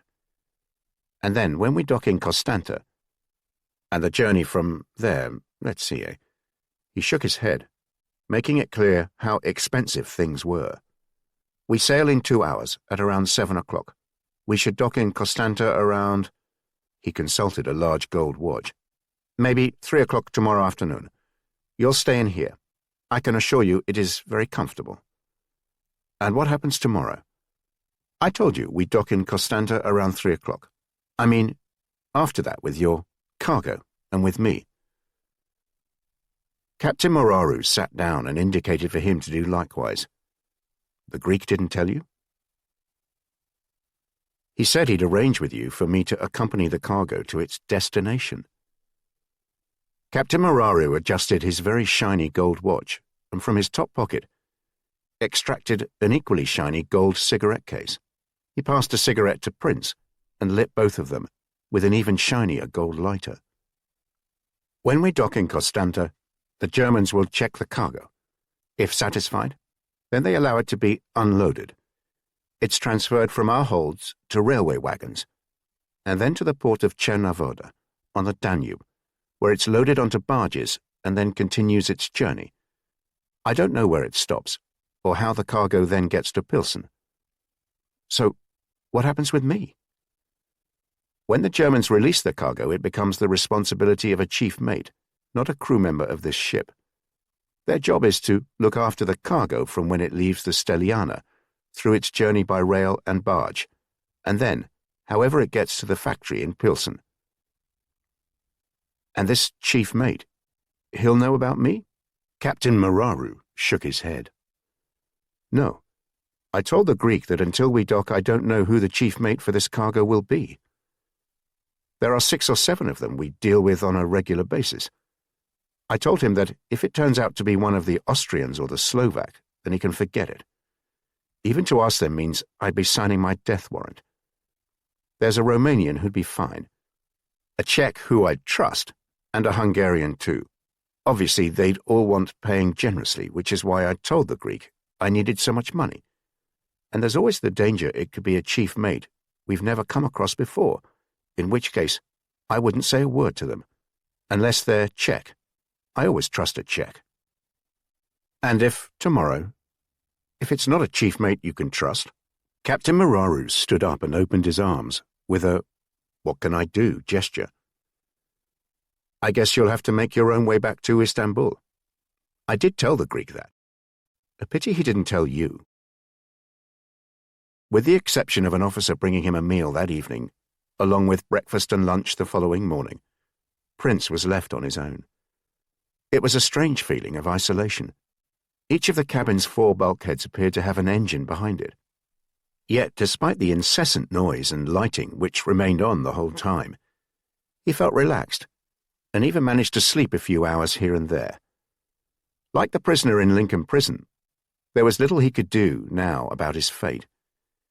In between time, he paced around the cabin and familiarized himself with the small Beretta, getting used to it in his hand, practicing releasing and reloading the magazine, working the safety catch, getting used to drawing it from the back of his trousers and aiming at a point on the wall, hoping none of the Romanian officers would choose that moment to come in. What he didn't do was think too much about his circumstances. He realized his position was, to all intents and purposes, a pretty desperate one. He had 3 identities on him, all of which were frankly useless. At the compound in Istanbul, he checked in an atlas to work out distances, and it was more than 1,000 miles from Constanta to Pilsen. London was 250 miles closer to the Czech town. London would have every reason to be furious with him. Even if the chief mate turned out to be someone Captain Mararu trusted, he realized each one of the 1,000 miles that lay between Constanta and Pilsen would be lined with danger. The ship docked at 3:30, at which time the lights in the cabin went out. The engines closed down, and although the ship was quieter, it became noisier in another way, with the sounds of shouting and movements echoing around.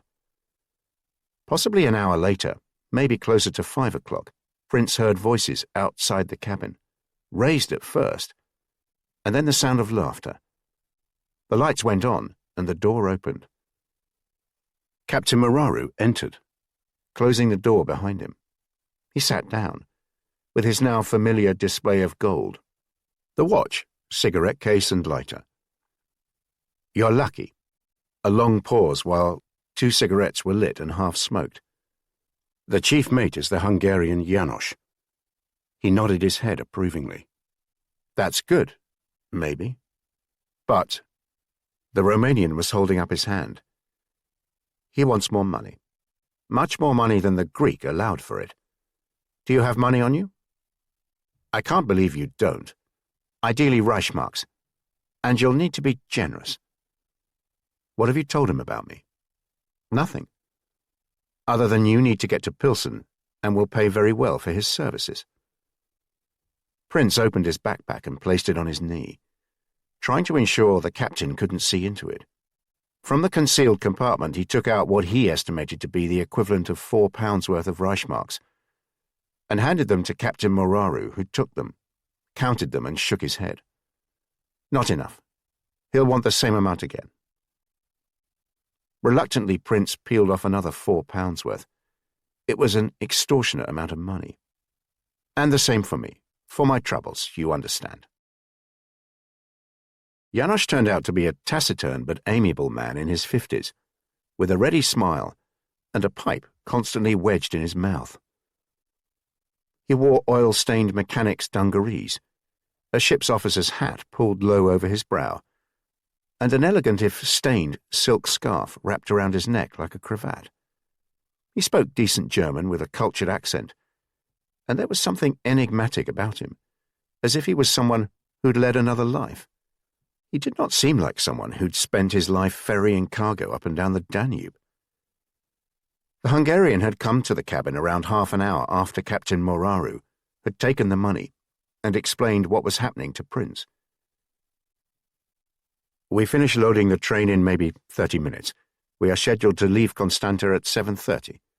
It's not far to Czernavoda, but we're in no rush.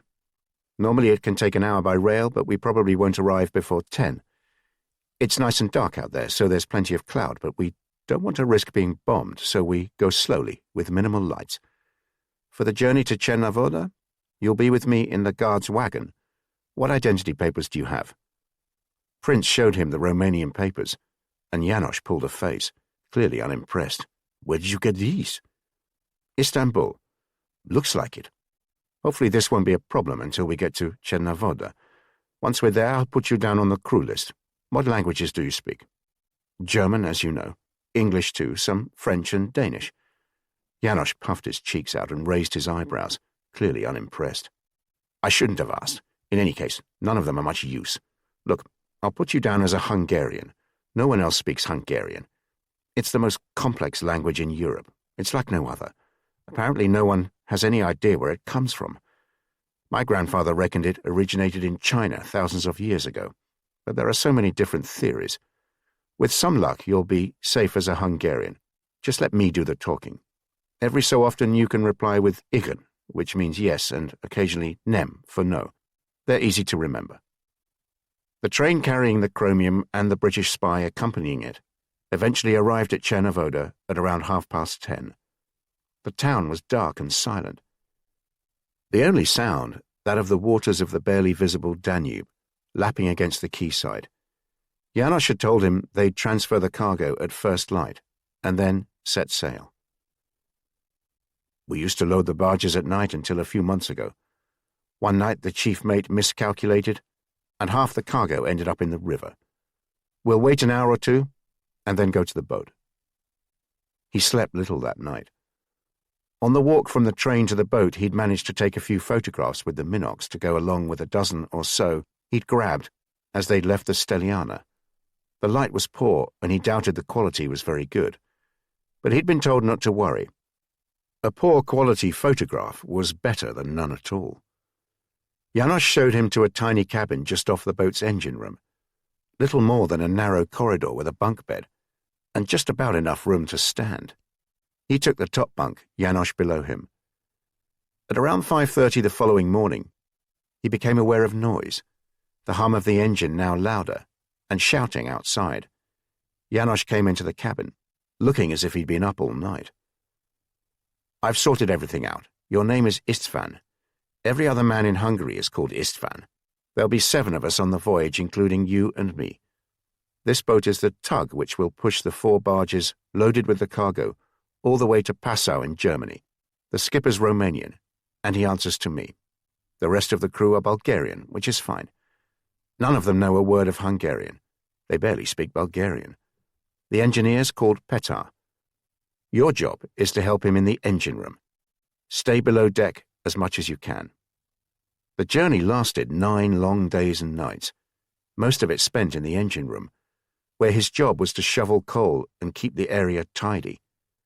Occasionally, Prince would go up to the deck of the tug for a cigarette and use the opportunity to grab a photograph, looking for opportunities when the tarpaulin covering the chromium might come loose for a minute or two, or when they were passing through a town, trying to frame it so the town could be seen in the background.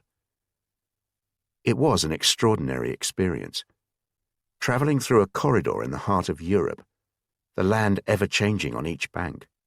Sometimes the signs of war all too evident, while at other times they could have been journeying through the Gardens of Eden. The Danube changed its color every few miles. In Czernavoda the water had been almost black. János told him Czernavoda translated as black water.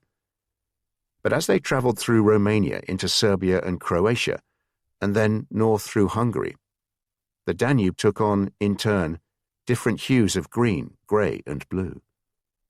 Prince was astonished by how the Danube changed.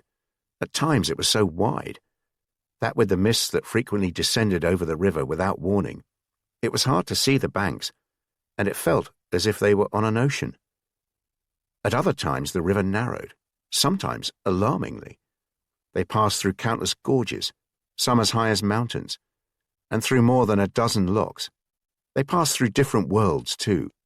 He was on deck when they sailed through Belgrade, past the confluence with the Sava, which János told him marked the boundary between Eastern and Western Europe.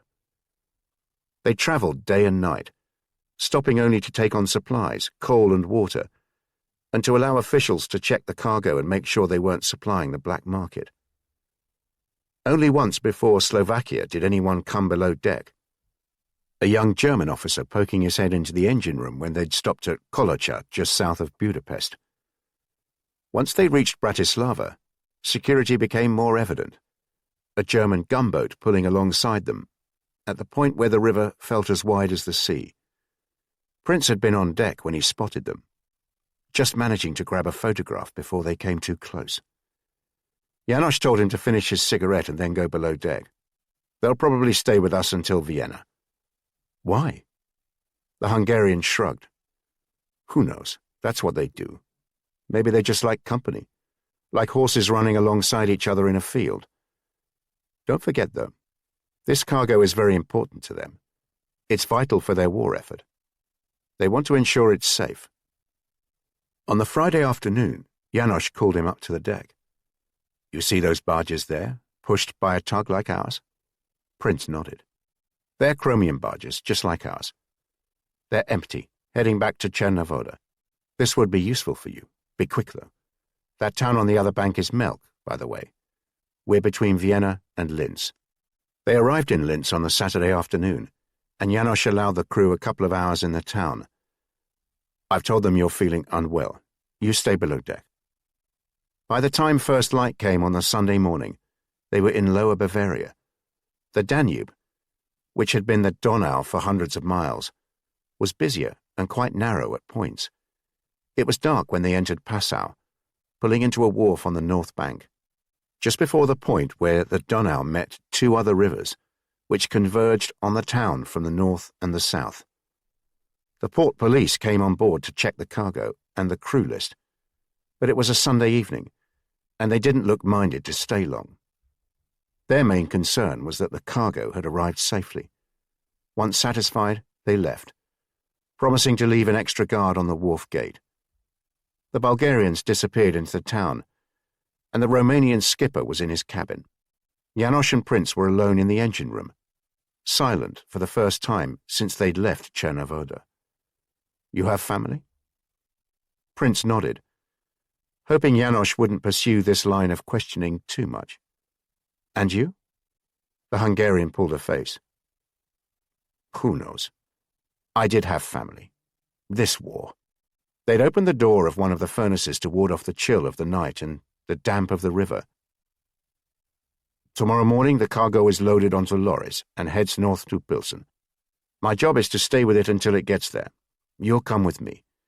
When we get to the factory, you disappear, and from then on, it's up to you. I'll return here, and we head back to Romania. I always feel I'm safe as long as I'm on the river. One day we could meet again. I think my story would surprise you. And I've no doubt your story would surprise me. I'm curious about you, my friend. I have my suspicions, and I know better than to ask. But I doubt you want to go to Pilsen just for the beer, even though it is very good. Maybe if I... They were interrupted by the sound of voices above them, some shouting, a door slamming, and then heavy footsteps down towards the engine room. The small metal door was pushed open, and two men in civilian clothes climbed in. Immediately, Prince recognized something familiar about them. Can I help you, gentlemen? János stood up and was smiling. One of the men proffered a metal disc. Gestapo. Chapter 23. Pilsen, Bohemia, October, 1943. The two Gestapo officers climbed into the engine room, bending down against the low overheads. The men wore long raincoats. One had a scarf tied round his neck. The other had a sparse moustache, possibly a poor attempt to emulate Hitler's. Behind them, Prince could make out at least one person in uniform and the worried face of the Romanian skipper. The two officers moved close to the furnace, clearly eager to warm up.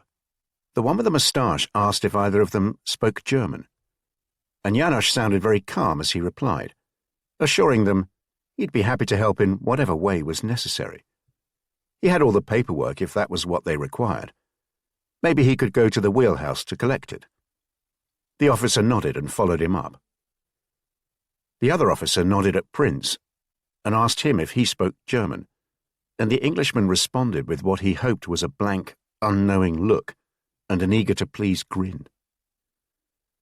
When János and the moustache returned, the two Gestapo men looked over the documents, fingers pointing to different parts of it, an inaudible commentary punctuated by glances up at János, the skipper, and Prince. So, you and he are the Hungarians. The scarf was pointing at János and Prince. The Englishman looked away, worried he might nod or show some sign of understanding. János said they were. Very well. And he's the Romanian, yes? The skipper replied in broken German that he was, and his papers. Is there something wrong with him? Moustache was looking at Prince. In what way, sir? There's something that doesn't seem right about him. The scarf walked over to Prince and bent down to stare into his face. He's fine, sir. He's a bit slow and not very bright, but a very hard worker. I'm afraid he doesn't speak a word of German, though. He was a late replacement, which is why the crew list is not as complete as one would want. Yes, I can see that. Anyway, we're not bothering with him for the time being, or you for that matter. It's about your other crew members, the Bulgarians. Who on earth allowed them into the town? János shook his head. They're not my responsibility, sir. I'm in charge of the cargo and of the journey. If you understand my meaning, the crew is the responsibility of the skipper. But in his defense, the port police did give the impression they could visit the town. I hope they haven't been causing a problem. They have defied the curfew and got themselves drunk. One of them broke a shop window, and now they're all in the police station. And a few Bulgarians getting drunk is something which requires the Gestapo? Don't be insolent. I can arrange for you to share a cell with them if you want. You and your dumb friend here.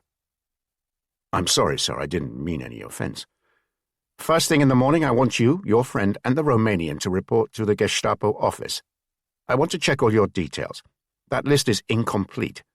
For instance, your dumb Hungarian here. Istvan? His full address isn't even there. It just says Miskolc after his name. That's the town he's from, and not enough. I need his full address. I do understand, but I have to tell you at first light this cargo is due to be loaded onto a fleet of lorries and taken into the Protectorate. It's essential raw material for the production of armaments, and any delay is impossible to countenance. The factory in Pilsen works to a very tight schedule, and any delay would be a very serious matter. There will be a military escort, and I'm required to accompany the cargo until it is unloaded in Pilsen. So, your dumb friend and the Romanian will report to us first thing in the morning, and the Romanian better bring enough money to pay the fines for the Bulgarians. Understand? Of course. I understand, but I need Istvan to accompany me to the Protectorate. Maybe if I was to offer to pay the fines now, and also a bit extra, to cover any damage, and the inconvenience to you. The moustache and the scarf looked at each other. Prince allowed himself to imagine briefing Tom Gilby and telling him how they bribed the Gestapo. It would undoubtedly impress him, but in the current circumstances, the opportunity seemed quite an unlikely one. There was a long silence. The only sounds the crackle of burning coal from the furnace, the deep breaths of the Hungarian next to him, a nervous cough from the Romanian. There were undisguisable looks of greed on the faces of the Germans. Very well, but only to save time tomorrow, you understand. And I warn you, though, there's a considerable amount of damage to pay for. Prince had felt quite unwell that night. He'd had a headache ever since the Gestapo visit, which was understandable. But now he was running a high temperature, and when he woke up in the bunk sometime after midnight, he was nauseous and had to hurry to the deck to throw up.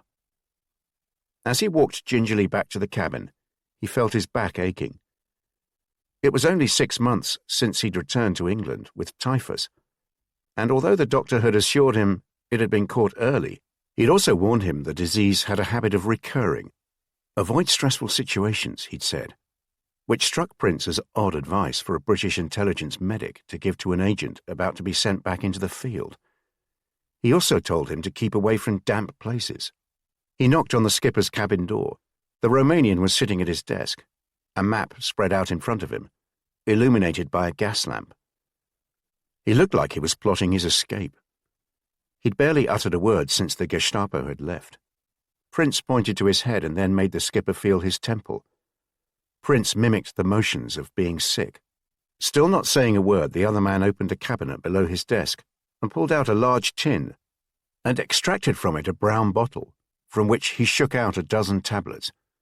He handed them to Prince and held up 2 fingers, followed by 4 fingers, and then 2 again. Prince assumed he was to take 2 tablets every 4 hours, though the way he felt, he was tempted to go for 4 every 2 hours. He knocked them back with a glass of water and hoped he'd be up to the next day's journey. Janosch woke him at 5 the next morning, from a surprisingly deep sleep, during which Henry had joined him in the bunk and snuggled up next to him, and asked him to stop messing around and come home to play with him. As he stirred into consciousness, he recalled having promised his son that he'd pack his bags and come home in a lorry.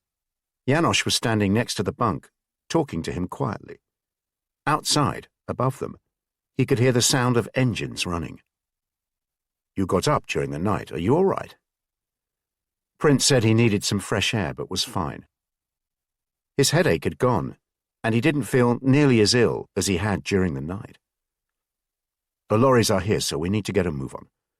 When we get to the factory, I have to oversee the unloading of the lorries, agree the weight of the cargo. They need to be satisfied it matches what was loaded on the barges in Romania, and then sign a few forms. Don't forget, we're dealing with the Germans. And then I return here to rejoin the barges for the trip back to Czernavoda. So maybe I'll be in Pilsen for an hour and a half at the most. I need to be back in Passau before it's dark. And what do you think I should do?" Janosch looked thoughtful. "Look, I don't know what your plans are, and I don't want you to tell me, but my advice would be to disappear while the unloading is going on. There is one man there I'd trust. He's called Karel, and every time I see him, he makes remarks about how the war's going, and how they do what they can to undermine the German war effort. He seems to trust me. I'll introduce you to him." Prince was too exhausted to fully appreciate the irony of a British agent being protected on his clandestine mission by a German military escort. He'd taken 2 more of the Romanian skipper's tablets, and before he'd left, he'd been given another tablet, almost too large to swallow. Whatever they were, he felt considerably better, but very tired. The convoy left Passau just after 6:30 that Monday morning. Prince wedged against the door, Janosch between him and the driver, a thin Austrian who spent the journey blaming the Jews for the state of the roads. They drove slowly, no more than 25 miles an hour, and at times at little more than walking pace as the lorries negotiated obstacles in the roads. They headed north through Lower Bavaria, crossing the border into the Protectorate of Bohemia and Moravia and Eisenstein. Progress was slower after that. The few road signs were now in German and Czech, the former more prominent than the latter. Eventually the signs showed they were heading towards Pilsen. As they approached the city, Prince was reminded of a history lesson from school, where they'd been told how people could smell an approaching Roman legion well before they could hear it, and certainly long before it could be seen. And so it was with Pilsen, the smell of factory fumes and chemicals, working their way into the cab while they were still miles away. The horizon, eventually marked by long plumes of thick white smoke, before the shadows of enormous buildings rose before them, like mountains, emerging from the cloud. They came face to face with Pilsen as they reached the brow of a hill, the convoy of lorries having slowed again to walking pace. What had been flat farmland suddenly gave way to what could only be described as an industrial monstrosity, rising out of the fields like a vast metal ring that had been thrown around the city.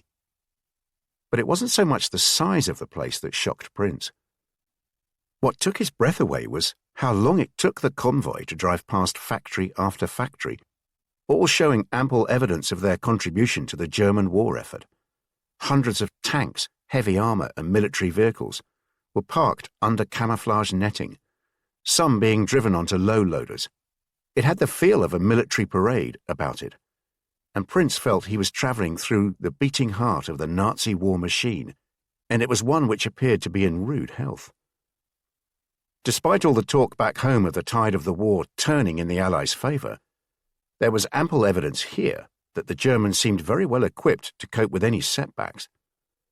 With a manufacturing capacity that was on display here, they could surely carry on for years. When the convoy came to a halt to allow a dozen tanks on low-loaders to be driven out of a factory, the driver left the lorry briefly, and Prince slipped the Minox out of his pocket and took a few photographs. Holding the camera in the crook of his arm, he doubted it would convey much to London, a mass of grey metal. He tried to reframe his shot, but then the driver climbed back in, and they continued their journey. There was a pause at a checkpoint before they turned onto a road with barbed wire-topped fences on either side. They stopped at an entrance, a large sign above it announcing Reichswerk Hermann Göring. "Skoda," said Janosch, his hand waving in the direction of the sign. The lorries drove round the perimeter of the complex, signs of bomb damage clearly visible. They came to another entrance, and found themselves in a vast area which was not unlike a railway marshalling yard. The roadway led onto a long platform, some 6 feet below, which was an enormous conveyor belt. One by one the lorries manoeuvred onto the platform, turning round and then reversing, so the back of the vehicle was just above the conveyor belt. Once he'd parked, the Austrian driver jumped out. Prince had already slipped the Minox camera out of his pocket and started taking pictures. "For Christ's sake, be careful. There are so many people around," said Janosch. "Do me a favor and wait with that thing, all right? Let's get out now. You have your backpack? Good. You see that hut over there?" He was pointing to a wooden structure under a large metal canopy. "I have to go in there with the paperwork. Behind it are some toilets. Follow me towards the hut, but go into the toilet. Wait there. The Germans don't use that one. Hopefully Karl will be in the hut. I'll tell him someone's waiting to see him, that he can trust you. But I'll ask him to leave you there until I've left. I'm sorry if you feel abandoned, but I've done the best I can do." Prince started to assure Janosch that he was most grateful, but they were already climbing down from the lorry. Prince held his backpack in front of him, the camera concealed just behind it as he pointed it in what he hoped was the direction of the back of the lorries, as they tipped their load onto the conveyor belt. He paused for a moment, until a German sentry glanced in his direction, and he saw Janosch looking anxiously at him. Without a further look, the Hungarian walked into the hut. The toilets were filthy, with a pervasive, acidic odour, which caused his eyes to water. Its corrugated iron walls were rotting in places, with a foot-high gap between it and the filthy floor. At the back was a series of open cubicles. The floor was damp and sticky, the only light coming from the gaps between the wall and the floor, and the wall and the ceiling. Prince moved into one of the cubicles, his back to the opening, wondering how long he'd be able to stay like that. He remained there for half an hour, during which time a few people came in, but seemed in a hurry to leave. It wasn't the kind of place where people chose to hang around. Eventually the sound of lorries revving up came from the platform area, followed by shouting, as if people were directing them. Within 5 minutes it had gone quiet, and more people came into the toilets, some chatting in Czech. He didn't hear a word of German. Prince became uncomfortable, aware of footsteps, more than one pair, approaching behind him, and then not moving. He turned round. 3 men were looking at him, scanning him up and down. The oldest one, an almost scholarly-looking man with thick grey hair and an impressive moustache, moved closer to him. "I'm Karl. Janosch says you speak German." Prince nodded. "Josef will search you, and look in that bag too. Is there anything we should know about?" "There's a Beretta semi-automatic in here along with lots of Reichmarks. Obviously, I'm prepared to reward you for any help you can give. And in this pocket is a tiny camera." Karl nodded and Josef moved forward, frisking Prince and opening the bag which Karl and the other man peered into, both nodding with approving looks on their faces. "You obviously don't speak Czech." Prince shook his head. "What other languages do you speak other than German?" "Some French." "And what's your native language?" Prince hesitated. The 3 men had moved closer to him, the smell of garlic on one man's breath, of tobacco on another. The man called Josef was holding the backpack, with the Beretta in it. Behind Karl, 2 men were standing with their backs to them, obviously lookouts. Danish? Karl inched closer, shaking his head in evident disbelief. The man next to Josef had slipped his hand inside his jacket pocket. "I will ask you again. What is your native language?" Prince paused, reluctant to tell the truth, but at the same time realizing it would be dangerous not to. He wasn't sure why he said Danish. "Come on. There'll be times, Prince, when you just have to make a judgment. Admittedly, one upon which your life will depend. On these occasions, you will have to decide whether you trust someone enough to be totally honest with them as to your identity. And you won't have hours to ponder these decisions, weighing up the pros and cons. You'll have seconds. And remember, revealing your role to someone is not necessarily a failure. On the contrary, it could prove to be a very wise call. It just needs to be the right one." "English." Karl nodded and said something in Czech. "And why are you here?" Prince took a deep breath. "I'm gathering intelligence on the Turkish chromium that's being shipped to this factory. I've been following this shipment from Istanbul. That's why I arranged to be smuggled in. And that's why I have this camera." Raised eyebrows from Karl as he translated. More discussions in Czech. Karl glanced anxiously at his watch. "My friends here, Radek and Josef, are less trusting than I am. They say this could be all a trap. After all, they say what British agent would turn up in a German convoy at the Skoda armaments factory of all places and announce what they're up to? Do they take us for fools? They ask me to remind you we're Czechs, not Slovaks. I'm more trusting, you understand. But Radek and Josef?" Karl shook his head, as if he was genuinely disappointed in Radek and Josef's skepticism. It was Prince's turn to shrug. "What can I say? I've taken an enormous risk as it is, telling you this much." One of the men who'd been standing guard turned round and said something, and Karl looked anxious. "Wait in here. In about half an hour the yard will clear and Radek will come and take you into the hut. You'll stay here until the end of our shift. I'll come and collect you." Karl and the others moved away, and Prince pointed to his backpack, which Josef was still holding. "Don't worry. We'll look after it for you." He'd been hidden in a store cupboard at the back of the hut, and he was reconciled to remaining there, cold, hungry, and cramped, until late in the afternoon.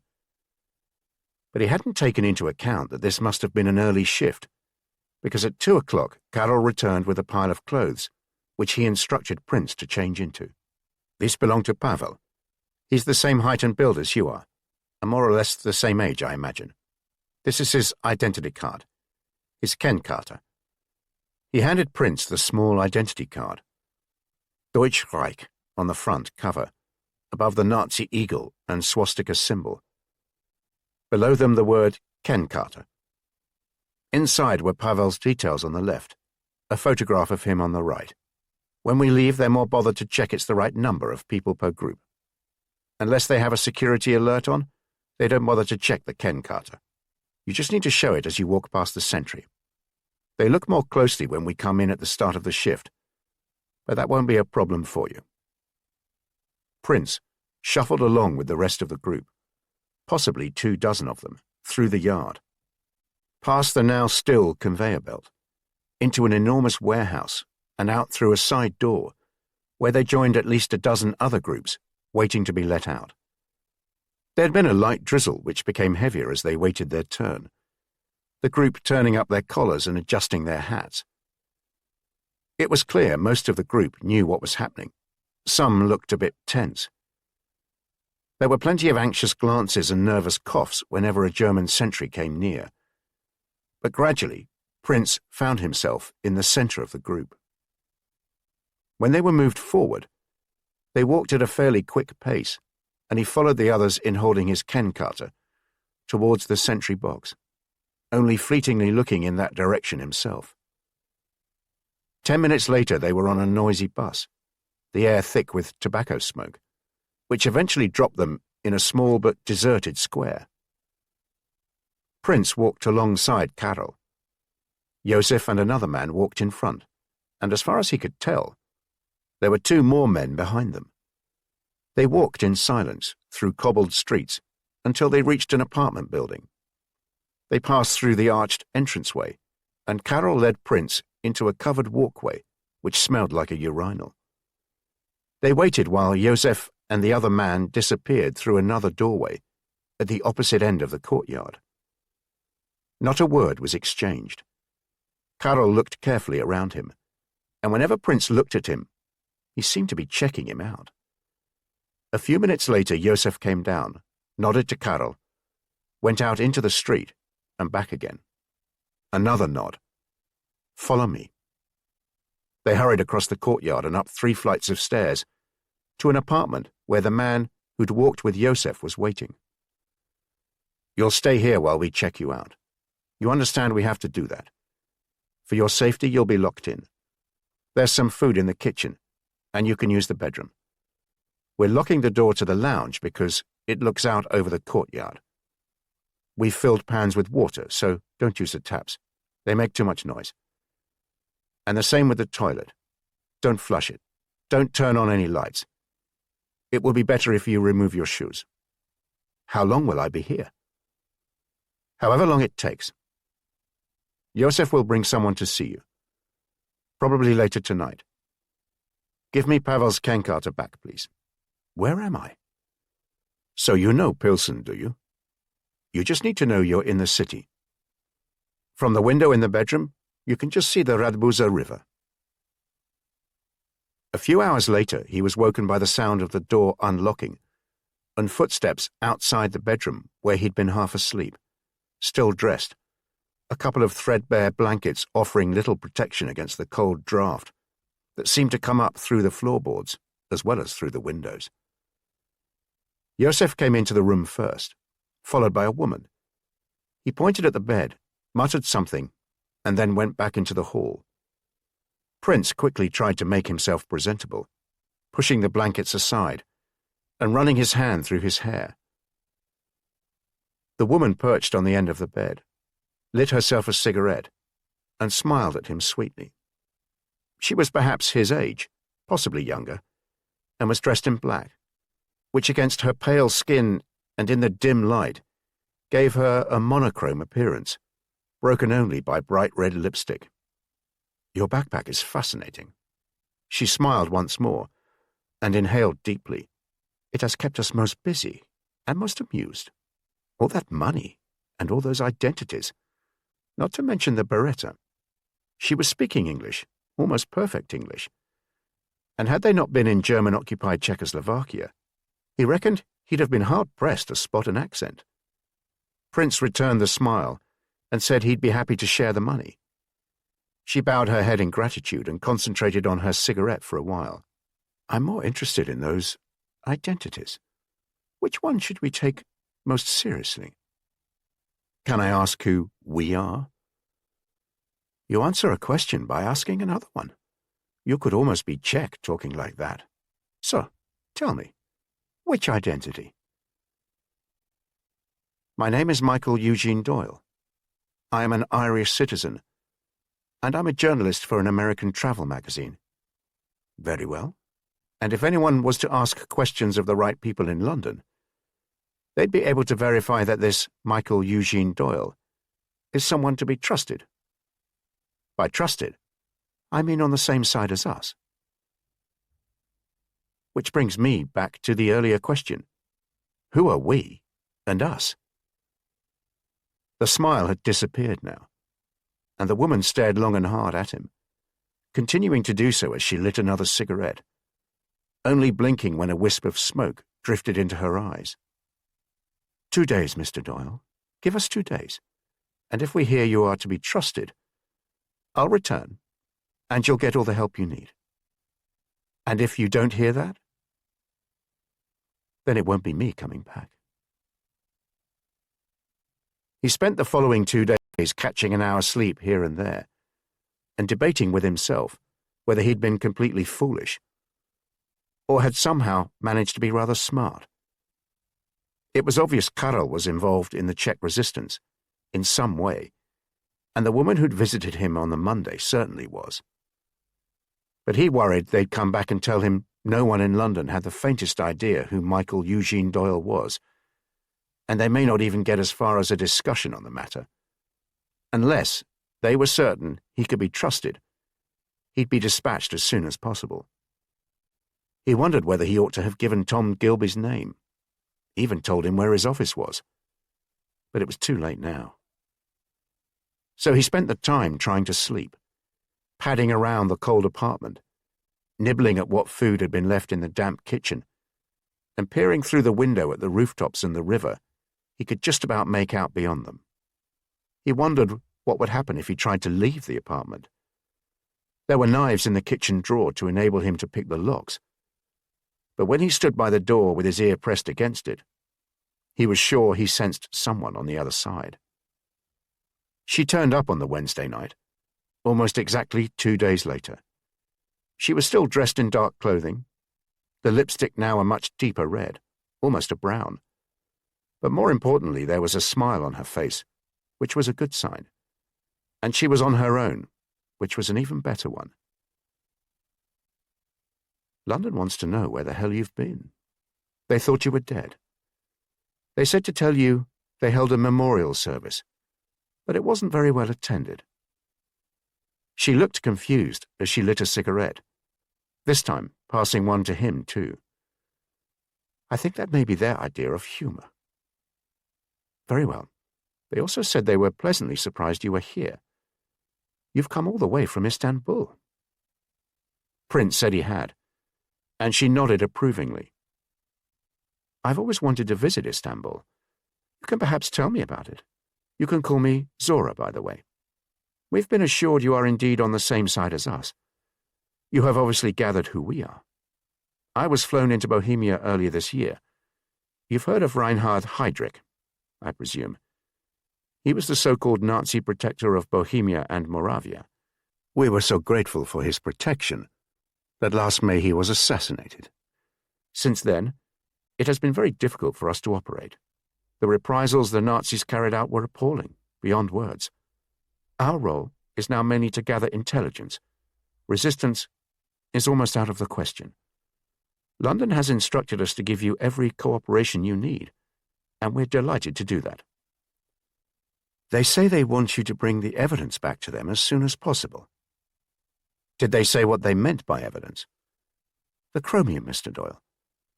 They want evidence of the chromium being brought from Turkey here to the Skoda works. And did they say anything about how I should get back? I can't tell you how important it is I get back to England as soon as possible. I should have been back there by now. Zora shrugged and gave a sarcastic laugh. We're not travel agents, Mr. Doyle. That is something you'll have to sort out. London said you were very resourceful. We'll move you to another apartment in the morning. In the meantime, this camera. From her handbag she fished out the tiny Minox, holding it delicately.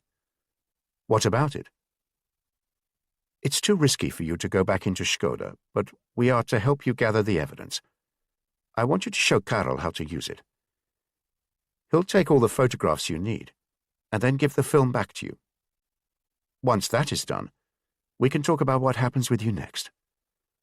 London's promised to put a halt on air raids over Pilsen for the next week. Looks like you're an important man.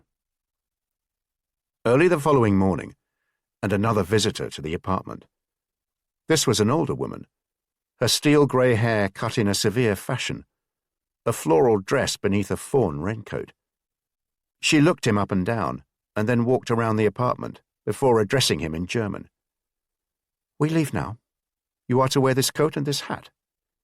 Take this Ken Carter. Your name is Emil Novak. It's a rather common name. Stay with me. I'll link my arm through yours, and I'll be talking with you in Czech. Just nod every so often and smile.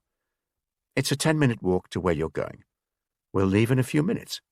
Most people will have gone to work by then, and the German checkpoints tend to be more relaxed, we hope. This is yours. From her handbag she produced a bundle wrapped in a green scarf. It was his Beretta.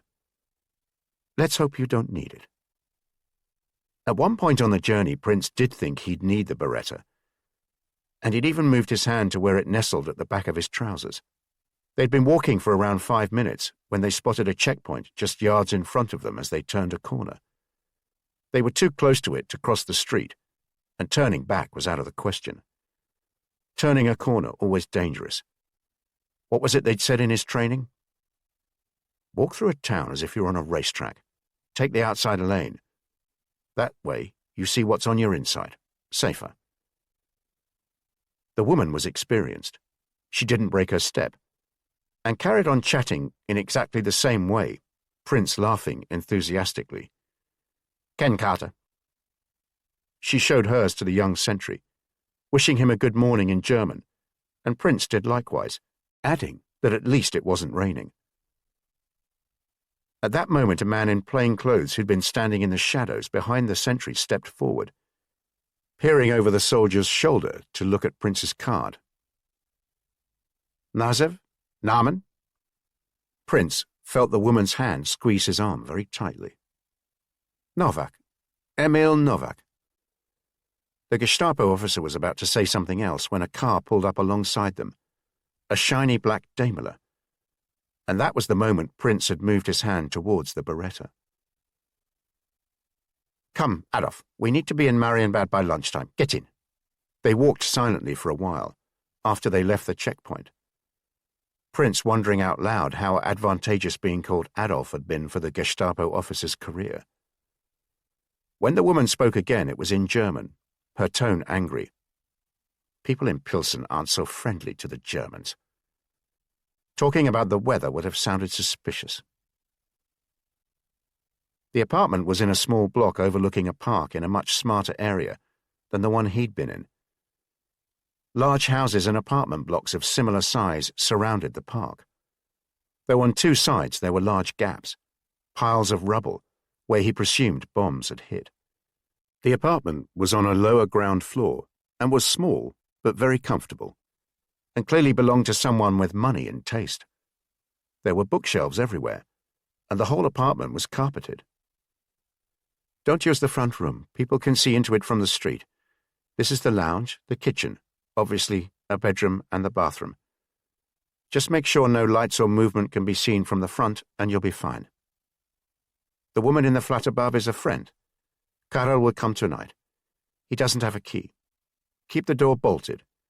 If you hear a tap, a pause, followed by 3 quick taps, then another pause and another tap, wait a minute, and then ask who it is. If he replies Emil, then it's fine. Prince was fast becoming an admirer of Czech efficiency. It had been dark for no longer than 15-20 minutes when there was a knocking at the door. It was the sequence he was expecting, and quietly removed his Beretta from its holster and slipped the safety catch. He asked who it was, and when Emil came back as the reply, he unbolted the door. Karel seemed pleased to see him, and walked through to the lounge. As he sat down, he produced 2 large bottles of beer from his bag. Prince noticed Karol had also brought Prince's backpack with him. Pilsner Urquell, the best beer in Europe. We couldn't allow you to visit our city and not try it. But for now, first, we have work to do. Karol explained he was about to start a series of night shifts at the Skoda factory, and said how it was quieter at nights, fewer Germans on duty. It will be easier to take photographs. In the dark? At first light, and the day after tomorrow, Saturday. There's another shipment of chromium coming up from Passau. I can make sure I'm not on duty in the yard, so I'll get myself in a position where I can photograph what happens from above. Do you have access to the documents relating to the cargo, Karol? The manifest, for instance? Of course. But don't ask me to bring them out of the factory. They're all carefully marked. Pass me my bag and I'll show you how to use this camera. It has little legs that can be attached to help you photograph documents. And while we're at it, I'll change the film. I'm not sure how much is left on this one, but there are 50 frames on each strip, which ought to be more than enough. Here, I have this too. Karol pulled out a newspaper from his bag and carefully removed 2 sheets of thin paper that had been concealed in the pages. One of our group is a draftsman at Skoda. He's produced these diagrams of the factory. They show everything very clearly, and he's marked up all the buildings on this diagram. This one shows more detail of the northwestern area of the site. This is the area which is very restricted to checks, and is also where the final assembly and inspection takes place. We understand why the RAF has to bomb us, even though a number of our comrades have been killed. But if we photograph this now, the RAF could make an effort to target this area. Prince wasn't expecting anyone to come to the safe house that weekend. Karol had told him the chromium shipment was expected on the Saturday, and his night shifts ended early on the Monday morning. He promised to come and see him that evening. The Englishman began to think about what he'd do next, about whether to try and return to Istanbul by the same route which had brought him to Pilsen. That might be too risky. He'd found a pre-war map of Europe, and reckoned he was probably no more than 300 miles from the Swiss border. Istanbul was 1,200 miles away. He decided once Karol brought the photographs back, he'd see whether they could get him papers that would work in Germany. It was, after all, just 6 months since he'd last been there. It was early in the afternoon on the Saturday, and Prince was stretched out on the sofa with an atlas on his knee, having nodded off while trying to work out whether a direct route through Bavaria would be best. Regensburg, Ingolstadt, Augsburg, Memmingen, crossing the border into Switzerland near Konstanz. He was woken by the knocks on the door, and he picked his holster up from the coffee table, removed the Beretta from it, and walked towards the door, waiting until he thought 1 minute had passed. He asked who it was, and a woman's voice replied it was Emil, and he was to hurry. No sooner had he unbolted the door than Zora pushed past him and into the lounge. She was wearing her usual dark coat, but this time with no hat and no lipstick either. She looked even paler than usual and was clearly nervous. There were no smiles, and her hands shook as she lit a cigarette. "We have a problem. Perhaps you could get me a glass of water. You can put the gun down for the time being, please." When he returned, she'd removed her coat and unpinned her hair, shaking her head to allow it to fall over her shoulders. "The shipment of chromium came up from Passau this morning. The man in charge told Josef that János was arrested when he returned to Passau on the Monday night. Apparently, he's been in the hands of the Gestapo since then. We think it is to do with you. You were calling yourself Istvan, is that correct?" Prince nodded. He closed the atlas and leaned forward, his mouth now dry. "They'd been unhappy with the paperwork relating to you and wanted to question you again. When János returned without you, they wanted to know where you were. Apparently János is holding out, but Karol is concerned that sooner or later he'll confess. Almost everyone does eventually. If that happens, they'll make the connection with the factory and be all over Karol's group. It will be a disaster. Maybe I should leave. Of course you should leave, you fool. What did you think I had in mind? For you to set up a salon here, receiving all the resistance fights in the city, and then inviting a Gestapo to ensure a nice mix of guests? She leaned over the table, angrily inhaling her cigarette. I cannot tell you, said Prince, how vital it is I escape, preferably to Switzerland. I must return to England. And I cannot tell you, she was pointing angrily at him, how vital it is that you stay alive, and not just you, all the groups here in Pilsen, and me too, while we're on the subject of survival.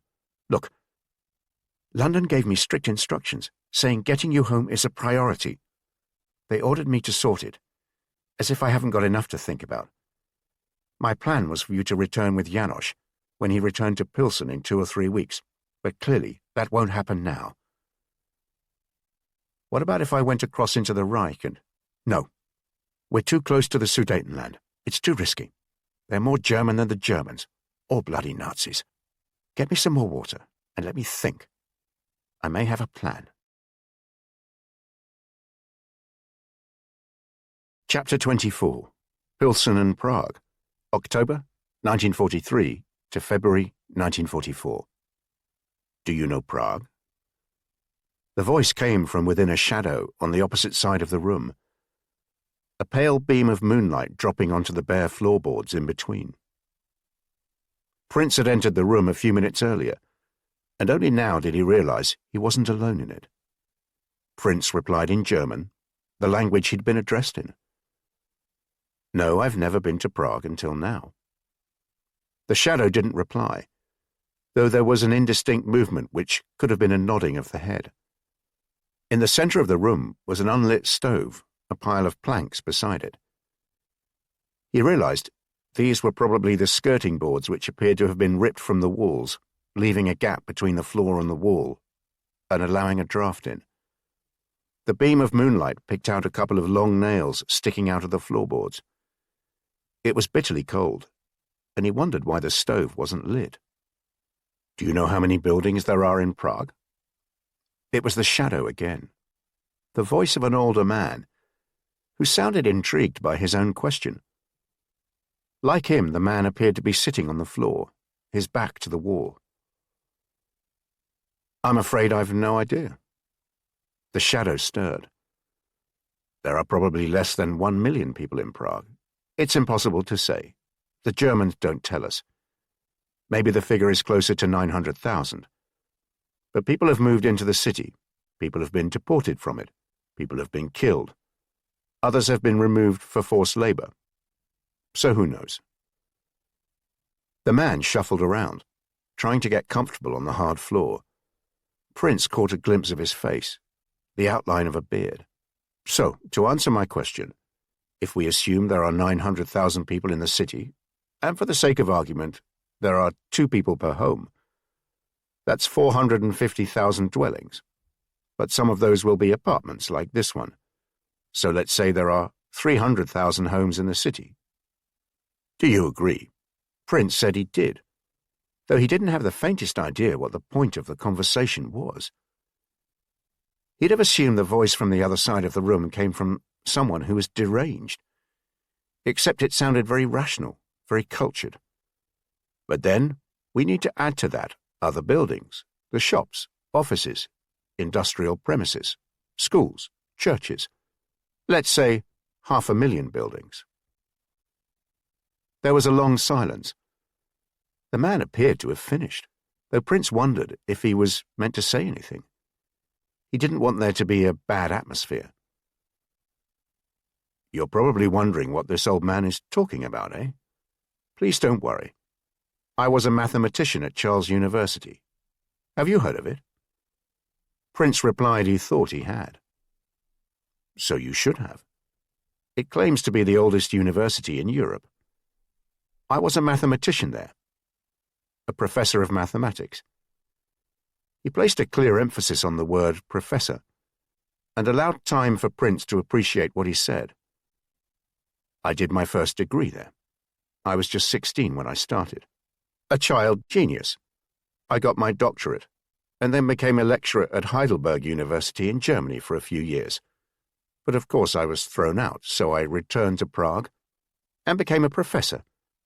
And I thought, well, I suppose I was smug, despite all the warnings. Then the Nazis arrived, and more or less the first thing they did was throw us Jews out of the universities, and now here I am, spending my time asking questions and trying to work out the answers. Prince lit a cigarette and asked the man if he wanted one. He said he was fine for the time being, but would certainly take him up on the offer later. So, to go back to my question, if there are 500,000 buildings in Prague, the odds on the Nazis finding us in this one are fairly remote. Of course, there are a number of variable factors here. How many safe houses there are, for instance. How many Germans there are. Not forgetting informers, of course. But I would conclude that there are simply too many buildings for the Germans to feasibly search at random. If we are quiet and discreet, and obey the rules of the house, we should be fine as long as we don't go mad in the meantime. That's what I tell myself. The plan Zora had conceived that Saturday in the apartment in Pilsen was to send him to Prague. He could hardly blame her for wanting him out of Pilsen in a hurry. She said she needed to make some arrangements, and left the apartment for a couple of hours. When she returned, she had a hold-all with her. She tipped its contents onto the rug between them. "This suit, you'll wear it tomorrow, along with this shirt and tie. There are 3 pairs of shoes here. Try them on, and take whichever one fits you best. There's underwear here, socks, a spare pair of trousers, and a sweater and a washbag. Inside that, there's a toothbrush holder with a secret section in which the film Carol shot on your tiny camera is concealed. You have a strip of film too, don't you? Well, put it in there too. It will be too risky to take the camera. You'd better leave it with us. Your Irish ID, you think you should take that? It may help. You'll be taking this hold-all. It has a false bottom where those papers can go, and the Beretta too. As well as photographs of the chromium arriving and being unloaded, Carol also managed to photograph a number of documents about the cargo, the manifests, and other papers. The journey to Prague began late on the Sunday morning when Zora returned to the apartment, checking him and his bag over before giving him instructions. You'll leave the house at noon. Turn left, and after 50 yards you'll see a road to your left, and after another 200 yards, on the north side of the road, you'll see a Skoda Rapid, a black 4-door saloon. If you see a priest standing by the open boot, you know it's safe. If not, walk on and don't look back. The priest's name is Father František. He'll be expecting you. You'll use the same Kennerkarte as you did when you came here, the Emil Novak one. She looked impatiently at her watch, and then at the carriage clock above the mantelpiece, anxious for noon to arrive. One other thing. Father František doesn't know about this safe house or about me. This has all been arranged through an intermediary. Please say nothing about what you've been up to in Pilsen. Don't volunteer information. His job is to get you to Prague. At noon she wished him luck as she hurried him out of the door. It was a 5-minute walk to where the Skoda Rapid was parked, and a tall man, wearing a black cassock with a white dog collar topped by a wide-brimmed black hat, was standing by the open boot. Prince introduced himself as Emil, and they shook hands. The priest looked pale and nervous, his 2 front teeth protruding to give the misleading impression of a cheery disposition. He told Prince to get in, moving a pile of papers from the passenger seat, to join the clutter on the back seat. The priest was so nervous, he struggled to put the Skoda into gear, and then drove too slowly, leaning forward over the steering wheel as if to see better. He waited until they'd left Pilsen before he spoke in German, the accent strong and hard to understand, and delivered in a ponderous manner, as if he were preaching a sermon. They'd headed northeast out of Pilsen, the enormous Krivoklatso forest soon emerging to the west and remaining there for much of the journey. Prince knew full well driving too slowly was more likely to arouse suspicion than driving too fast, but he felt reluctant to say anything. Father František was nervous enough as it was, his knuckles white as his hands gripped the steering wheel. He had been silent throughout the journey, occasionally muttering what Prince took to be directions to himself. It was almost 3 o'clock when they entered Prague, through the west of the city, and the priest appeared to relax. He seemed to know where he was, and he was now approaching the end of his journey, his obligations nearly met. "Are you a religious man?" Prince hesitated, unsure of how to respond. He didn't want to upset the man he was still relying upon. "Sometimes, I suppose so, yes." He hoped that would do. "I have no idea what will happen to you now, and in the future. But take comfort from Psalm 23. Are you familiar with it, Emil?" Prince said he'd need reminding.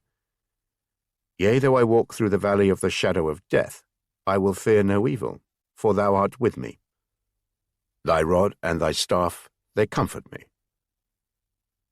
Nazi Europe is truly the valley of the shadow of death, Emil, but fear not. If you follow a just cause, you will be protected and comforted.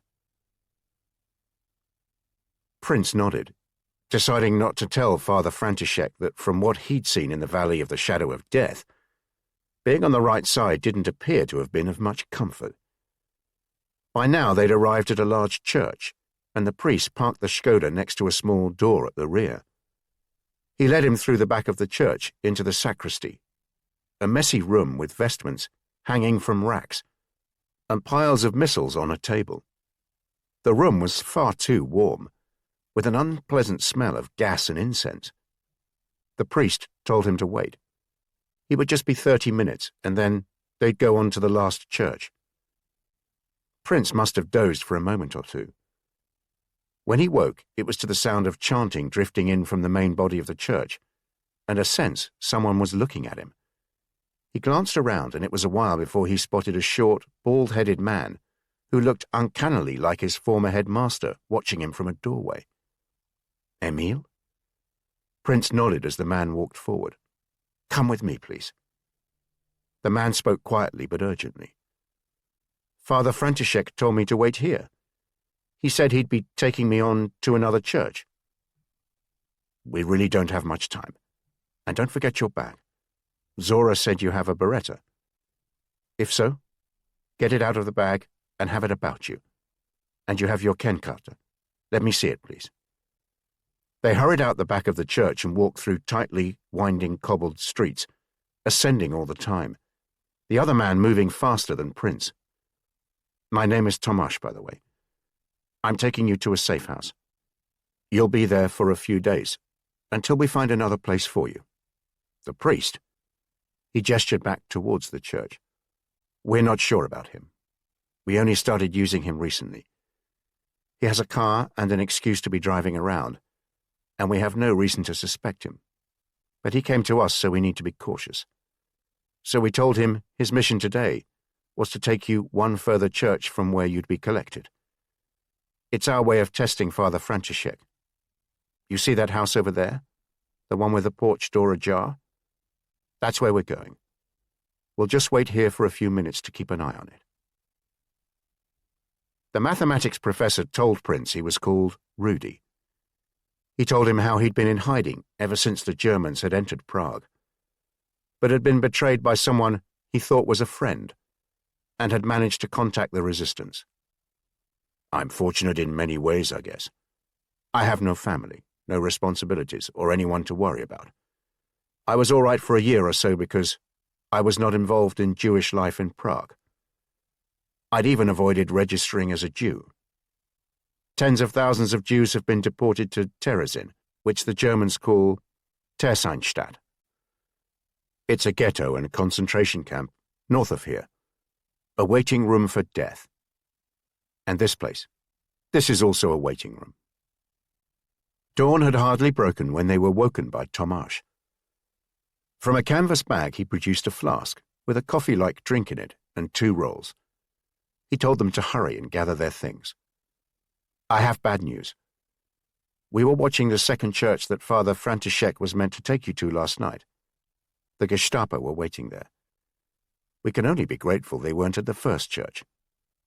At least we know that damn priest betrayed us. He'll be dealt with when he returns to Pilsen. But it does mean we need to abandon this safe house, which is a pity, because it is in such a good position. It also means that they'll have your description, Emil.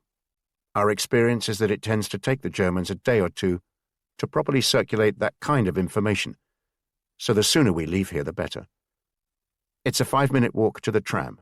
Rudy, you'll know which one to take, so you travel with Emil. I'll be on the same tram, but will stay apart from you, and walk in front of you both. You understand? They both nodded, and Tomáš continued. The Germans have changed the name of everything in Prague, which is one of their ways of destroying us. All places have to be referred to by their German names, which I'll use now. It may be easier for you anyway. They've even changed the name of the Vltava River to the Moldau. Can you believe it? We'll cross it on the Most Legi. Most is Czech for bridge. By the way, they now call it Smetana Bruk. The tram will take us into Victoriastrasse, and we'll get off it just before Wenceslas Square, which naturally they've renamed Wenzelplatz. We'll cross the square diagonally into Beethovenstrasse. The new safe house turned out to be the musty attic of a slightly shabby Baroque building, in sight of Wenceslas Square. The attic appeared to have been used for storage. The main room had sharply sloping ceilings and 2 beds. Adjoining it was a small kitchen area and a toilet. The floor was thick with rugs and strips of carpet, an attempt to muffle any sound they might make. Tomáš told them someone would visit twice a week to make sure all was well and bring them food. They were to keep very quiet, he said. They were not to leave the attic, of course, nor were they to use the lights apart from the one in the toilet. They could be there for some time, which they were. Prince reckoned he'd arrived in Prague on Sunday, 24th October, and he carefully marked the days on one of the newspapers Tomáš had brought them during that first week in Beethovenstrasse.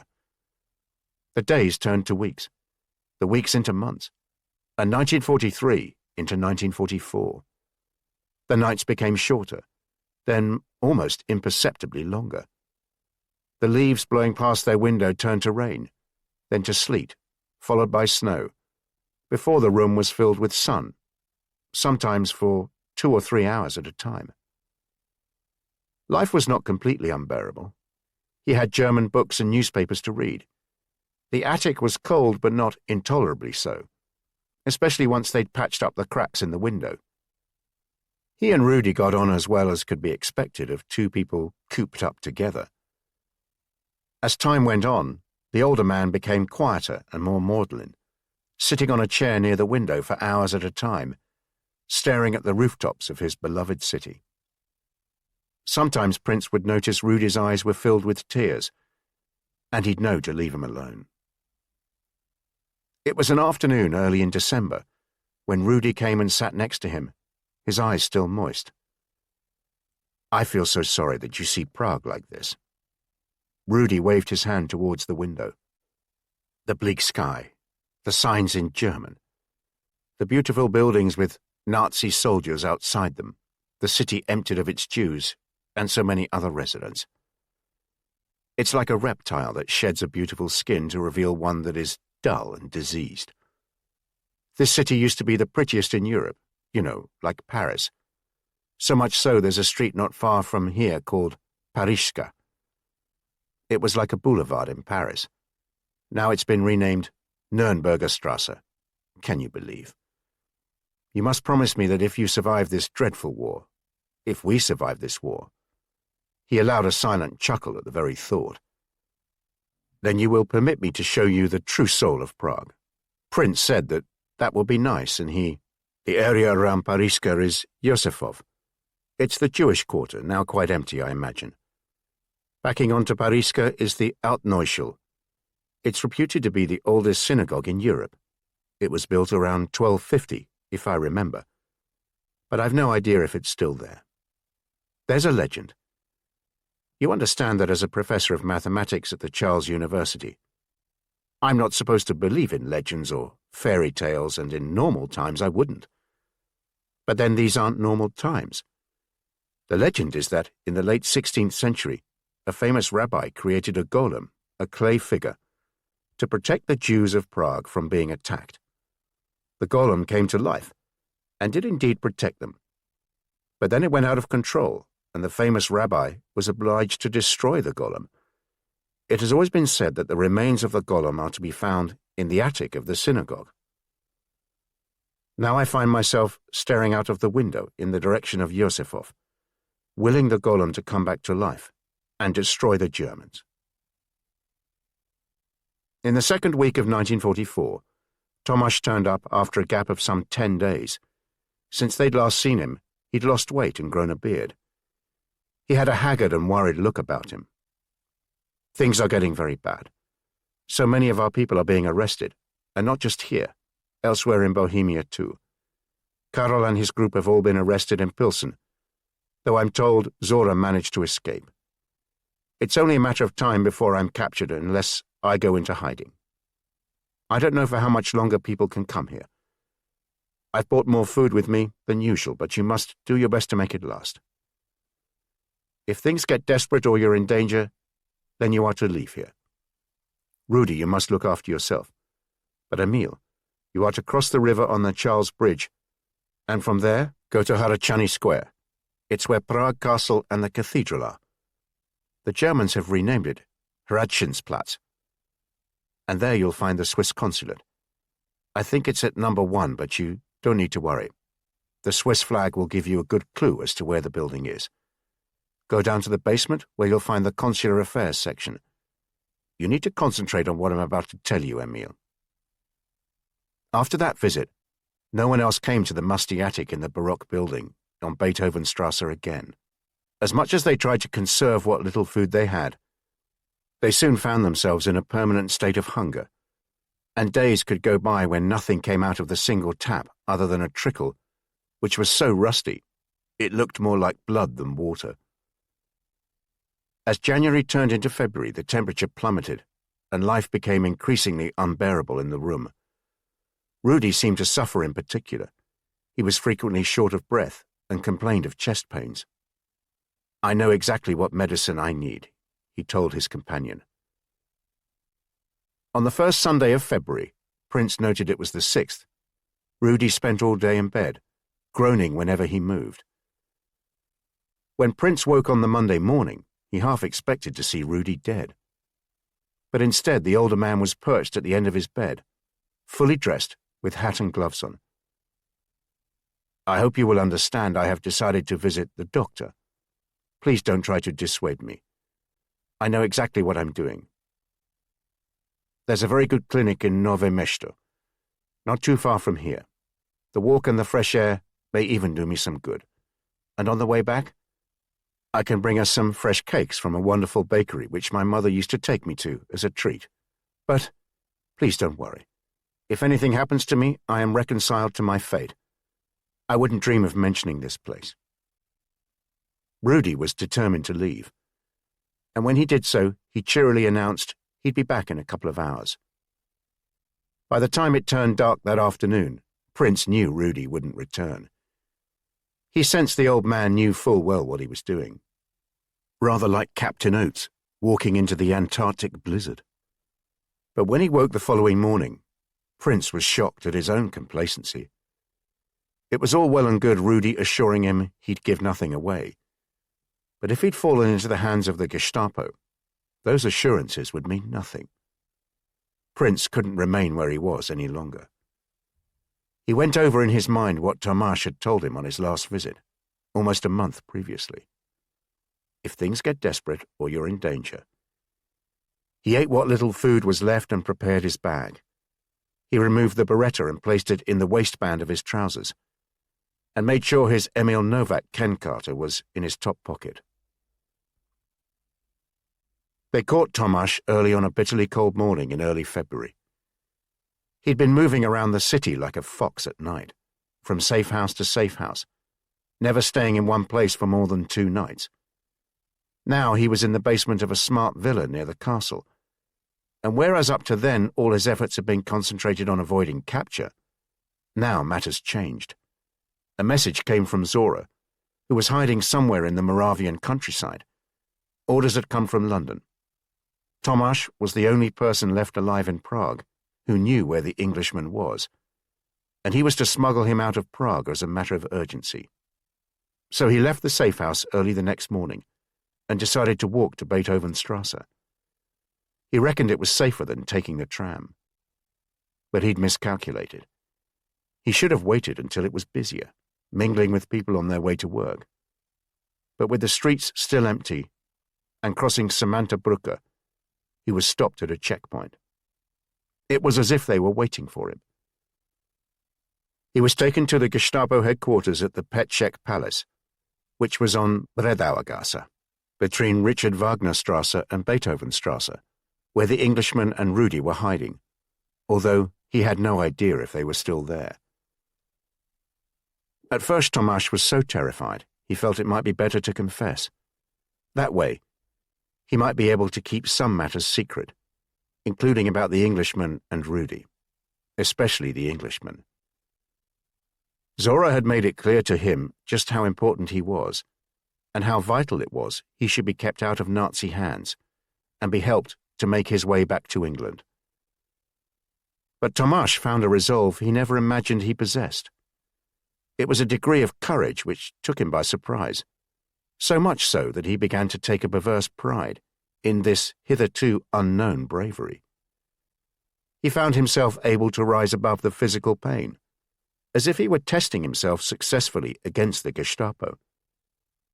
This allowed him to resist the Gestapo's interrogations and torture until early February.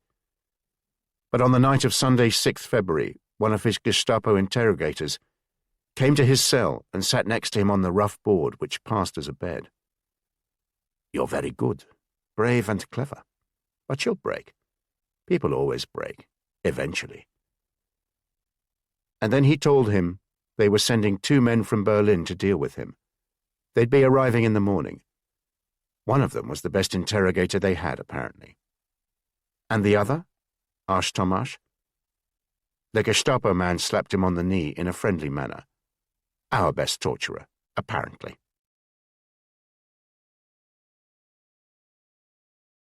Chapter 25. London, February 1944.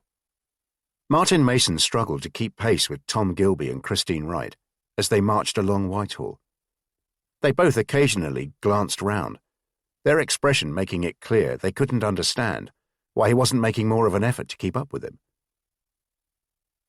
Tom Gilby paused when they were inside the side entrance to 10 Downing Street. "We'll be meeting Sir Rowland in his office, which is uncomfortable at the best of times. Please, just concentrate on facts rather than emotion where possible." Sir Rowland Pearson was sitting immobile and silent behind his desk, his eyes carefully following each of them as they entered the room and found a chair to sit on. He was holding a pencil horizontally between his 2 hands, wisps of steam rising up from a cup in front of him. "Sorry about the squeeze. I keep mentioning to Winston how inadequate my office is, but he insists he has more important matters to be concerned with. Now then, the last I heard about your chap in Istanbul was that he'd treated himself to a holiday in Greece and then disappeared. Is that correct, Gilby?" Tom Gilby coughed and glanced at Christine Wright, hoping she might answer first. But she was staring resolutely at her notes, as was Martin Mason. "Yes and no, Sir Rowland. Let's see where we are. Even I get confused with his movements, for want of a better word. He arrived in Istanbul at the end of August, and between then and 9th September we received 3 rather upbeat messages, all indicating he was on the trail of the chromium. We then didn't hear from him until 21st September, when he sent an article saying he had a new lead and was going to Greece. I hope he at least improved his classical education. I fear he's not the classics type, Sir Rowland. As soon as we received this message, we sent him a telegram with a very clear abort instruction, and then set Bryant and Stone on his trail. But he disappeared. However, on the... Christine, help me out if you will. The 6th October, Mr. Gilby. That's it, here we are. On the 6th October, another message comes through. It read, "Chromium located, accompanying on journey on Danube to factory." from which we had to assume he was travelling with the chromium. To where? We assumed the factory he referred to was the Skoda factory in Pilsen, in what used to be Czechoslovakia, but we were rather in the dark. Christine, perhaps you could... Radio silence until 19th October, when the Czech section of the SOE here in London were contacted by one of their agents in Pilsen, codename is Zora. She was parachuted in late 42 and is responsible for operations in the Pilsen area. On 18th October, a chap turns up at the Skoda factory in Pilsen, wanting to take snaps of the place. Our man? So it would seem, Sir Roland.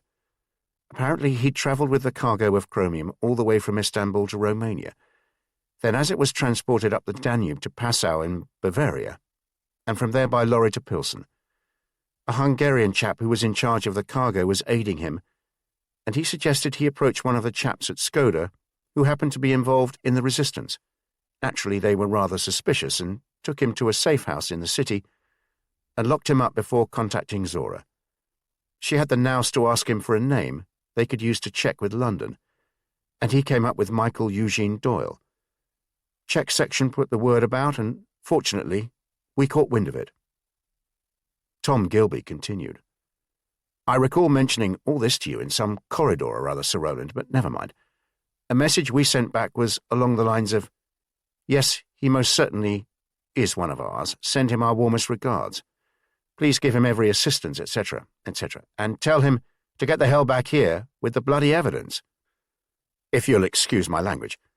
As soon as possible, if not sooner. He'd been away for quite long enough. Splendid, said Sir Roland, sipping his tea. And that was when? Late October. Since then, nothing.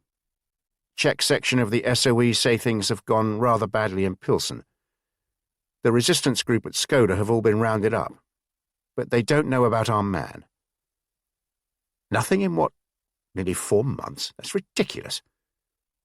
If he still has the bloody snaps, they'll be out of date. If it's any consolation, the SOE don't think he was captured. They believe they'd have heard if he was. They think there's a possibility he may have gone to Prague. Prague? Quite the grand tour, eh? Indeed, Sir Roland. It's not confirmed, but they think at one stage in November he was being looked after by a resistance group there which has since been blown. Blown? The usual story, Sir Roland, said Christine Wright. Some arrested, some gone into hiding. Again, the best they can say about our chap is that no news is good news. There was a long silence in the room. It was oppressively warm, and Tom Gilby loosened his tie. Martin Mason spoke for the first time. However, we do have reason to believe he may have the photographic evidence we require. It may well be that he's laying low, but that's not the point. We need him back here, and more importantly, we need the bloody photographs. I've told the SOE they must regard getting him back here as an absolute priority for the Czech section. They've promised to do what they can. From what I understand, they believe there's one man in Prague who may know where he is. He's being ordered to drop everything and get him out of Prague and back here. You really think there's a likelihood of them getting him back here? A remote one. But it would help if next time Winston meets with the SOE, he could tell them how important he personally regards this. I'll do what I can, but I'd rather been hoping to keep any bad news from Winston. That's all I seem to give him these days, and he's got enough on his plate as it is. As the meeting ended, Sir Roland Pearson asked his former schoolmate to wait behind. No news on the boy, Tom? I imagine, if there had been, you'd have told me. Of course, Rowley. No news, I'm afraid. It's not for the want of us trying. Of course, of course. Poor chap, though. Imagine getting home after all he must have been through, to find his son still missing.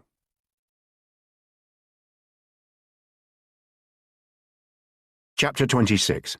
Prague, Munich and London, February, 1944. We can't sort this now. You'll need to come back with the proper papers. I don't have any. Very well, then. She closed her eyes momentarily as she thought. She'd placed her hands flat on the counter, but he noticed they were shaking. She looked up as her colleague next to her gathered her things and said she'd be back in 10 minutes. Go to St. Vitus's Cathedral. Where's that? You can't miss it. It's more or less in front of this building. In an hour, I can go for a short break. Meet me in there, in the Wenceslas Chapel. It's on the right, as you face the high altar. Her name is Inga Brunner. She's a clerk in the Consular Affairs section of the Swiss consulate in Hradschenplatz. It was Tomáš's last visit to the attic in January, and the Czech leaned closer to him. The warmth of his breath visible in the cold room. Prince noticed how pale the Czech's skin looked, and how it had the transparency of a much older person. She's been helping us over the years, but in a limited way. She won't deal with Czech nationals, but occasionally she'll help with foreigners, especially from the neutral countries. Well, Ireland is a... I know, said Tomáš. That's why I'm telling you about her. She's a rather enigmatic type, but is undoubtedly anti-fascist, though we're not sure why. We don't ask many questions. One of my comrades thinks there may have been a boyfriend killed in the Spanish Civil War, but who knows? But remember, when you get there, it is only Inga Brunner you deal with. On no account are you to approach anyone else. Prince had left the building on Beethovenstrasse just after 9 o'clock Monday morning in early February, knowing once he'd left, he couldn't risk returning. Before leaving, he checked the map Tomáš had sketched for him one last time, his finger running the route from the right bank of the Vltava, which the Nazis now called the Moldau, to its left bank. He tore the map into tiny pieces and flushed them down the toilet. He remembered he had some stale biscuits left, which he slipped into his pocket. He walked across Wenceslas Square, managing to spot a German checkpoint being set up, so turned into a series of side streets. Worried at first, he was lost, but then spotting a sign telling him he was in Altstadt. He knew then he was in the old town, and so headed west, soon finding the Charles Bridge with its gallery of statues. On the other side of the river, a couple of bored-looking sentries were doing little more than glancing at everyone's Ken-Carter. And there was no problem with his. It was a 10-minute walk from there to Hradschenplatz, the Swiss flag signalling his destination. The Consular Affairs section was a rather handsome low-ceilinged room, with dark wood panelling and a tiled floor, which created a series of echoes with every step. At one end of the room was a counter, rather like a bank. Behind a glass partition were 5 well-spaced cubicles, but only 3 of them were occupied by clerks, each with their name, displayed on a wooden plaque in front of their position. On the left was Fraulein Inga Brunner, possibly his age, with her hair tied back, but eyes which reminded him of Hannah. Prince patiently waited his turn, worried one of the other clerks might become free first. Fortunately, Inga Brunner had just finished with someone as Prince reached the front of the queue. She nodded her head for him to come forward. He spoke in German, so quietly she had to lean forward. He explained he was an Irish national. Here are my papers. And he urgently needed to get to Switzerland. Her expression was unchanged, what he described as businesslike. That was until he used the phrase Tomáš had told him to use. My very good friend Oscar from Moravia sends you his warmest regards. She nodded, and although her expression was unchanged, her body seemed to tighten. How nice. And how is Oscar?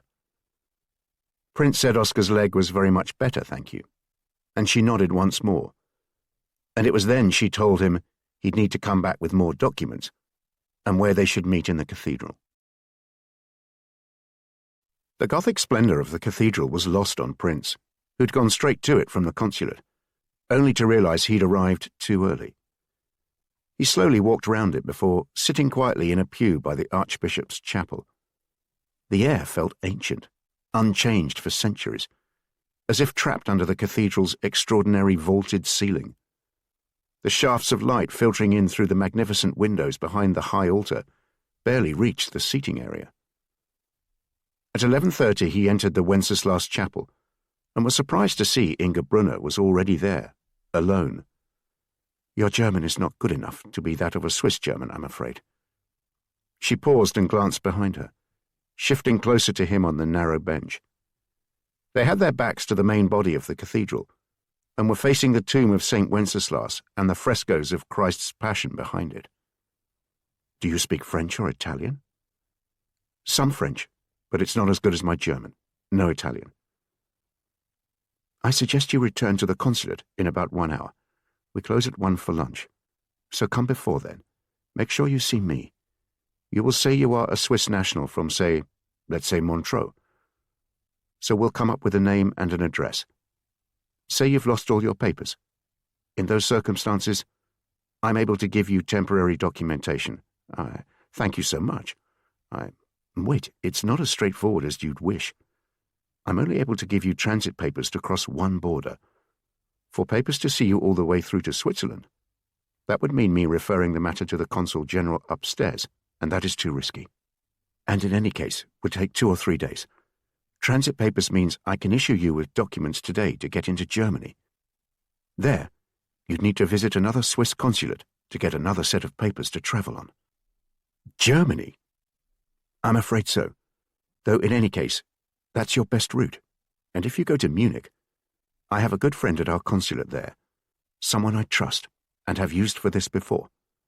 I'll send a cable to let her know you're coming and ask her to issue you with papers to enable you to travel from there into Switzerland, from Munich to the Swiss border.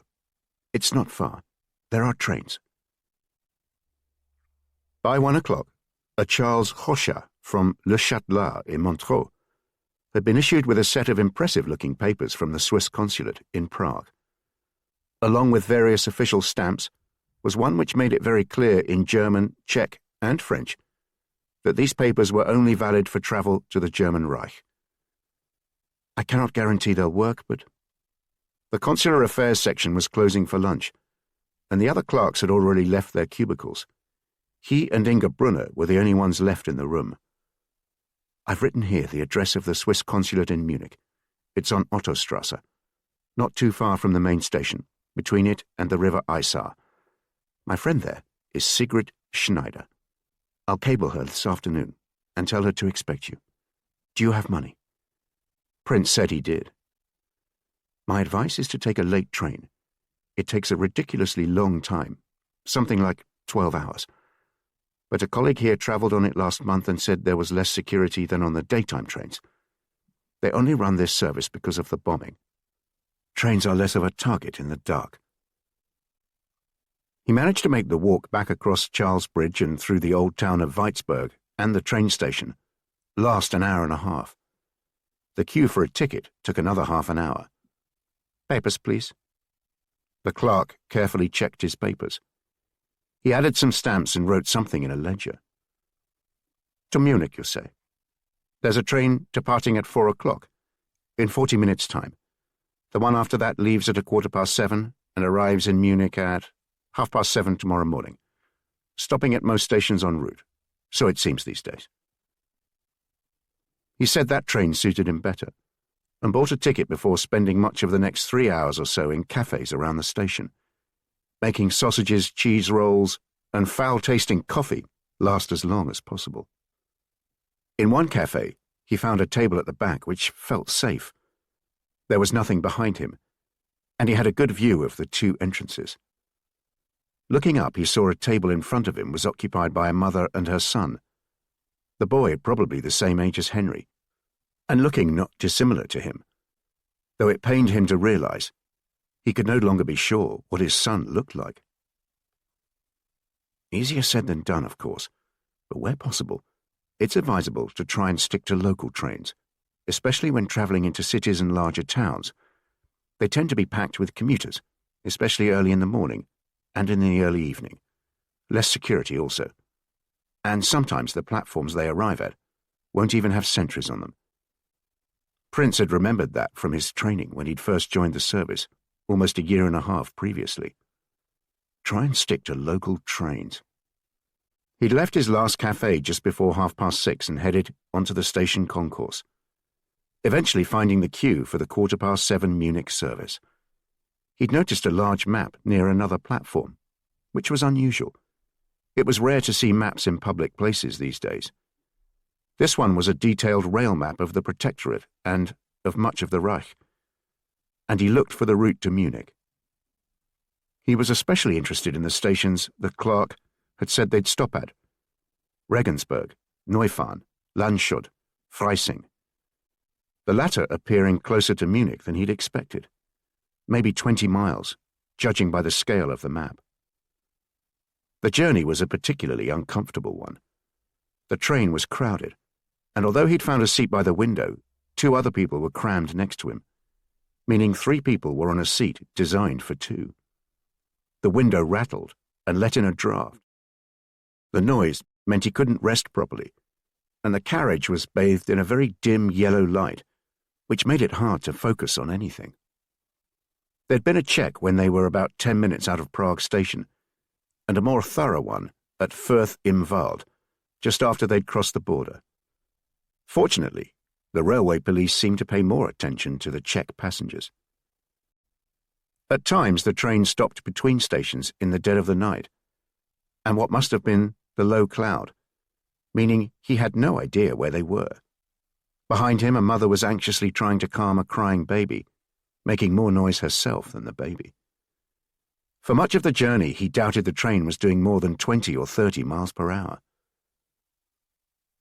It was still dark when the train stopped at Landshut, but half an hour later when they pulled into Freising it was much lighter, though the Bavarian countryside was still in shadow.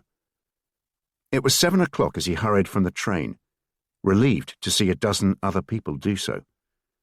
He went straight from the platform to the small ticket area and asked to be shown to the toilets, where he remained for a few minutes.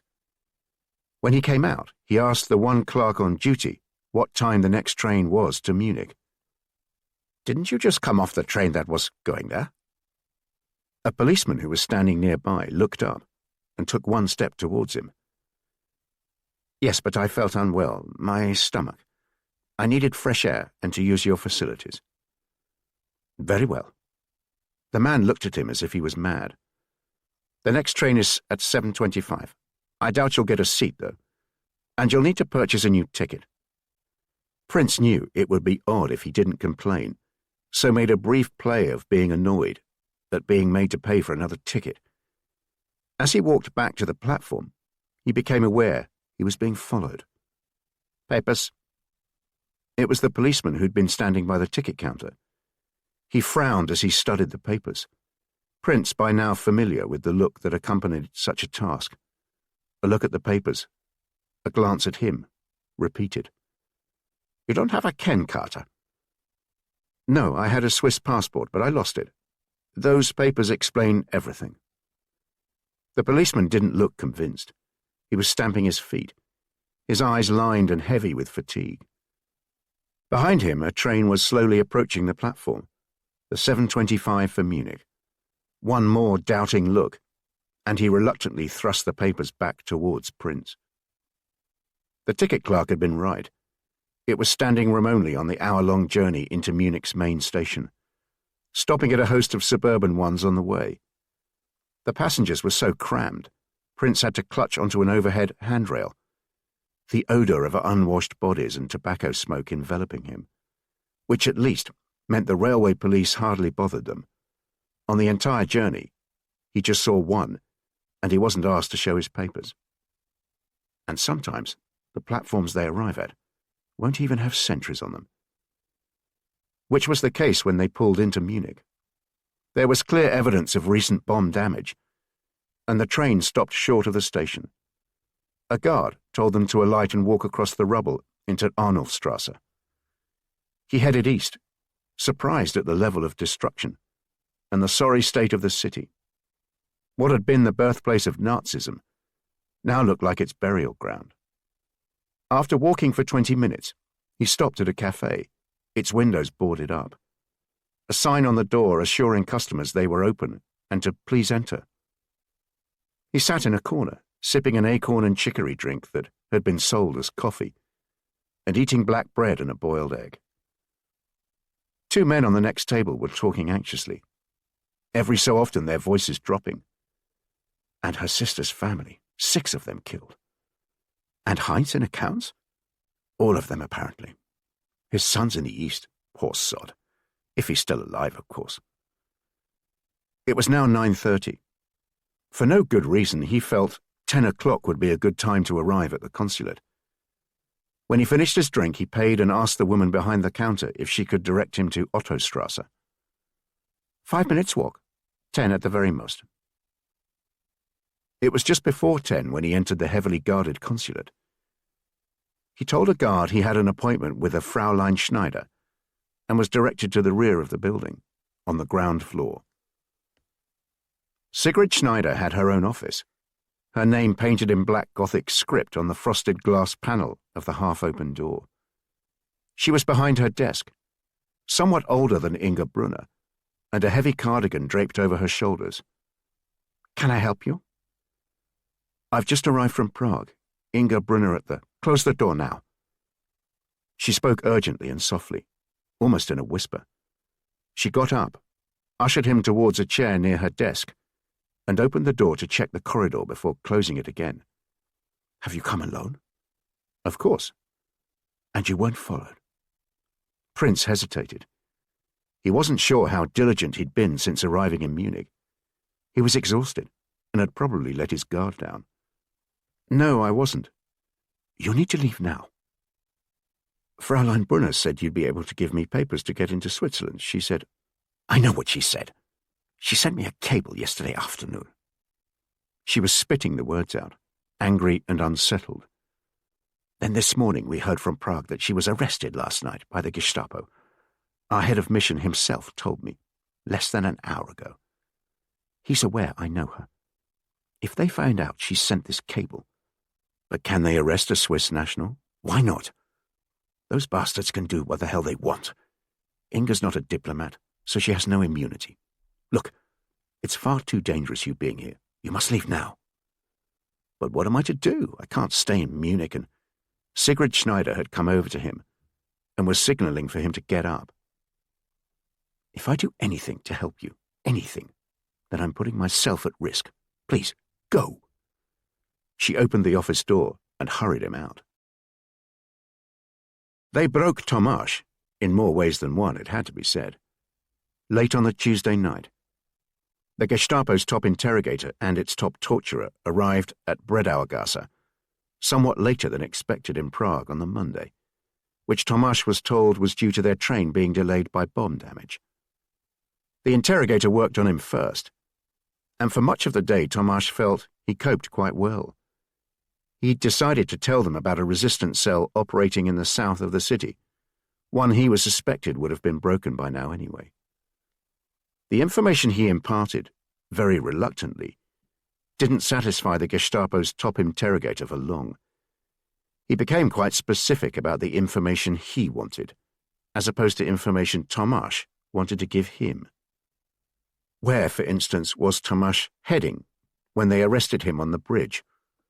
What did he know about an agent called Zora? And what could he tell them about Pilsen? Tomasz played ignorant to all that, but he knew the game was up when they told him one of the men they'd captured in Pilsen had admitted, after some persuasion, there'd been an Englishman in Pilsen who'd been taken to Prague, and they now believed he had something to do with this Englishman. And please, could he be so good as to tell them everything about him, starting with where he was now? He assured them he didn't know anything about such a man, and then someone came in and beat him up. Tomasz assumed this was the Gestapo's top torturer, but he couldn't have been more wrong. He was the warm-up man, the banderillero to the matador. The torturer was a surprisingly elderly-looking man with the appearance of a retired science teacher. He shuffled into the cell wearing a brown work coat and spent an inordinate amount of time arranging electrical equipment that was standing on a large table. Occasionally he turned round to Tomasz and looked at him, as if sizing up a piece of machinery. When he was ready, he called the guards into the cell. Tomasz was unshackled from his chair, stripped naked, and hung from manacles on the wall. The man then carefully attached leads to various parts of Tomasz's body. Once satisfied, he turned the electricity on. It was a brief burst, no more than a few seconds, but enough to jolt his body violently, throwing him against the wall and making his insides feel as if they were on fire. Tomasz noticed they'd been joined in the room by the interrogator. Would he now care to tell him about the man from Pilsen, the Englishman? Before he could answer, there was another burst of electricity, this one much longer, and at one stage he blacked out.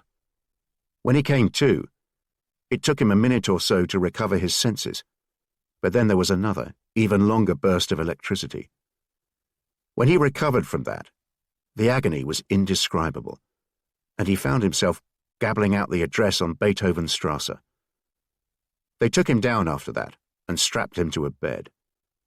An hour later, he was hauled out of it and shackled again to the wall. They'd been to the attic, he was told, and although it was empty, it had clearly been recently occupied. If he was telling the truth, then the Englishman couldn't be far away. Someone else must be helping him. Before Tomasz could say anything, there was another burst of electricity, and then the torturer spent a while opening a wooden box and carefully examining its contents, eventually selecting what appeared to be a large pair of pliers. Moments later, he was cutting through the ligaments surrounding his knees, and Tomasz was shouting out the name Inga Brunner, imploring them to visit her at the Swiss consulate before it was too late.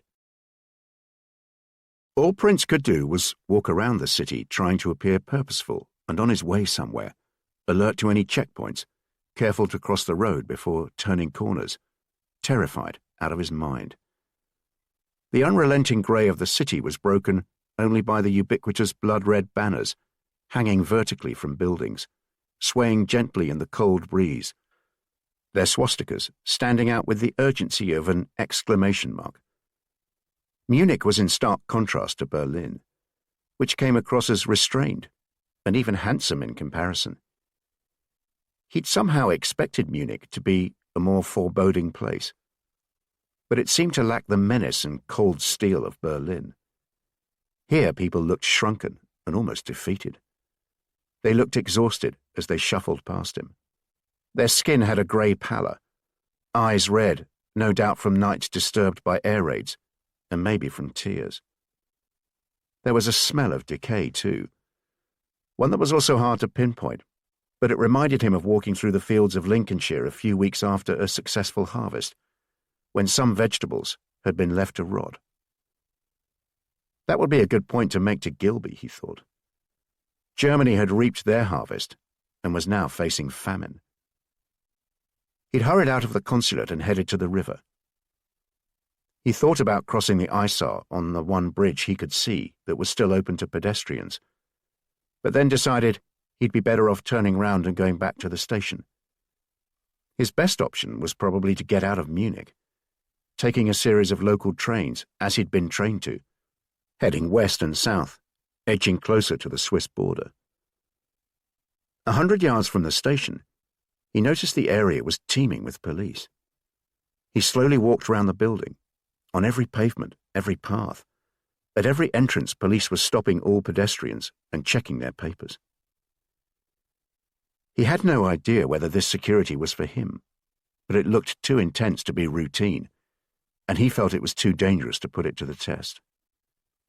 He headed back towards the centre of Munich and allowed himself the luxury of an hour in the same boarded-up cafe he'd stopped at in the morning.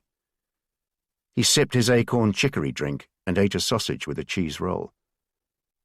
When he sensed he'd been in the cafe just long enough, he returned to the station, hoping the security had been relaxed. But if anything, it was more intense. As far as he could tell, the uniformed police had now been joined by Gestapo, some of whom were questioning groups of men who'd been pulled aside from the checkpoints.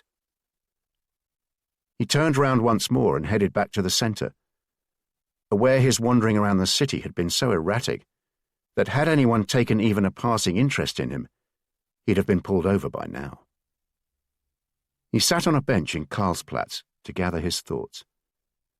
His predicament was a desperate one. He was carrying the useless identities of an Irishman, a Czech, and a Swiss, which sounded like the opening line of a joke but was actually far from amusing. If he risked using any of them, he'd be in trouble.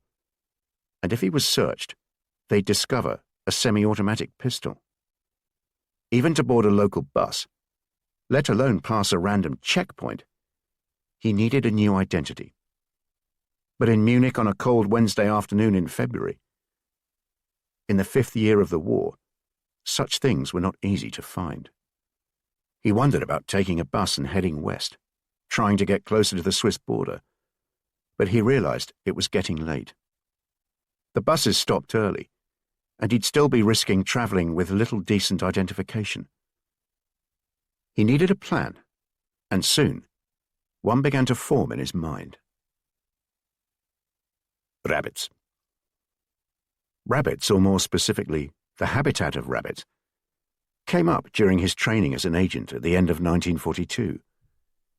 He was at an isolated farm in Derbyshire, where he was taught about the day-to-day life of a spy by an agreeable Scotsman called Hendry, who liked to use long walks through the countryside to impart his wisdom. Hendry had been quiet for a while as they climbed over a stile and around a damp field. They'd been approaching a small wood when Hendry had said, "Rabbits," and Prince looked up, expecting to see them hopping around in front of him. He said he couldn't see any. "Didn't mean that. I meant it is instructive to learn how rabbits survive." Prince said nothing in reply. Hendry had a habit of starting what he called his tutorials with what were, in essence, riddles. Rabbits live in a hostile environment. They survive by seeking out and creating an environment, warrens, that protects them from predators. When you're in a hostile environment and fear, you're in danger. You must seek out your own warrens. They'd entered the wood now, which was larger than it had seemed at first. Soon it was quite gloomy.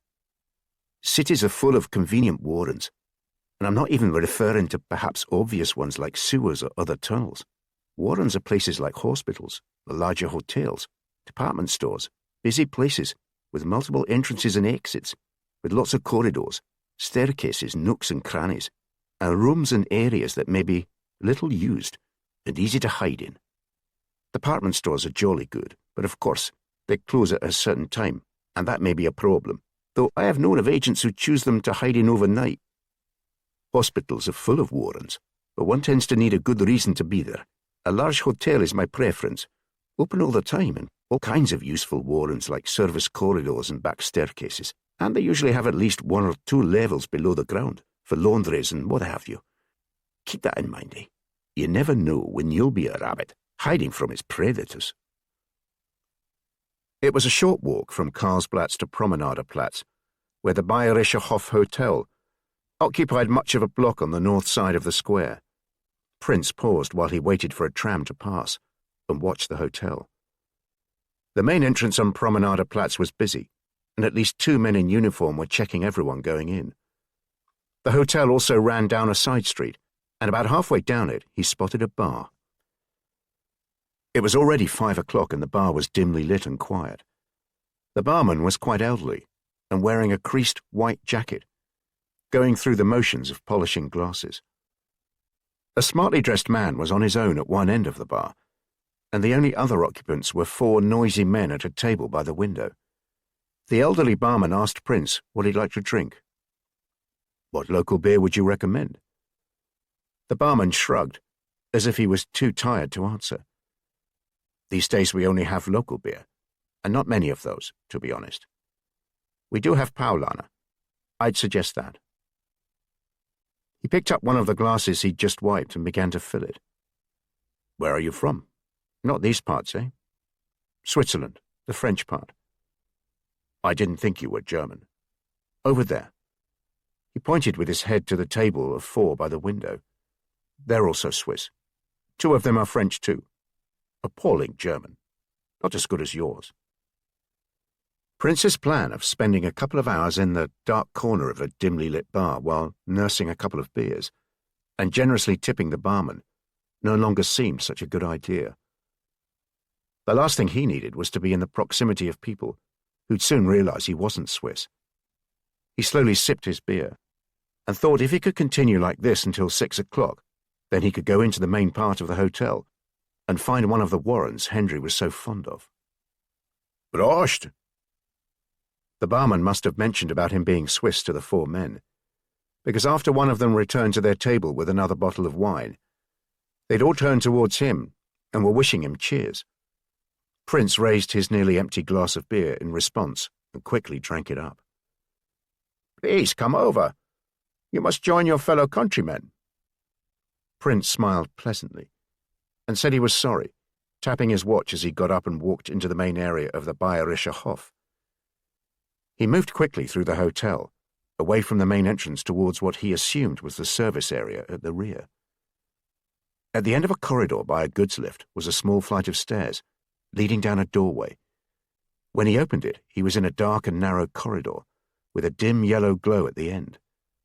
In the distance was a hum of machinery and the sound of voices, so he waited at the door before entering.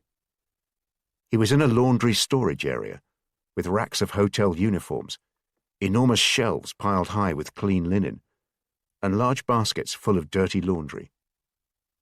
As he moved further into the room, he came across another corridor, this one with a series of cubicles with different items stored in them: towels, pillows, tablecloths, shirts. The last cubicle was full of blankets, and he settled down, moving a pile of them to the floor to form a mattress, and taking more to cover himself. He was exhausted. He'd barely done more than doze for a few minutes here and a few minutes there on the train from Prague, and since arriving in Munich, he'd not stopped darting around the city. But his mind was too occupied to sleep just yet. He might be safe for a few hours here, even overnight, but he'd have to leave in the morning, and he was still without any usable identity. He checked his backpack. The strips of film were still concealed in the toothbrush holder. The false papers were hard to find in their compartment. He removed his beretta, deciding to keep it on him. He was beginning to feel warm at last, and found himself able to rest. Tomorrow, he'd get up early and take a local bus, and then another one, and more after that. All day Thursday, he'd take local buses. He'd fallen asleep dreaming of a big red bus, one from a book Henry insisted he read to him over and over again, when the bus's journey through an English town was halted by an enormous explosion.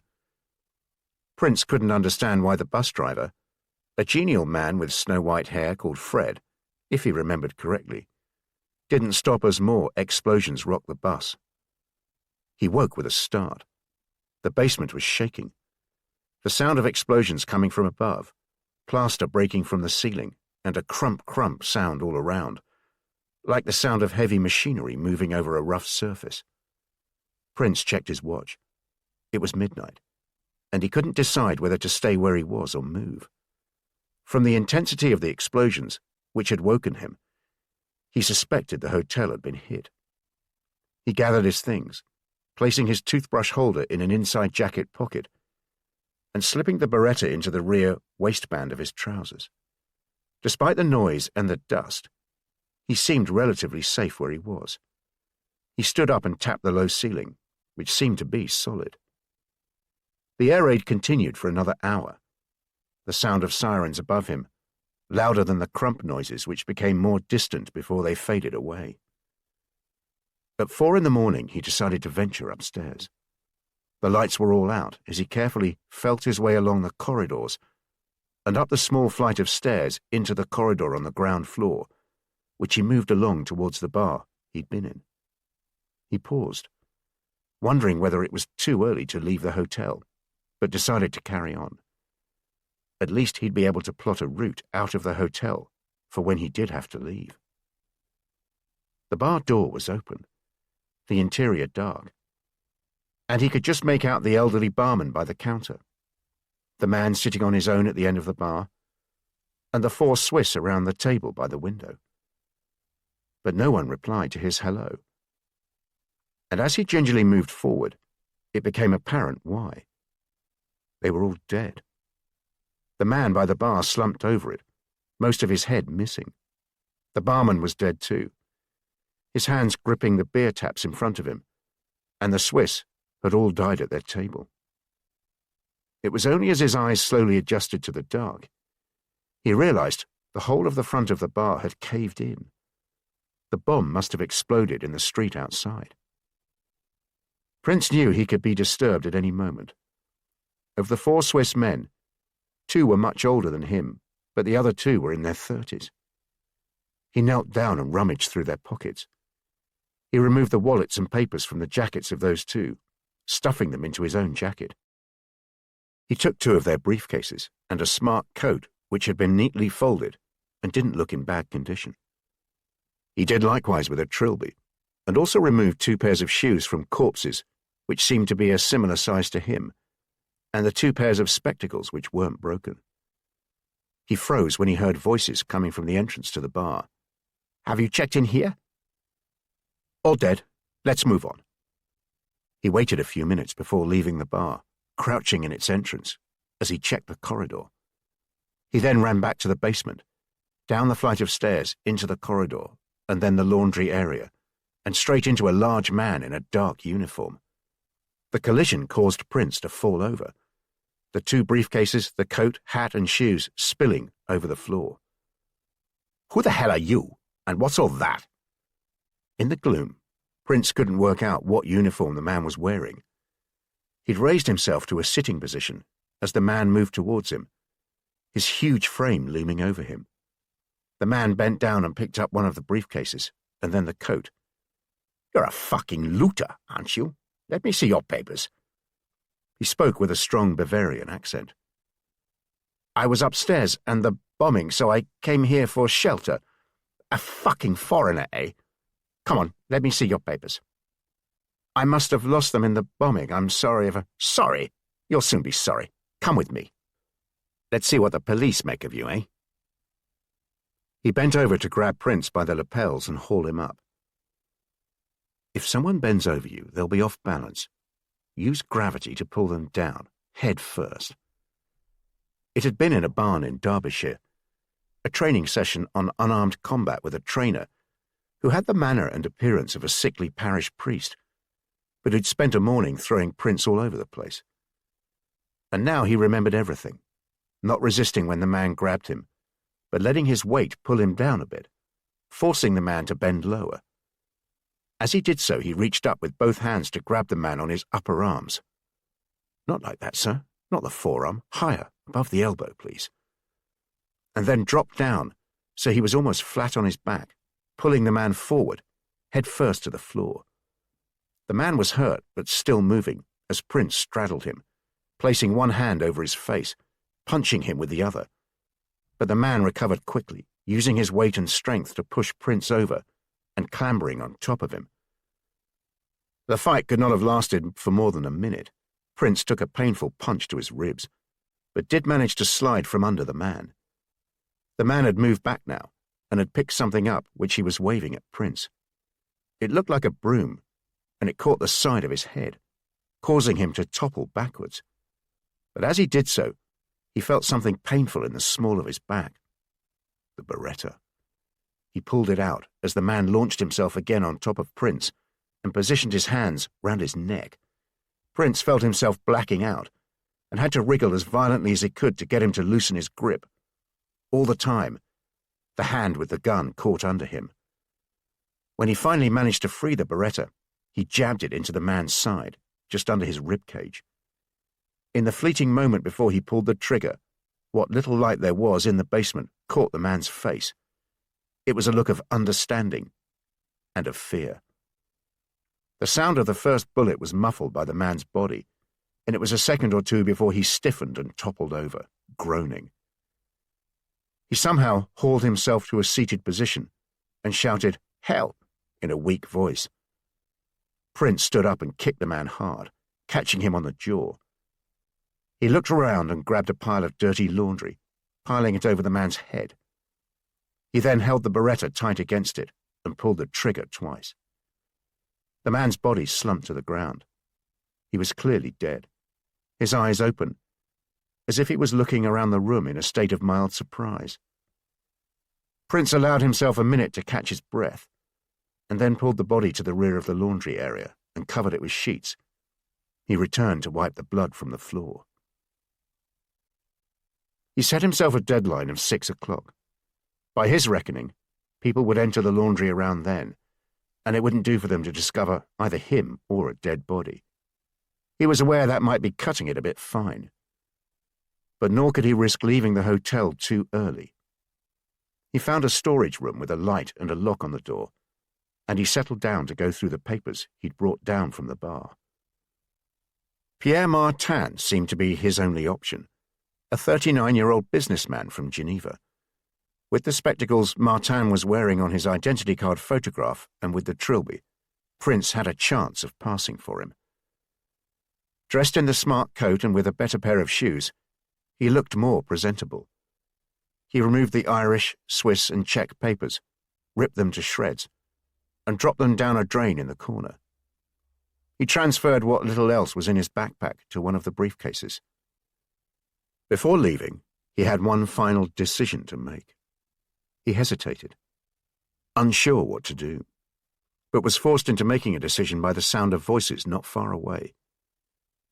He went back to the drain and reluctantly dropped the Beretta and its spare bullets into it. As was so often the case, Sir Rowland Pearson and Tom Gilby came across each other in one of the many corridors that crisscrossed their world. "Are you trying to avoid me, Tom?" "Why on earth would I do that, Rowley?" Sir Rowland Pearson was slightly breathless as he hurried to catch up with Tom Gilby. "Because I saw you glance round and quicken your pace. This isn't a cross-country race, you know. Perhaps you're just too slow, Rowley." "I heard a whisper, Tom, and I'd go so far as to wager a bottle of Chateau Petrus, no less, that you did too." "You'll need to be more specific, I'm afraid, Rowley. In my job, I hear whispers all day long, and I dare say you do too. In any case, I'm late for an Operation Overlord meeting. You don't need to hold me like that, Rowley. I'm not under arrest, am I?" "It's not funny, Tom. I just need to talk. You must have heard what the SOE are now saying, that the Prague operation has been totally broken. The Germans have got everyone." "I heard there have been more arrests, Rowley, but as far as Prague is concerned, it was pretty much broken anyway. It wasn't much of an operation, just a few brave souls doing their best to stay alive." "And our man? You said he was in Prague. You said there was one man in Prague who may know where he is." Tom Gilby said nothing for a while, starting to speak and then pausing as two men walked past them, one of them saying Rowley as he did so. "That was Wilcox, same year as me. Christ know how he's ended up in the Treasury. As far as I recall, he couldn't count properly." "Maybe that's a qualification for the Treasury." "You were about to tell me about the chap in Prague who knows where our man and his photographs are." "I'm afraid it's not good news at all, Rowley." Chapter 27. Munich and Switzerland, February, 1944. Sigrid Schneider arrived for work at the Swiss consulate on Ottostrasse at precisely 8 o'clock that Thursday morning. In common with everyone else in Munich, the air raid had deprived her of a night's sleep, and she was hoping for a quiet morning in her warm office. It was normally a pleasant 10-minute walk to work, but this morning her journey had taken twice as long, as she negotiated her way through an obstacle course of rubble-strewn streets and piles of twisted metal. She was debating whether to treat herself to some of the real coffee she kept in her safe, when the head of mission stepped forward and greeted Fraulein Schneider formally.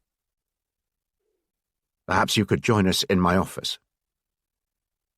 Henri Gerber was an ambitious young diplomat from Zurich, quick to assure anyone who'd listen how his next posting, a long overdue one in his opinion, would be as an ambassador. Also in his office was Lieutenant Colonel Crameri, an elderly Swiss Italian who was the Swiss military intelligence officer at the consulate. They sat on one side of a table, Sigrid Schneider facing them. "Lieutenant Colonel Crameri has some questions for you. I'd appreciate frank, and honest answers. Can you describe your relationship with Inga Brunner? Sigrid Schneider hesitated, contriving to look utterly confused. Relationship? I don't have a relationship with Inga Brunner. But you know her. I know her, of course, but as a colleague with whom one has cordial relations. We worked together in the Foreign Ministry in Bern many years ago, and briefly in Vienna before the war. But to describe it as a relationship? No. Obviously because she's in Prague and I'm in Munich. We're in contact professionally, and naturally one asks how the other is, but little more than that. We're friendly rather than friends, if you understand. Can I ask if there's a problem? I told you yesterday that Fraulein Brunner was arrested by the Gestapo on Tuesday night, didn't I? The head of mission looked tense. You did indeed, sir. Our colleagues in Prague have now been told by the Gestapo they believe Fraulein Brunner worked with the Czech resistance to help people escape from Prague. Our colleagues are understandably concerned and have been checking all her recent communications and correspondence. They discovered on Tuesday she issued temporary papers to enable a Charles Rochat from Le Châtelet in Montreux to travel from the Protectorate to the Reich. Apparently he'd lost his passport. There is no record of a Charles Rochat from Montreux having ever had a Swiss passport, said the lieutenant colonel. Our colleagues in Prague also discovered that on Tuesday afternoon, Fraulein Brunner cabled you to say a man of that name would present himself at the consulate the following day, which would have been yesterday, and requested you organize papers to allow him to travel to Switzerland. Do you recall that, Fraulein Schneider? I think I do. Yes, now you mention it, I do recall a cable from Inga to that effect. But no Charles Rochat ever turned up here. Are you certain? Of course I'm certain, sir. Please, have a look at all my paperwork, and you'll see there's nothing at all relating to a Monsieur Rochat. I certainly didn't issue any papers for him. We have done already. Well then? But we're not satisfied, Fraulein Schneider. The guard on duty yesterday morning told us a man did come to see you around 10 o'clock and left soon after. Does that ring a bell? No, sir. She realized her reply had been too quick, and she felt herself getting hot. Really, Fraulein Schneider. The head of mission had stood up now and removed his jacket, taking a few moments to brush the shoulders and place it on a hanger. I would like you to think most carefully, because this is a matter of great concern to Switzerland. I don't need to tell you how seriously we take our neutrality, and if it transpires that Fraulein Brunner was indeed trying to help someone escape from the Protectorate, and had drawn you into it, you need to tell us. Of course, Fraulein Schneider, we would be quite prepared to accept that you were inadvertently involved, that you were only trying to help a colleague, and suspected nothing improper. For a while, the only sounds were of the two men coughing, typewriters competing in adjoining offices, and of children playing in the distance. Sigrid Schneider began to realize someone like Lieutenant Colonel Krameri was too thorough and too experienced to have revealed everything he knew at once. He was sure to be keeping something up his sleeve. I hope you'll appreciate, sir, that with all the pressure we've been under, and the air raids, one's memory is affected. Now I think about it, perhaps I do recall this visitor I had yesterday morning. Richard Prince left the Bayerischer Hof Hotel on Promenadenplatz just after 7 o'clock that Thursday morning, an hour before Sigrid Schneider turned up for work at the Swiss consulate. He'd been unsure when to leave the hotel. He knew it would be only a matter of time before people came into the laundry area and discovered the body. But at the same time, he knew he couldn't risk being on the streets too early. He found a cupboard with chef's whites, hanging like men standing to attention, and remained in there until 7 o'clock. The few people in the hotel as he left it were busy clearing up the bomb damage, and no one paid any attention to him. He peered into the bar as he walked past it, and saw the bodies were still there. He had now adopted the identity and what he hoped was something approximating to the appearance of a Pierre Martin from Geneva. The Swiss was just a few years older than him, but Prince felt the similarity was just about passable, especially with the help of Martin's spectacles. Dressed in the smart coat, with the label of a Lausanne tailor, and unlike a British one reaching closer to the ankle, he felt the part. The hat helped too, as did the shoes, which had been caked in dust from the explosion, but he'd polished with a towel. Leaving the hotel, he headed south, putting as much distance as possible between himself and the scene of the crime. The damage from the raid was substantial, and it was clear it would take days for them even to begin to start coping with it. He then changed direction, towards the main railway station. It was clear the place had taken a direct hit in the air raid. Parts of the roof had caved in, and civilians were being press-ganged into helping clear the rubble. The ticket offices on the main forecourt were unscathed, and a clerk was waiting in one of the booths, seemingly oblivious to the chaos around him. He shook his head when Prince asked when the next train would be to Zurich. "Certainly not today, sir.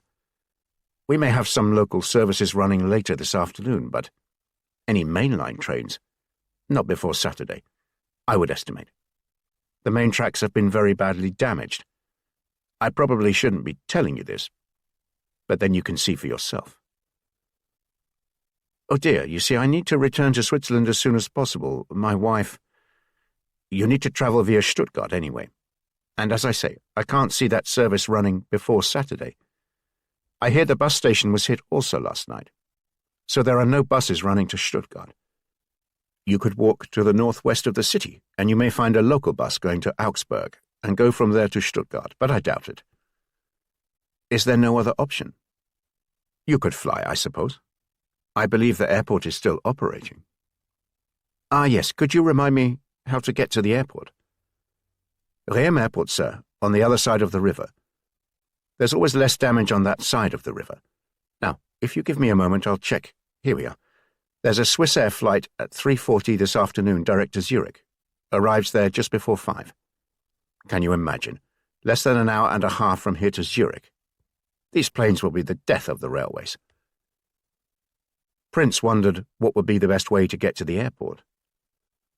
"Well, sir, the trams aren't in a good way this morning either. You understand? Not on this side of the river, at any rate. My advice would be to walk to the river, cross a bridge, and then see if there's a bus or a tram to Riem." Prince thanked him very much and said he probably wouldn't bother. He'd wait until the trains were running again. "Don't blame you, sir. For the life of me, I can't see why people bother to fly. Beats me how those things stay in the sky." A block away from the Swiss consulate on Ottostrasse, on the corner of Briennerstrasse and Türkenstrasse, was the Wittelsbach Palace, the former residence of the kings of Bavaria, though its current occupants were altogether less regal. It was now the headquarters of the Munich Gestapo, and by 11 o'clock that Thursday morning, arguments raged throughout the building, not helped by the absence of most of its windows thanks to the air raid of the previous night. Normally the Gestapo wouldn't dirty their hands with a common or garden murder. The head of security at the Bayerischer Hof Hotel had been shot dead, discovered in a laundry cupboard in the basement of the hotel that morning. There was nothing to suggest it was a political crime. It was the kind of thing the Kripo routinely handled. But the murdered man was a Nazi Party member, and quite a senior one, going all the way back to Hitler and the beer hall days, apparently. And the local party chiefs were putting pressure on the Gestapo to find out who was responsible. An exhausted Gestapo second lieutenant called Jakob Schmidt was put on the case, and thanks to the chaos in the city, it was noon by the time he arrived at the Bayerischer Hof.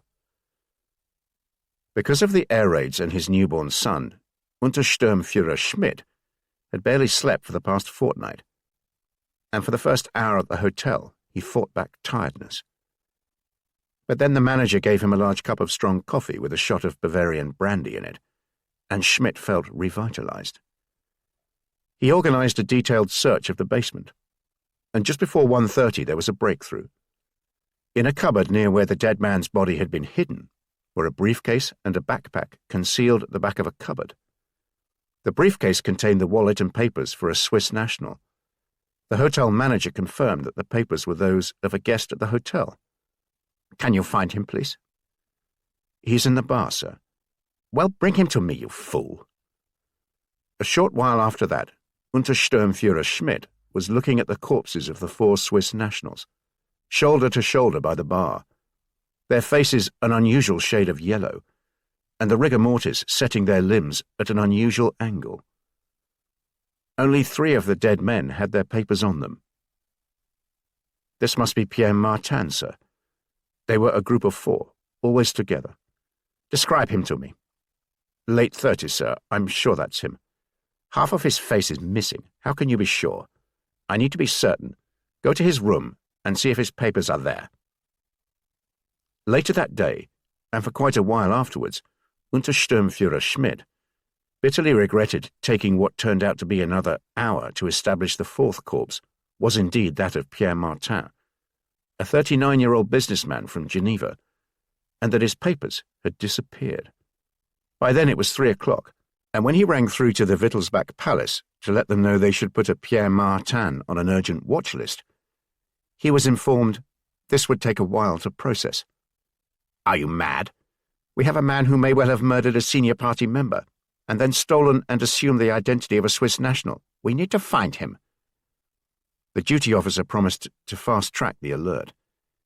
He'd make sure the Kripo knew. All the different branches of the police, the railway police, just get a move on. Which he did. But only after he'd read a report from the Gestapo office, which watched the foreign consulates. A man who may have escaped from Prague turned up at the Swiss consulate the previous day. If it was of any help, there was a description. The duty officer decided it was. But it was still 3:30 that afternoon before the alert reached all the relevant people in Munich, and then throughout Bavaria. At Riem Airport it was 3:45 before someone saw the alert. "Have you seen this?" "No, sir." "You'd better deal with it. Now? It says urgent, doesn't it?" It was 15 minutes later before he reported back to his superior in the police office at the airport. "We may be able to help with this, sir." "Really? In what way?" "They're looking for a Pierre Martin, a Swiss national with an address in Geneva. Well, a Pierre Martin purchased a ticket for today's Swissair Flight 41 to Zurich." "And he was on the flight?" "As far as I can tell, yes, sir." "What time was the flight?" 20 to 4, sir." They both looked up at the clock. It was 4:05, 25 minutes ago. "And it took off on time?" "Yes, sir." Over the following 20 minutes, a series of frantic telephone calls took place between the police at the airport, the Gestapo headquarters at the Wittelsbach Palace, the Luftwaffe command for the area, and the airport manager at Riem. By the time the decision was made to order the plane to return to Munich, it had been in the air for 45 minutes. It was 4:25. Normally, the Swissair DC-3 on the Munich to Zurich flight would have crossed into Swiss airspace 10 minutes later, at a 20 to 5. But on that Thursday afternoon, flight conditions were almost perfect. A generous tailwind meant the plane crossed into Swiss airspace a few seconds after 4:30. 5 minutes before that, the pilot was instructed by Munich Air Traffic Control to return to Riem. He glanced at his fuel gauge. He'd probably make it, but he was in no mood to do so. He increased his speed and waited a minute before replying, telling Munich he was low on fuel. He'd made sure he opened to radio channels so Zurich Air Traffic Control at Dubendorf was across the conversation. All this was being relayed to the Gestapo at Wittelsbach Palace, where someone suggested scrambling Messerschmitt fighters from Lechfeld. But Riem said it was too late, as Swissair Flight 41 was now in Swiss airspace and beginning its descent. A call was put through to the Swiss border police at the airport. "Please stop a Pierre Martin on Flight 41 from Munich-Riem. Wanted in Munich for murder." The DC-3 landed at Dubendorf 5 minutes early at 10 to 5. As the flight's 27 passengers filed into the arrivals hall, the Swiss border police duty officer was hurrying down, eager to alert his colleagues to Pierre Martin. But by the time he'd instructed them to check all the passengers rather than just allow them to stroll through, Prince was one of a dozen who were already on their way out of the terminal. He had actually paused and turned round to go back to the arrivals hall, where he wanted to ask how to get to the centre of Zurich. As he peered through the glass door, he spotted the border police calling people back and forming all the passengers still in that area into a queue. He turned round and hurried on.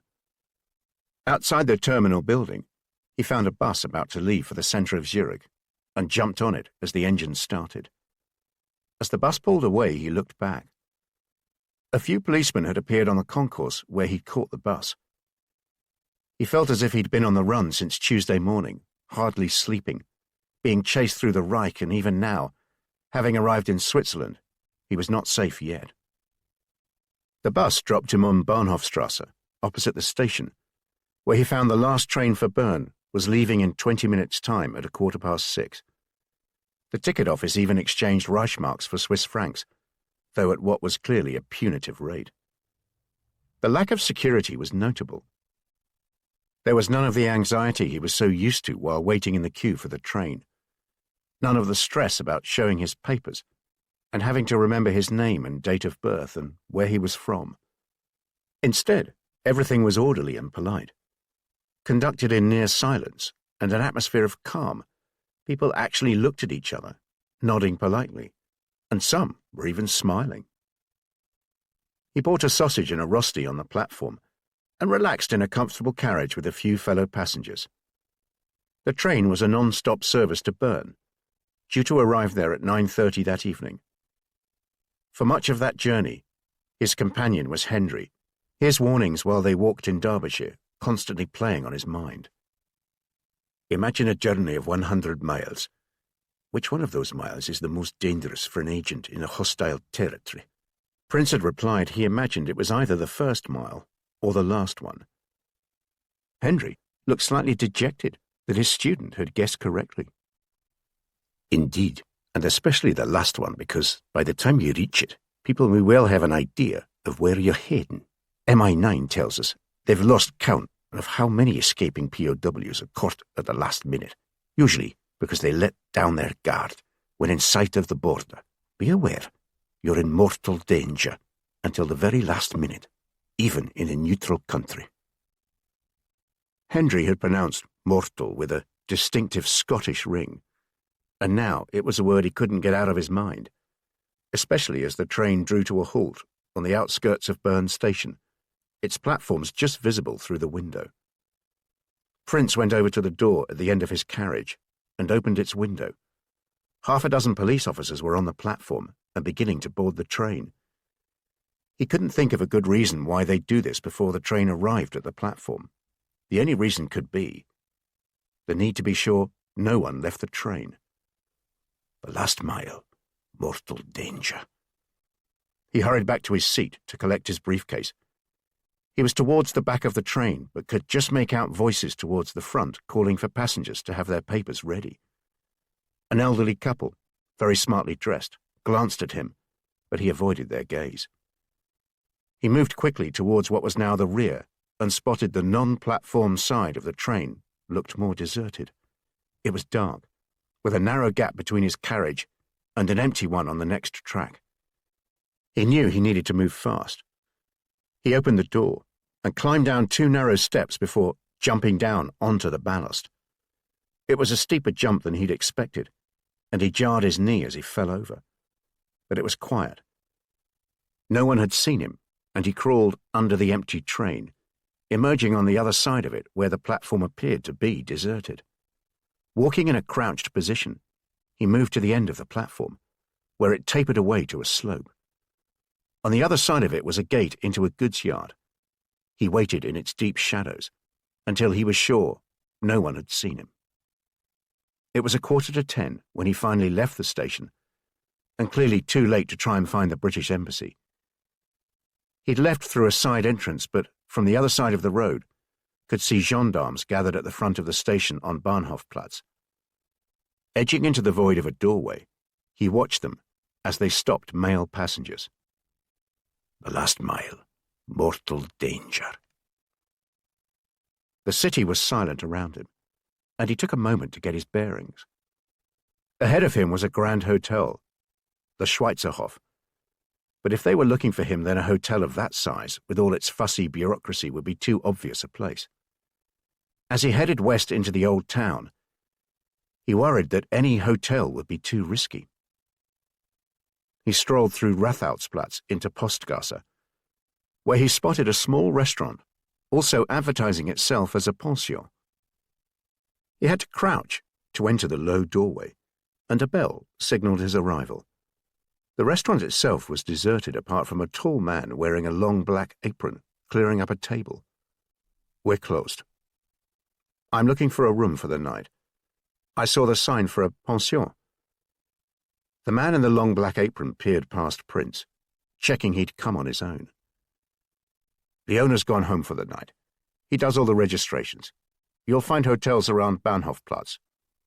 "I was rather hoping." Prince took his wallet out of his jacket pocket. "How many nights are you looking for?" "Just tonight." He looked around suspiciously and stepped closer to Prince, dropping his voice. "I'll tell you what, as a favor, I'll give you a room tonight, but you must give me cash first, and promise to be away by 9.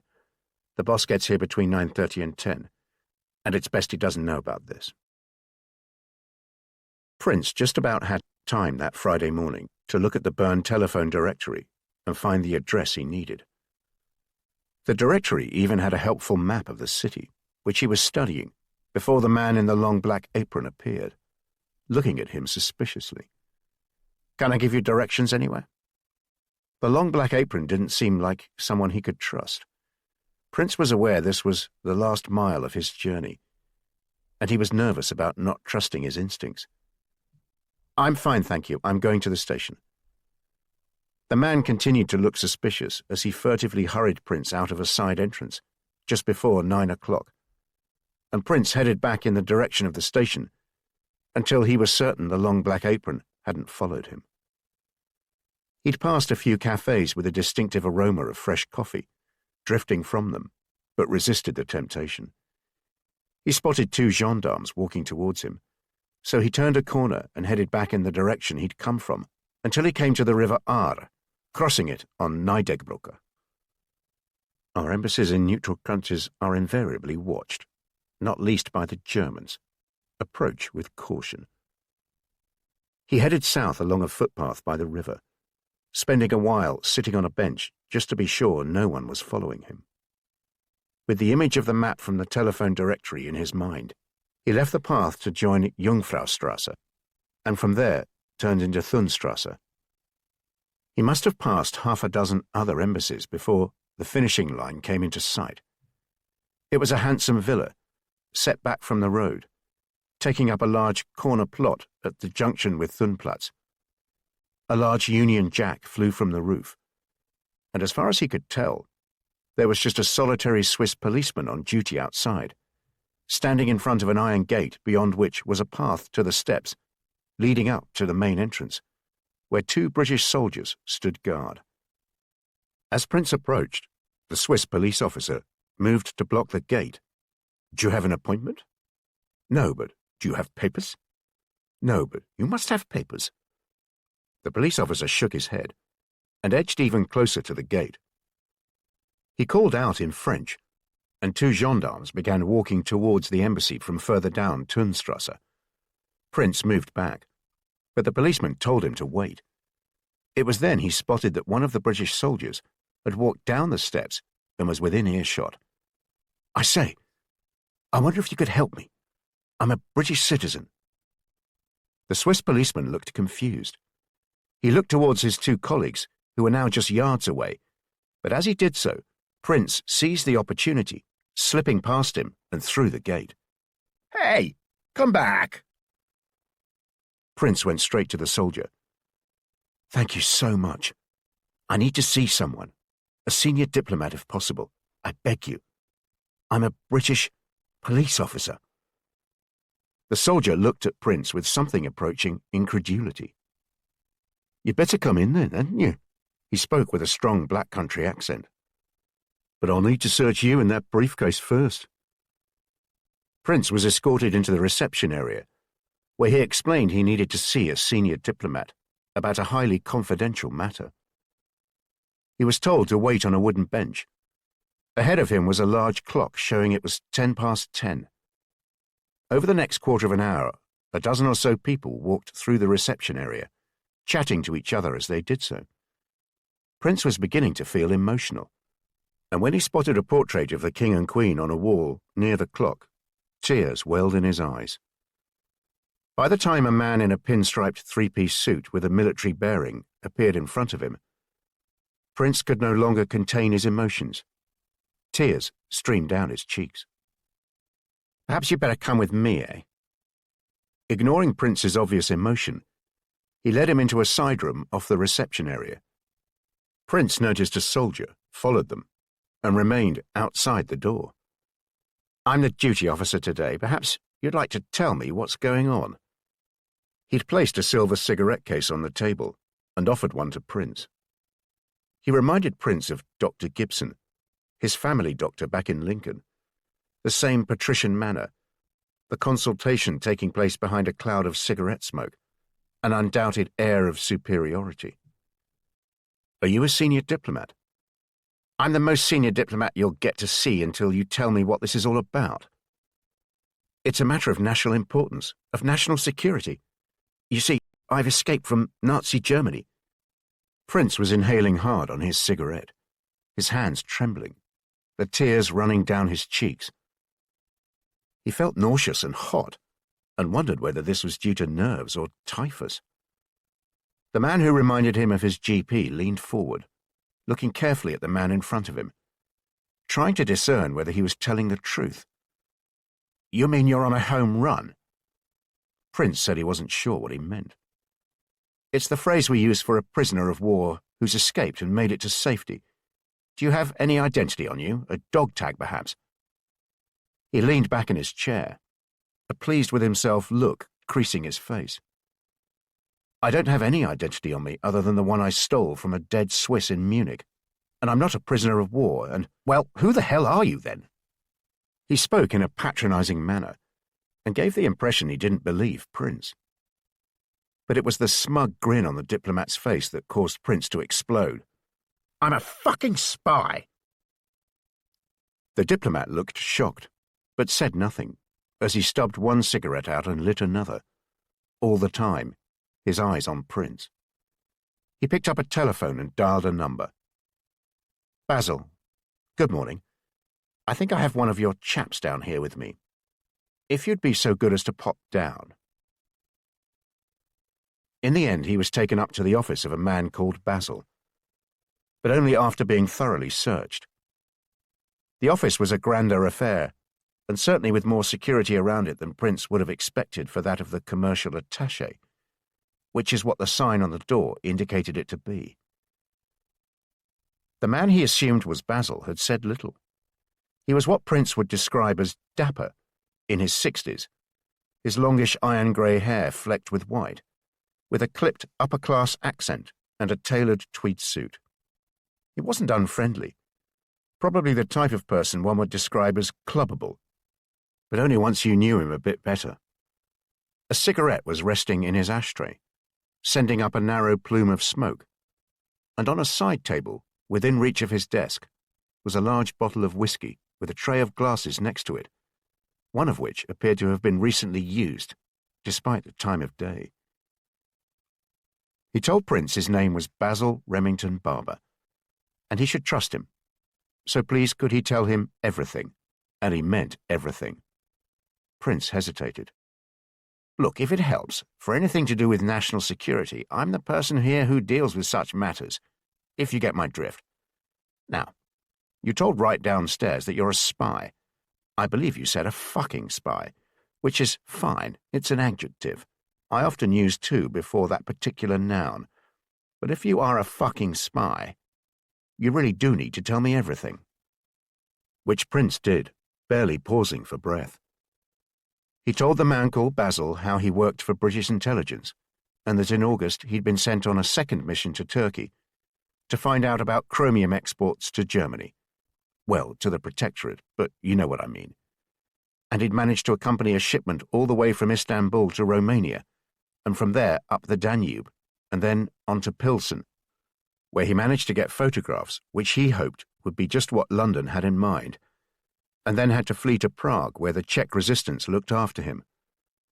Christ, I'm forgetting days now, but on Tuesday, yes, this Tuesday it must have been, I escaped from Prague to Munich. Yes, I know, of all places.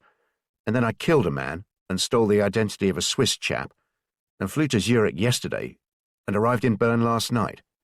And here I am. Basil Remington Barber said nothing for a while, his facial expression no more animated than if Prince had been describing an eventful round of golf. He nodded his head and leaned over to his side table. Sounds like you could do with a decent malt, eh? This is an 18-year-old Talisker, just what you need. There followed a series of questions, all prefixed by a polite, "Would you be so good as to tell me?" Or perhaps we could now turn to, "What is your real name? What was your cover? How did you get to Istanbul? Where are the photographs you mentioned? Who handles you in London? Where was your safe house? Tell me again how you travelled from Pilsen to Prague. How long were you in that apartment? And the name of the road again?" It lasted an hour, during which a secretary brought in a pot of very strong coffee, without which Prince would probably have collapsed, with exhaustion. Basil Remington Barber made copious notes of Prince's answers, often not looking at him as he fired questions. He was a skillful interrogator, asking the same question in a variety of ways, all the time trying to trap Prince, but in an avuncular manner. "So, do you know Tom Gilby?" Prince said when asked who his controller was in London, for what seemed like the 5th time. The diplomat shook his head. "Never heard of the chap."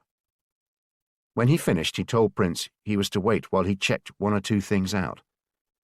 They took him to a nearby room, where Basil Remington Barber said he'd be more comfortable, the door locking when he closed it.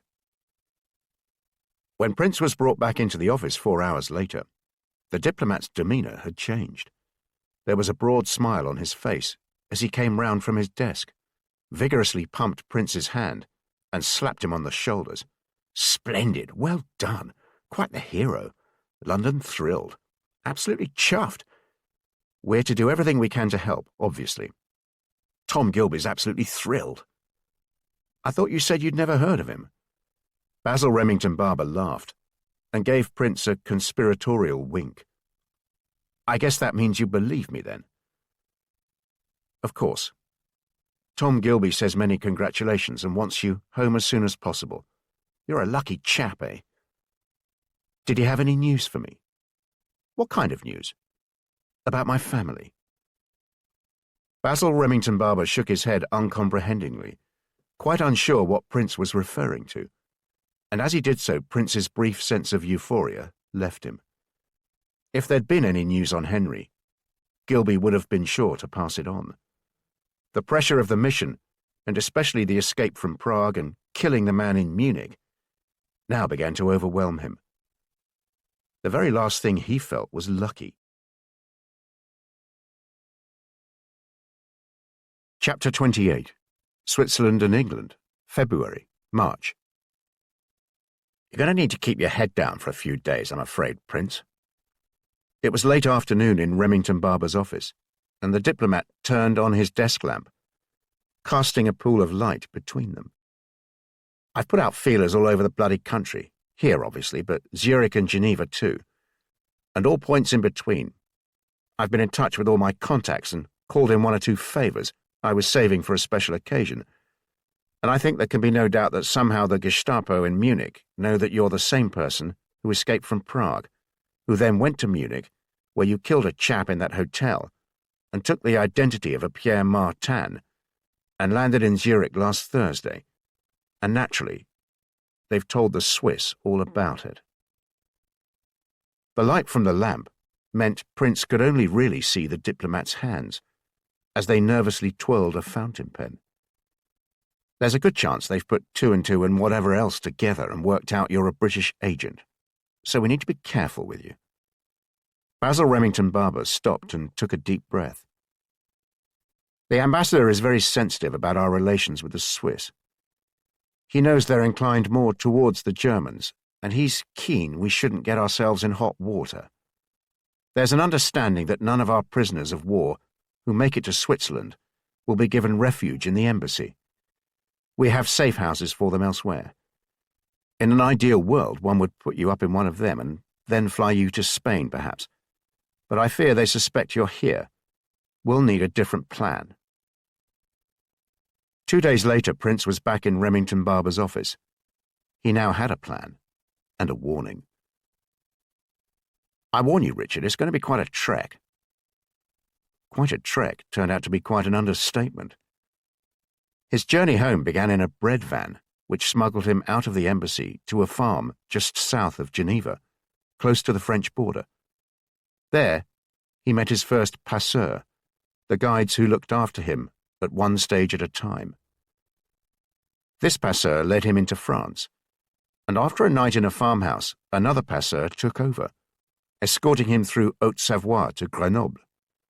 From there, it was a series of bus journeys, a day and a night across mountains, the Vercors Massif, and then an uncomfortable journey to Avignon in the boot of a car with very limited suspension.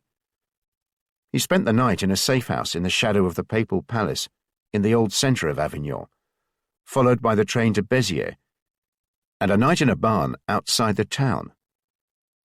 The following day, a passeur called Henriette took him on a succession of buses, first to Narbonne, and then to Perpignan. From there, he was taken to an apparently deserted farm just outside Serres, less than 5 miles from the Spanish border. That night, a Catalan smuggler called Francesc arrived to take him over the Pyrenees. It was a grueling climb in driving rain, all the while Prince fearing the damp and exhaustion would ignite his typhus.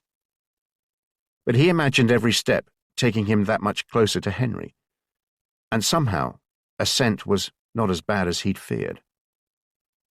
It was around 9 o'clock on the Friday morning when he stumbled down the mountainside into Spain, where in a village called Massanet de Cabrenis, Francesc handed him over to a thin, red-faced man wearing a suit and bow tie.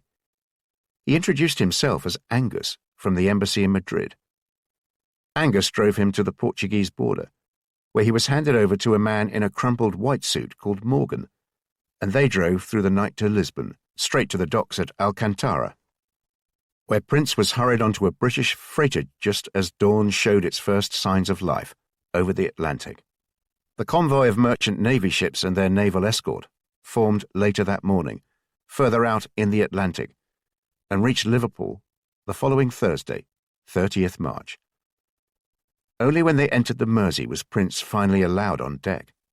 As the wind swept through his hair, he calculated his mission had lasted 7 months, another 7 months away from his son, which explained his pervading sense of trepidation. "You can't refuse to tell us anything, Prince. I'm afraid that isn't how it works, you know that." It was the day after Prince had arrived in Liverpool, from where he'd been escorted to London by train, put up in a service house overnight, and was now in Tom Gilby's office in St. James's.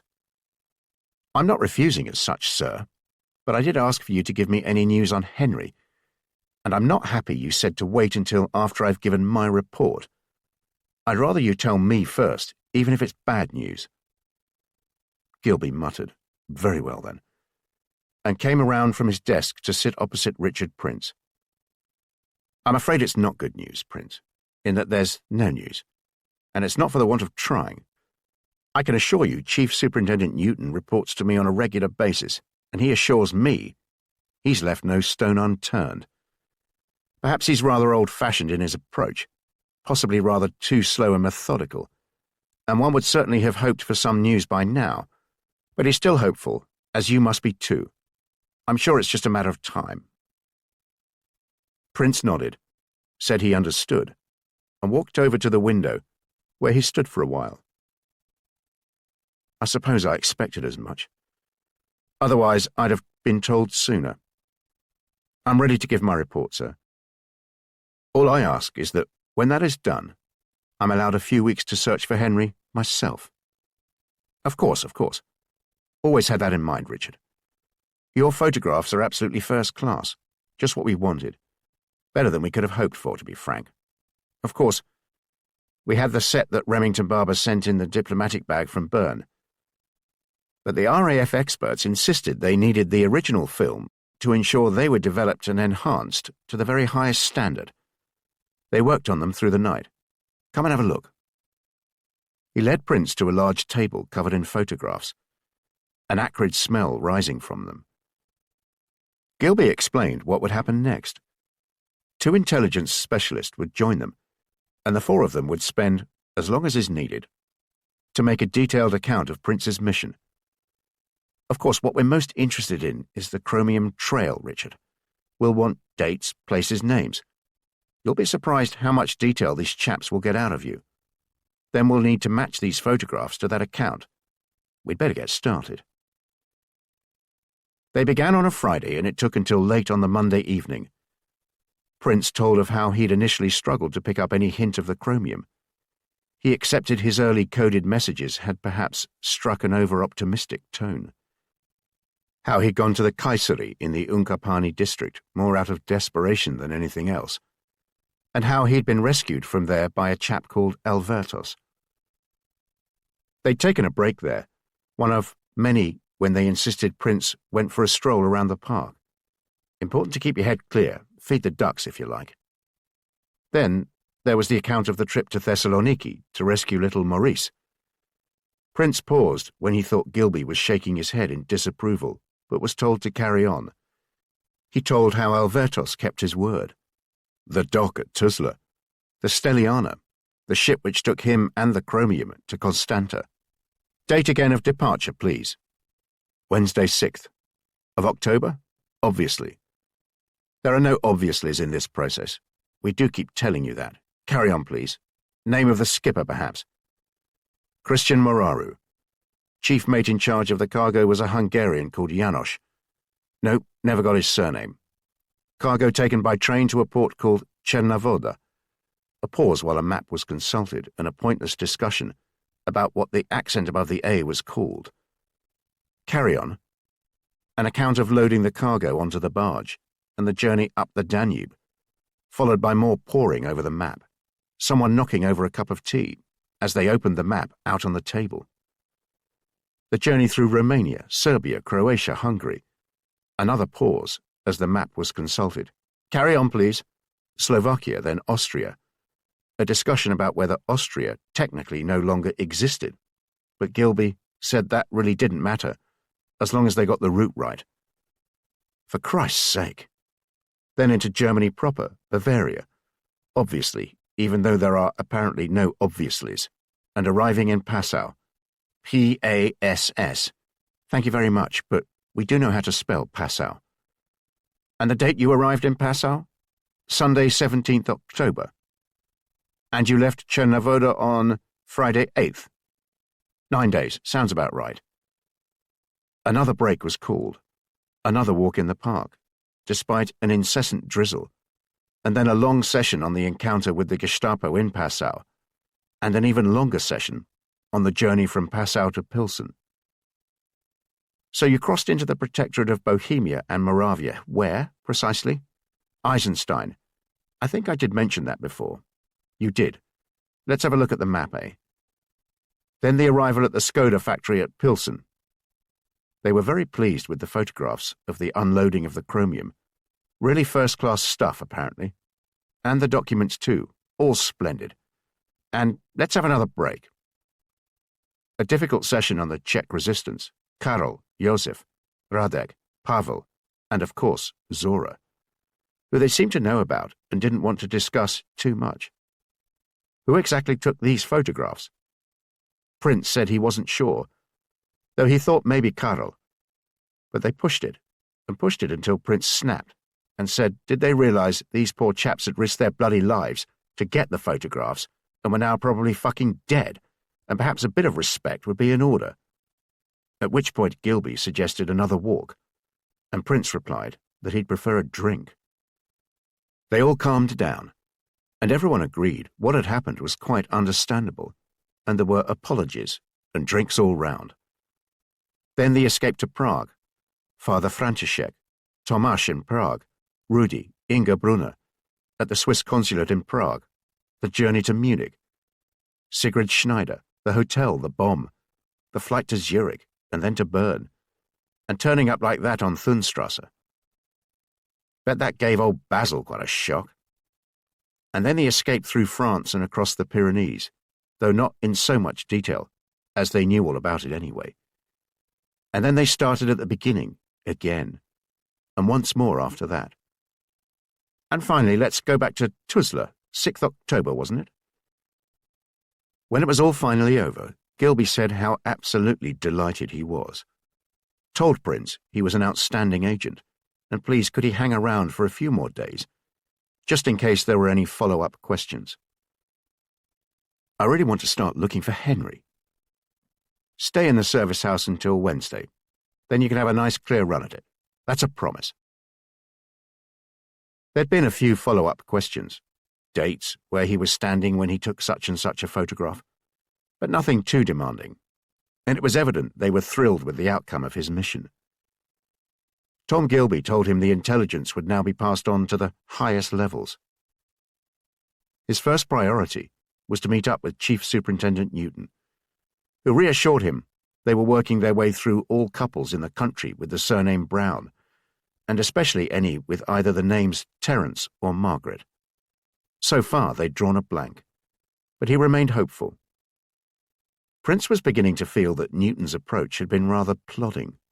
It seemed to lack any imagination. As their meeting came to an end, Prince had a thought. The address in Croydon that this couple gave, did you check it out? I asked the local station to do so. It's a boarding house, and they were able to confirm that a Mr. and Mrs. Brown, first names Terence and Margaret, and their young son, did stay there for 2 nights in early February last year. They left without leaving a forwarding address.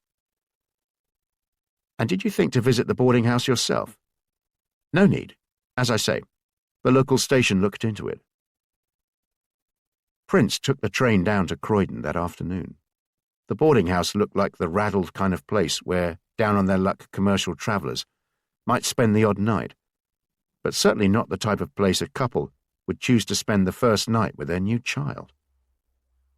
The owner was a helpful woman in her 50s, who explained she'd only bought the place 2 months previously. She had plans to completely redecorate, she told Prince. New carpets, new mattresses, everything, especially the new mattresses. The previous owners had rather let it run to seed. He'd shown her his police warrant card and explained he needed to check some guests who'd stayed there in early February 1943. Before my time, then? That's no problem then, sir. All their records are stored in the garage. The records were stuffed in shoeboxes, one for each 3-month period, and it didn't take him long to find February 1943 and a single sheet of yellowed paper recording the stay of Terence and Margaret Brown and child. No other address, no other details, other than 2 handwritten lines. Paid cash, 2 nights. St. Anthony's, Birmingham, ref. Did the new owner know what that last line referred to? I do, as it happens, because I'd noticed this on a few forms, but the owners said it was some kind of an agency in Birmingham they used to get business from. But that arrangement had ended, and I wasn't to worry about it. On the short train journey from Croydon back to Victoria Station, he experienced a surge of optimism. It was a possible breakthrough. The turning point one always felt on a successful investigation. But now he was on his own, and knew he needed to behave as if he was an intelligence agent in hostile territory, rather than a police officer enforcing the law. He might even need to break it. He went back to the service house and rang Gilby to tell him he was fine, and was heading back to Lincoln, where he would be taking a few days off before resuming the hunt for Henry. He needed to gather his thoughts, he said. He left the safe house by foot, and once he was satisfied he wasn't being followed, just in case Gilby had become suspicious, took a bus to Euston Station, and from there a train to Birmingham. It was late morning when he arrived, and he allowed himself an hour to walk around until he was satisfied once more that no one was following him. Inside a crowded post office, he found 5 St. Anthony's in the telephone directory.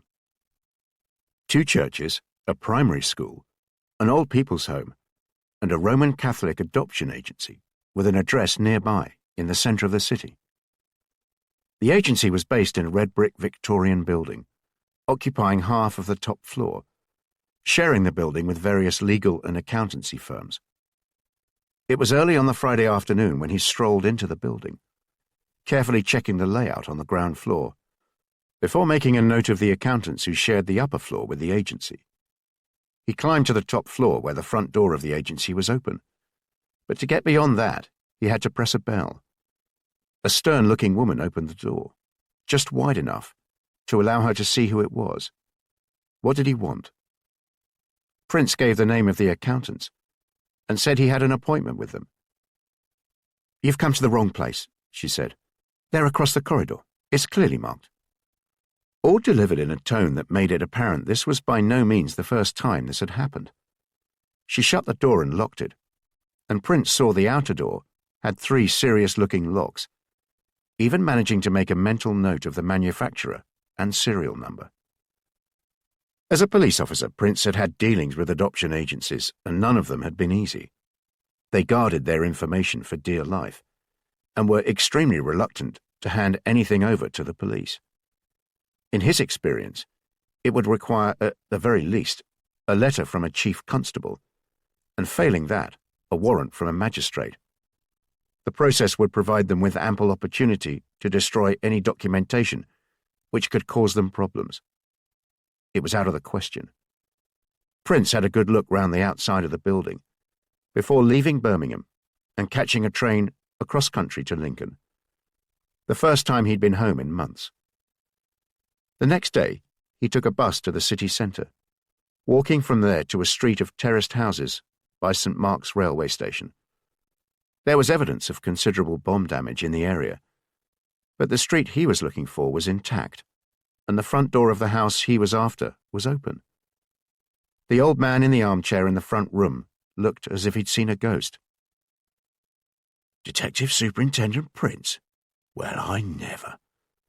The last I'd heard was that you'd been conscripted and were fighting in North Africa or somewhere." Prince sat down on the sofa, though only after moving the detritus on it to one side. A black cat stirred and snarled. "Well, now I'm back, Cedric. Are you alone in the house?" Cedric said he was, and assured Prince he had an alibi for every moment of the past week. Indeed, for as far back as he could remember. "Anyway, you know, I've retired." Prince looked at the man sitting opposite him. Cedric Woods, the best burglar in Lincolnshire, possibly across a much wider area too. There wasn't a lock or a safe he couldn't break into.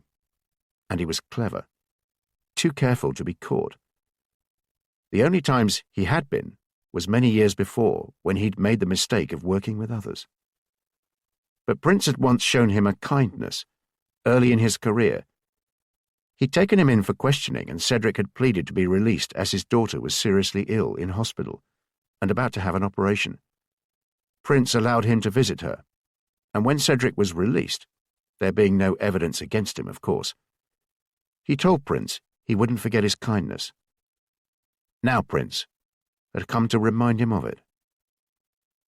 They travelled to Birmingham the next night, the Sunday, which according to Cedric was the best night to break into an office building.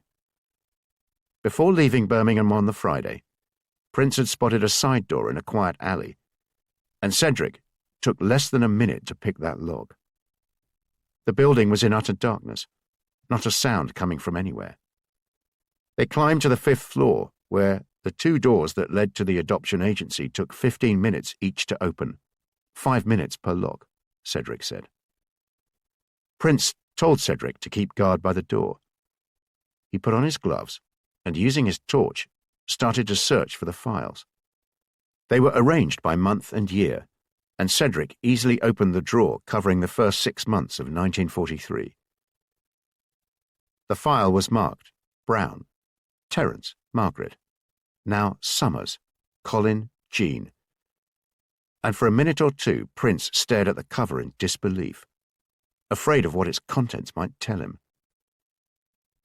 The boy, a patient at St. Christopher's Hospital, London. Jean Summers, desperate. Colin Summers, less so, but does what his wife says. Matron as obliging as ever. Usual fees paid. Advised to stay at Croydon boarding house and then move on. Boy, now called Neville.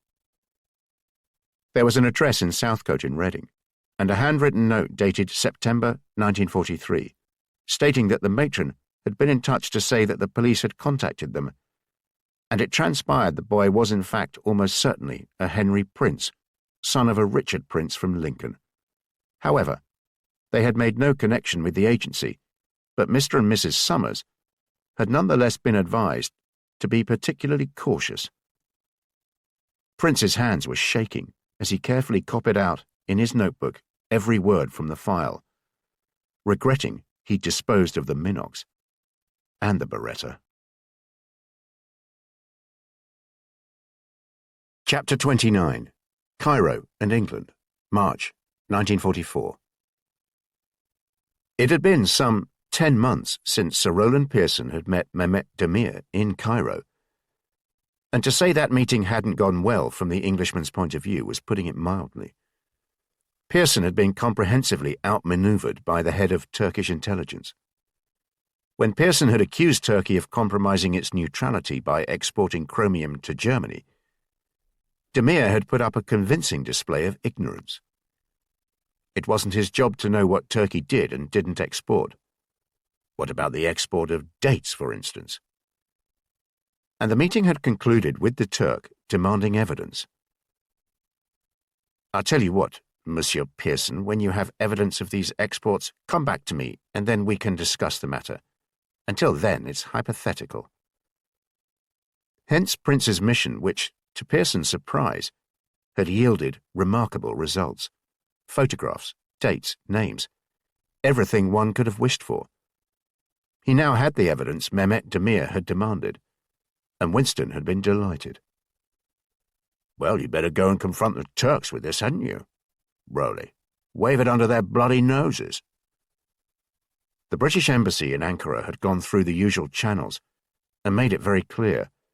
It was most certainly in Turkey's interests for Mr. Demir to be prevailed upon, if not instructed, to meet with his very good friend Sir Rowland as soon as possible. Turkey realized it was hardly in a position to say no. The Allies now had victory very much in sight, and Turkey couldn't be seen to antagonize the likely victors, which was why he was now back in Cairo. Sir Rowland Pearson was staying in an eye-wateringly expensive suite in Shepherd's Hotel, with sweeping views from its many windows of the Garden City and the Nile beyond it. He'd taken 3 security officers with him from London, which Tom Gilby had suggested was excessive, especially as they had security chaps at the embassy, but Sir Rowland insisted. He'd also brought 5 copies of a dossier, folio size, and neatly bound with a smart hard cover. Mehmet Demir arrived at the hotel on time, and was accompanied by 2 of his own bodyguards, but it was made clear to him that neither would be allowed into the suite.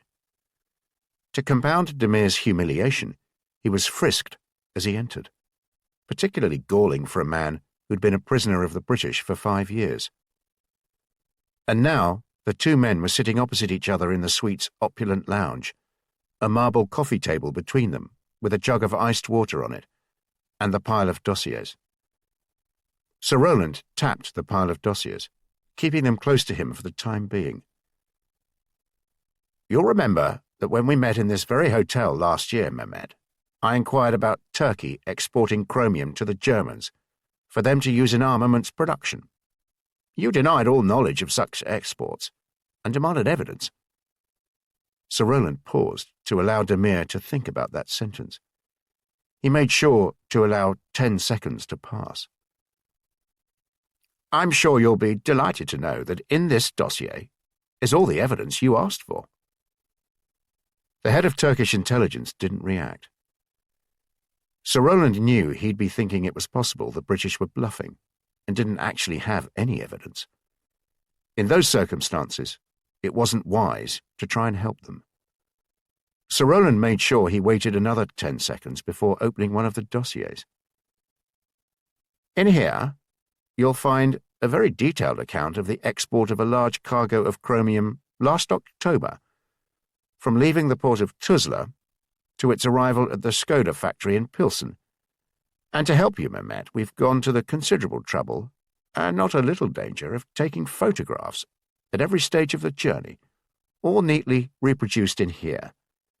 And to further assist you, we've taken the trouble to have the text of the document and the captions to the photographs translated into fewer than 4 languages.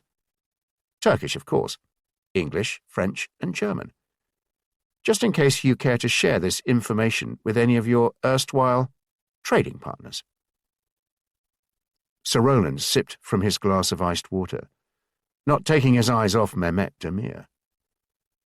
The Turk was trying hard not to react, but not entirely succeeding. His nostrils slightly flared, his eyebrows moved up and down, and an angry twitch developed around his lips. He wiped his forehead and loosened his tie. "May I?" He was pointing at the dossiers. Of course. Here, take all of these. I'm sure they'll be in some demand in Ankara, eh?"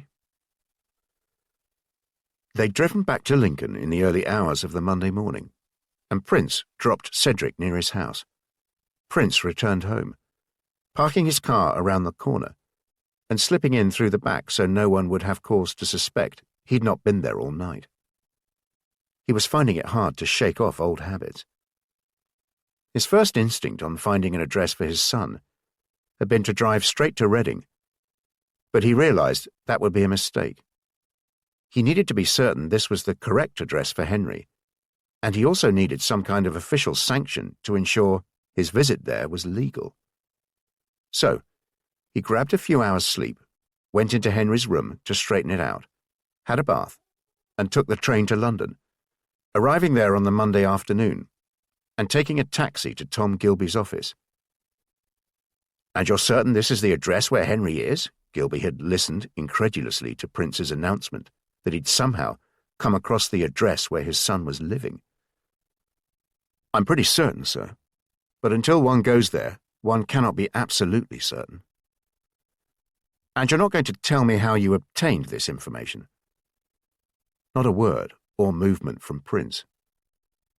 "Very well, perhaps it's best I don't know, eh? So all this time we've been searching the country for a Mr. and Mrs. Brown, and you say, in fact, their name is Summers."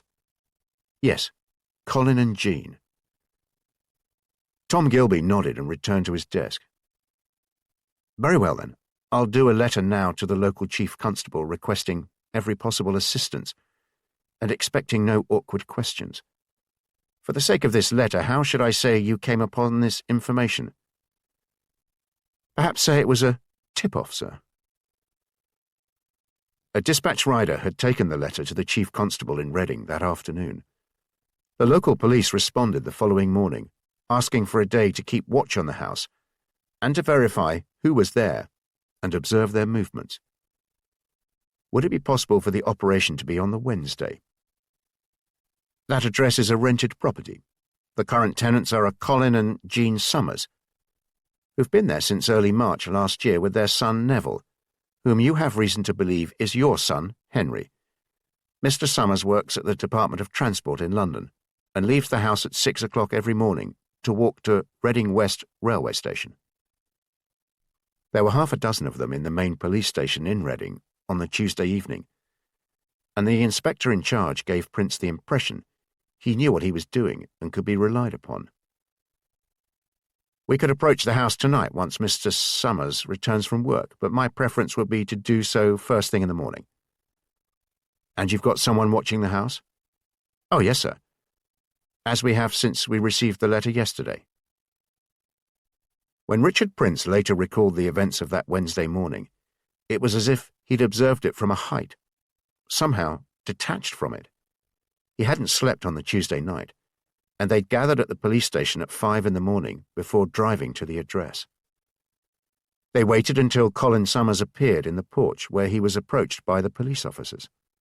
Prince stood behind the inspector, his trembling hands thrust deep into his pockets, his chest tightening, and a sense of trepidation sweeping over him. The inspector spoke very clearly. "Are you a Mr. Colin Summers? Is your wife a Jean Summers? Do you have a child living here called Neville? Perhaps we could come in, sir." Colin Summers looked terrified as he fumbled with the lock, and by the time they all entered the house, Mrs. Summers had appeared at the top of the stairs, asking what on earth was going on. The inspector said they were making inquiries about a missing boy who'd been taken from St. Christopher's Hospital in London, and they had reason to believe that Neville may be that boy. Mrs. Summers was defiant. "Don't be so ridiculous. Neville is our son." Later, Prince vividly remembered how she appeared so confident. He feared there'd been a dreadful misunderstanding. But at that moment, Prince moved to the stairs and shouted he was Richard Prince, and he was searching for his son, Henry. As he did so, a small figure appeared on the landing behind her and pushed in front of the woman, squealing in utter delight as he did so. "Daddy!" For the first few weeks, until the end of March in fact, the euphoria of his reunion with Henry occupied every moment of his existence. The first few days had been difficult, but then a friend pointed out he was acting as if he was nervous of Henry. "Just act normally," she said, and within days, it was as if they hadn't been separated. Henry had been 3 when Prince had last seen him in November 1942. Now he was nearly 5, happy to be home and with his father, and reluctant to say anything about what had happened to him.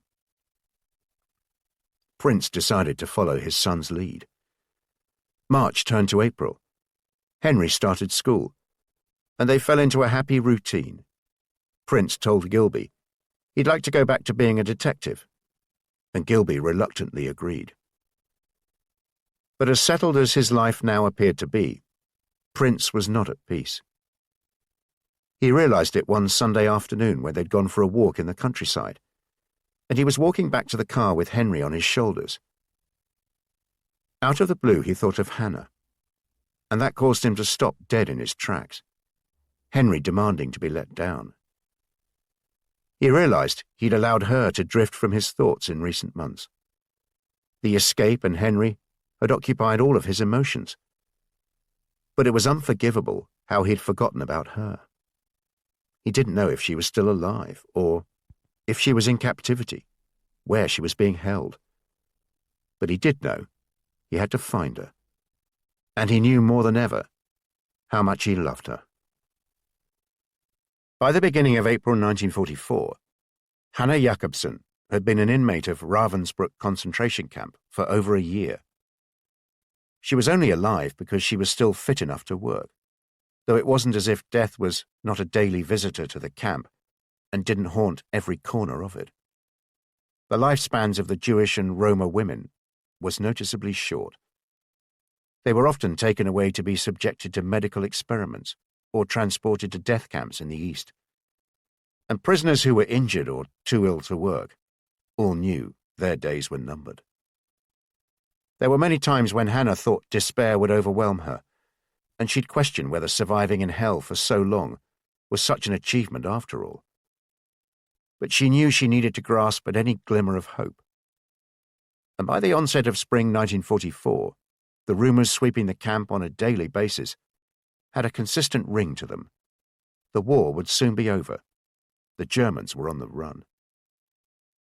As the war had gone on, Ravensbrück had become increasingly important as a centre for armaments production, and at the Siemens factory, where she worked, she was now seen as being particularly able.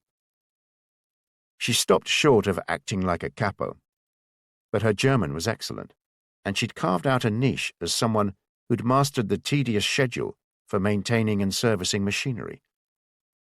This meant spending part of each day in a warm office, where she could sometimes sit down for an hour or two at a time as she drew up work schedules for the engineers. One of the German managers in the office had begun to make a point of discreetly leaving food for her, an apple in her desk drawer, a piece of bread under a pile of papers, sausage and cheese placed in front of her when no one else was in the office. But Hannah Jakobsen knew there was another reason for her survival, and perhaps why her working conditions were so good. As long as the Gestapo continued to hunt the English policeman she knew as Peter Rasmussen, then her life would be spared. So she thought of the Englishman every day, the man she owed her life to, and the man she loved.